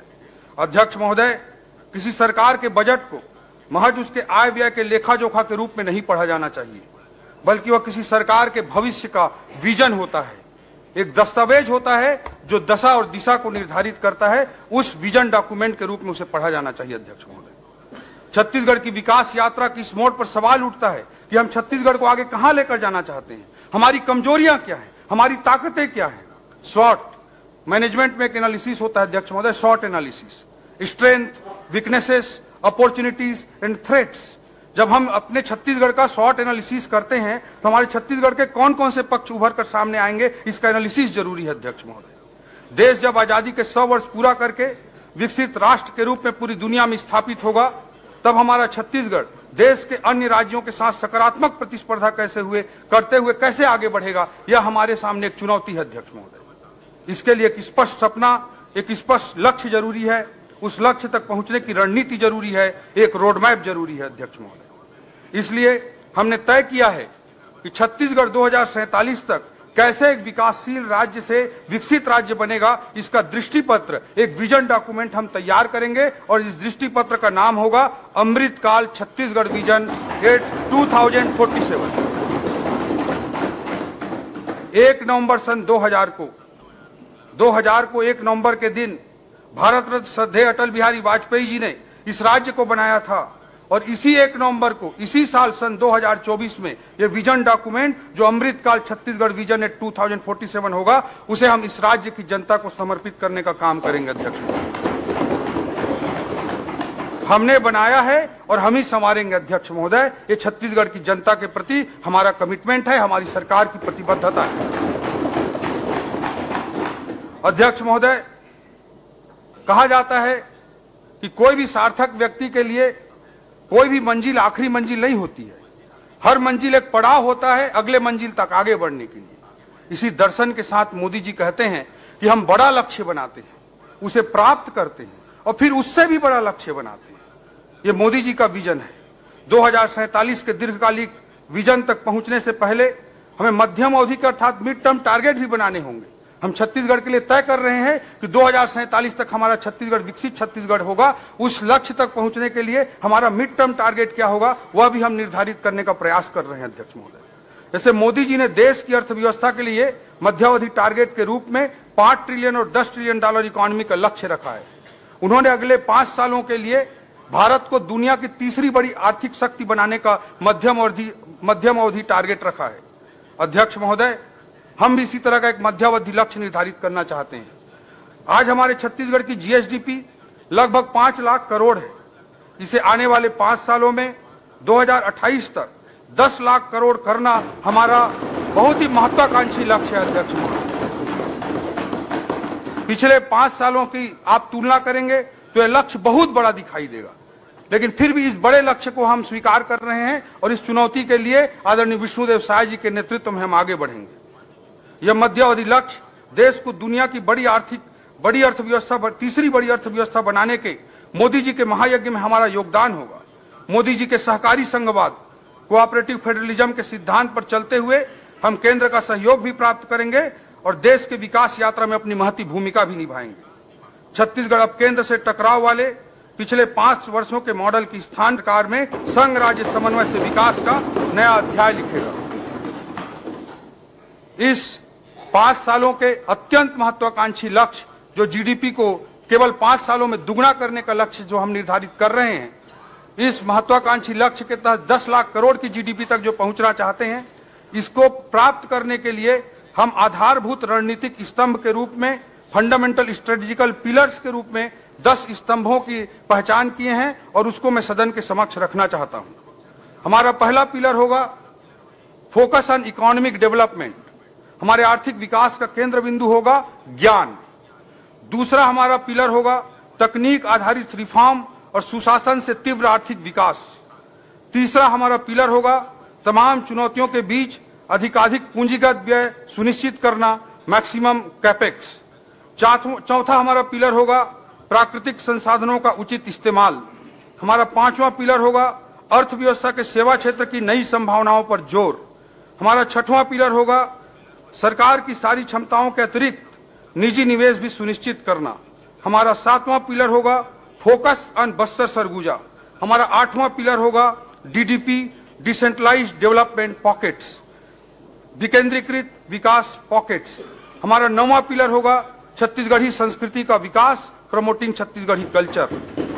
हमारा 10वां पिलर होगा क्रियान्वयन का महत्व, importance of implementation. In 10 pillars को मैं थोड़ा व्याख्यायित करना चाहता हूं अध्यक्ष महोदय। हमारा जो पहला पिलर है फोकस अप और इकोनॉमिक डेवलपमेंट, हमारे आर्थिक विकास के केंद्र बिंदु जो होगा वो ज्ञान होगा। ज्ञान, नॉलेज तो होगा ही, लेकिन इस ज्ञान का हमारा अर्थ है जी अर्थात गरीब, वाई अर्थात युवा, ए अर्थात अन्नदाता और एन अर्थात नारी। ज्ञान के माध्यम से गरीब, युवा, अन्नदाता और नारी को समर्पित हमारा आर्थिक विकास होगा। अध्यक्ष महोदय, भारी मन से मुझे कहना पड़ रहा है कि पिछले 5 वर्षों में हमारे छत्तीसगढ़ की पिछली सरकार ने इन चारों समूहों के साथ अन्याय किया है। न केवल गरीबों के छत के अधिकार को छीना गया, यूरिया डीएपी में कालाबाजारी हुई, 2 रुपए में गोबर खरीदकर गुणवत्ता विहीन कंपोस्ट के नाम पर 10 रुपए में जबरन उसे बेचा गया, किसानों के संबंध में अनेक प्रकार की लूटें हुई। अध्यक्ष महोदय, माताओं बहनों को इन्होंने 500 रुपए प्रति माह अर्थात साल का 6,000 रुपए देने का वादा किया था, मगर किसी को 6 रुपए तक नहीं मिला। अध्यक्ष महोदय, ये भारी मन के साथ कहना पड़ रहा है। अध्यक्ष महोदय, युवाओं के साथ भी बहुत अन्याय हुआ। प्रतियोगी परीक्षाओं में जो बड़े सपने लेकर हमारे युवा आए थे, उनके साथ अन्याय हुआ। इस संदर्भ में नेल्सन मंडेला जी के कोटेशन को मैं कोट करना चाहता हूं। Destroying any nation does not require the use of atomic bombs और the use of long range missiles, it only requires lowering the quality of education and allowing cheating in the examinations by the students। अध्यक्ष महोदय, किसी देश को बर्बाद करने के लिए, तबाह करने के लिए बम, बारूद और मिसाइल की जरूरत नहीं होती है। शिक्षा की गुणवत्ता को खराब कर देना और परीक्षाओं में भ्रष्टाचार ही किसी देश को बर्बाद करने के लिए पर्याप्त होता है। ये विजनरी लीडर नेल्सन मंडेला ने कहा है। अध्यक्ष महोदय, पीएससी की प्रतिष्ठापूर्ण परीक्षाओं में युवाओं के साथ अन्याय हुआ, जिसमें हमारी सरकार ने सीबीआई जांच का निर्णय लिया है और अभी ईओडब्ल्यू में भी एफआईआर दर्ज हुई है। गरीब, किसान, युवा और महिला, 4 जो हमारे केंद्र बिंदु हैं, उन्हें केंद्र बिंदु में रखते हुए इन्हें ऊर्जा और सही दिशा और अवसर प्रदान करके हम प्रदेश की आर्थिक उन्नति में इनकी सहभागिता सुनिश्चित करेंगे। ये हमारी सरकार की प्रतिबद्धता है। अध्यक्ष महोदय, दूसरा जो पिलर है वह है तकनीक आधारित रिफॉर्म और सुशासन से तीव्र आर्थिक विकास को सुनिश्चित करना। अध्यक्ष महोदय, rapid economic growth through technology-driven reforms and governance. अध्यक्ष महोदय, आज दुनिया artificial intelligence, data analytics, comprehensive system development, satellite based communication जैसे उच्च स्तरीय तकनीकों से संचालित हो रही है। हम शासन और प्रशासन में तकनीक के इस्तेमाल पर पूरा जोर देंगे। इससे नागरिक सुविधाओं में पारदर्शिता आएगी और समस्याओं का तीव्र समाधान भी होगा। अध्यक्ष महोदय, इससे हम मोदी जी के न खाऊंगा न खाने दूंगा की भावना को चरितार्थ कर पाएंगे। अध्यक्ष महोदय,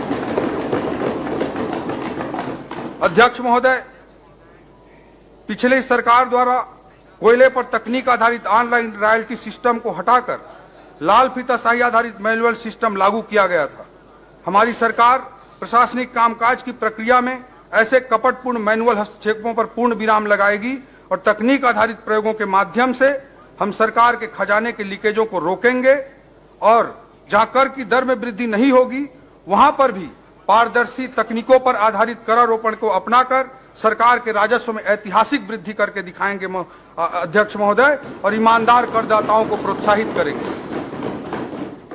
अध्यक्ष महोदय, हमने पूरी ईमानदारी के साथ प्रत्येक विभाग के साथ चर्चा करते हुए प्रयास किया कि कहां-कहां तकनीकों के इस्तेमाल को बढ़ावा दिया जा सकता है, कहां-कहां तकनीकों के इस्तेमाल से सरकार के लीकेजों को रोका जा सकता है, जनता को अधिकाधिक सुविधाएं दी जा सकती हैं। इसका हमने बहुत गहन अध्ययन किया और इस बजट में मुझे सदन को बताते हुए बड़ा हर्ष हो रहा है अध्यक्ष महोदय कि विभिन्न विभागों के टेक्नोलॉजिकल इंटरवेंशन के लिए ही कुल मिलाकर 266 करोड़ रुपए का आर्थिक प्रावधान किया गया है, जिससे सुशासन और पारदर्शिता को हम सुनिश्चित कर सकें। अध्यक्ष महोदय, तकनीकी पर आधारित ये रिफॉर्म और ये सुशासन, ये जो रिफॉर्म्स होंगे और ये गवर्नेंस होंगे, यही हमारे जीडीपी के केवल 5 साल में 2 गुना तक लक्ष्य जो हमारा है 5 लाख करोड़ के जीएसडीपी से 10 लाख करोड़ के जीएसडीपी तक पहुंचने का, उसका आधार होगा तकनीकी आधारित रिफॉर्म्स और गुड गवर्नेंस। उसी के माध्यम से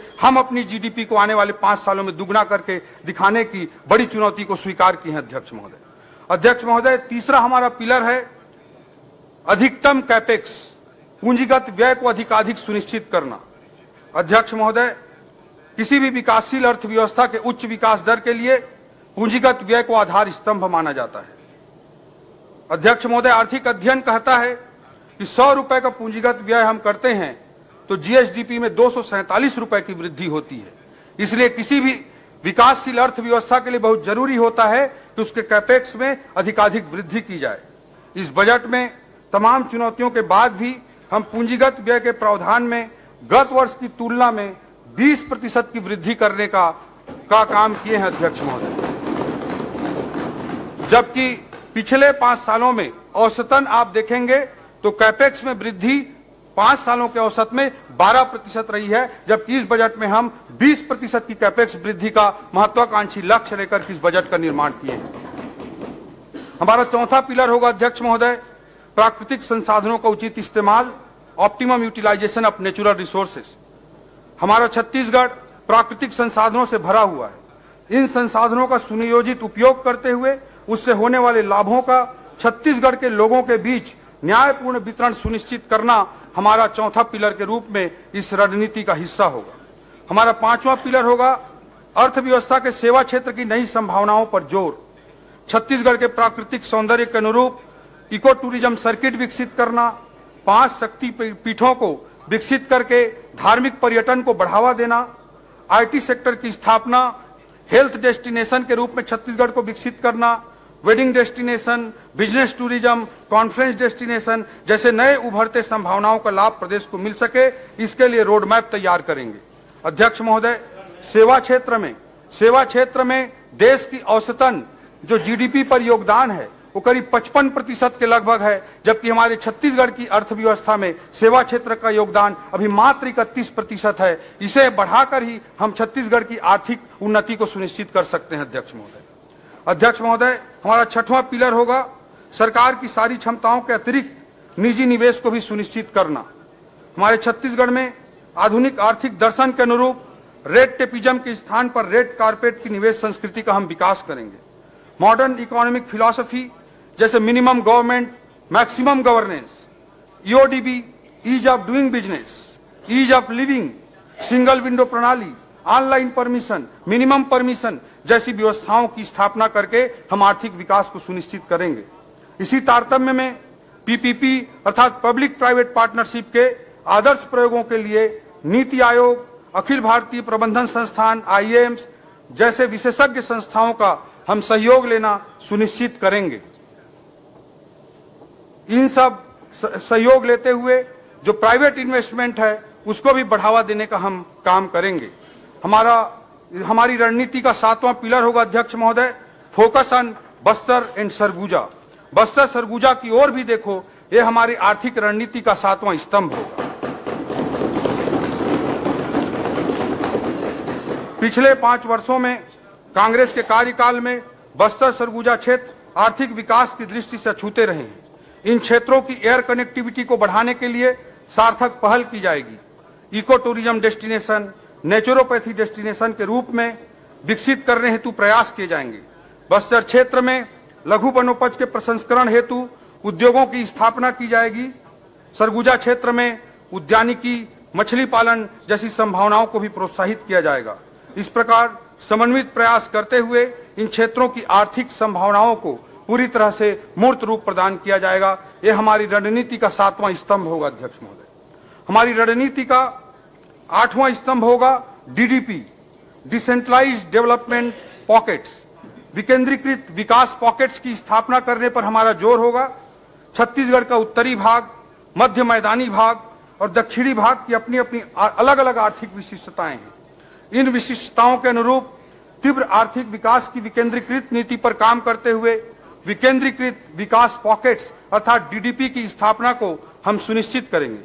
रायपुर, भिलाई जैसे क्षेत्रों की अपनी अलग विशिष्टता है, इसलिए इसके आसपास के क्षेत्रों को स्टेट कैपिटल रीजन के रूप में विकसित करने की योजना तैयार की जाएगी। इस क्षेत्र को विश्व स्तरीय IT sector, wedding destination, education destination, health care destination के रूप में विकसित करने की हमारी रणनीति होगी। नवा रायपुर अटल नगर में इस बजट में लाइवलीहुड सेंटर ऑफ एक्सीलेंस एवं दुर्ग में सेंटर ऑफ एंटरप्रेन्योरशिप, दुर्ग जिले में सेंटर ऑफ एंटरप्रेन्योरशिप की स्थापना करने का लक्ष्य रखा गया है। इससे दुर्ग भिलाई में आईटी सेक्टर को प्रमोट करने का, उसको प्रोत्साहित करने का हमारा क्रांतिकारी प्रयास होगा।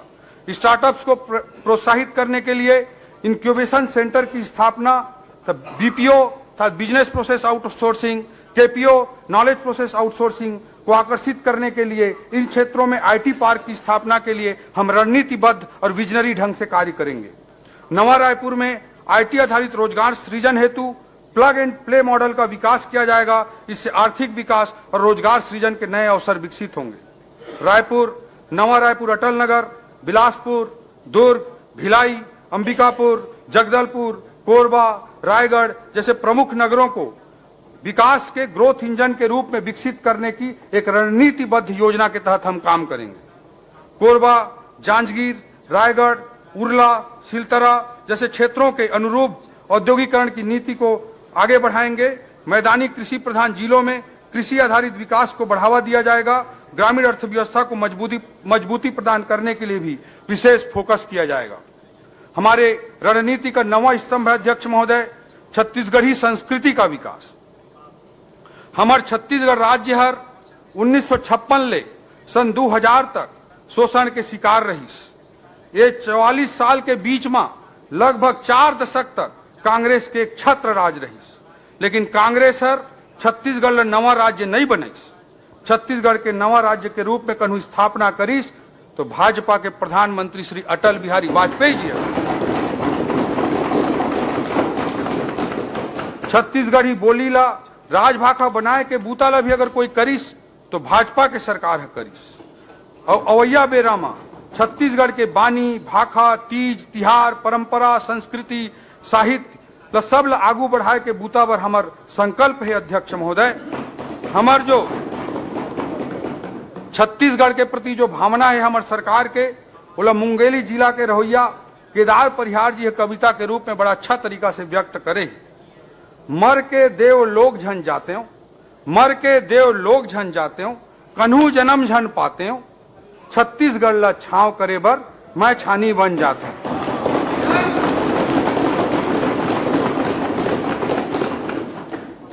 कवि की कल्पना है और यही हमारी सरकार की कल्पना है, हमारी सोच अध्यक्ष महोदय, कि मरने के बाद हमको कोई देवलोक नहीं चाहिए, मरने के बाद हमको कोई पुनर्जन्म नहीं चाहिए। हम छत्तीसगढ़ को छांव करने के लिए छानी बनना चाहते हैं अध्यक्ष महोदय, यही हमारे सरकार की भावना है। अध्यक्ष महोदय, हमारी रणनीति का 10वां स्तंभ होगा क्रियान्वयन का महत्व, इंपॉर्टेंस ऑफ इंप्लीमेंटेशन। अध्यक्ष महोदय, हितोपदेश में एक श्लोक है, उद्यमेन ही सिद्ध्यंति कार्याणि न मनोरथ है। उद्यमेन ही सिद्ध्यंति कार्याणि न मनोरथ है, न ही सुप्तस्य सिंहस्य प्रविशन्ति मुखे मृगा। अध्यक्ष महोदय, शेर कितना भी बलशाली हो, उसके मुख पर मृगा आके खुद प्रवेश नहीं कर जाती है। उसे अगर मृग का शिकार करना है तो उद्यम करना पड़ता है, बिना उद्यम के कोई कार्य पूर्ण नहीं होता है। प्रतिबद्धता और समर्पण के साथ क्रियान्वयन हमारी रणनीति का महत्वपूर्ण हिस्सा है। पिछली सरकार ने गढ़बो नवा छत्तीसगढ़ का ख्याली पुलाव परोसा और नतीजा निकला अध्यक्ष महोदय बोरबो छत्तीसगढ़। इन्होंने कहा गढ़बो नवा छत्तीसगढ़ और नतीजा निकला बोरबो छत्तीसगढ़। हम गढ़बो से पहले करबो पर ध्यान केंद्रित करेंगे अध्यक्ष महोदय, यही हमारा संकल्प है। अध्यक्ष महोदय, मोदी जी ने बदलबो का नारा दिया था, वह हमारे लिए चुनावी और राजनीतिक स्लोगन मात्र नहीं था अध्यक्ष महोदय। यह उस समय के भ्रष्ट तंत्र को बदलना आज भी हमारी सरकार आने के बाद भी उतना ही प्रासंगिक है जो छत्तीसगढ़ की आर्थिक और सामाजिक व्यवस्था को बदलने के लिए है अध्यक्ष महोदय। ये बदलबो के नारा का अभिप्राय हमारे लिए बहुत दूर तक है। अब यह स्लोगन छत्तीसगढ़ के 3 करोड़ लोगों के उद्यम से विकासशील छत्तीसगढ़ को विकसित छत्तीसगढ़ में बदलने के लिए अध्यक्ष महोदय। ये बदलबो के नारा का, मोदी जी की इस नारे का बहुत गहरे माने हैं अध्यक्ष महोदय। अध्यक्ष महोदय, इन 10 आधार स्तंभों को फोकस में रखते हुए हम आर्थिक विकास की गति को बढ़ाने के लिए सतत कार्य करेंगे। इस प्रक्रिया में हमें अनेक विशेषज्ञ संस्थाओं के परामर्श की लगातार आवश्यकता होगी। देश और दुनिया में चल रहे बेस्ट प्रैक्टिसेस को हम एडॉप्ट करने के लिए, उनको अपनाने के लिए पहल करेंगे और इस पूरे नॉलेज प्रोसेसिंग की, ब्रेन स्टॉर्मिंग की प्रक्रिया को एक संस्थागत स्वरूप प्रदान करने के लिए हम छत्तीसगढ़ आर्थिक सलाहकार परिषद, छत्तीसगढ़ इकोनॉमिक एडवाइजरी काउंसिल का गठन करेंगे। ये विष्णुदेव साय जी ने, इस सरकार ने निर्णय लिया। अध्यक्ष महोदय, सांस्कृतिक राष्ट्रवाद के प्रति हमारी प्रतिबद्धता बहुत स्पष्ट है। सांस्कृतिक राष्ट्रवाद हमारी रगों में है, हमारे रग रग में है। इसी सांस्कृतिक राष्ट्रवाद की भावना को व्यक्त करते हुए अटल बिहारी वाजपेयी जी ने कहा है, भारत कोई भूमि का टुकड़ा नहीं है, यह जीता जागता राष्ट्र पुरुष है। ये वंदन की धरती है, अभिनंदन की धरती है, ये तर्पण की भूमि है, ये अर्पण की भूमि है। इसकी नदी नदी हमारे लिए गंगा है और इसका कंकर कंकर हमारे लिए शंकर है। हम जिएंगे तो इस भारत के लिए और मरेंगे तो इस भारत के लिए, और मरने के बाद भी गंगा जल में बहती हुई हमारी अस्थियों को कोई कान लगाकर सुनेगा तो एक ही आवाज आएगी, भारत माता की जय। अध्यक्ष महोदय, ये हमारी सांस्कृतिक राष्ट्रवाद का समर्पण की लाइनें हैं। हमारे सांस्कृतिक राष्ट्रवाद के सबसे बड़े प्रतीक पुरुष मर्यादा पुरुषोत्तम श्री राम है। उनके द्वारा स्थापित राम राज्य की अवधारणा से बड़ा सुशासन का कोई दूसरा मॉडल दुनिया में नहीं मिलता अध्यक्ष महोदय। रामचरितमानस में गोस्वामी तुलसीदास जी ने राम राज को परिभाषित करते हुए कहा है, दैहिक दैविक भौतिक तापा राम राज काहू नहीं व्यापा। अध्यक्ष महोदय, शासन का एक ऐसा मॉडल जिसमें जनता के शारीरिक, मानसिक, भौतिक सभी प्रकार के कष्टों को दूर किया जा सके, ये राम राज्य की उदात्त कल्पना है। इसी प्रकार की परिकल्पना हमको दीनदयाल उपाध्याय जी के सिद्धांत में, मानव एकात्मवाद में भी दिखती है, जब वो कहते हैं शरीर, मन, बुद्धि, आत्मा और चित्ती, ये पांचों का एकीकृत विकास पर ध्यान केंद्रित करने की बात करते हैं। राम राज्य की अवधारणा को आदर्श मानकर हम लगातार कार्य करेंगे अध्यक्ष महोदय, और गुड गवर्नेंस, रिफॉर्म्स, सारे चीजों को इंप्लीमेंट करने के लिए पूर्ण समर्पण के साथ हमारी सरकार समर्पित होकर कार्य करेगी अध्यक्ष महोदय। अध्यक्ष महोदय, मैं प्रदेश की आर्थिक स्थिति के संबंध में कुछ विवरण प्रस्तुत करना चाहता हूं। वर्ष 2023-24 के इकोनॉमिक सर्वे के अनुसार स्थिर दर पर वर्ष 2023-24 के राज्य के जीएसडीपी में 6.56% की वृद्धि अनुमानित है, जब किसी अवधि में पूरे देश की औसत जीडीपी में 7.32% की वृद्धि हुई है। प्रचलित दर पर राज्य का सकल घरेलू उत्पाद जो 2022-23 में 4,64,000 था, 23-24 में बढ़कर 5,05,000 करोड़ अनुमानित है। इस प्रकार प्रचलित दर पर जीएसडीपी में पिछले वर्ष की तुलना में 8.9% की वृद्धि अनुमानित है। वर्ष 2023-24 का जीएसडीपी का जो ग्रोथ रेट है 6.56% का ग्रोथ रेट, ये राष्ट्रीय औसत 7.32% से भी कम है, जो अर्थव्यवस्था की धीमी गति को स्पष्ट रूप से बता रहा है। अध्यक्ष महोदय, वर्ष 2030 तक 10 लाख करोड़ के सकल घरेलू उत्पाद के लक्ष्य को हासिल करने के लिए हमें पूंजीगत निवेश में पर्याप्त वृद्धि करनी होगी। साथ ही कृषि के अलावा विनिर्माण और सेवा क्षेत्रों में पारदर्शिता के साथ युद्ध स्तर पर कार्य करने की आवश्यकता पड़ेगी, क्योंकि सेवा क्षेत्र में हमारा योगदान, हमारी जीडीपी में सेवा क्षेत्र का योगदान अभी भी 31% है, जबकि राष्ट्रीय औसत लगभग 55% के बराबर है। इसे बढ़ाने की हमको आवश्यकता है। छत्तीसगढ़ के लिए मोदी की गारंटी के इस बजट में प्रावधान किए गए अध्यक्ष महोदय, जिनका मैं जिक्र करना चाहता हूं। कैबिनेट की पहली बैठक में ही हमने प्रधानमंत्री आवास योजना के लंबित 18 लाख घरों का निर्माण पूरा करने का निर्णय लिया है। इसके लिए द्वितीय अनुपूरक बजट में 3800 करोड़ रुपए का प्रावधान किया गया था और 2024-25 में 8,369 करोड़ रुपए का प्रावधान हम कर रहे हैं। अध्यक्ष महोदय, महतारी वंदन योजना की स्वीकृति भी हमारे कैबिनेट द्वारा, हमारी सरकार द्वारा दी जा चुकी है।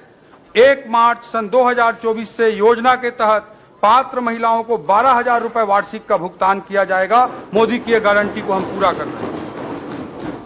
अध्यक्ष महोदय, 25 दिसंबर 2023 को सुशासन दिवस के अवसर पर 12 लाख से अधिक किसानों को 3,716 करोड़ रुपए के लंबित बोनस की राशि की भुगतान की जा चुकी है और किसानों के लिए कृषि उन्नति योजना अंतर्गत इस बजट में 10,000 करोड़ रुपए का प्रावधान किया गया है। मोदी की गारंटी के तहत इस बजट में हर घर निर्मल जल अभियान को पूरा करने के लिए जल जीवन मिशन में 4,500 करोड़ रुपए का प्रावधान किया गया है।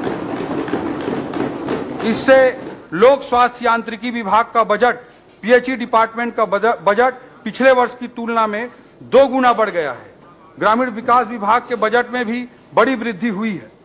तेंदुपत्ता संग्राहकों को प्रति मानक बोरा 5500 रुपए की दर से संग्रहण शुल्क भुगतान करने का भी निर्णय हमारी सरकार के द्वारा लिया जा चुका है। अध्यक्ष महोदय, हमने संकल्प लिया था कि भूमिहीन कृषि मजदूरों को 10,000 रुपए प्रति वर्ष की दर से उन्हें सहायता करेंगे।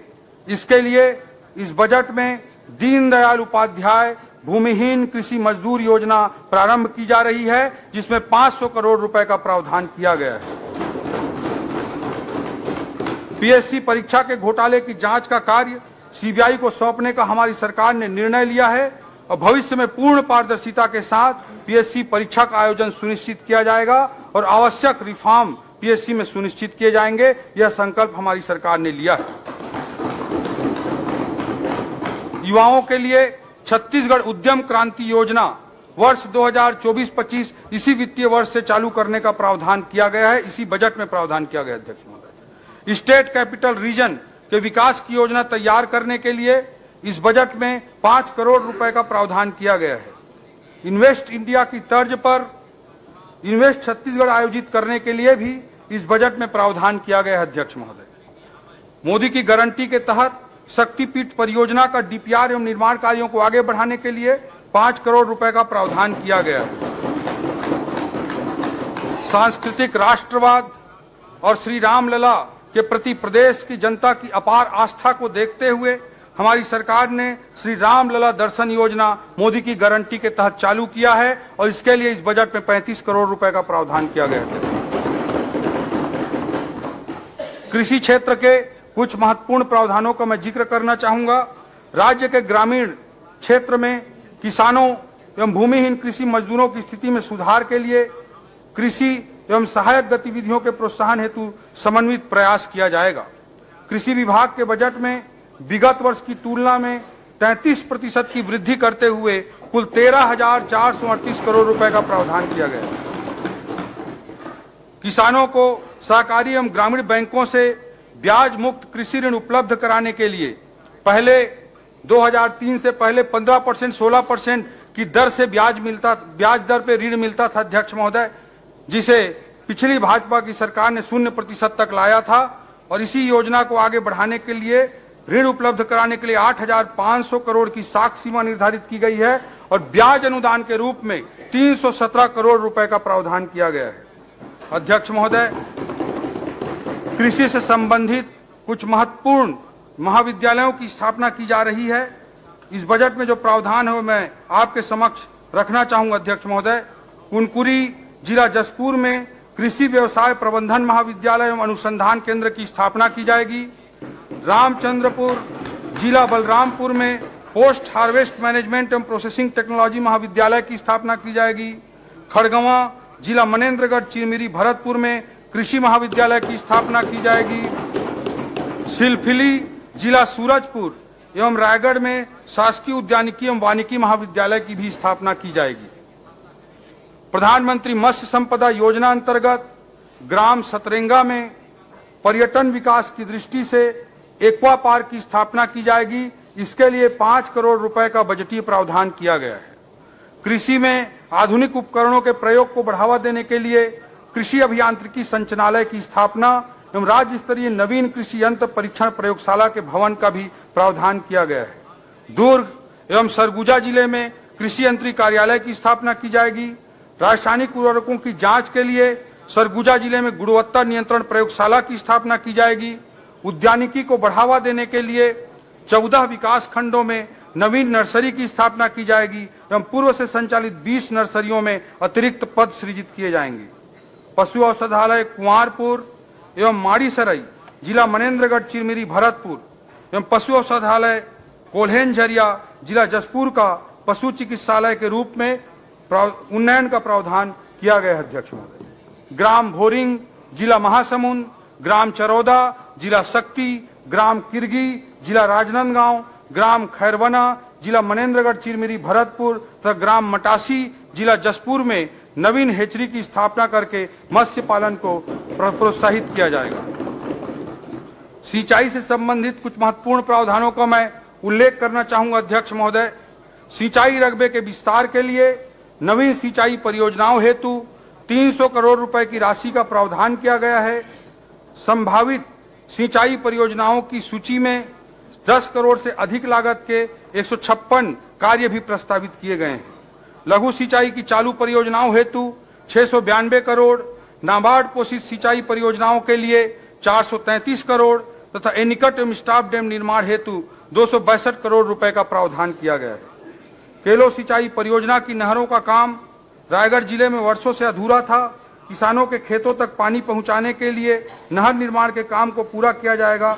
इसके लिए 100 करोड़ रुपए का प्रावधान किया गया है। अध्यक्ष महोदय, जल संसाधन के बेहतर प्रबंधन हेतु डिजिटल सूचना प्रणाली विकसित की जाएगी। इसके लिए राज्य जल सूचना केंद्र की स्थापना हेतु 1 करोड़ 56 लाख रुपए का प्रावधान किया गया है। ये टेक्नोलॉजी का उपयोग है जल संसाधन विभाग में। अध्यक्ष महोदय, सिंचाई बांधों की देखभाल एवं मरम्मत के लिए छोटे छोटे मरम्मत कार्यों के लिए बांधों में पानी बहता रहता है। अध्यक्ष महोदय, उसी चीज को ध्यान में रखते हुए राज्य बांध सुरक्षा संगठन का पृथक से सेटअप स्वीकृत किया गया है।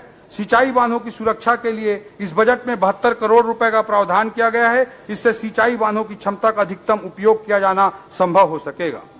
सहकारिता के क्षेत्र में सहकार से समृद्धि की ओर के दृष्टिकोण को साकार करने के लिए सहकारी समितियों की लाभप्रदता एवं उत्पादकता को बढ़ाने के लिए हम प्रतिबद्ध हैं। 100 प्राथमिक कृषि साख सहकारी समितियों में खाद एवं बीज भंडारण हेतु गोदाम निर्माण के लिए 26 करोड़ रुपए का प्रावधान किया गया है। छत्तीसगढ़ राज्य सहकारी बैंक द्वारा विशेष प्रकार के आवश्यक प्रशिक्षण संचालित किए जा सके, इसके लिए प्रशिक्षण संस्थान का निर्माण किया जाएगा और उसके लिए इस बजट में 5 करोड़ रुपए का प्रावधान किया गया है। अध्यक्ष महोदय, पंचायत एवं ग्रामीण विकास विभाग के अंतर्गत इस वर्ष के बजट में 70% की वृद्धि करते हुए 17,529 करोड़ रुपए का प्रावधान किया गया है। अध्यक्ष, प्रधानमंत्री आवास योजना ग्रामीण के अंतर्गत जो आवास निर्माण करने हैं उसके लिए इसी बजट में 8,369 करोड़ रुपए का प्रावधान किया गया है। ग्रामीण क्षेत्रों में रोजगार के अवसर सृजित करने हेतु महात्मा गांधी ग्रामीण रोजगार गारंटी योजना के लिए 2,788 करोड़ रुपए का प्रावधान किया गया है। प्रधानमंत्री ग्राम सड़क योजना में नवीन सड़कों के निर्माण एवं वर्तमान सड़कों के संधारण हेतु 841 करोड़ रुपए का प्रावधान किया गया है। स्व सहायता समूहों के माध्यम से ग्रामीण महिलाओं को रोजगार की गतिविधियों से जोड़ने के लिए राष्ट्रीय ग्रामीण आजीविका मिशन में 561 करोड़ रुपए का प्रावधान किया गया है। ग्रामीण क्षेत्र में स्वच्छ भारत मिशन के अंतर्गत सामुदायिक शौचालयों एवं कचरा प्रबंधन की योजनाओं के लिए 400 करोड़ रुपए का प्रावधान किया गया है। प्रधानमंत्री जनमन योजना अंतर्गत 19 जिलों में पीवीटीजी बसाहटों को मुख्य मार्ग से जोड़ने के लिए सड़क एवं पुल निर्माण हेतु 300 करोड़ रुपए का प्रावधान किया गया है। मुख्यमंत्री ग्राम सड़क योजना अंतर्गत 12 बृहद पुलों एवं सड़कों के लिए 94 करोड़ रुपए का प्रावधान किया गया है और मुख्यमंत्री ग्राम गौरव पथ योजना के लिए 50 करोड़ रुपए का प्रावधान किया गया है। अनुसूचित जाति एवं अनुसूचित जनजाति वर्गों का विकास, विशेष रूप से कमजोर जनजाति समूह के विद्यार्थियों हेतु कबीरधाम, गरियाबंद, कोरिया, बलरामपुर, सरगुजा, धमतरी, गौरेला पेंड्रा, मरवाही, जसपुर एवं नारायणपुर में संचालित आवासीय विद्यालयों के लिए 13 करोड़ रुपए का प्रावधान किया गया है। भवन विहीन छात्रावास आश्रमों के 46 भवन निर्माण हेतु 78 करोड़ 10 लाख रुपए का प्रावधान किया गया है।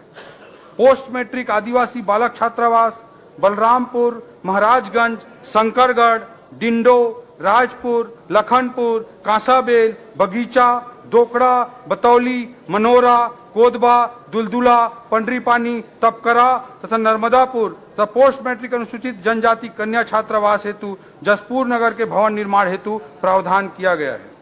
प्री मैट्रिक आदिवासी बालक छात्रावास पैकू, दोकड़ा, रौनी, गाला, कोदबा, बागबहरा, लोदाम, दुलदुला, लवाकेरा, पंडरीपानी, कांसाबेल, बटईकेला, कुनकुरी, देवगढ़, मंगारी, बतौली, घाटबर्रा, नवापारा, लखनपुर, कमलेश्वरपुर तथा लुंड्रा प्री मैट्रिक अनुसूचित जनजाति कन्या छात्रावास करजी, धौरपुर, बोंदा, अंबिकापुर के भवन निर्माण हेतु प्रावधान किया गया है। पोस्ट मैट्रिक अनुसूचित जाति बालक छात्रावास महासमुंद, प्री मैट्रिक अनुसूचित जाति बालक छात्रावास बाजार अतरिया, कोरबा, करतला एवं प्री मैट्रिक अनुसूचित जाति कन्या छात्रावास अंबिकापुर के भवन निर्माण हेतु प्रावधान किया गया है। मुख्यमंत्री बाल भविष्य सुरक्षा योजना अंतर्गत जिला रायगढ़ में नवीन प्रयास आवासीय विद्यालय की स्थापना का भी प्रावधान इस बजट में किया गया है। 5 संभाग मुख्यालयों में नवीन स्नातकोत्तर छात्रावास की स्थापना हेतु 2 करोड़ 40 लाख रुपए का प्रावधान किया गया है। जिला मुख्यालय बलरामपुर में 100 सीटर आदिवासी क्रीड़ा परिसर की स्थापना एवं भवन निर्माण हेतु 3 करोड़ 10 लाख रुपए का प्रावधान किया गया है। अनुसूचित जाति और जनजाति तथा पिछड़ा वर्ग के विद्यार्थियों को यूपीएससी की परीक्षा में संघ लोक सेवा आयोग द्वारा आयोजित सिविल सेवा परीक्षा की तैयारी के लिए द्वारिका में एक यूथ हॉस्टल हमारी पिछली सरकार के द्वारा बनाया गया था। अध्यक्ष महोदय, अभी 65 बच्चों को सरकार के द्वारा छात्रवृत्ति देकर तैयारी कराई जाती है। इन 65 बच्चों के सीटों को सीधा 3 गुना के लगभग वृद्धि करते हुए 200 बच्चों के लिए यूपीएससी की तैयारी कराने का प्रावधान किया गया है। अध्यक्ष महोदय, पोषण एवं खाद्य सुरक्षा अंतर्गत प्रधानमंत्री जी द्वारा गरीब कल्याण योजना के तहत देश भर के 80 करोड़ हितग्राहियों के लिए निःशुल्क चावल वितरण की अवधि में 5 वर्ष की वृद्धि करने का निर्णय लिया गया है। राज्य शासन द्वारा मुख्यमंत्री खाद्यान्न सुरक्षा योजना के हितग्राहियों को आगामी 5 वर्ष तक निःशुल्क खाद्यान्न उपलब्ध कराने का निर्णय लिया गया है। इस बजट में मुख्यमंत्री खाद्यान्न सहायता योजना अंतर्गत 3,400 करोड़ रुपए का प्रावधान किया गया है। अध्यक्ष महोदय, महिलाओं एवं बच्चों में कुपोषण से बचाव हेतु फोर्टिफाइड राइस के वितरण के लिए 209 करोड़ रुपए का प्रावधान किया गया है।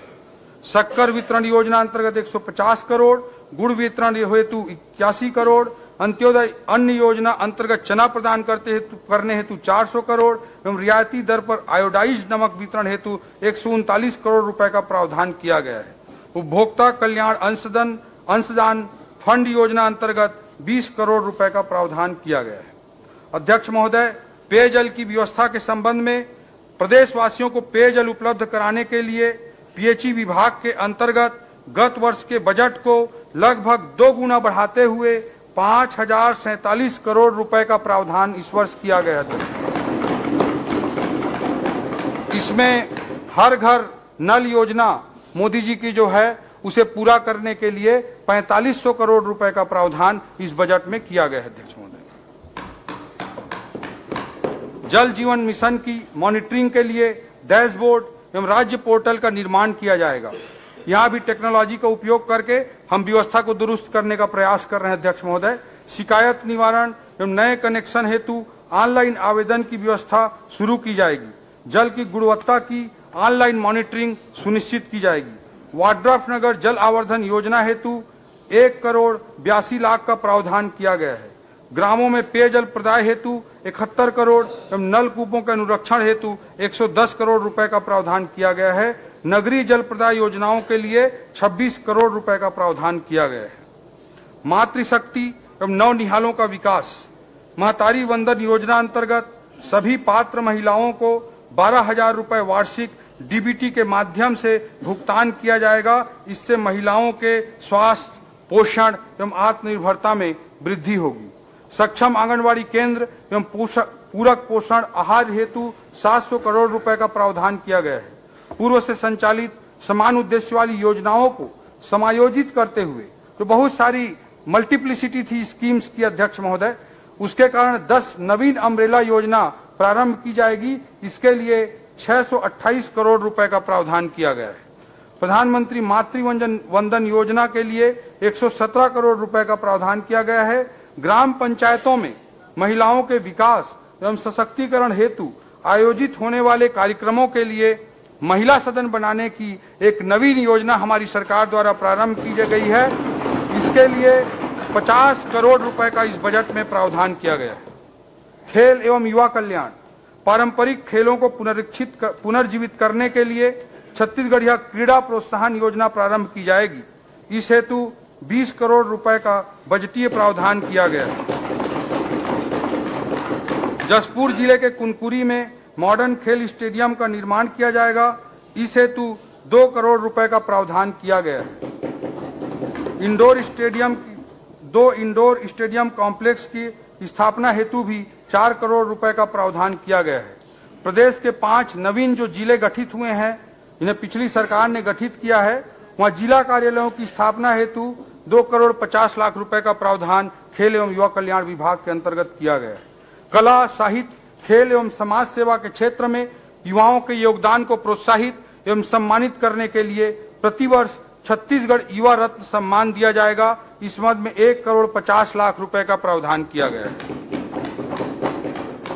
भू राजस्व व्यवस्था का सुदृढ़ीकरण रायपुर, बिलासपुर एवं दुर्ग जिले में राजस्व प्रकरणों के शीघ्र निराकरण हेतु तहसीलदार एवं नायब तहसीलदार के अतिरिक्त न्यायालयों की स्थापना की जाएगी। अध्यक्ष महोदय, रायपुर तहसील ऐसे तहसील अध्यक्ष महोदय जहां बस्तर संभाग के सभी जिलों में जितने राजस्व प्रकरण नहीं है उससे ज्यादा एक एक तहसील पर हैं, इसलिए वहां पे अतिरिक्त पद सृजित करके राजस्व व्यवस्था को दुरुस्त किया जाएगा। इस हेतु तहसीलदार के 30 और नायब तहसीलदार के 15 नवीन पदों के सृजन का प्रावधान किया गया। भू नक्शों का जियो रिफरेंसिंग कराया जाएगा, तब प्रत्येक भूखंड में यूएल पिन नंबर देते हुए भू आधार कार्ड जारी किया जाएगा। नगरीय क्षेत्रों में 1:500 के स्केल पर भूमि का नवीन सर्वेक्षण प्रारंभ किया जाएगा। इससे शहरी क्षेत्रों में छोटे भूखंडों को भू नक्शे पर दर्ज किया जाना संभव हो सकेगा। भू अभिलेखों को सिविल न्यायालयों से लिंक किया जाएगा। इससे सिविल न्यायालय द्वारा भूमि संबंधी प्रकरणों में पारित आदेशों के परिपालन में भू अभिलेख का सुधार कार्य ऑनलाइन प्रक्रिया से संभव हो सकेगा। भूमि व्युत्पत्ति की प्रक्रिया को ऑनलाइन एवं सरल बनाया जाएगा।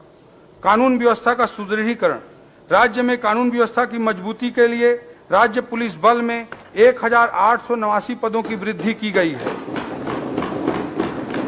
नक्सल ऑपरेशन में जाने वाले राज्य पुलिस बल के लिए उच्च गुणवत्ता युक्त रेडी टू ईट फूड की व्यवस्था हेतु बजट में प्रावधान किया गया है। नक्सल प्रभावित क्षेत्रों में तैनात जवानों की सुरक्षा की दृष्टि से स्पाइक रेजिस्टेंट बूट देने के लिए बजटरी प्रावधान किया गया है। साइबर क्राइम के प्रकरणों की संख्या में वृद्धि को देखते हुए कबीरधाम, कोरबा, राजनांदगांव एवं रायगढ़ जिले में 4 नवीन साइबर पुलिस थानों की स्थापना के लिए बजट में प्रावधान किया गया। सीमावर्ती जिलों में मानव तस्करी के प्रकरणों में पीड़ित बालिकाओं एवं महिलाओं की सुरक्षा के लिए राजनांदगांव, कबीरधाम, रायगढ़, जगदलपुर एवं जसपुर जिले में 5 नवीन महिला थाना की स्थापना का भी प्रावधान इस बजट में किया गया है। डायल 112 की सुविधाओं का पूरे प्रदेश में विस्तार किया जा रहा है। इस कार्य के लिए 149 करोड़ रुपए का प्रावधान किया गया है। अग्निशमन एवं आपातकालीन सेवाओं के अंतर्गत 3 जिलों हेतु water tender, foam tender, water bowser क्रय किए जाएंगे। इसके लिए 14 करोड़ 70 लाख रुपए का प्रावधान किया गया। जेल में रहने वाले बंदियों को उनके परिजनों से बातचीत करने की सुविधा उपलब्ध कराने के लिए 8 जिला जेल एवं 8 उप जेलों के प्रिजन कॉलिंग सिस्टम लगाए जाएंगे। इसके लिए 1 करोड़ 16 लाख रुपए का प्रावधान किया गया। जेलों की व्यवस्था से संबंधित विभिन्न कार्य जैसे बंदी बैरक, सीसी रोड, आवासीय भवन एवं बाउंड्री वाल निर्माण हेतु 32 करोड़ रुपए का प्रावधान किया गया है। पुलिस अधिकारियों एवं कर्मचारियों जो कर्मचारी रहते हैं उनको थाना क्षेत्र में ही रहने को मिल सके, दूर दराज के नक्सल प्रभावित क्षेत्रों में वे रह सकें, इसके लिए 129 करोड़ रुपए के पुलिस चौकी, थाना एवं अन्य भवनों के निर्माण हेतु 71 करोड़ का प्रावधान किया गया है। न्याय व्यवस्था का सुदृढ़ीकरण, राज्य के दूरस्थ एवं अंतिम छोर पर स्थित जिला बीजापुर में जिला एवं सत्र न्यायालय की स्थापना की जाएगी। इस हेतु 44 पदों का सृजन एवं 1 करोड़ 45 लाख रुपए का बजटीय प्रावधान किया गया है। 40 व्यवहार न्यायालयों तथा 10 अतिरिक्त जिला एवं सत्र न्यायालयों की स्थापना हेतु 360 पदों का सृजन एवं 21 करोड़ का प्रावधान किया गया है। जिला मुंगेली में फास्ट ट्रैक कोर्ट की स्थापना के लिए 9 पदों का सृजन और इस कोर्ट की स्थापना का प्रावधान किया गया है। कटघोरा जिला कोरबा में परिवार न्यायालय की स्थापना के लिए 19 पदों का सृजन किया गया है। महासमुंद एवं जगदलपुर में परिवार न्यायालय भवन तथा 24 स्थानों पर व्यवहार न्यायालय, इस प्रकार कुल 26 न्यायालय भवनों का निर्माण किया जाएगा। इस हेतु 30 करोड़ रुपए का प्रावधान किया गया है। न्यायिक कर्मचारियों के 289 आवासीय भवनों के निर्माण के लिए कुल 21 करोड़ रुपए का प्रावधान किया गया है। उच्च न्यायालय भवन में वीडियो कॉन्फ्रेंसिंग व्यवस्था एवं वीडियो वॉल की स्थापना तथा जेल एवं अधीनस्थ न्यायालयों में लाइव स्ट्रीमिंग एवं रिकॉर्डिंग हेतु अतिरिक्त सेटअप एवं कंप्यूटर उपकरणों की व्यवस्था के लिए 15 करोड़ रुपए का प्रावधान किया गया है। ऐसा कोई विभाग नहीं अध्यक्ष महोदय जहां टेक्नोलॉजी के लिए हमने बजट न दिया हो। ई कोर्ट मिशन प्रोजेक्ट के क्रियान्वयन हेतु हार्डवेयर इंजीनियर एवं डाटा एंट्री ऑपरेटर के 596 पदों के सृजन का प्रावधान किया गया है। नगरीय सुविधाओं का विकास, नगरीय क्षेत्रों में सबके लिए आवास, हाउसिंग फॉर ऑल योजना अंतर्गत 1002 करोड़ रुपए का प्रावधान किया गया है। शहरी क्षेत्रों में बुनियादी सुविधाएं प्रदान करने के लिए अमृत मिशन योजना अंतर्गत 795 करोड़ एवं अधोसंरचना विकास मद अंतर्गत 700 करोड़ रुपए का प्रावधान किया गया है। रायपुर एवं बिलासपुर में स्मार्ट सिटी के लिए 404 करोड़ रुपए का प्रावधान किया गया है। सॉलिड वेस्ट मैनेजमेंट के लिए 206 करोड़ एवं यूज्ड वाटर मैनेजमेंट के लिए 166 करोड़ तथा सीवेज ट्रीटमेंट प्लांट की स्थापना के लिए 30 करोड़ रुपए का प्रावधान किया गया है। नगरीय क्षेत्र में स्थित स्लम बस्तियों में स्वास्थ्य सुविधाओं के लिए 300 करोड़ रुपए का प्रावधान किया गया है। नगर पंचायत कुनकुरी, प्रतापपुर, लोरमी एवं मनेन्द्रगढ़ में ड्रेनेज सिस्टम एवं सीरेज ट्रीटमेंट प्लांट की स्थापना के लिए 7 करोड़ रुपए का प्रावधान किया गया है। प्रदेश के 168 नगरीय निकायों में ई गवर्नेंस के तहत बजट एवं अकाउंटिंग मॉड्यूल स्थापित करने के लिए 47 नगरीय निकायों में प्रॉपर्टी सर्वे किए जाने हेतु GIS आधारित सॉफ्टवेयर निर्माण करने के लिए भी बजट प्रावधान किए गए हैं। इससे प्रॉपर्टी टैक्स की प्राप्तियों में पारदर्शिता आएगी। इन कार्यों के लिए 30 करोड़ रुपए का प्रावधान किया गया है। नगरीय निकायों में अध्यक्ष महोदय, रायपुर में एक नालंदा परिसर बना है, एक ऐसा लाइब्रेरी राष्ट्रीय स्तर की जिसमें 3000 से अधिक युवा आज वेटिंग में है। नालंदा परिसर की तर्ज पर प्रदेश के 22 स्थानों पर सेंट्रल लाइब्रेरी सह रीडिंग जोन की स्थापना की जाएगी और इसके लिए 148 करोड़ रुपए का बजटीय प्रावधान किया गया है। शहरों में जल की शुद्धता के ऑटोमेटेड जांच एवं प्रदर्शन प्रारंभ किया जाएगा।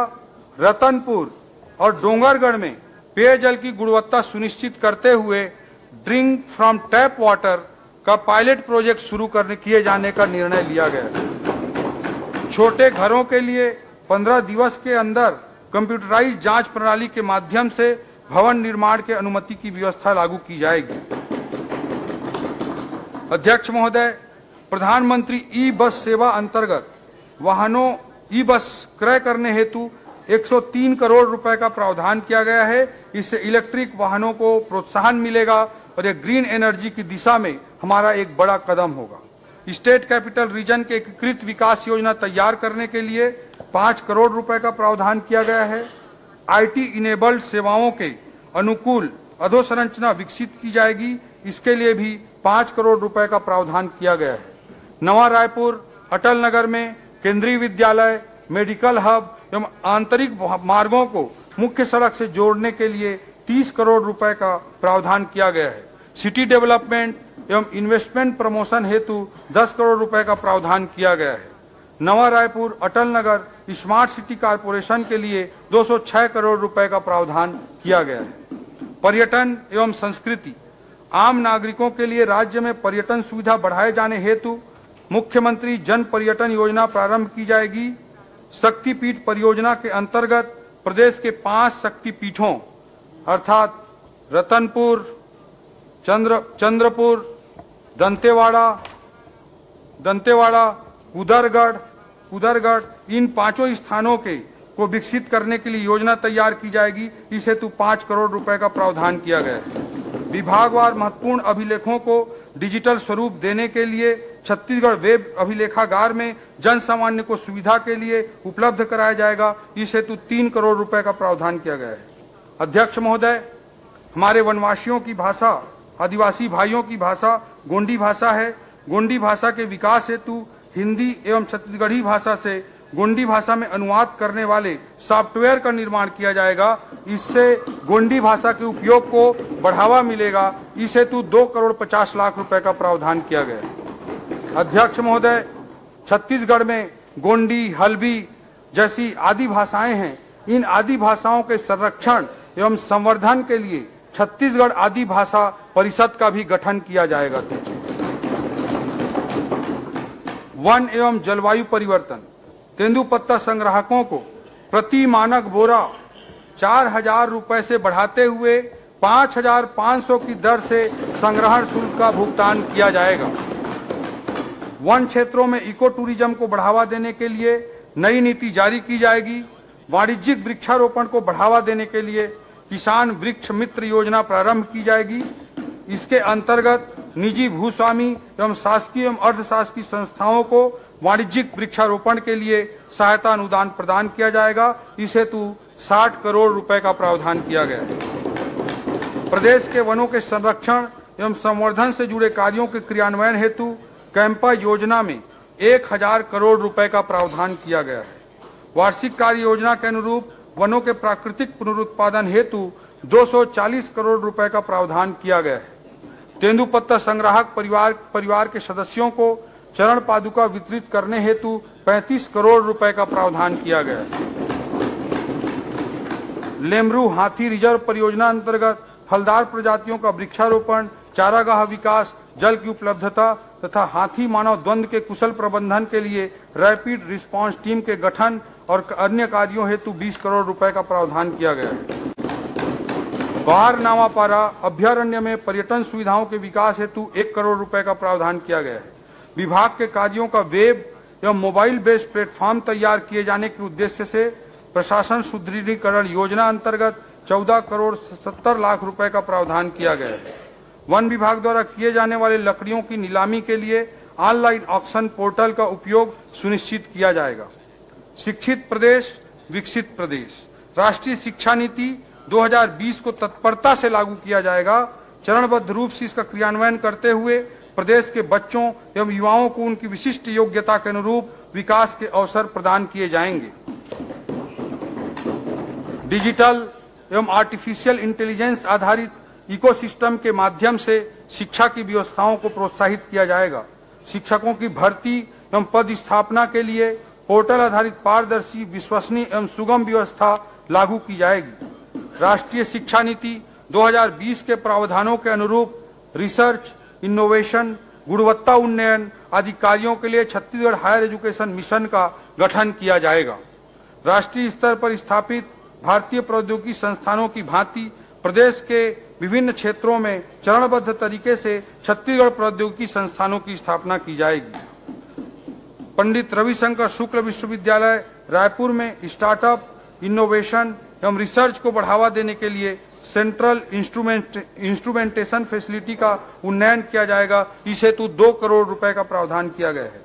शहीद महेंद्र कर्मा विश्वविद्यालय बस्तर में 20 नवीन शिक्षण विभाग में 33 नवीन स्नातक एवं स्नातकोत्तर पाठ्यक्रम प्रारंभ किए जाएंगे। इस हेतु बजट में प्रावधान किया गया है। पंडित रविशंकर शुक्ल विश्वविद्यालय रायपुर में व्यवसाय मूलक पाठ्यक्रम के रूप में वाणिज्य अध्ययनशाला प्रारंभ की जाएगी।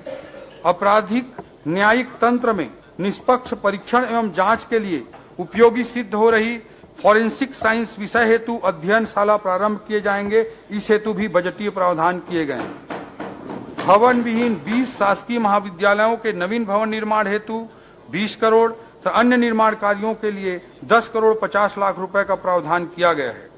15 शासकीय महाविद्यालयों में स्नातक स्तर के नवीन विषय एवं संकाय खोले जाएंगे।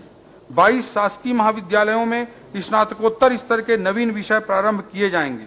सूरजपुर, गरियाबंद, कोंडागांव, सुकमा एवं बलरामपुर में जिला शिक्षा एवं प्रशिक्षण संस्थान डाइट की स्थापना की जाएगी।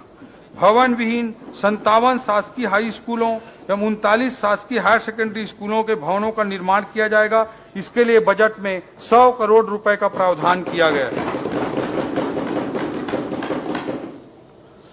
नवा रायपुर अटल नगर में संगीत महाविद्यालय एवं ग्राम बेंद्री विकास खंड अभनपुर में जिला रायपुर में शासकीय महाविद्यालय प्रारंभ किया जाएगा। इस हेतु भी बजटीय प्रावधान किया गया है। नवा रायपुर अटल नगर में लाइवलीहुड सेंटर ऑफ एक्सीलेंस की स्थापना की जाएगी।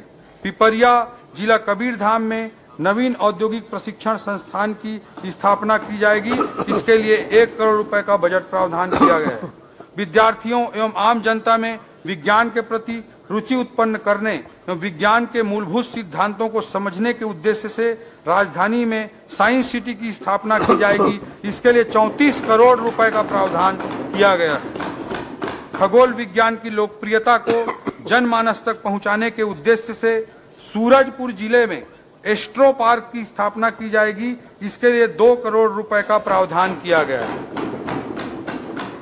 स्वास्थ्य सुविधाओं का सुदृढ़ीकरण। प्रदेश के बीपीएल परिवारों को 5 लाख तक एवं एपीएल परिवारों को 50,000 तक निःशुल्क स्वास्थ्य सुविधा लेने के लिए आयुष्मान कार्ड जारी किए जाएंगे। इसके लिए आयुष्मान भारत प्रधानमंत्री जन आरोग्य योजना के साथ शहीद वीर नारायण सिंह आयुष्मान स्वास्थ्य योजना संचालित की जाएगी। इसके लिए 1,500 करोड़ रुपए का प्रावधान किया गया है। स्वास्थ्य संबंधी विभिन्न कार्यक्रमों के क्रियान्वयन हेतु राष्ट्रीय स्वास्थ्य मिशन योजना में 1,821 करोड़ रुपए का प्रावधान किया गया है। अध्यक्ष महोदय, प्रदेश का प्रसिद्ध मेडिकल कॉलेज है बिलासपुर का Chhattisgarh institute of medical sciences. इसका भवन जर्जर होकर वर्षों से चला आ रहा है। छत्तीसगढ़ आयुर्विज्ञान संस्थान बिलासपुर के नवनिर्माण के लिए 700 करोड़ रुपए के लागत से नवीन भवन का निर्माण किया जाएगा। शासकीय चिकित्सालय महाविद्यालय रायपुर का 1200 बिस्तर अस्पताल में उन्नयन किया जाएगा एवं इसके लिए 776 करोड़ की लागत से 700 बिस्तर अस्पताल के भवन निर्माण किया जाएगा। अंबिकापुर में सुपर स्पेशलिटी हॉस्पिटल की स्थापना की जाकर अंबिकापुर मेडिकल कॉलेज के साथ संयोजित करते हुए अखिल भारतीय आयुर्विज्ञान संस्थान की तर्ज पर वहां चिकित्सा सुविधाओं का विकास किया जाएगा। इसके लिए 50 करोड़ रुपए का प्रावधान किया गया है। राज्य के अस्पतालों को गुणवत्ता उन्नयन की दृष्टि से राष्ट्रीय गुणवत्ता आश्वासन मानक NQAS सर्टिफिकेशन कराया जाएगा। इस हेतु 12 करोड़ रुपए का प्रावधान किया गया है। रायगढ़, कवर्धा, गरियाबंद, मुंगेली, बैकुंठपुर, जसपुर एवं नारायणपुर के जिला चिकित्सालयों को आदर्श चिकित्सालय के रूप में विकसित किए जाने हेतु 20 करोड़ रुपए का प्रावधान किया गया है। राजनांदगांव मेडिकल कॉलेज में ट्रामा सेंटर की स्थापना हेतु 2 करोड़ 70 लाख रुपए का प्रावधान किया गया है। नवीन 5 जिले खैरागढ़ छुई खदान गंडई, मनेन्द्रगढ़ भरतपुर चिरमिरी, सारंगगढ़ बिलाईगढ़, गौरेला पेंड्रा मरवाही एवं शक्ति में सिविल सर्जन सह अस्पताल अधीक्षक एवं मुख्य चिकित्सा एवं स्वास्थ्य अधिकारी कार्यालयों की स्थापना की जाएगी। मनेन्द्रगढ़ चिरमिरी तथा पुनकुरी में 220 बिस्तर अस्पताल की स्थापना की जाएगी। बस्तर में नर्सिंग कॉलेज की स्टाफ क्वार्टर हेतु भी इस बजट में प्रावधान किया गया है। डीकेएस के सुपर स्पेशलिटी हॉस्पिटल रायपुर एवं फिजियोथेरेपी महाविद्यालय रायपुर में छात्रावास निर्माण हेतु 2 करोड़ रुपए का प्रावधान किया गया है।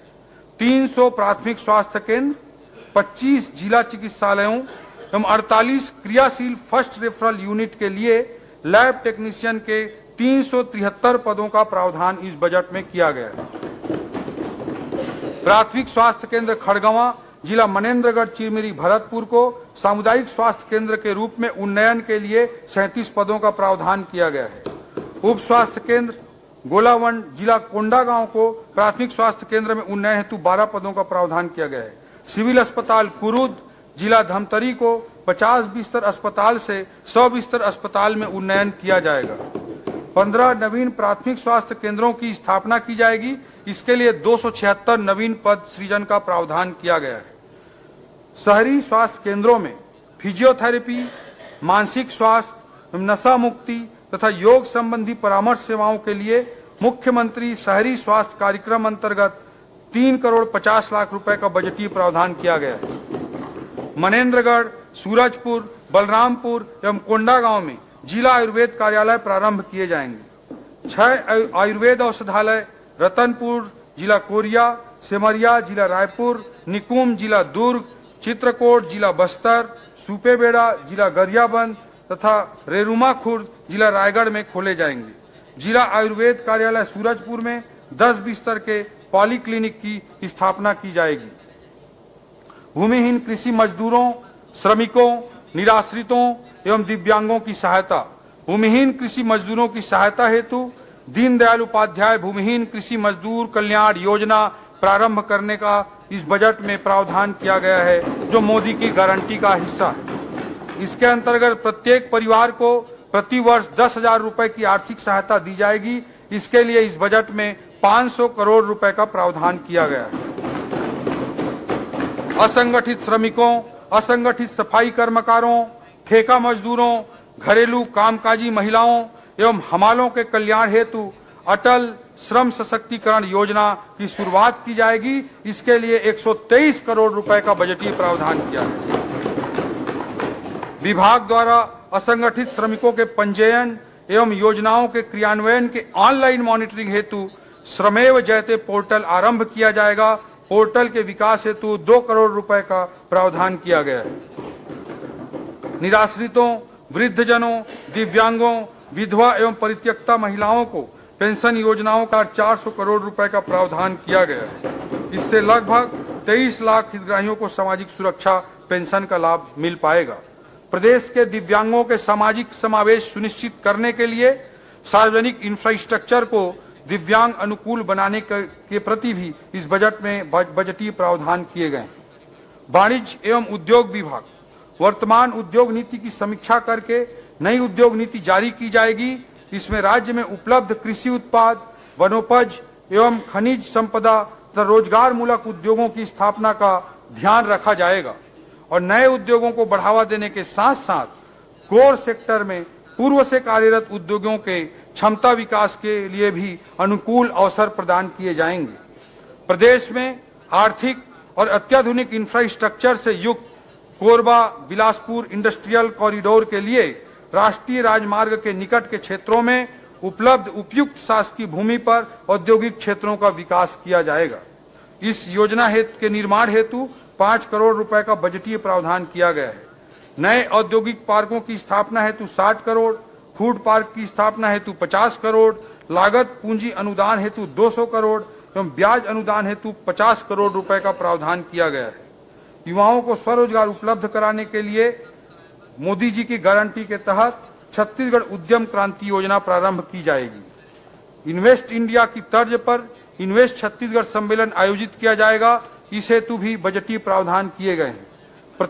प्रदेश में अत्याधुनिक Chhattisgarh startup hub, knowledge process outsourcing इकाइयां स्थापित करने एवं राज्य में एक समृद्ध नवाचार पारिस्थितिकी तंत्र तैयार किए जाने हेतु स्टार्टअप समिट का आयोजन किए जाने का भी इस बजट में प्रावधान किया गया है। जिला कोरबा में एल्यूमिनियम पार्क की स्थापना किए जाने हेतु 5 करोड़ रुपए का बजटीय प्रावधान किया गया है। प्रदेश के हैंडलूम, हस्तशिल्प एवं अन्य स्थानीय उत्पादों के बिक्री एवं प्रचार प्रसार के लिए मार्केट प्लेस उपलब्ध कराने हेतु राजधानी में राष्ट्रीय स्तर पर जो यूनिटी मॉल का कॉन्सेप्ट है, उसी तरह का यूनिटी मॉल रायपुर में स्थापित किया जाएगा। स्थानीय उत्पादों को बढ़ावा देने के लिए इसकी लागत लगभग 200 करोड़ रुपए होगी और इसके लिए 80 करोड़ रुपए का इस बजट में प्रावधान होगा। 50% सेंट्रल से मिलेगा। ऊर्जा विभाग 5 HP तक के कृषि पंपों को वार्षिक 7,500 यूनिट तक निःशुल्क विद्युत प्रदाय हेतु 3,500 करोड़ रुपए का प्रावधान किया गया है। योजना में 6,96,000 कृषि पंपों को लाभ मिलेगा। हाफ बिजली बिल योजना अंतर्गत 43,34,000 घरेलू उपभोक्ताओं को 400 यूनिट की खपत तक हाफ बिजली बिल योजना का लाभ प्रदान किया जा रहा है। इसके लिए 1,274 करोड़ रुपए का प्रावधान किया गया है।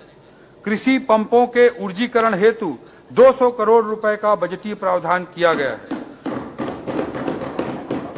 कृषकों को सिंचाई की सुविधा हेतु सोलर सिंचाई पंपों की स्थापना हेतु 670 करोड़ रुपए का बजटीय प्रावधान किया गया है।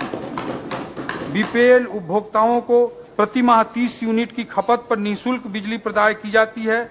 इस हेतु एकल बत्ती कनेक्शन योजना अंतर्गत अनुदान मद में 540 करोड़ रुपए का प्रावधान किया गया है। सौर सामुदायिक सिंचाई योजना अंतर्गत 795 हेक्टेयर कृषि भूमि को सिंचित करने के उद्देश्य से 30 करोड़ रुपए का बजटीय प्रावधान किया गया है। आईटी अधोसंरचना एवं आईटी इनेबल्ड सर्विसेज, प्रशासनिक कार्यों में तेजी, शासकीय धन के कपटपूर्ण संव्यवहार पर रोक तथा शासन में पारदर्शिता लाने के लिए आईटी अधोसंरचना का तेजी से विकास किया जाएगा। राजधानी मुख्यालय से लेकर ग्राम पंचायत स्तर तक प्रशासनिक कार्यों में आईटी इनेबल्ड सर्विसेज को बढ़ावा देने के लिए सभी विभागों में कुल मिलाकर 266 करोड़ रुपए का प्रावधान किया गया है। यह हमारी रणनीति का एक महत्वपूर्ण स्तंभ है। इन टेक्नोलॉजिकल एक्सपेरिमेंट्स को सही ढंग से संचालित करने के लिए Chhattisgarh centre for smart governance की स्थापना का भी प्रावधान इस बजट में किया गया है, ताकि टेक्नोलॉजी रिलेटेड चीजों को अच्छे तरीके से इंप्लीमेंट किया जा सके। राज्य शासन द्वारा संचालित सभी प्रमुख जन कल्याणकारी योजनाओं की एकजाई मॉनिटरिंग अटल डैशबोर्ड के माध्यम से की जाएगी। इसके लिए 5 करोड़ रुपए का बजटीय प्रावधान किया गया है। शासकीय धन के आय व्यय की दैनिक निगरानी के लिए एकीकृत वित्तीय प्रबंधन सूचना प्रणाली इफमिस 2.0 प्रारंभ की जाएगी।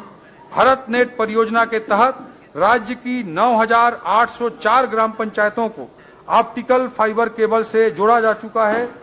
इसके रख रखाव एवं संचालन के लिए 66 करोड़ की पुल निधि के गठन का प्रावधान किया गया है। एकीकृत ई प्रोक्योरमेंट परियोजना के नवीन संस्करण हेतु 15 करोड़ रुपए का प्रावधान किया गया है। ग्रामीण क्षेत्रों में वाईफाई के माध्यम से हॉटस्पॉट स्थापित कर प्रदेश भर में इंटरनेट की पहुंच बढ़ाई जाएगी। इस हेतु प्रथम चरण में 1000 ग्राम पंचायतों में वाईफाई की सुविधा के लिए पीएम वाड़ी परियोजना अंतर्गत 37 करोड़ रुपए का प्रावधान किया गया है।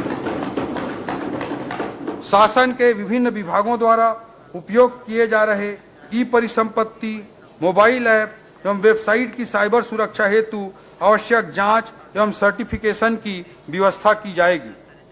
अधोसंरचना निर्माण, प्रदेश में अधोसंरचना विकास एवं पूंजीगत व्यय को प्रोत्साहित करने के लिए लोक निर्माण विभाग के लिए 8017 करोड़ रुपए के प्रावधान सहित कुल 22,300 करोड़ रुपए का पूंजीगत मद में व्यय का प्रावधान इस बजट में किया गया है।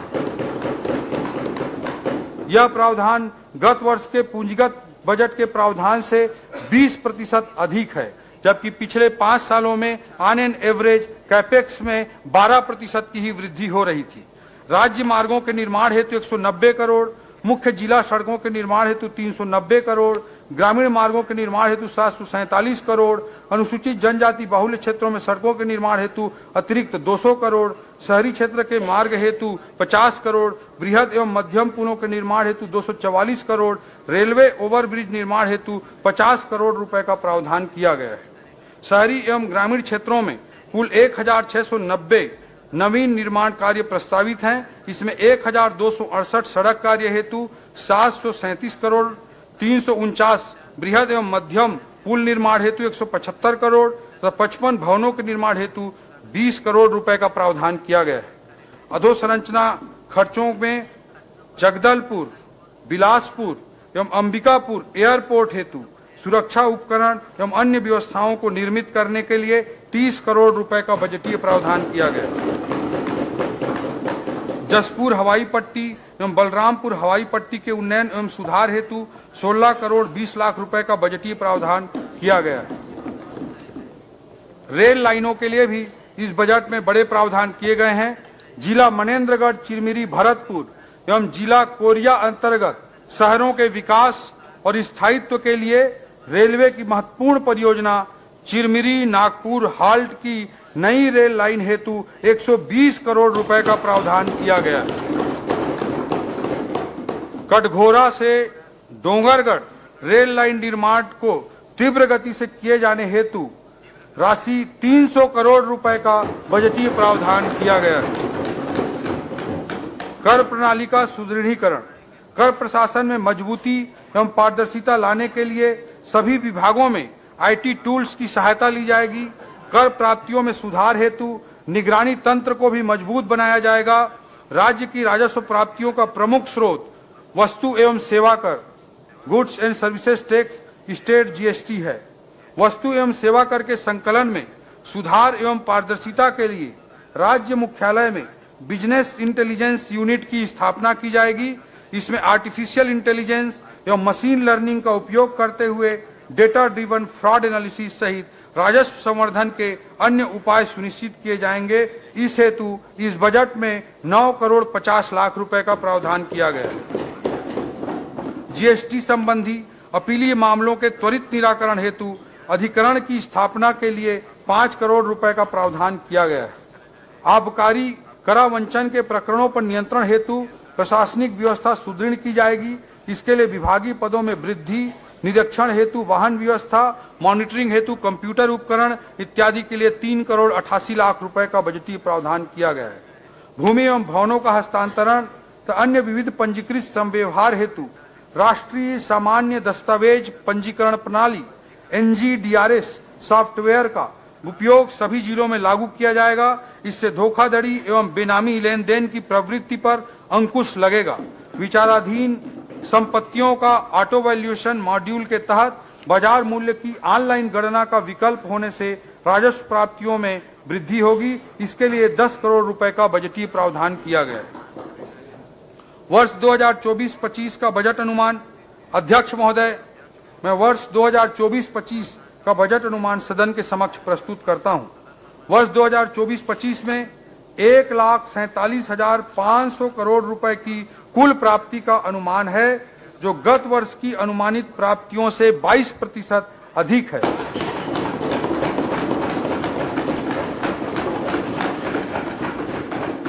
पिछले 5 वर्षों में बजट के साइज का जो औसत ग्रोथ था वो 8% था, जबकि पिछले बजट की तुलना में इस बजट में हम 22% की वृद्धि बजट के आकार में कर रहे हैं।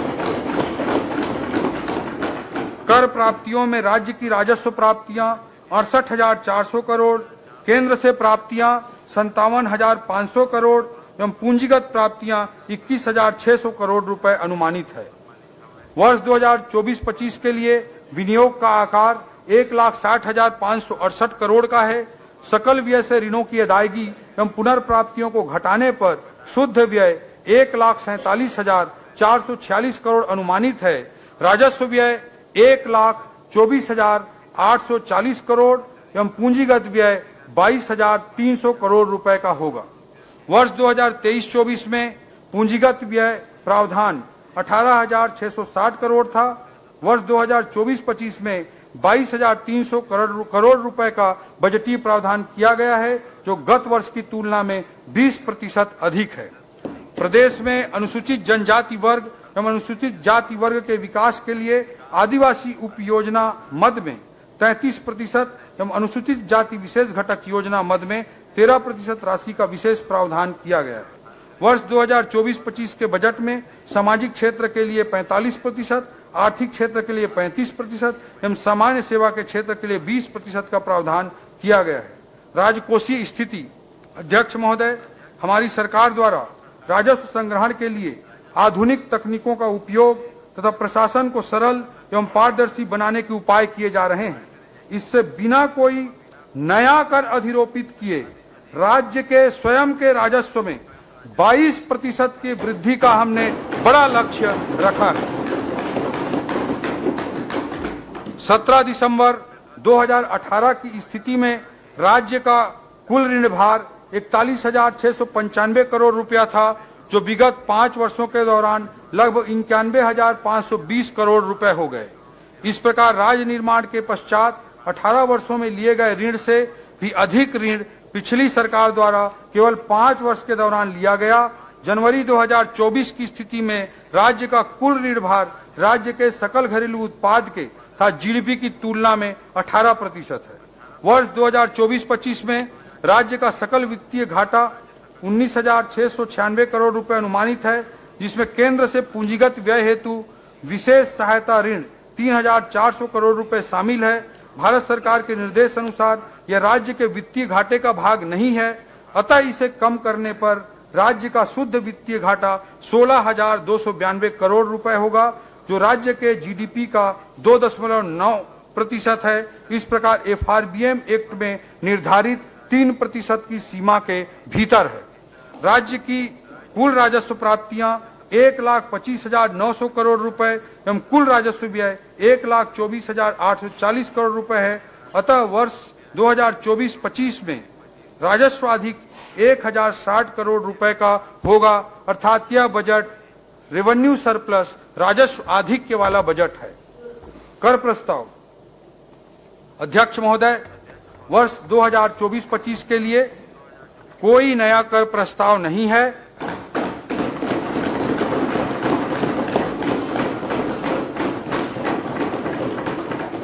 न ही करों की दर में कोई वृद्धि का कोई प्रस्ताव है।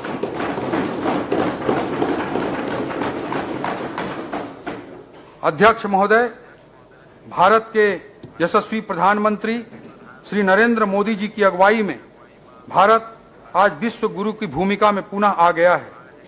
आज हम विश्व की 5वीं सबसे बड़ी अर्थव्यवस्था बन चुके हैं।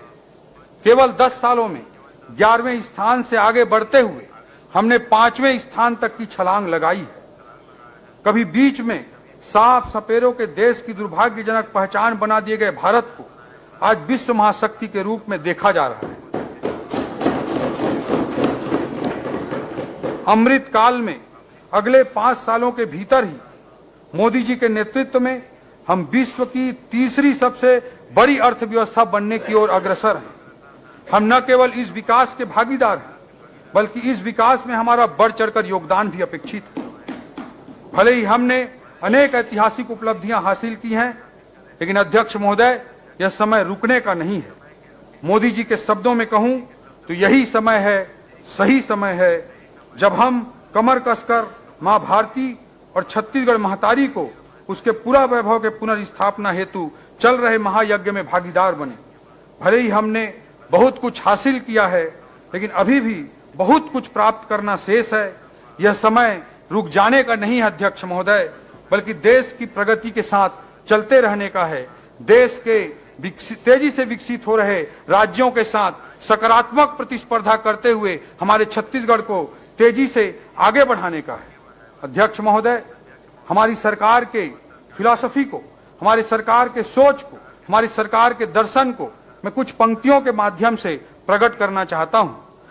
गहन सघन मनमोहक वनतरु, गहन सघन मनमोहक वनतरु मुझको आज बुलाते हैं, किंतु किए जो वादे मैंने याद मुझे आ जाते हैं। अभी कहां आराम बदा, यह मूक निमंत्रण छलना है। अभी तो मुझको मीलों मुझको चलना है।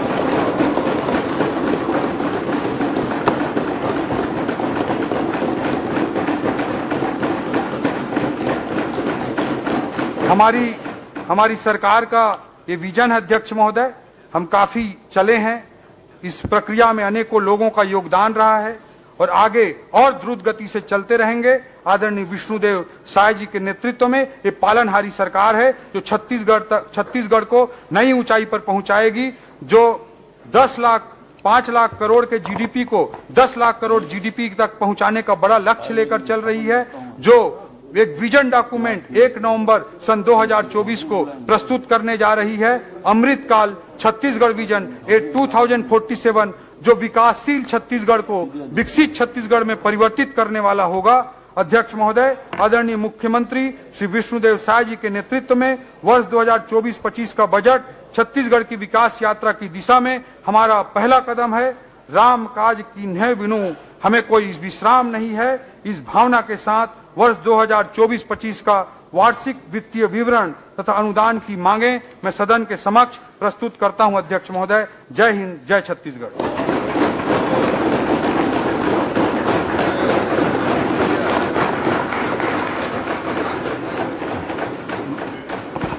मैं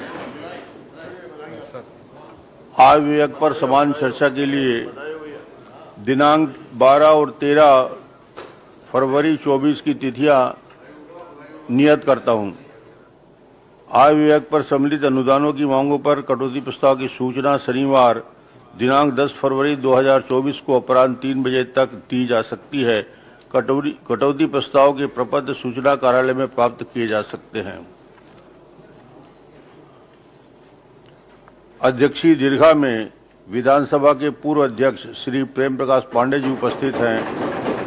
सदन की ओर से उनका स्वागत करते हैं। सभा की कार्यवाही दिनांक सोमवार 12 फरवरी 2024 को 11 बजे तक के लिए स्थगित।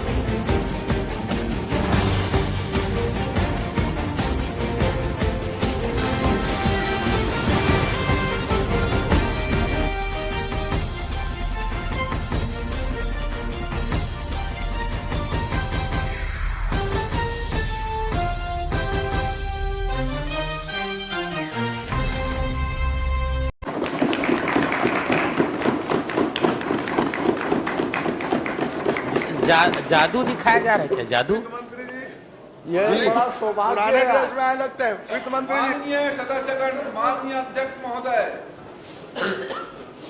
ओपी एक मिनट।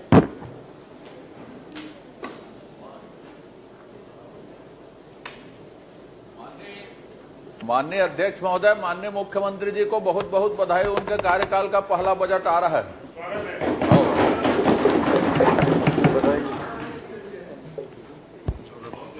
माननीय अध्यक्ष महोदय,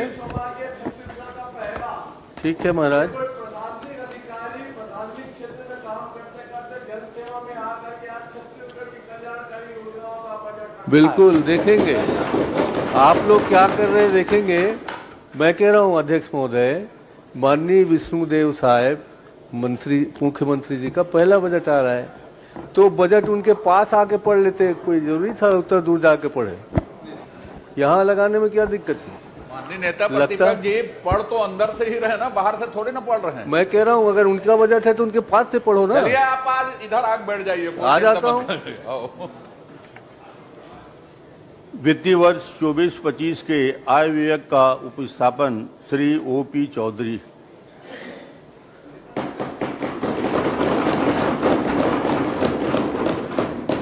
माननीय अध्यक्ष महोदय, मेरा व्यवस्थक प्रश्न है, क्योंकि अभी तक के विधानसभा में इंस्ट्रूमेंट का प्रदर्शन या उसको देखकर पढ़ने की परंपरा नहीं रही है, और न विधानसभा में इस प्रकार को कोई आदेश है। और मैं वित्त मंत्री जी के टेबल में देख रहा हूं कि लैपटॉप लेके वो खड़े हैं। मैं समझता हूं कि विधानसभा में इस प्रकार की व्यवस्था अभी नहीं दी गई है। कृपया करके जो पुरानी परंपरा है उसके अनुरूप ही उसका वाचन करें, ऐसा मैं आपसे अपेक्षा करता हूं।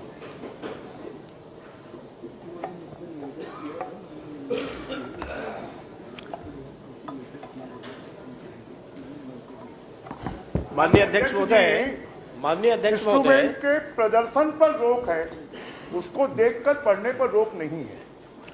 तो वो प्रदर्शन नहीं कर रहे हैं, पूरे विधानसभा में कर रहे हैं।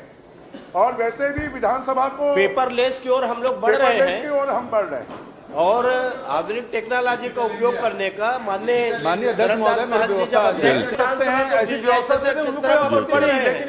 तो आने वाले समय में मैं समझता हूँ जो अभी ठीक है वो, और हम तो सब पेपरलेस की ओर बढ़ रहे हैं। आप वो पुराने ढर्रे में फिर जा रहे हैं। कहाँ के नरवा गरवा गुरुआ बारी फिर आ गए आप। पूरा दुनिया आप देखो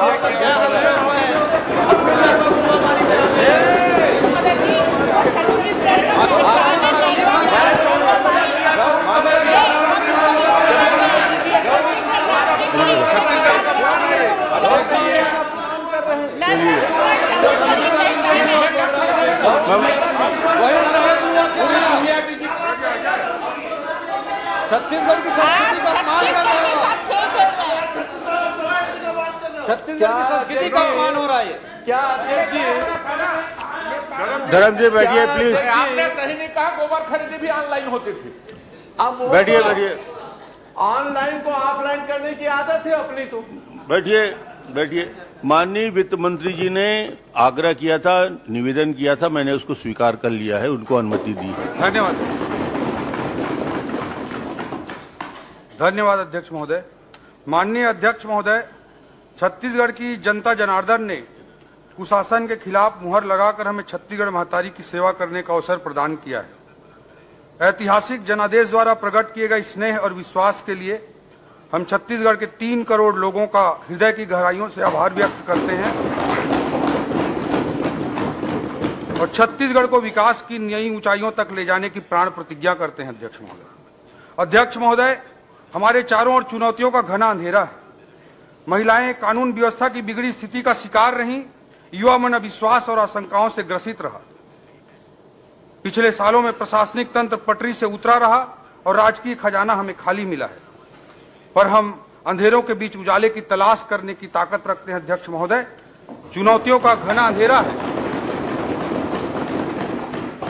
कोई भी सार्थक व्यक्ति, कोई भी सार्थक समाज, कोई भी सार्थक सरकार कभी अंधकार के साम्राज्य को विजयश्री का तिलक नहीं लगा सकती। चहुओर चुनौतियों से घिरे होने के बावजूद हम एक लक्ष्य और सपना देखने की ताकत रखते हैं। अध्यक्ष महोदय, चुनौतियों का अंधेरा हमें बच्चन जी की पंक्तियों की स्मरण कराता है पर किसी उजड़े हुए को फिर बसाना कब मना है, पर किसी उजड़े हुए को फिर बसाना कब मना है अंधेरी रात पर दीवा जलाना कब मना है। अध्यक्ष महोदय, यह हमारा सौभाग्य है, यह हमारी पीढ़ी का सौभाग्य है कि एक और हम लोग 500 सालों के संघर्ष के बाद श्री राम लला के प्राण प्रतिष्ठा अयोध्या धाम में होते हुए देख पा रहे हैं, और हमारी पीढ़ी का यह भी सौभाग्य है कि अमृत काल में भारत को दुनिया का सुपर पावर बनाने के लिए माननीय प्रधानमंत्री जी के नेतृत्व में किए जा रहे क्रांतिकारी कार्यों को भी हमारी पीढ़ी देख रही है और उसमें सहभागिता भी निभा रही है। माननीय प्रधानमंत्री श्री नरेंद्र मोदी जी की अथक ऊर्जा आज हमारे लिए प्रेरणा का स्रोत बन रही है, तो सहज सरल मुख्यमंत्री श्री विष्णुदेव साय जी का कुशल नेतृत्व हमारी ताकत बनकर हमारे साथ है। अध्यक्ष महोदय, आज देश अमृत काल में नई ऊर्जा और नए विश्वास के साथ आगे बढ़ रहा है। पूरी दुनिया आज भारत की ओर निहार रही है। विकसित भारत का सुस्पष्ट लक्ष्य सबके सामने है, लेकिन दुर्भाग्य के साथ कहना पड़ता है कि छत्तीसगढ़ के विकास को ग्रहण लग गया था। भ्रष्ट और स्वार्थपरक ताकतों ने छत्तीसगढ़ को दबोच कर रखा था। चिंता होती थी कि भारत की इस विकास यात्रा में हमारे छत्तीसगढ़ का क्या होगा, लेकिन लोकतंत्र की ताकत ने इन नकारात्मक शक्तियों को पराजित कर दिया। अध्यक्ष महोदय, पराजित कर दिया। अध्यक्ष महोदय, छत्तीसगढ़ की जनता की उंगलियों पर लगी स्याही ने छत्तीसगढ़ की विकास यात्रा के नए रास्ते खोल दिए हैं। विकास यात्रा का कृष्ण पक्ष समाप्त हो चुका है। अध्यक्ष महोदय, शुक्ल पक्ष प्रारंभ हो चुका है। विष्णुदेव साय जी के नेतृत्व में सुशासन का सूर्योदय हो चुका है। अध्यक्ष महोदय, किसी सरकार के बजट को महज उसके आय व्यय के लेखा जोखा के रूप में नहीं पढ़ा जाना चाहिए, बल्कि वह किसी सरकार के भविष्य का विजन होता है, एक दस्तावेज होता है जो दशा और दिशा को निर्धारित करता है। उस विजन डॉक्यूमेंट के रूप में उसे पढ़ा जाना चाहिए। अध्यक्ष महोदय, छत्तीसगढ़ की विकास यात्रा की इस मोड़ पर सवाल उठता है कि हम छत्तीसगढ़ को आगे कहां लेकर जाना चाहते हैं, हमारी कमजोरियां क्या है, हमारी ताकतें क्या है। शॉर्ट मैनेजमेंट में एक एनालिसिस होता है। अध्यक्ष महोदय, short analysis, strength, weaknesses, opportunities and threats. जब हम अपने छत्तीसगढ़ का शॉर्ट एनालिसिस करते हैं तो हमारे छत्तीसगढ़ के कौन कौन से पक्ष उभर कर सामने आएंगे, इसका एनालिसिस जरूरी है। अध्यक्ष महोदय, देश जब आजादी के 100 वर्ष पूरा करके विकसित राष्ट्र के रूप में पूरी दुनिया में स्थापित होगा, तब हमारा छत्तीसगढ़ देश के अन्य राज्यों के साथ सकारात्मक प्रतिस्पर्धा करते हुए कैसे आगे बढ़ेगा, यह हमारे सामने एक चुनौती है। अध्यक्ष महोदय, इसके लिए एक स्पष्ट सपना, एक स्पष्ट लक्ष्य जरूरी है। उस लक्ष्य तक पहुंचने की रणनीति जरूरी है, एक रोड मैप जरूरी है। अध्यक्ष महोदय, इसलिए हमने तय किया है कि छत्तीसगढ़ 2047 तक कैसे एक विकासशील राज्य से विकसित राज्य बनेगा, इसका दृष्टिपत्र, एक विजन डॉक्यूमेंट हम तैयार करेंगे और इस दृष्टिपत्र का नाम होगा अमृतकाल छत्तीसगढ़ विजन 2047। 1 नवंबर सन 2000 को 1 नवंबर के दिन भारत रत्न श्रद्धेय अटल बिहारी वाजपेयी जी ने इस राज्य को बनाया था, और इसी 1 नवंबर को इसी साल सन 2024 में यह विजन डॉक्यूमेंट जो अमृतकाल छत्तीसगढ़ विजन 2047 होगा, उसे हम इस राज्य की जनता को समर्पित करने का काम करेंगे। अध्यक्ष, हमने बनाया है और हम ही संवारेंगे। अध्यक्ष महोदय, ये छत्तीसगढ़ की जनता के प्रति हमारा कमिटमेंट है, हमारी सरकार की प्रतिबद्धता है। अध्यक्ष महोदय, कहा जाता है कि कोई भी सार्थक व्यक्ति के लिए कोई भी मंजिल आखिरी मंजिल नहीं होती है। हर मंजिल एक पड़ाव होता है अगले मंजिल तक आगे बढ़ने के लिए। इसी दर्शन के साथ मोदी जी कहते हैं कि हम बड़ा लक्ष्य बनाते हैं, उसे प्राप्त करते हैं और फिर उससे भी बड़ा लक्ष्य बनाते हैं। ये मोदी जी का विजन है। 2047 के दीर्घकालिक विजन तक पहुंचने से पहले हमें मध्यम अवधि के अर्थात मिड टर्म टारगेट भी बनाने होंगे। हम छत्तीसगढ़ के लिए तय कर रहे हैं कि 2047 तक हमारा छत्तीसगढ़ विकसित छत्तीसगढ़ होगा। उस लक्ष्य तक पहुंचने के लिए हमारा मिड टर्म टारगेट क्या होगा, वह भी हम निर्धारित करने का प्रयास कर रहे हैं। अध्यक्ष महोदय, जैसे मोदी जी ने देश की अर्थव्यवस्था के लिए मध्यावधि टारगेट के रूप में 5 ट्रिलियन और 10 ट्रिलियन डॉलर इकोनॉमी का लक्ष्य रखा है, उन्होंने अगले 5 सालों के लिए भारत को दुनिया की तीसरी बड़ी आर्थिक शक्ति बनाने का मध्यम अवधि टारगेट रखा है। अध्यक्ष महोदय, हम भी इसी तरह का एक मध्यावधि लक्ष्य निर्धारित करना चाहते हैं। आज हमारे छत्तीसगढ़ की जीएसडीपी लगभग 5 लाख करोड़ है, जिसे आने वाले 5 सालों में 2028 तक 10 लाख करोड़ करना हमारा बहुत ही महत्वाकांक्षी लक्ष्य है अध्यक्ष महोदय।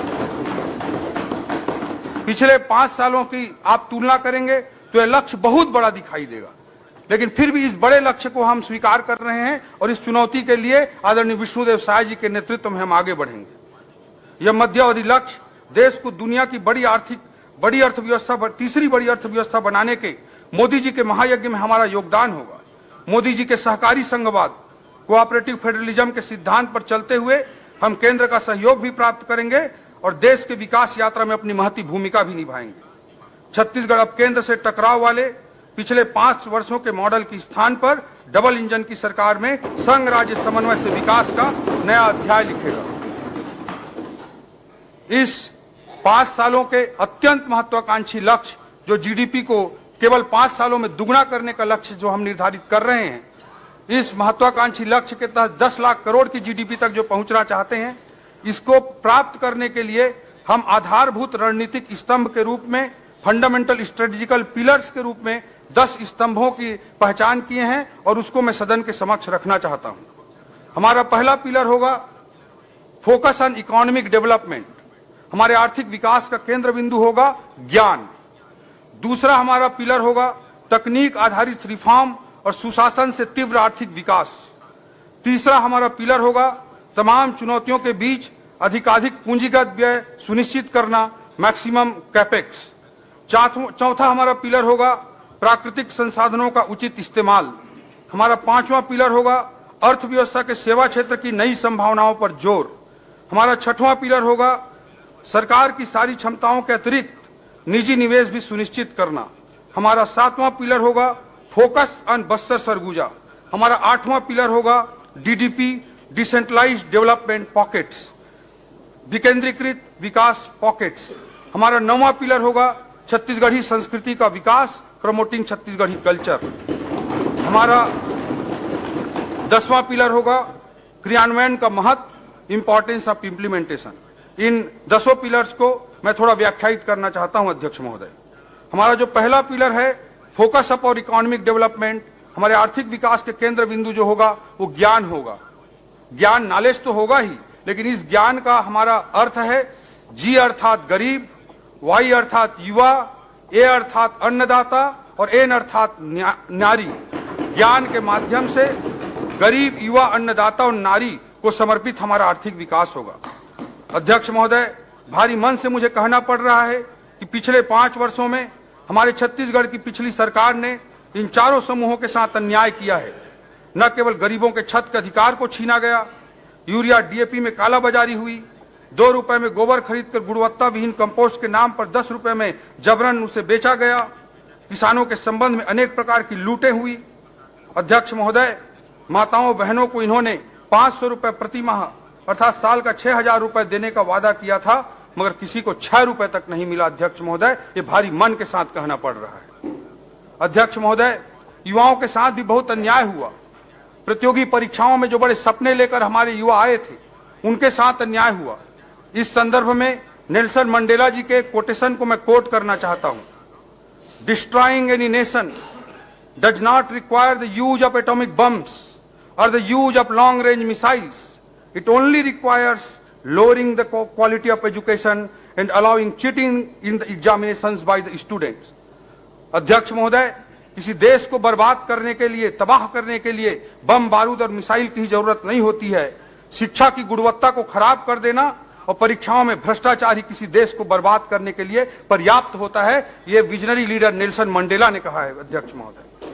अध्यक्ष महोदय, पीएससी की प्रतिष्ठापूर्ण परीक्षाओं में युवाओं के साथ अन्याय हुआ, जिसमें हमारी सरकार ने सीबीआई जांच का निर्णय लिया है और अभी ईओडब्ल्यू में भी एफआईआर दर्ज हुई। गरीब, किसान, युवा और महिला, 4 जो हमारे केंद्र बिंदु हैं, उन्हें केंद्र बिंदु में रखते हुए इन्हें ऊर्जा और सही दिशा और अवसर प्रदान करके हम प्रदेश की आर्थिक उन्नति में इनकी सहभागिता सुनिश्चित करेंगे। ये हमारी सरकार की प्रतिबद्धता है। अध्यक्ष महोदय, दूसरा जो पिलर है वह है तकनीक आधारित रिफॉर्म और सुशासन से तीव्र आर्थिक विकास को सुनिश्चित करना। अध्यक्ष महोदय, rapid economic growth through technology driven reforms and governance. अध्यक्ष महोदय, आज दुनिया artificial intelligence, data analytics, comprehensive system development, satellite based communication जैसे उच्च स्तरीय तकनीकों से संचालित हो रही है। हम शासन और प्रशासन में तकनीक के इस्तेमाल पर पूरा जोर देंगे।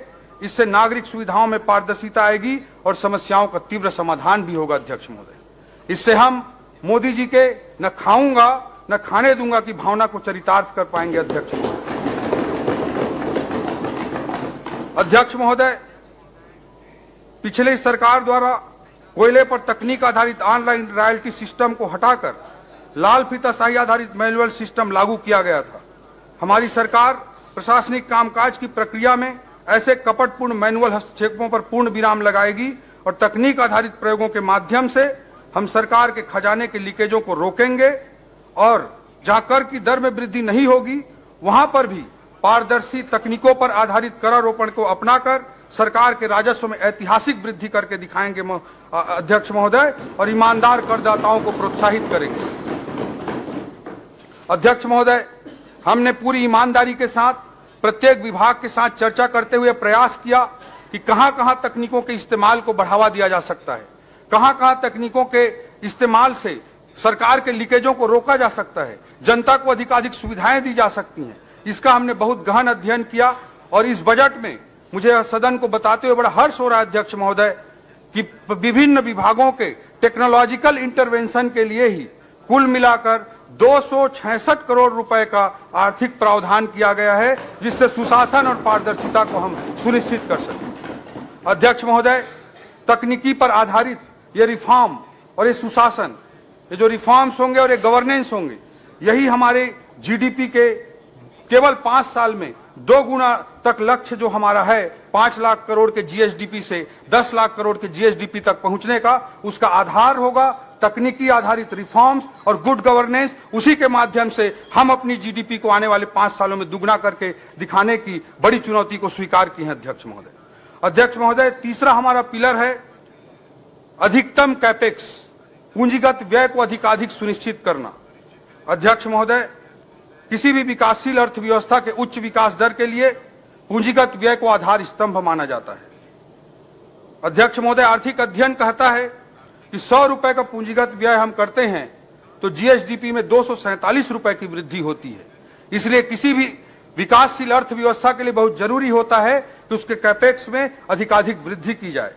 इस बजट में तमाम चुनौतियों के बाद भी हम पूंजीगत व्यय के प्रावधान में गत वर्ष की तुलना में 20% की वृद्धि करने का काम किए हैं। अध्यक्ष महोदय, जबकि पिछले 5 सालों में औसतन आप देखेंगे तो कैपेक्स में वृद्धि 5 सालों के औसत में 12% रही है, जबकि इस बजट में हम 20% की कैपेक्स वृद्धि का महत्वाकांक्षी लक्ष्य लेकर इस बजट का निर्माण किए हैं। हमारा चौथा पिलर होगा अध्यक्ष महोदय, प्राकृतिक संसाधनों का उचित इस्तेमाल, optimum utilisation of natural resources. हमारा छत्तीसगढ़ प्राकृतिक संसाधनों से भरा हुआ है। इन संसाधनों का सुनियोजित उपयोग करते हुए उससे होने वाले लाभों का छत्तीसगढ़ के लोगों के बीच न्यायपूर्ण वितरण सुनिश्चित करना हमारा चौथा पिलर के रूप में इस रणनीति का हिस्सा होगा। हमारा 5वां पिलर होगा अर्थव्यवस्था के सेवा क्षेत्र की नई संभावनाओं पर जोर। छत्तीसगढ़ के प्राकृतिक सौंदर्य के अनुरूप इको टूरिज्म सर्किट विकसित करना, 5 शक्ति पीठों को विकसित करके धार्मिक पर्यटन को बढ़ावा देना, आईटी सेक्टर की स्थापना, हेल्थ डेस्टिनेशन के रूप में छत्तीसगढ़ को विकसित करना, wedding destination, business tourism, conference destination जैसे नए उभरते संभावनाओं का लाभ प्रदेश को मिल सके, इसके लिए रोड मैप तैयार करेंगे। अध्यक्ष महोदय, सेवा क्षेत्र में देश की औसतन जो जीडीपी पर योगदान है वो करीब 55% के लगभग है, जबकि हमारे छत्तीसगढ़ की अर्थव्यवस्था में सेवा क्षेत्र का योगदान अभी मात्र 31% है। इसे बढ़ाकर ही हम छत्तीसगढ़ की आर्थिक उन्नति को सुनिश्चित कर सकते हैं। अध्यक्ष महोदय, हमारा 6वां पिलर होगा सरकार की सारी क्षमताओं के अतिरिक्त निजी निवेश को भी सुनिश्चित करना। हमारे छत्तीसगढ़ में आधुनिक आर्थिक दर्शन के अनुरूप रेड टेपिज्म के स्थान पर रेड कारपेट की निवेश संस्कृति का हम विकास करेंगे। मॉडर्न इकोनॉमिक फिलॉसफी जैसे minimum government maximum governance, EODB, ease of doing business, ease of living, single window प्रणाली, ऑनलाइन परमिशन, मिनिमम परमिशन जैसी व्यवस्थाओं की स्थापना करके हम आर्थिक विकास को सुनिश्चित करेंगे।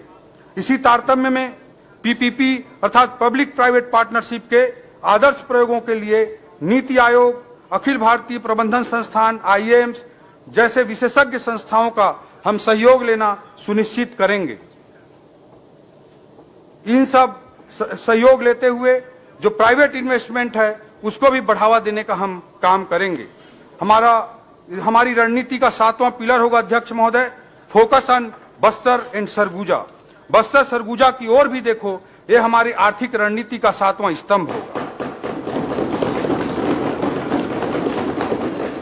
पिछले 5 वर्षों में कांग्रेस के कार्यकाल में बस्तर सरगुजा क्षेत्र आर्थिक विकास की दृष्टि से अछूते रहे हैं। इन क्षेत्रों की एयर कनेक्टिविटी को बढ़ाने के लिए सार्थक पहल की जाएगी। Eco tourism destination, naturopathy destination के रूप में विकसित करने हेतु प्रयास किए जाएंगे। बस्तर क्षेत्र में लघु वनोपज के प्रसंस्करण हेतु उद्योगों की स्थापना की जाएगी। सरगुजा क्षेत्र में उद्यानिकी, मछली पालन जैसी संभावनाओं को भी प्रोत्साहित किया जाएगा। इस प्रकार समन्वित प्रयास करते हुए इन क्षेत्रों की आर्थिक संभावनाओं को पूरी तरह से मूर्त रूप प्रदान किया जाएगा। यह हमारी रणनीति का 7वां स्तंभ होगा अध्यक्ष महोदय। हमारी रणनीति का 8वां स्तंभ होगा डीडीपी, डिसेंट्रलाइज्ड डेवलपमेंट पॉकेट्स। विकेंद्रीकृत विकास पॉकेट्स की स्थापना करने पर हमारा जोर होगा। छत्तीसगढ़ का उत्तरी भाग, मध्य मैदानी भाग और दक्षिणी भाग की अपनी अपनी अलग अलग आर्थिक विशिष्टताएं हैं। इन विशिष्टताओं के अनुरूप तीव्र आर्थिक विकास की विकेंद्रीकृत नीति पर काम करते हुए विकेंद्रीकृत विकास पॉकेट्स अर्थात डीडीपी की स्थापना को हम सुनिश्चित करेंगे।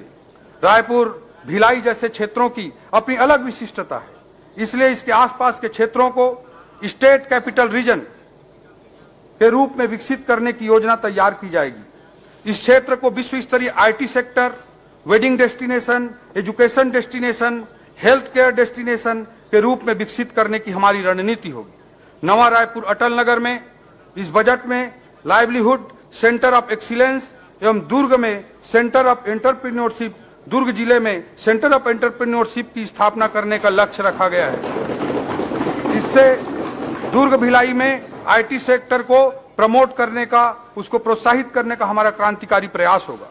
स्टार्टअप्स को प्रोत्साहित करने के लिए इंक्यूबेशन सेंटर की स्थापना, BPO business process outsourcing, KPO knowledge process outsourcing को आकर्षित करने के लिए इन क्षेत्रों में आईटी पार्क की स्थापना के लिए हम रणनीतिबद्ध और विजनरी ढंग से कार्य करेंगे। नवा रायपुर में आईटी आधारित रोजगार सृजन हेतु प्लग एंड प्ले मॉडल का विकास किया जाएगा। इससे आर्थिक विकास और रोजगार सृजन के नए अवसर विकसित होंगे। रायपुर, नवा रायपुर अटल नगर, बिलासपुर, दुर्ग, भिलाई, अंबिकापुर, जगदलपुर, कोरबा, रायगढ़ जैसे प्रमुख नगरों को विकास के ग्रोथ इंजन के रूप में विकसित करने की एक रणनीतिबद्ध योजना के तहत हम काम करेंगे। कोरबा, जांजगीर, रायगढ़, उरला, सिलतरा जैसे क्षेत्रों के अनुरूप औद्योगिकरण की नीति को आगे बढ़ाएंगे। मैदानी कृषि प्रधान जिलों में कृषि आधारित विकास को बढ़ावा दिया जाएगा।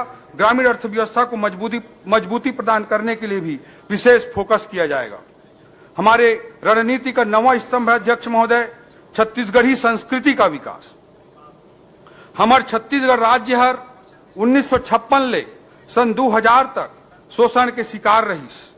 ये 44 साल के बीच में लगभग 4 दशक तक कांग्रेस के एक छत्र राज रही, लेकिन कांग्रेस हर छत्तीसगढ़ ला नवा राज्य नहीं बनाईस।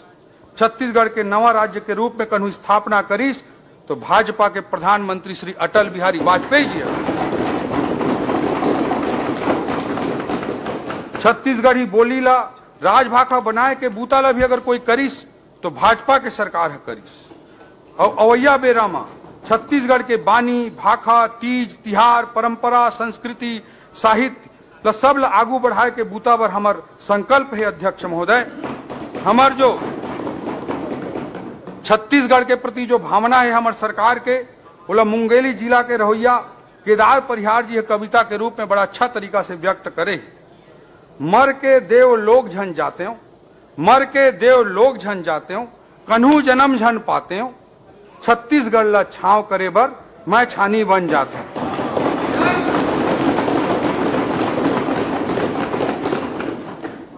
कवि की कल्पना है और यही हमारी सरकार की कल्पना है, हमारी सोच अध्यक्ष महोदय कि मरने के बाद हमको कोई देवलोक नहीं चाहिए, मरने के बाद हमको कोई पुनर्जन्म नहीं चाहिए। हम छत्तीसगढ़ को छांव करने के लिए छानी बनना चाहते हैं अध्यक्ष महोदय, यही हमारे सरकार की भावना है।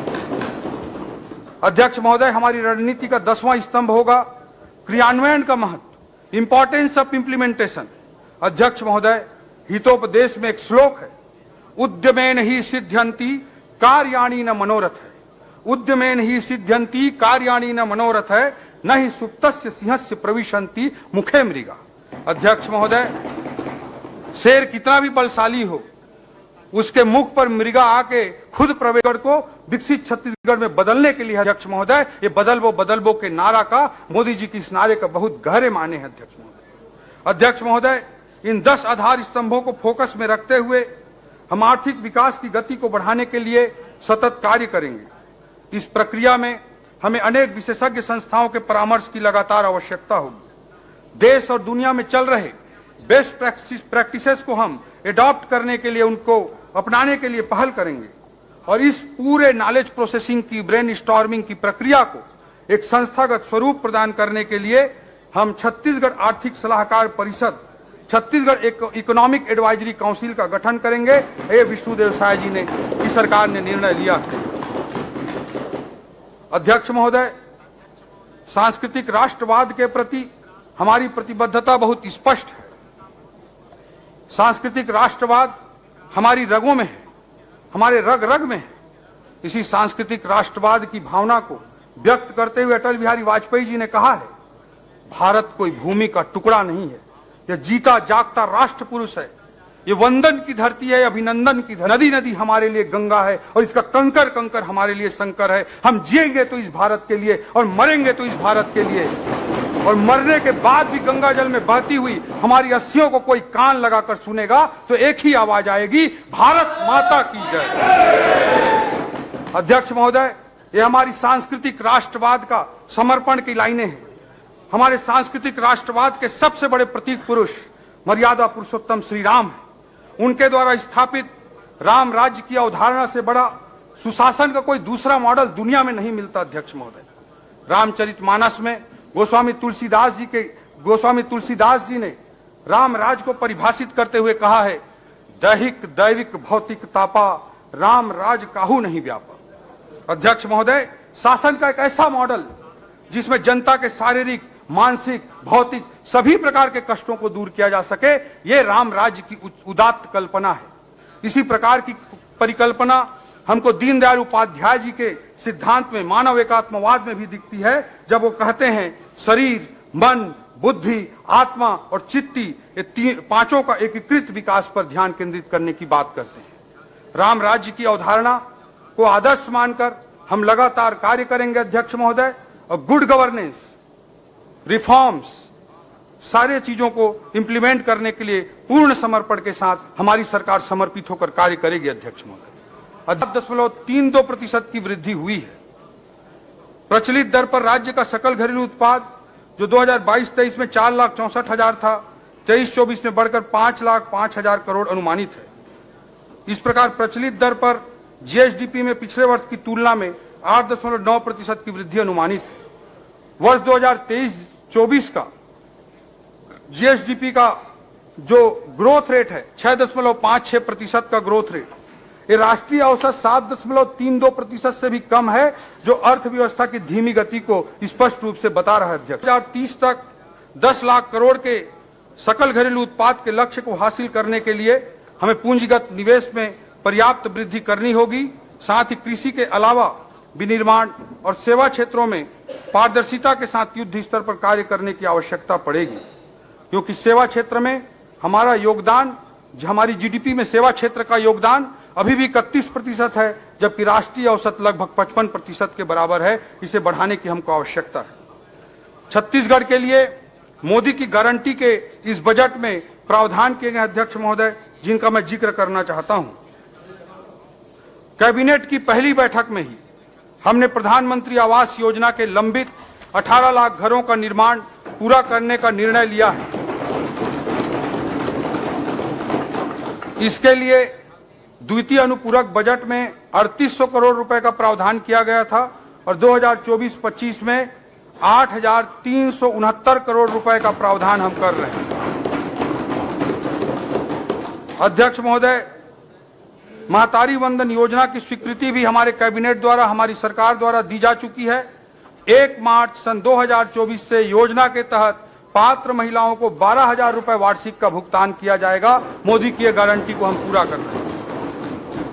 अध्यक्ष महोदय, 25 दिसंबर 2023 को सुशासन दिवस के अवसर पर 12 लाख से अधिक किसानों को 3,716 करोड़ रुपए के लंबित बोनस की राशि की भुगतान की जा चुकी है और किसानों के लिए कृषि उन्नति योजना अंतर्गत इस बजट में 10,000 करोड़ रुपए का प्रावधान किया गया है। मोदी की गारंटी के तहत इस बजट में हर घर निर्मल जल अभियान को पूरा करने के लिए जल जीवन मिशन में 4,500 करोड़ रुपए का प्रावधान किया गया है। इससे लोक स्वास्थ्य यांत्रिकी विभाग का बजट, पीएचई डिपार्टमेंट का बजट पिछले वर्ष की तुलना में 2 गुना बढ़ गया है। ग्रामीण विकास विभाग के बजट में भी बड़ी वृद्धि हुई है। तेंदुपत्ता संग्राहकों को प्रति मानक बोरा 5500 रुपए की दर से संग्रहण शुल्क भुगतान करने का भी निर्णय हमारी सरकार के द्वारा लिया जा चुका है। अध्यक्ष महोदय, हमने संकल्प लिया था कि भूमिहीन कृषि मजदूरों को 10,000 रुपए प्रति वर्ष की दर से उन्हें सहायता करेंगे।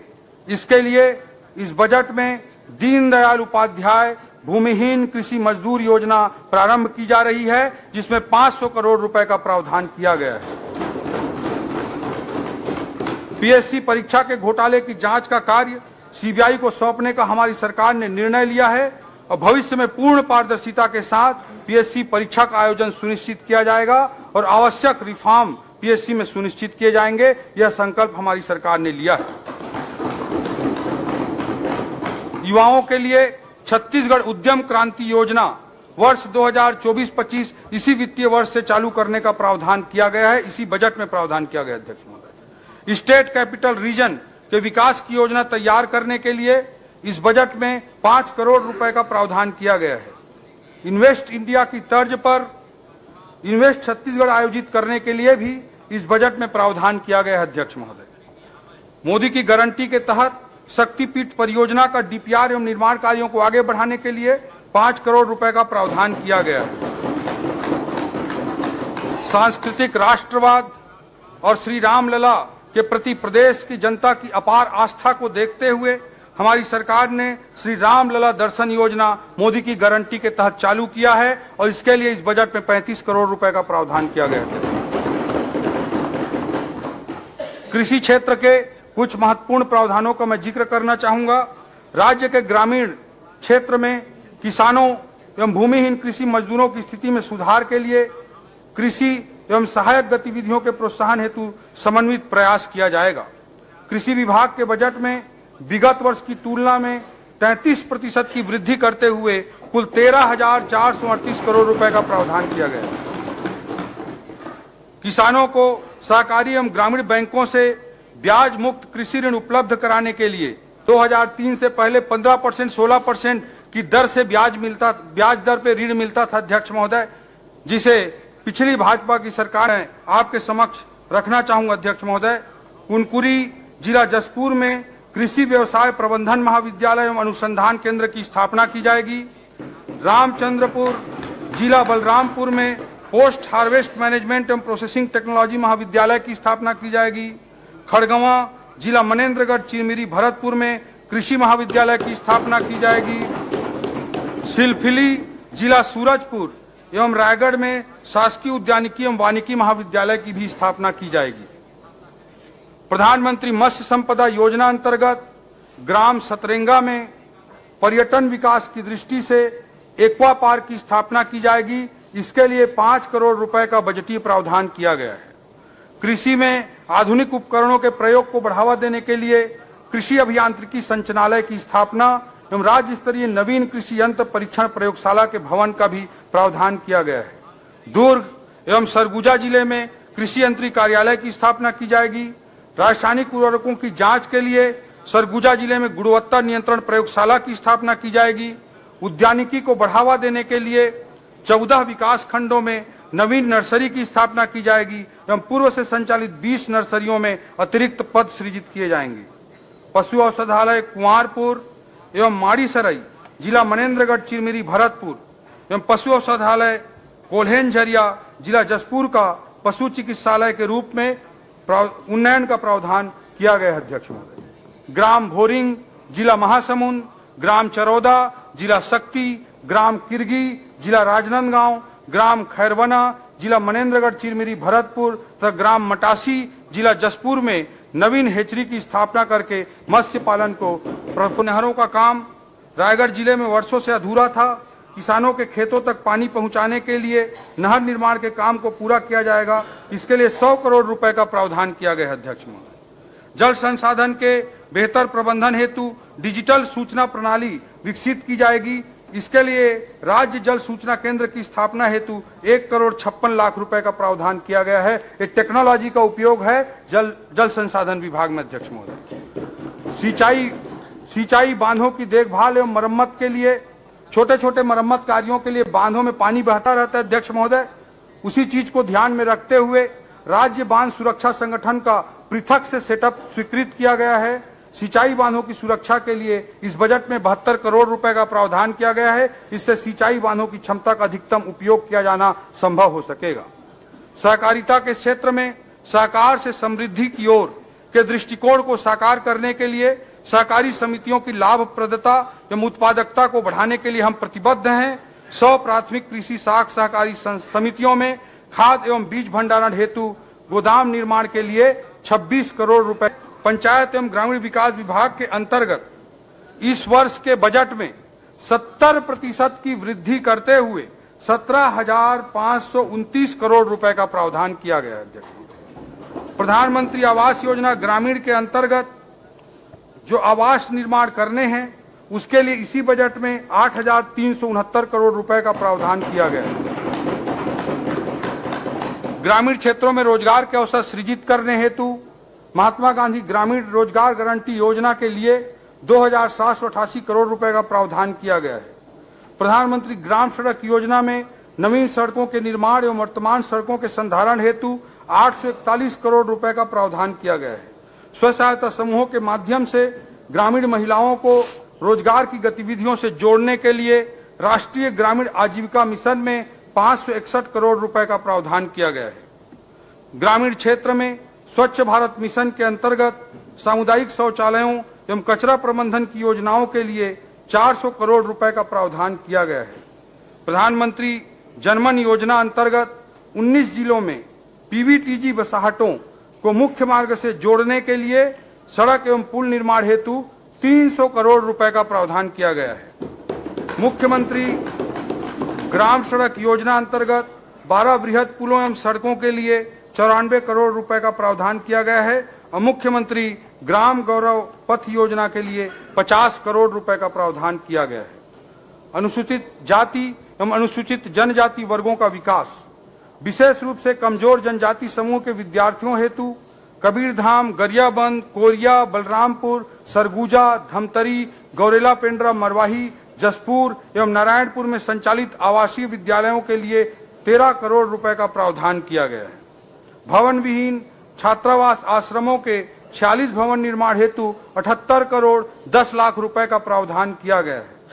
पोस्ट मैट्रिक आदिवासी बालक छात्रावास बलरामपुर, महाराजगंज, शंकरगढ़, डिंडो, राजपुर, लखनपुर, कांसाबेल, बगीचा, दोकड़ा, बतौली, मनोरा, कोदबा, दुलदुला, पंडरीपानी, तपकरा तथा नर्मदापुर तथा पोस्ट मैट्रिक अनुसूचित जनजाति कन्या छात्रावास हेतु जसपुर नगर के भवन निर्माण हेतु प्रावधान किया गया है। प्री मैट्रिक आदिवासी बालक छात्रावास पैकू, दोकड़ा, रौनी, गाला, कोदबा, बागबहरा, लोदाम, दुलदुला, लवाकेरा, पंडरीपानी, कांसाबेल, बटईकेला, कुनकुरी, देवगढ़, मंगारी, बतौली, घाटबर्रा, नवापारा, लखनपुर, कमलेश्वरपुर तथा लुंड्रा प्री मैट्रिक अनुसूचित जनजाति कन्या छात्रावास करजी, धौरपुर, बोंदा, अंबिकापुर के भवन निर्माण हेतु प्रावधान किया गया है। पोस्ट मैट्रिक अनुसूचित जाति बालक छात्रावास महासमुंद, प्री मैट्रिक अनुसूचित जाति बालक छात्रावास बाजार अतरिया, कोरबा, करतला एवं प्री मैट्रिक अनुसूचित जाति कन्या छात्रावास अंबिकापुर के भवन निर्माण हेतु प्रावधान किया गया है। मुख्यमंत्री बाल भविष्य सुरक्षा योजना अंतर्गत जिला रायगढ़ में नवीन प्रयास आवासीय विद्यालय की स्थापना का भी प्रावधान इस बजट में किया गया है। 5 संभाग मुख्यालयों में नवीन स्नातकोत्तर छात्रावास की स्थापना हेतु 2 करोड़ 40 लाख रुपए का प्रावधान किया गया है। जिला मुख्यालय बलरामपुर में 100 सीटर आदिवासी क्रीड़ा परिसर की स्थापना एवं भवन निर्माण हेतु 3 करोड़ 10 लाख रुपए का प्रावधान किया गया है। अनुसूचित जाति और जनजाति तथा पिछड़ा वर्ग के विद्यार्थियों को यूपीएससी की परीक्षा में संघ लोक सेवा आयोग द्वारा आयोजित सिविल सेवा परीक्षा की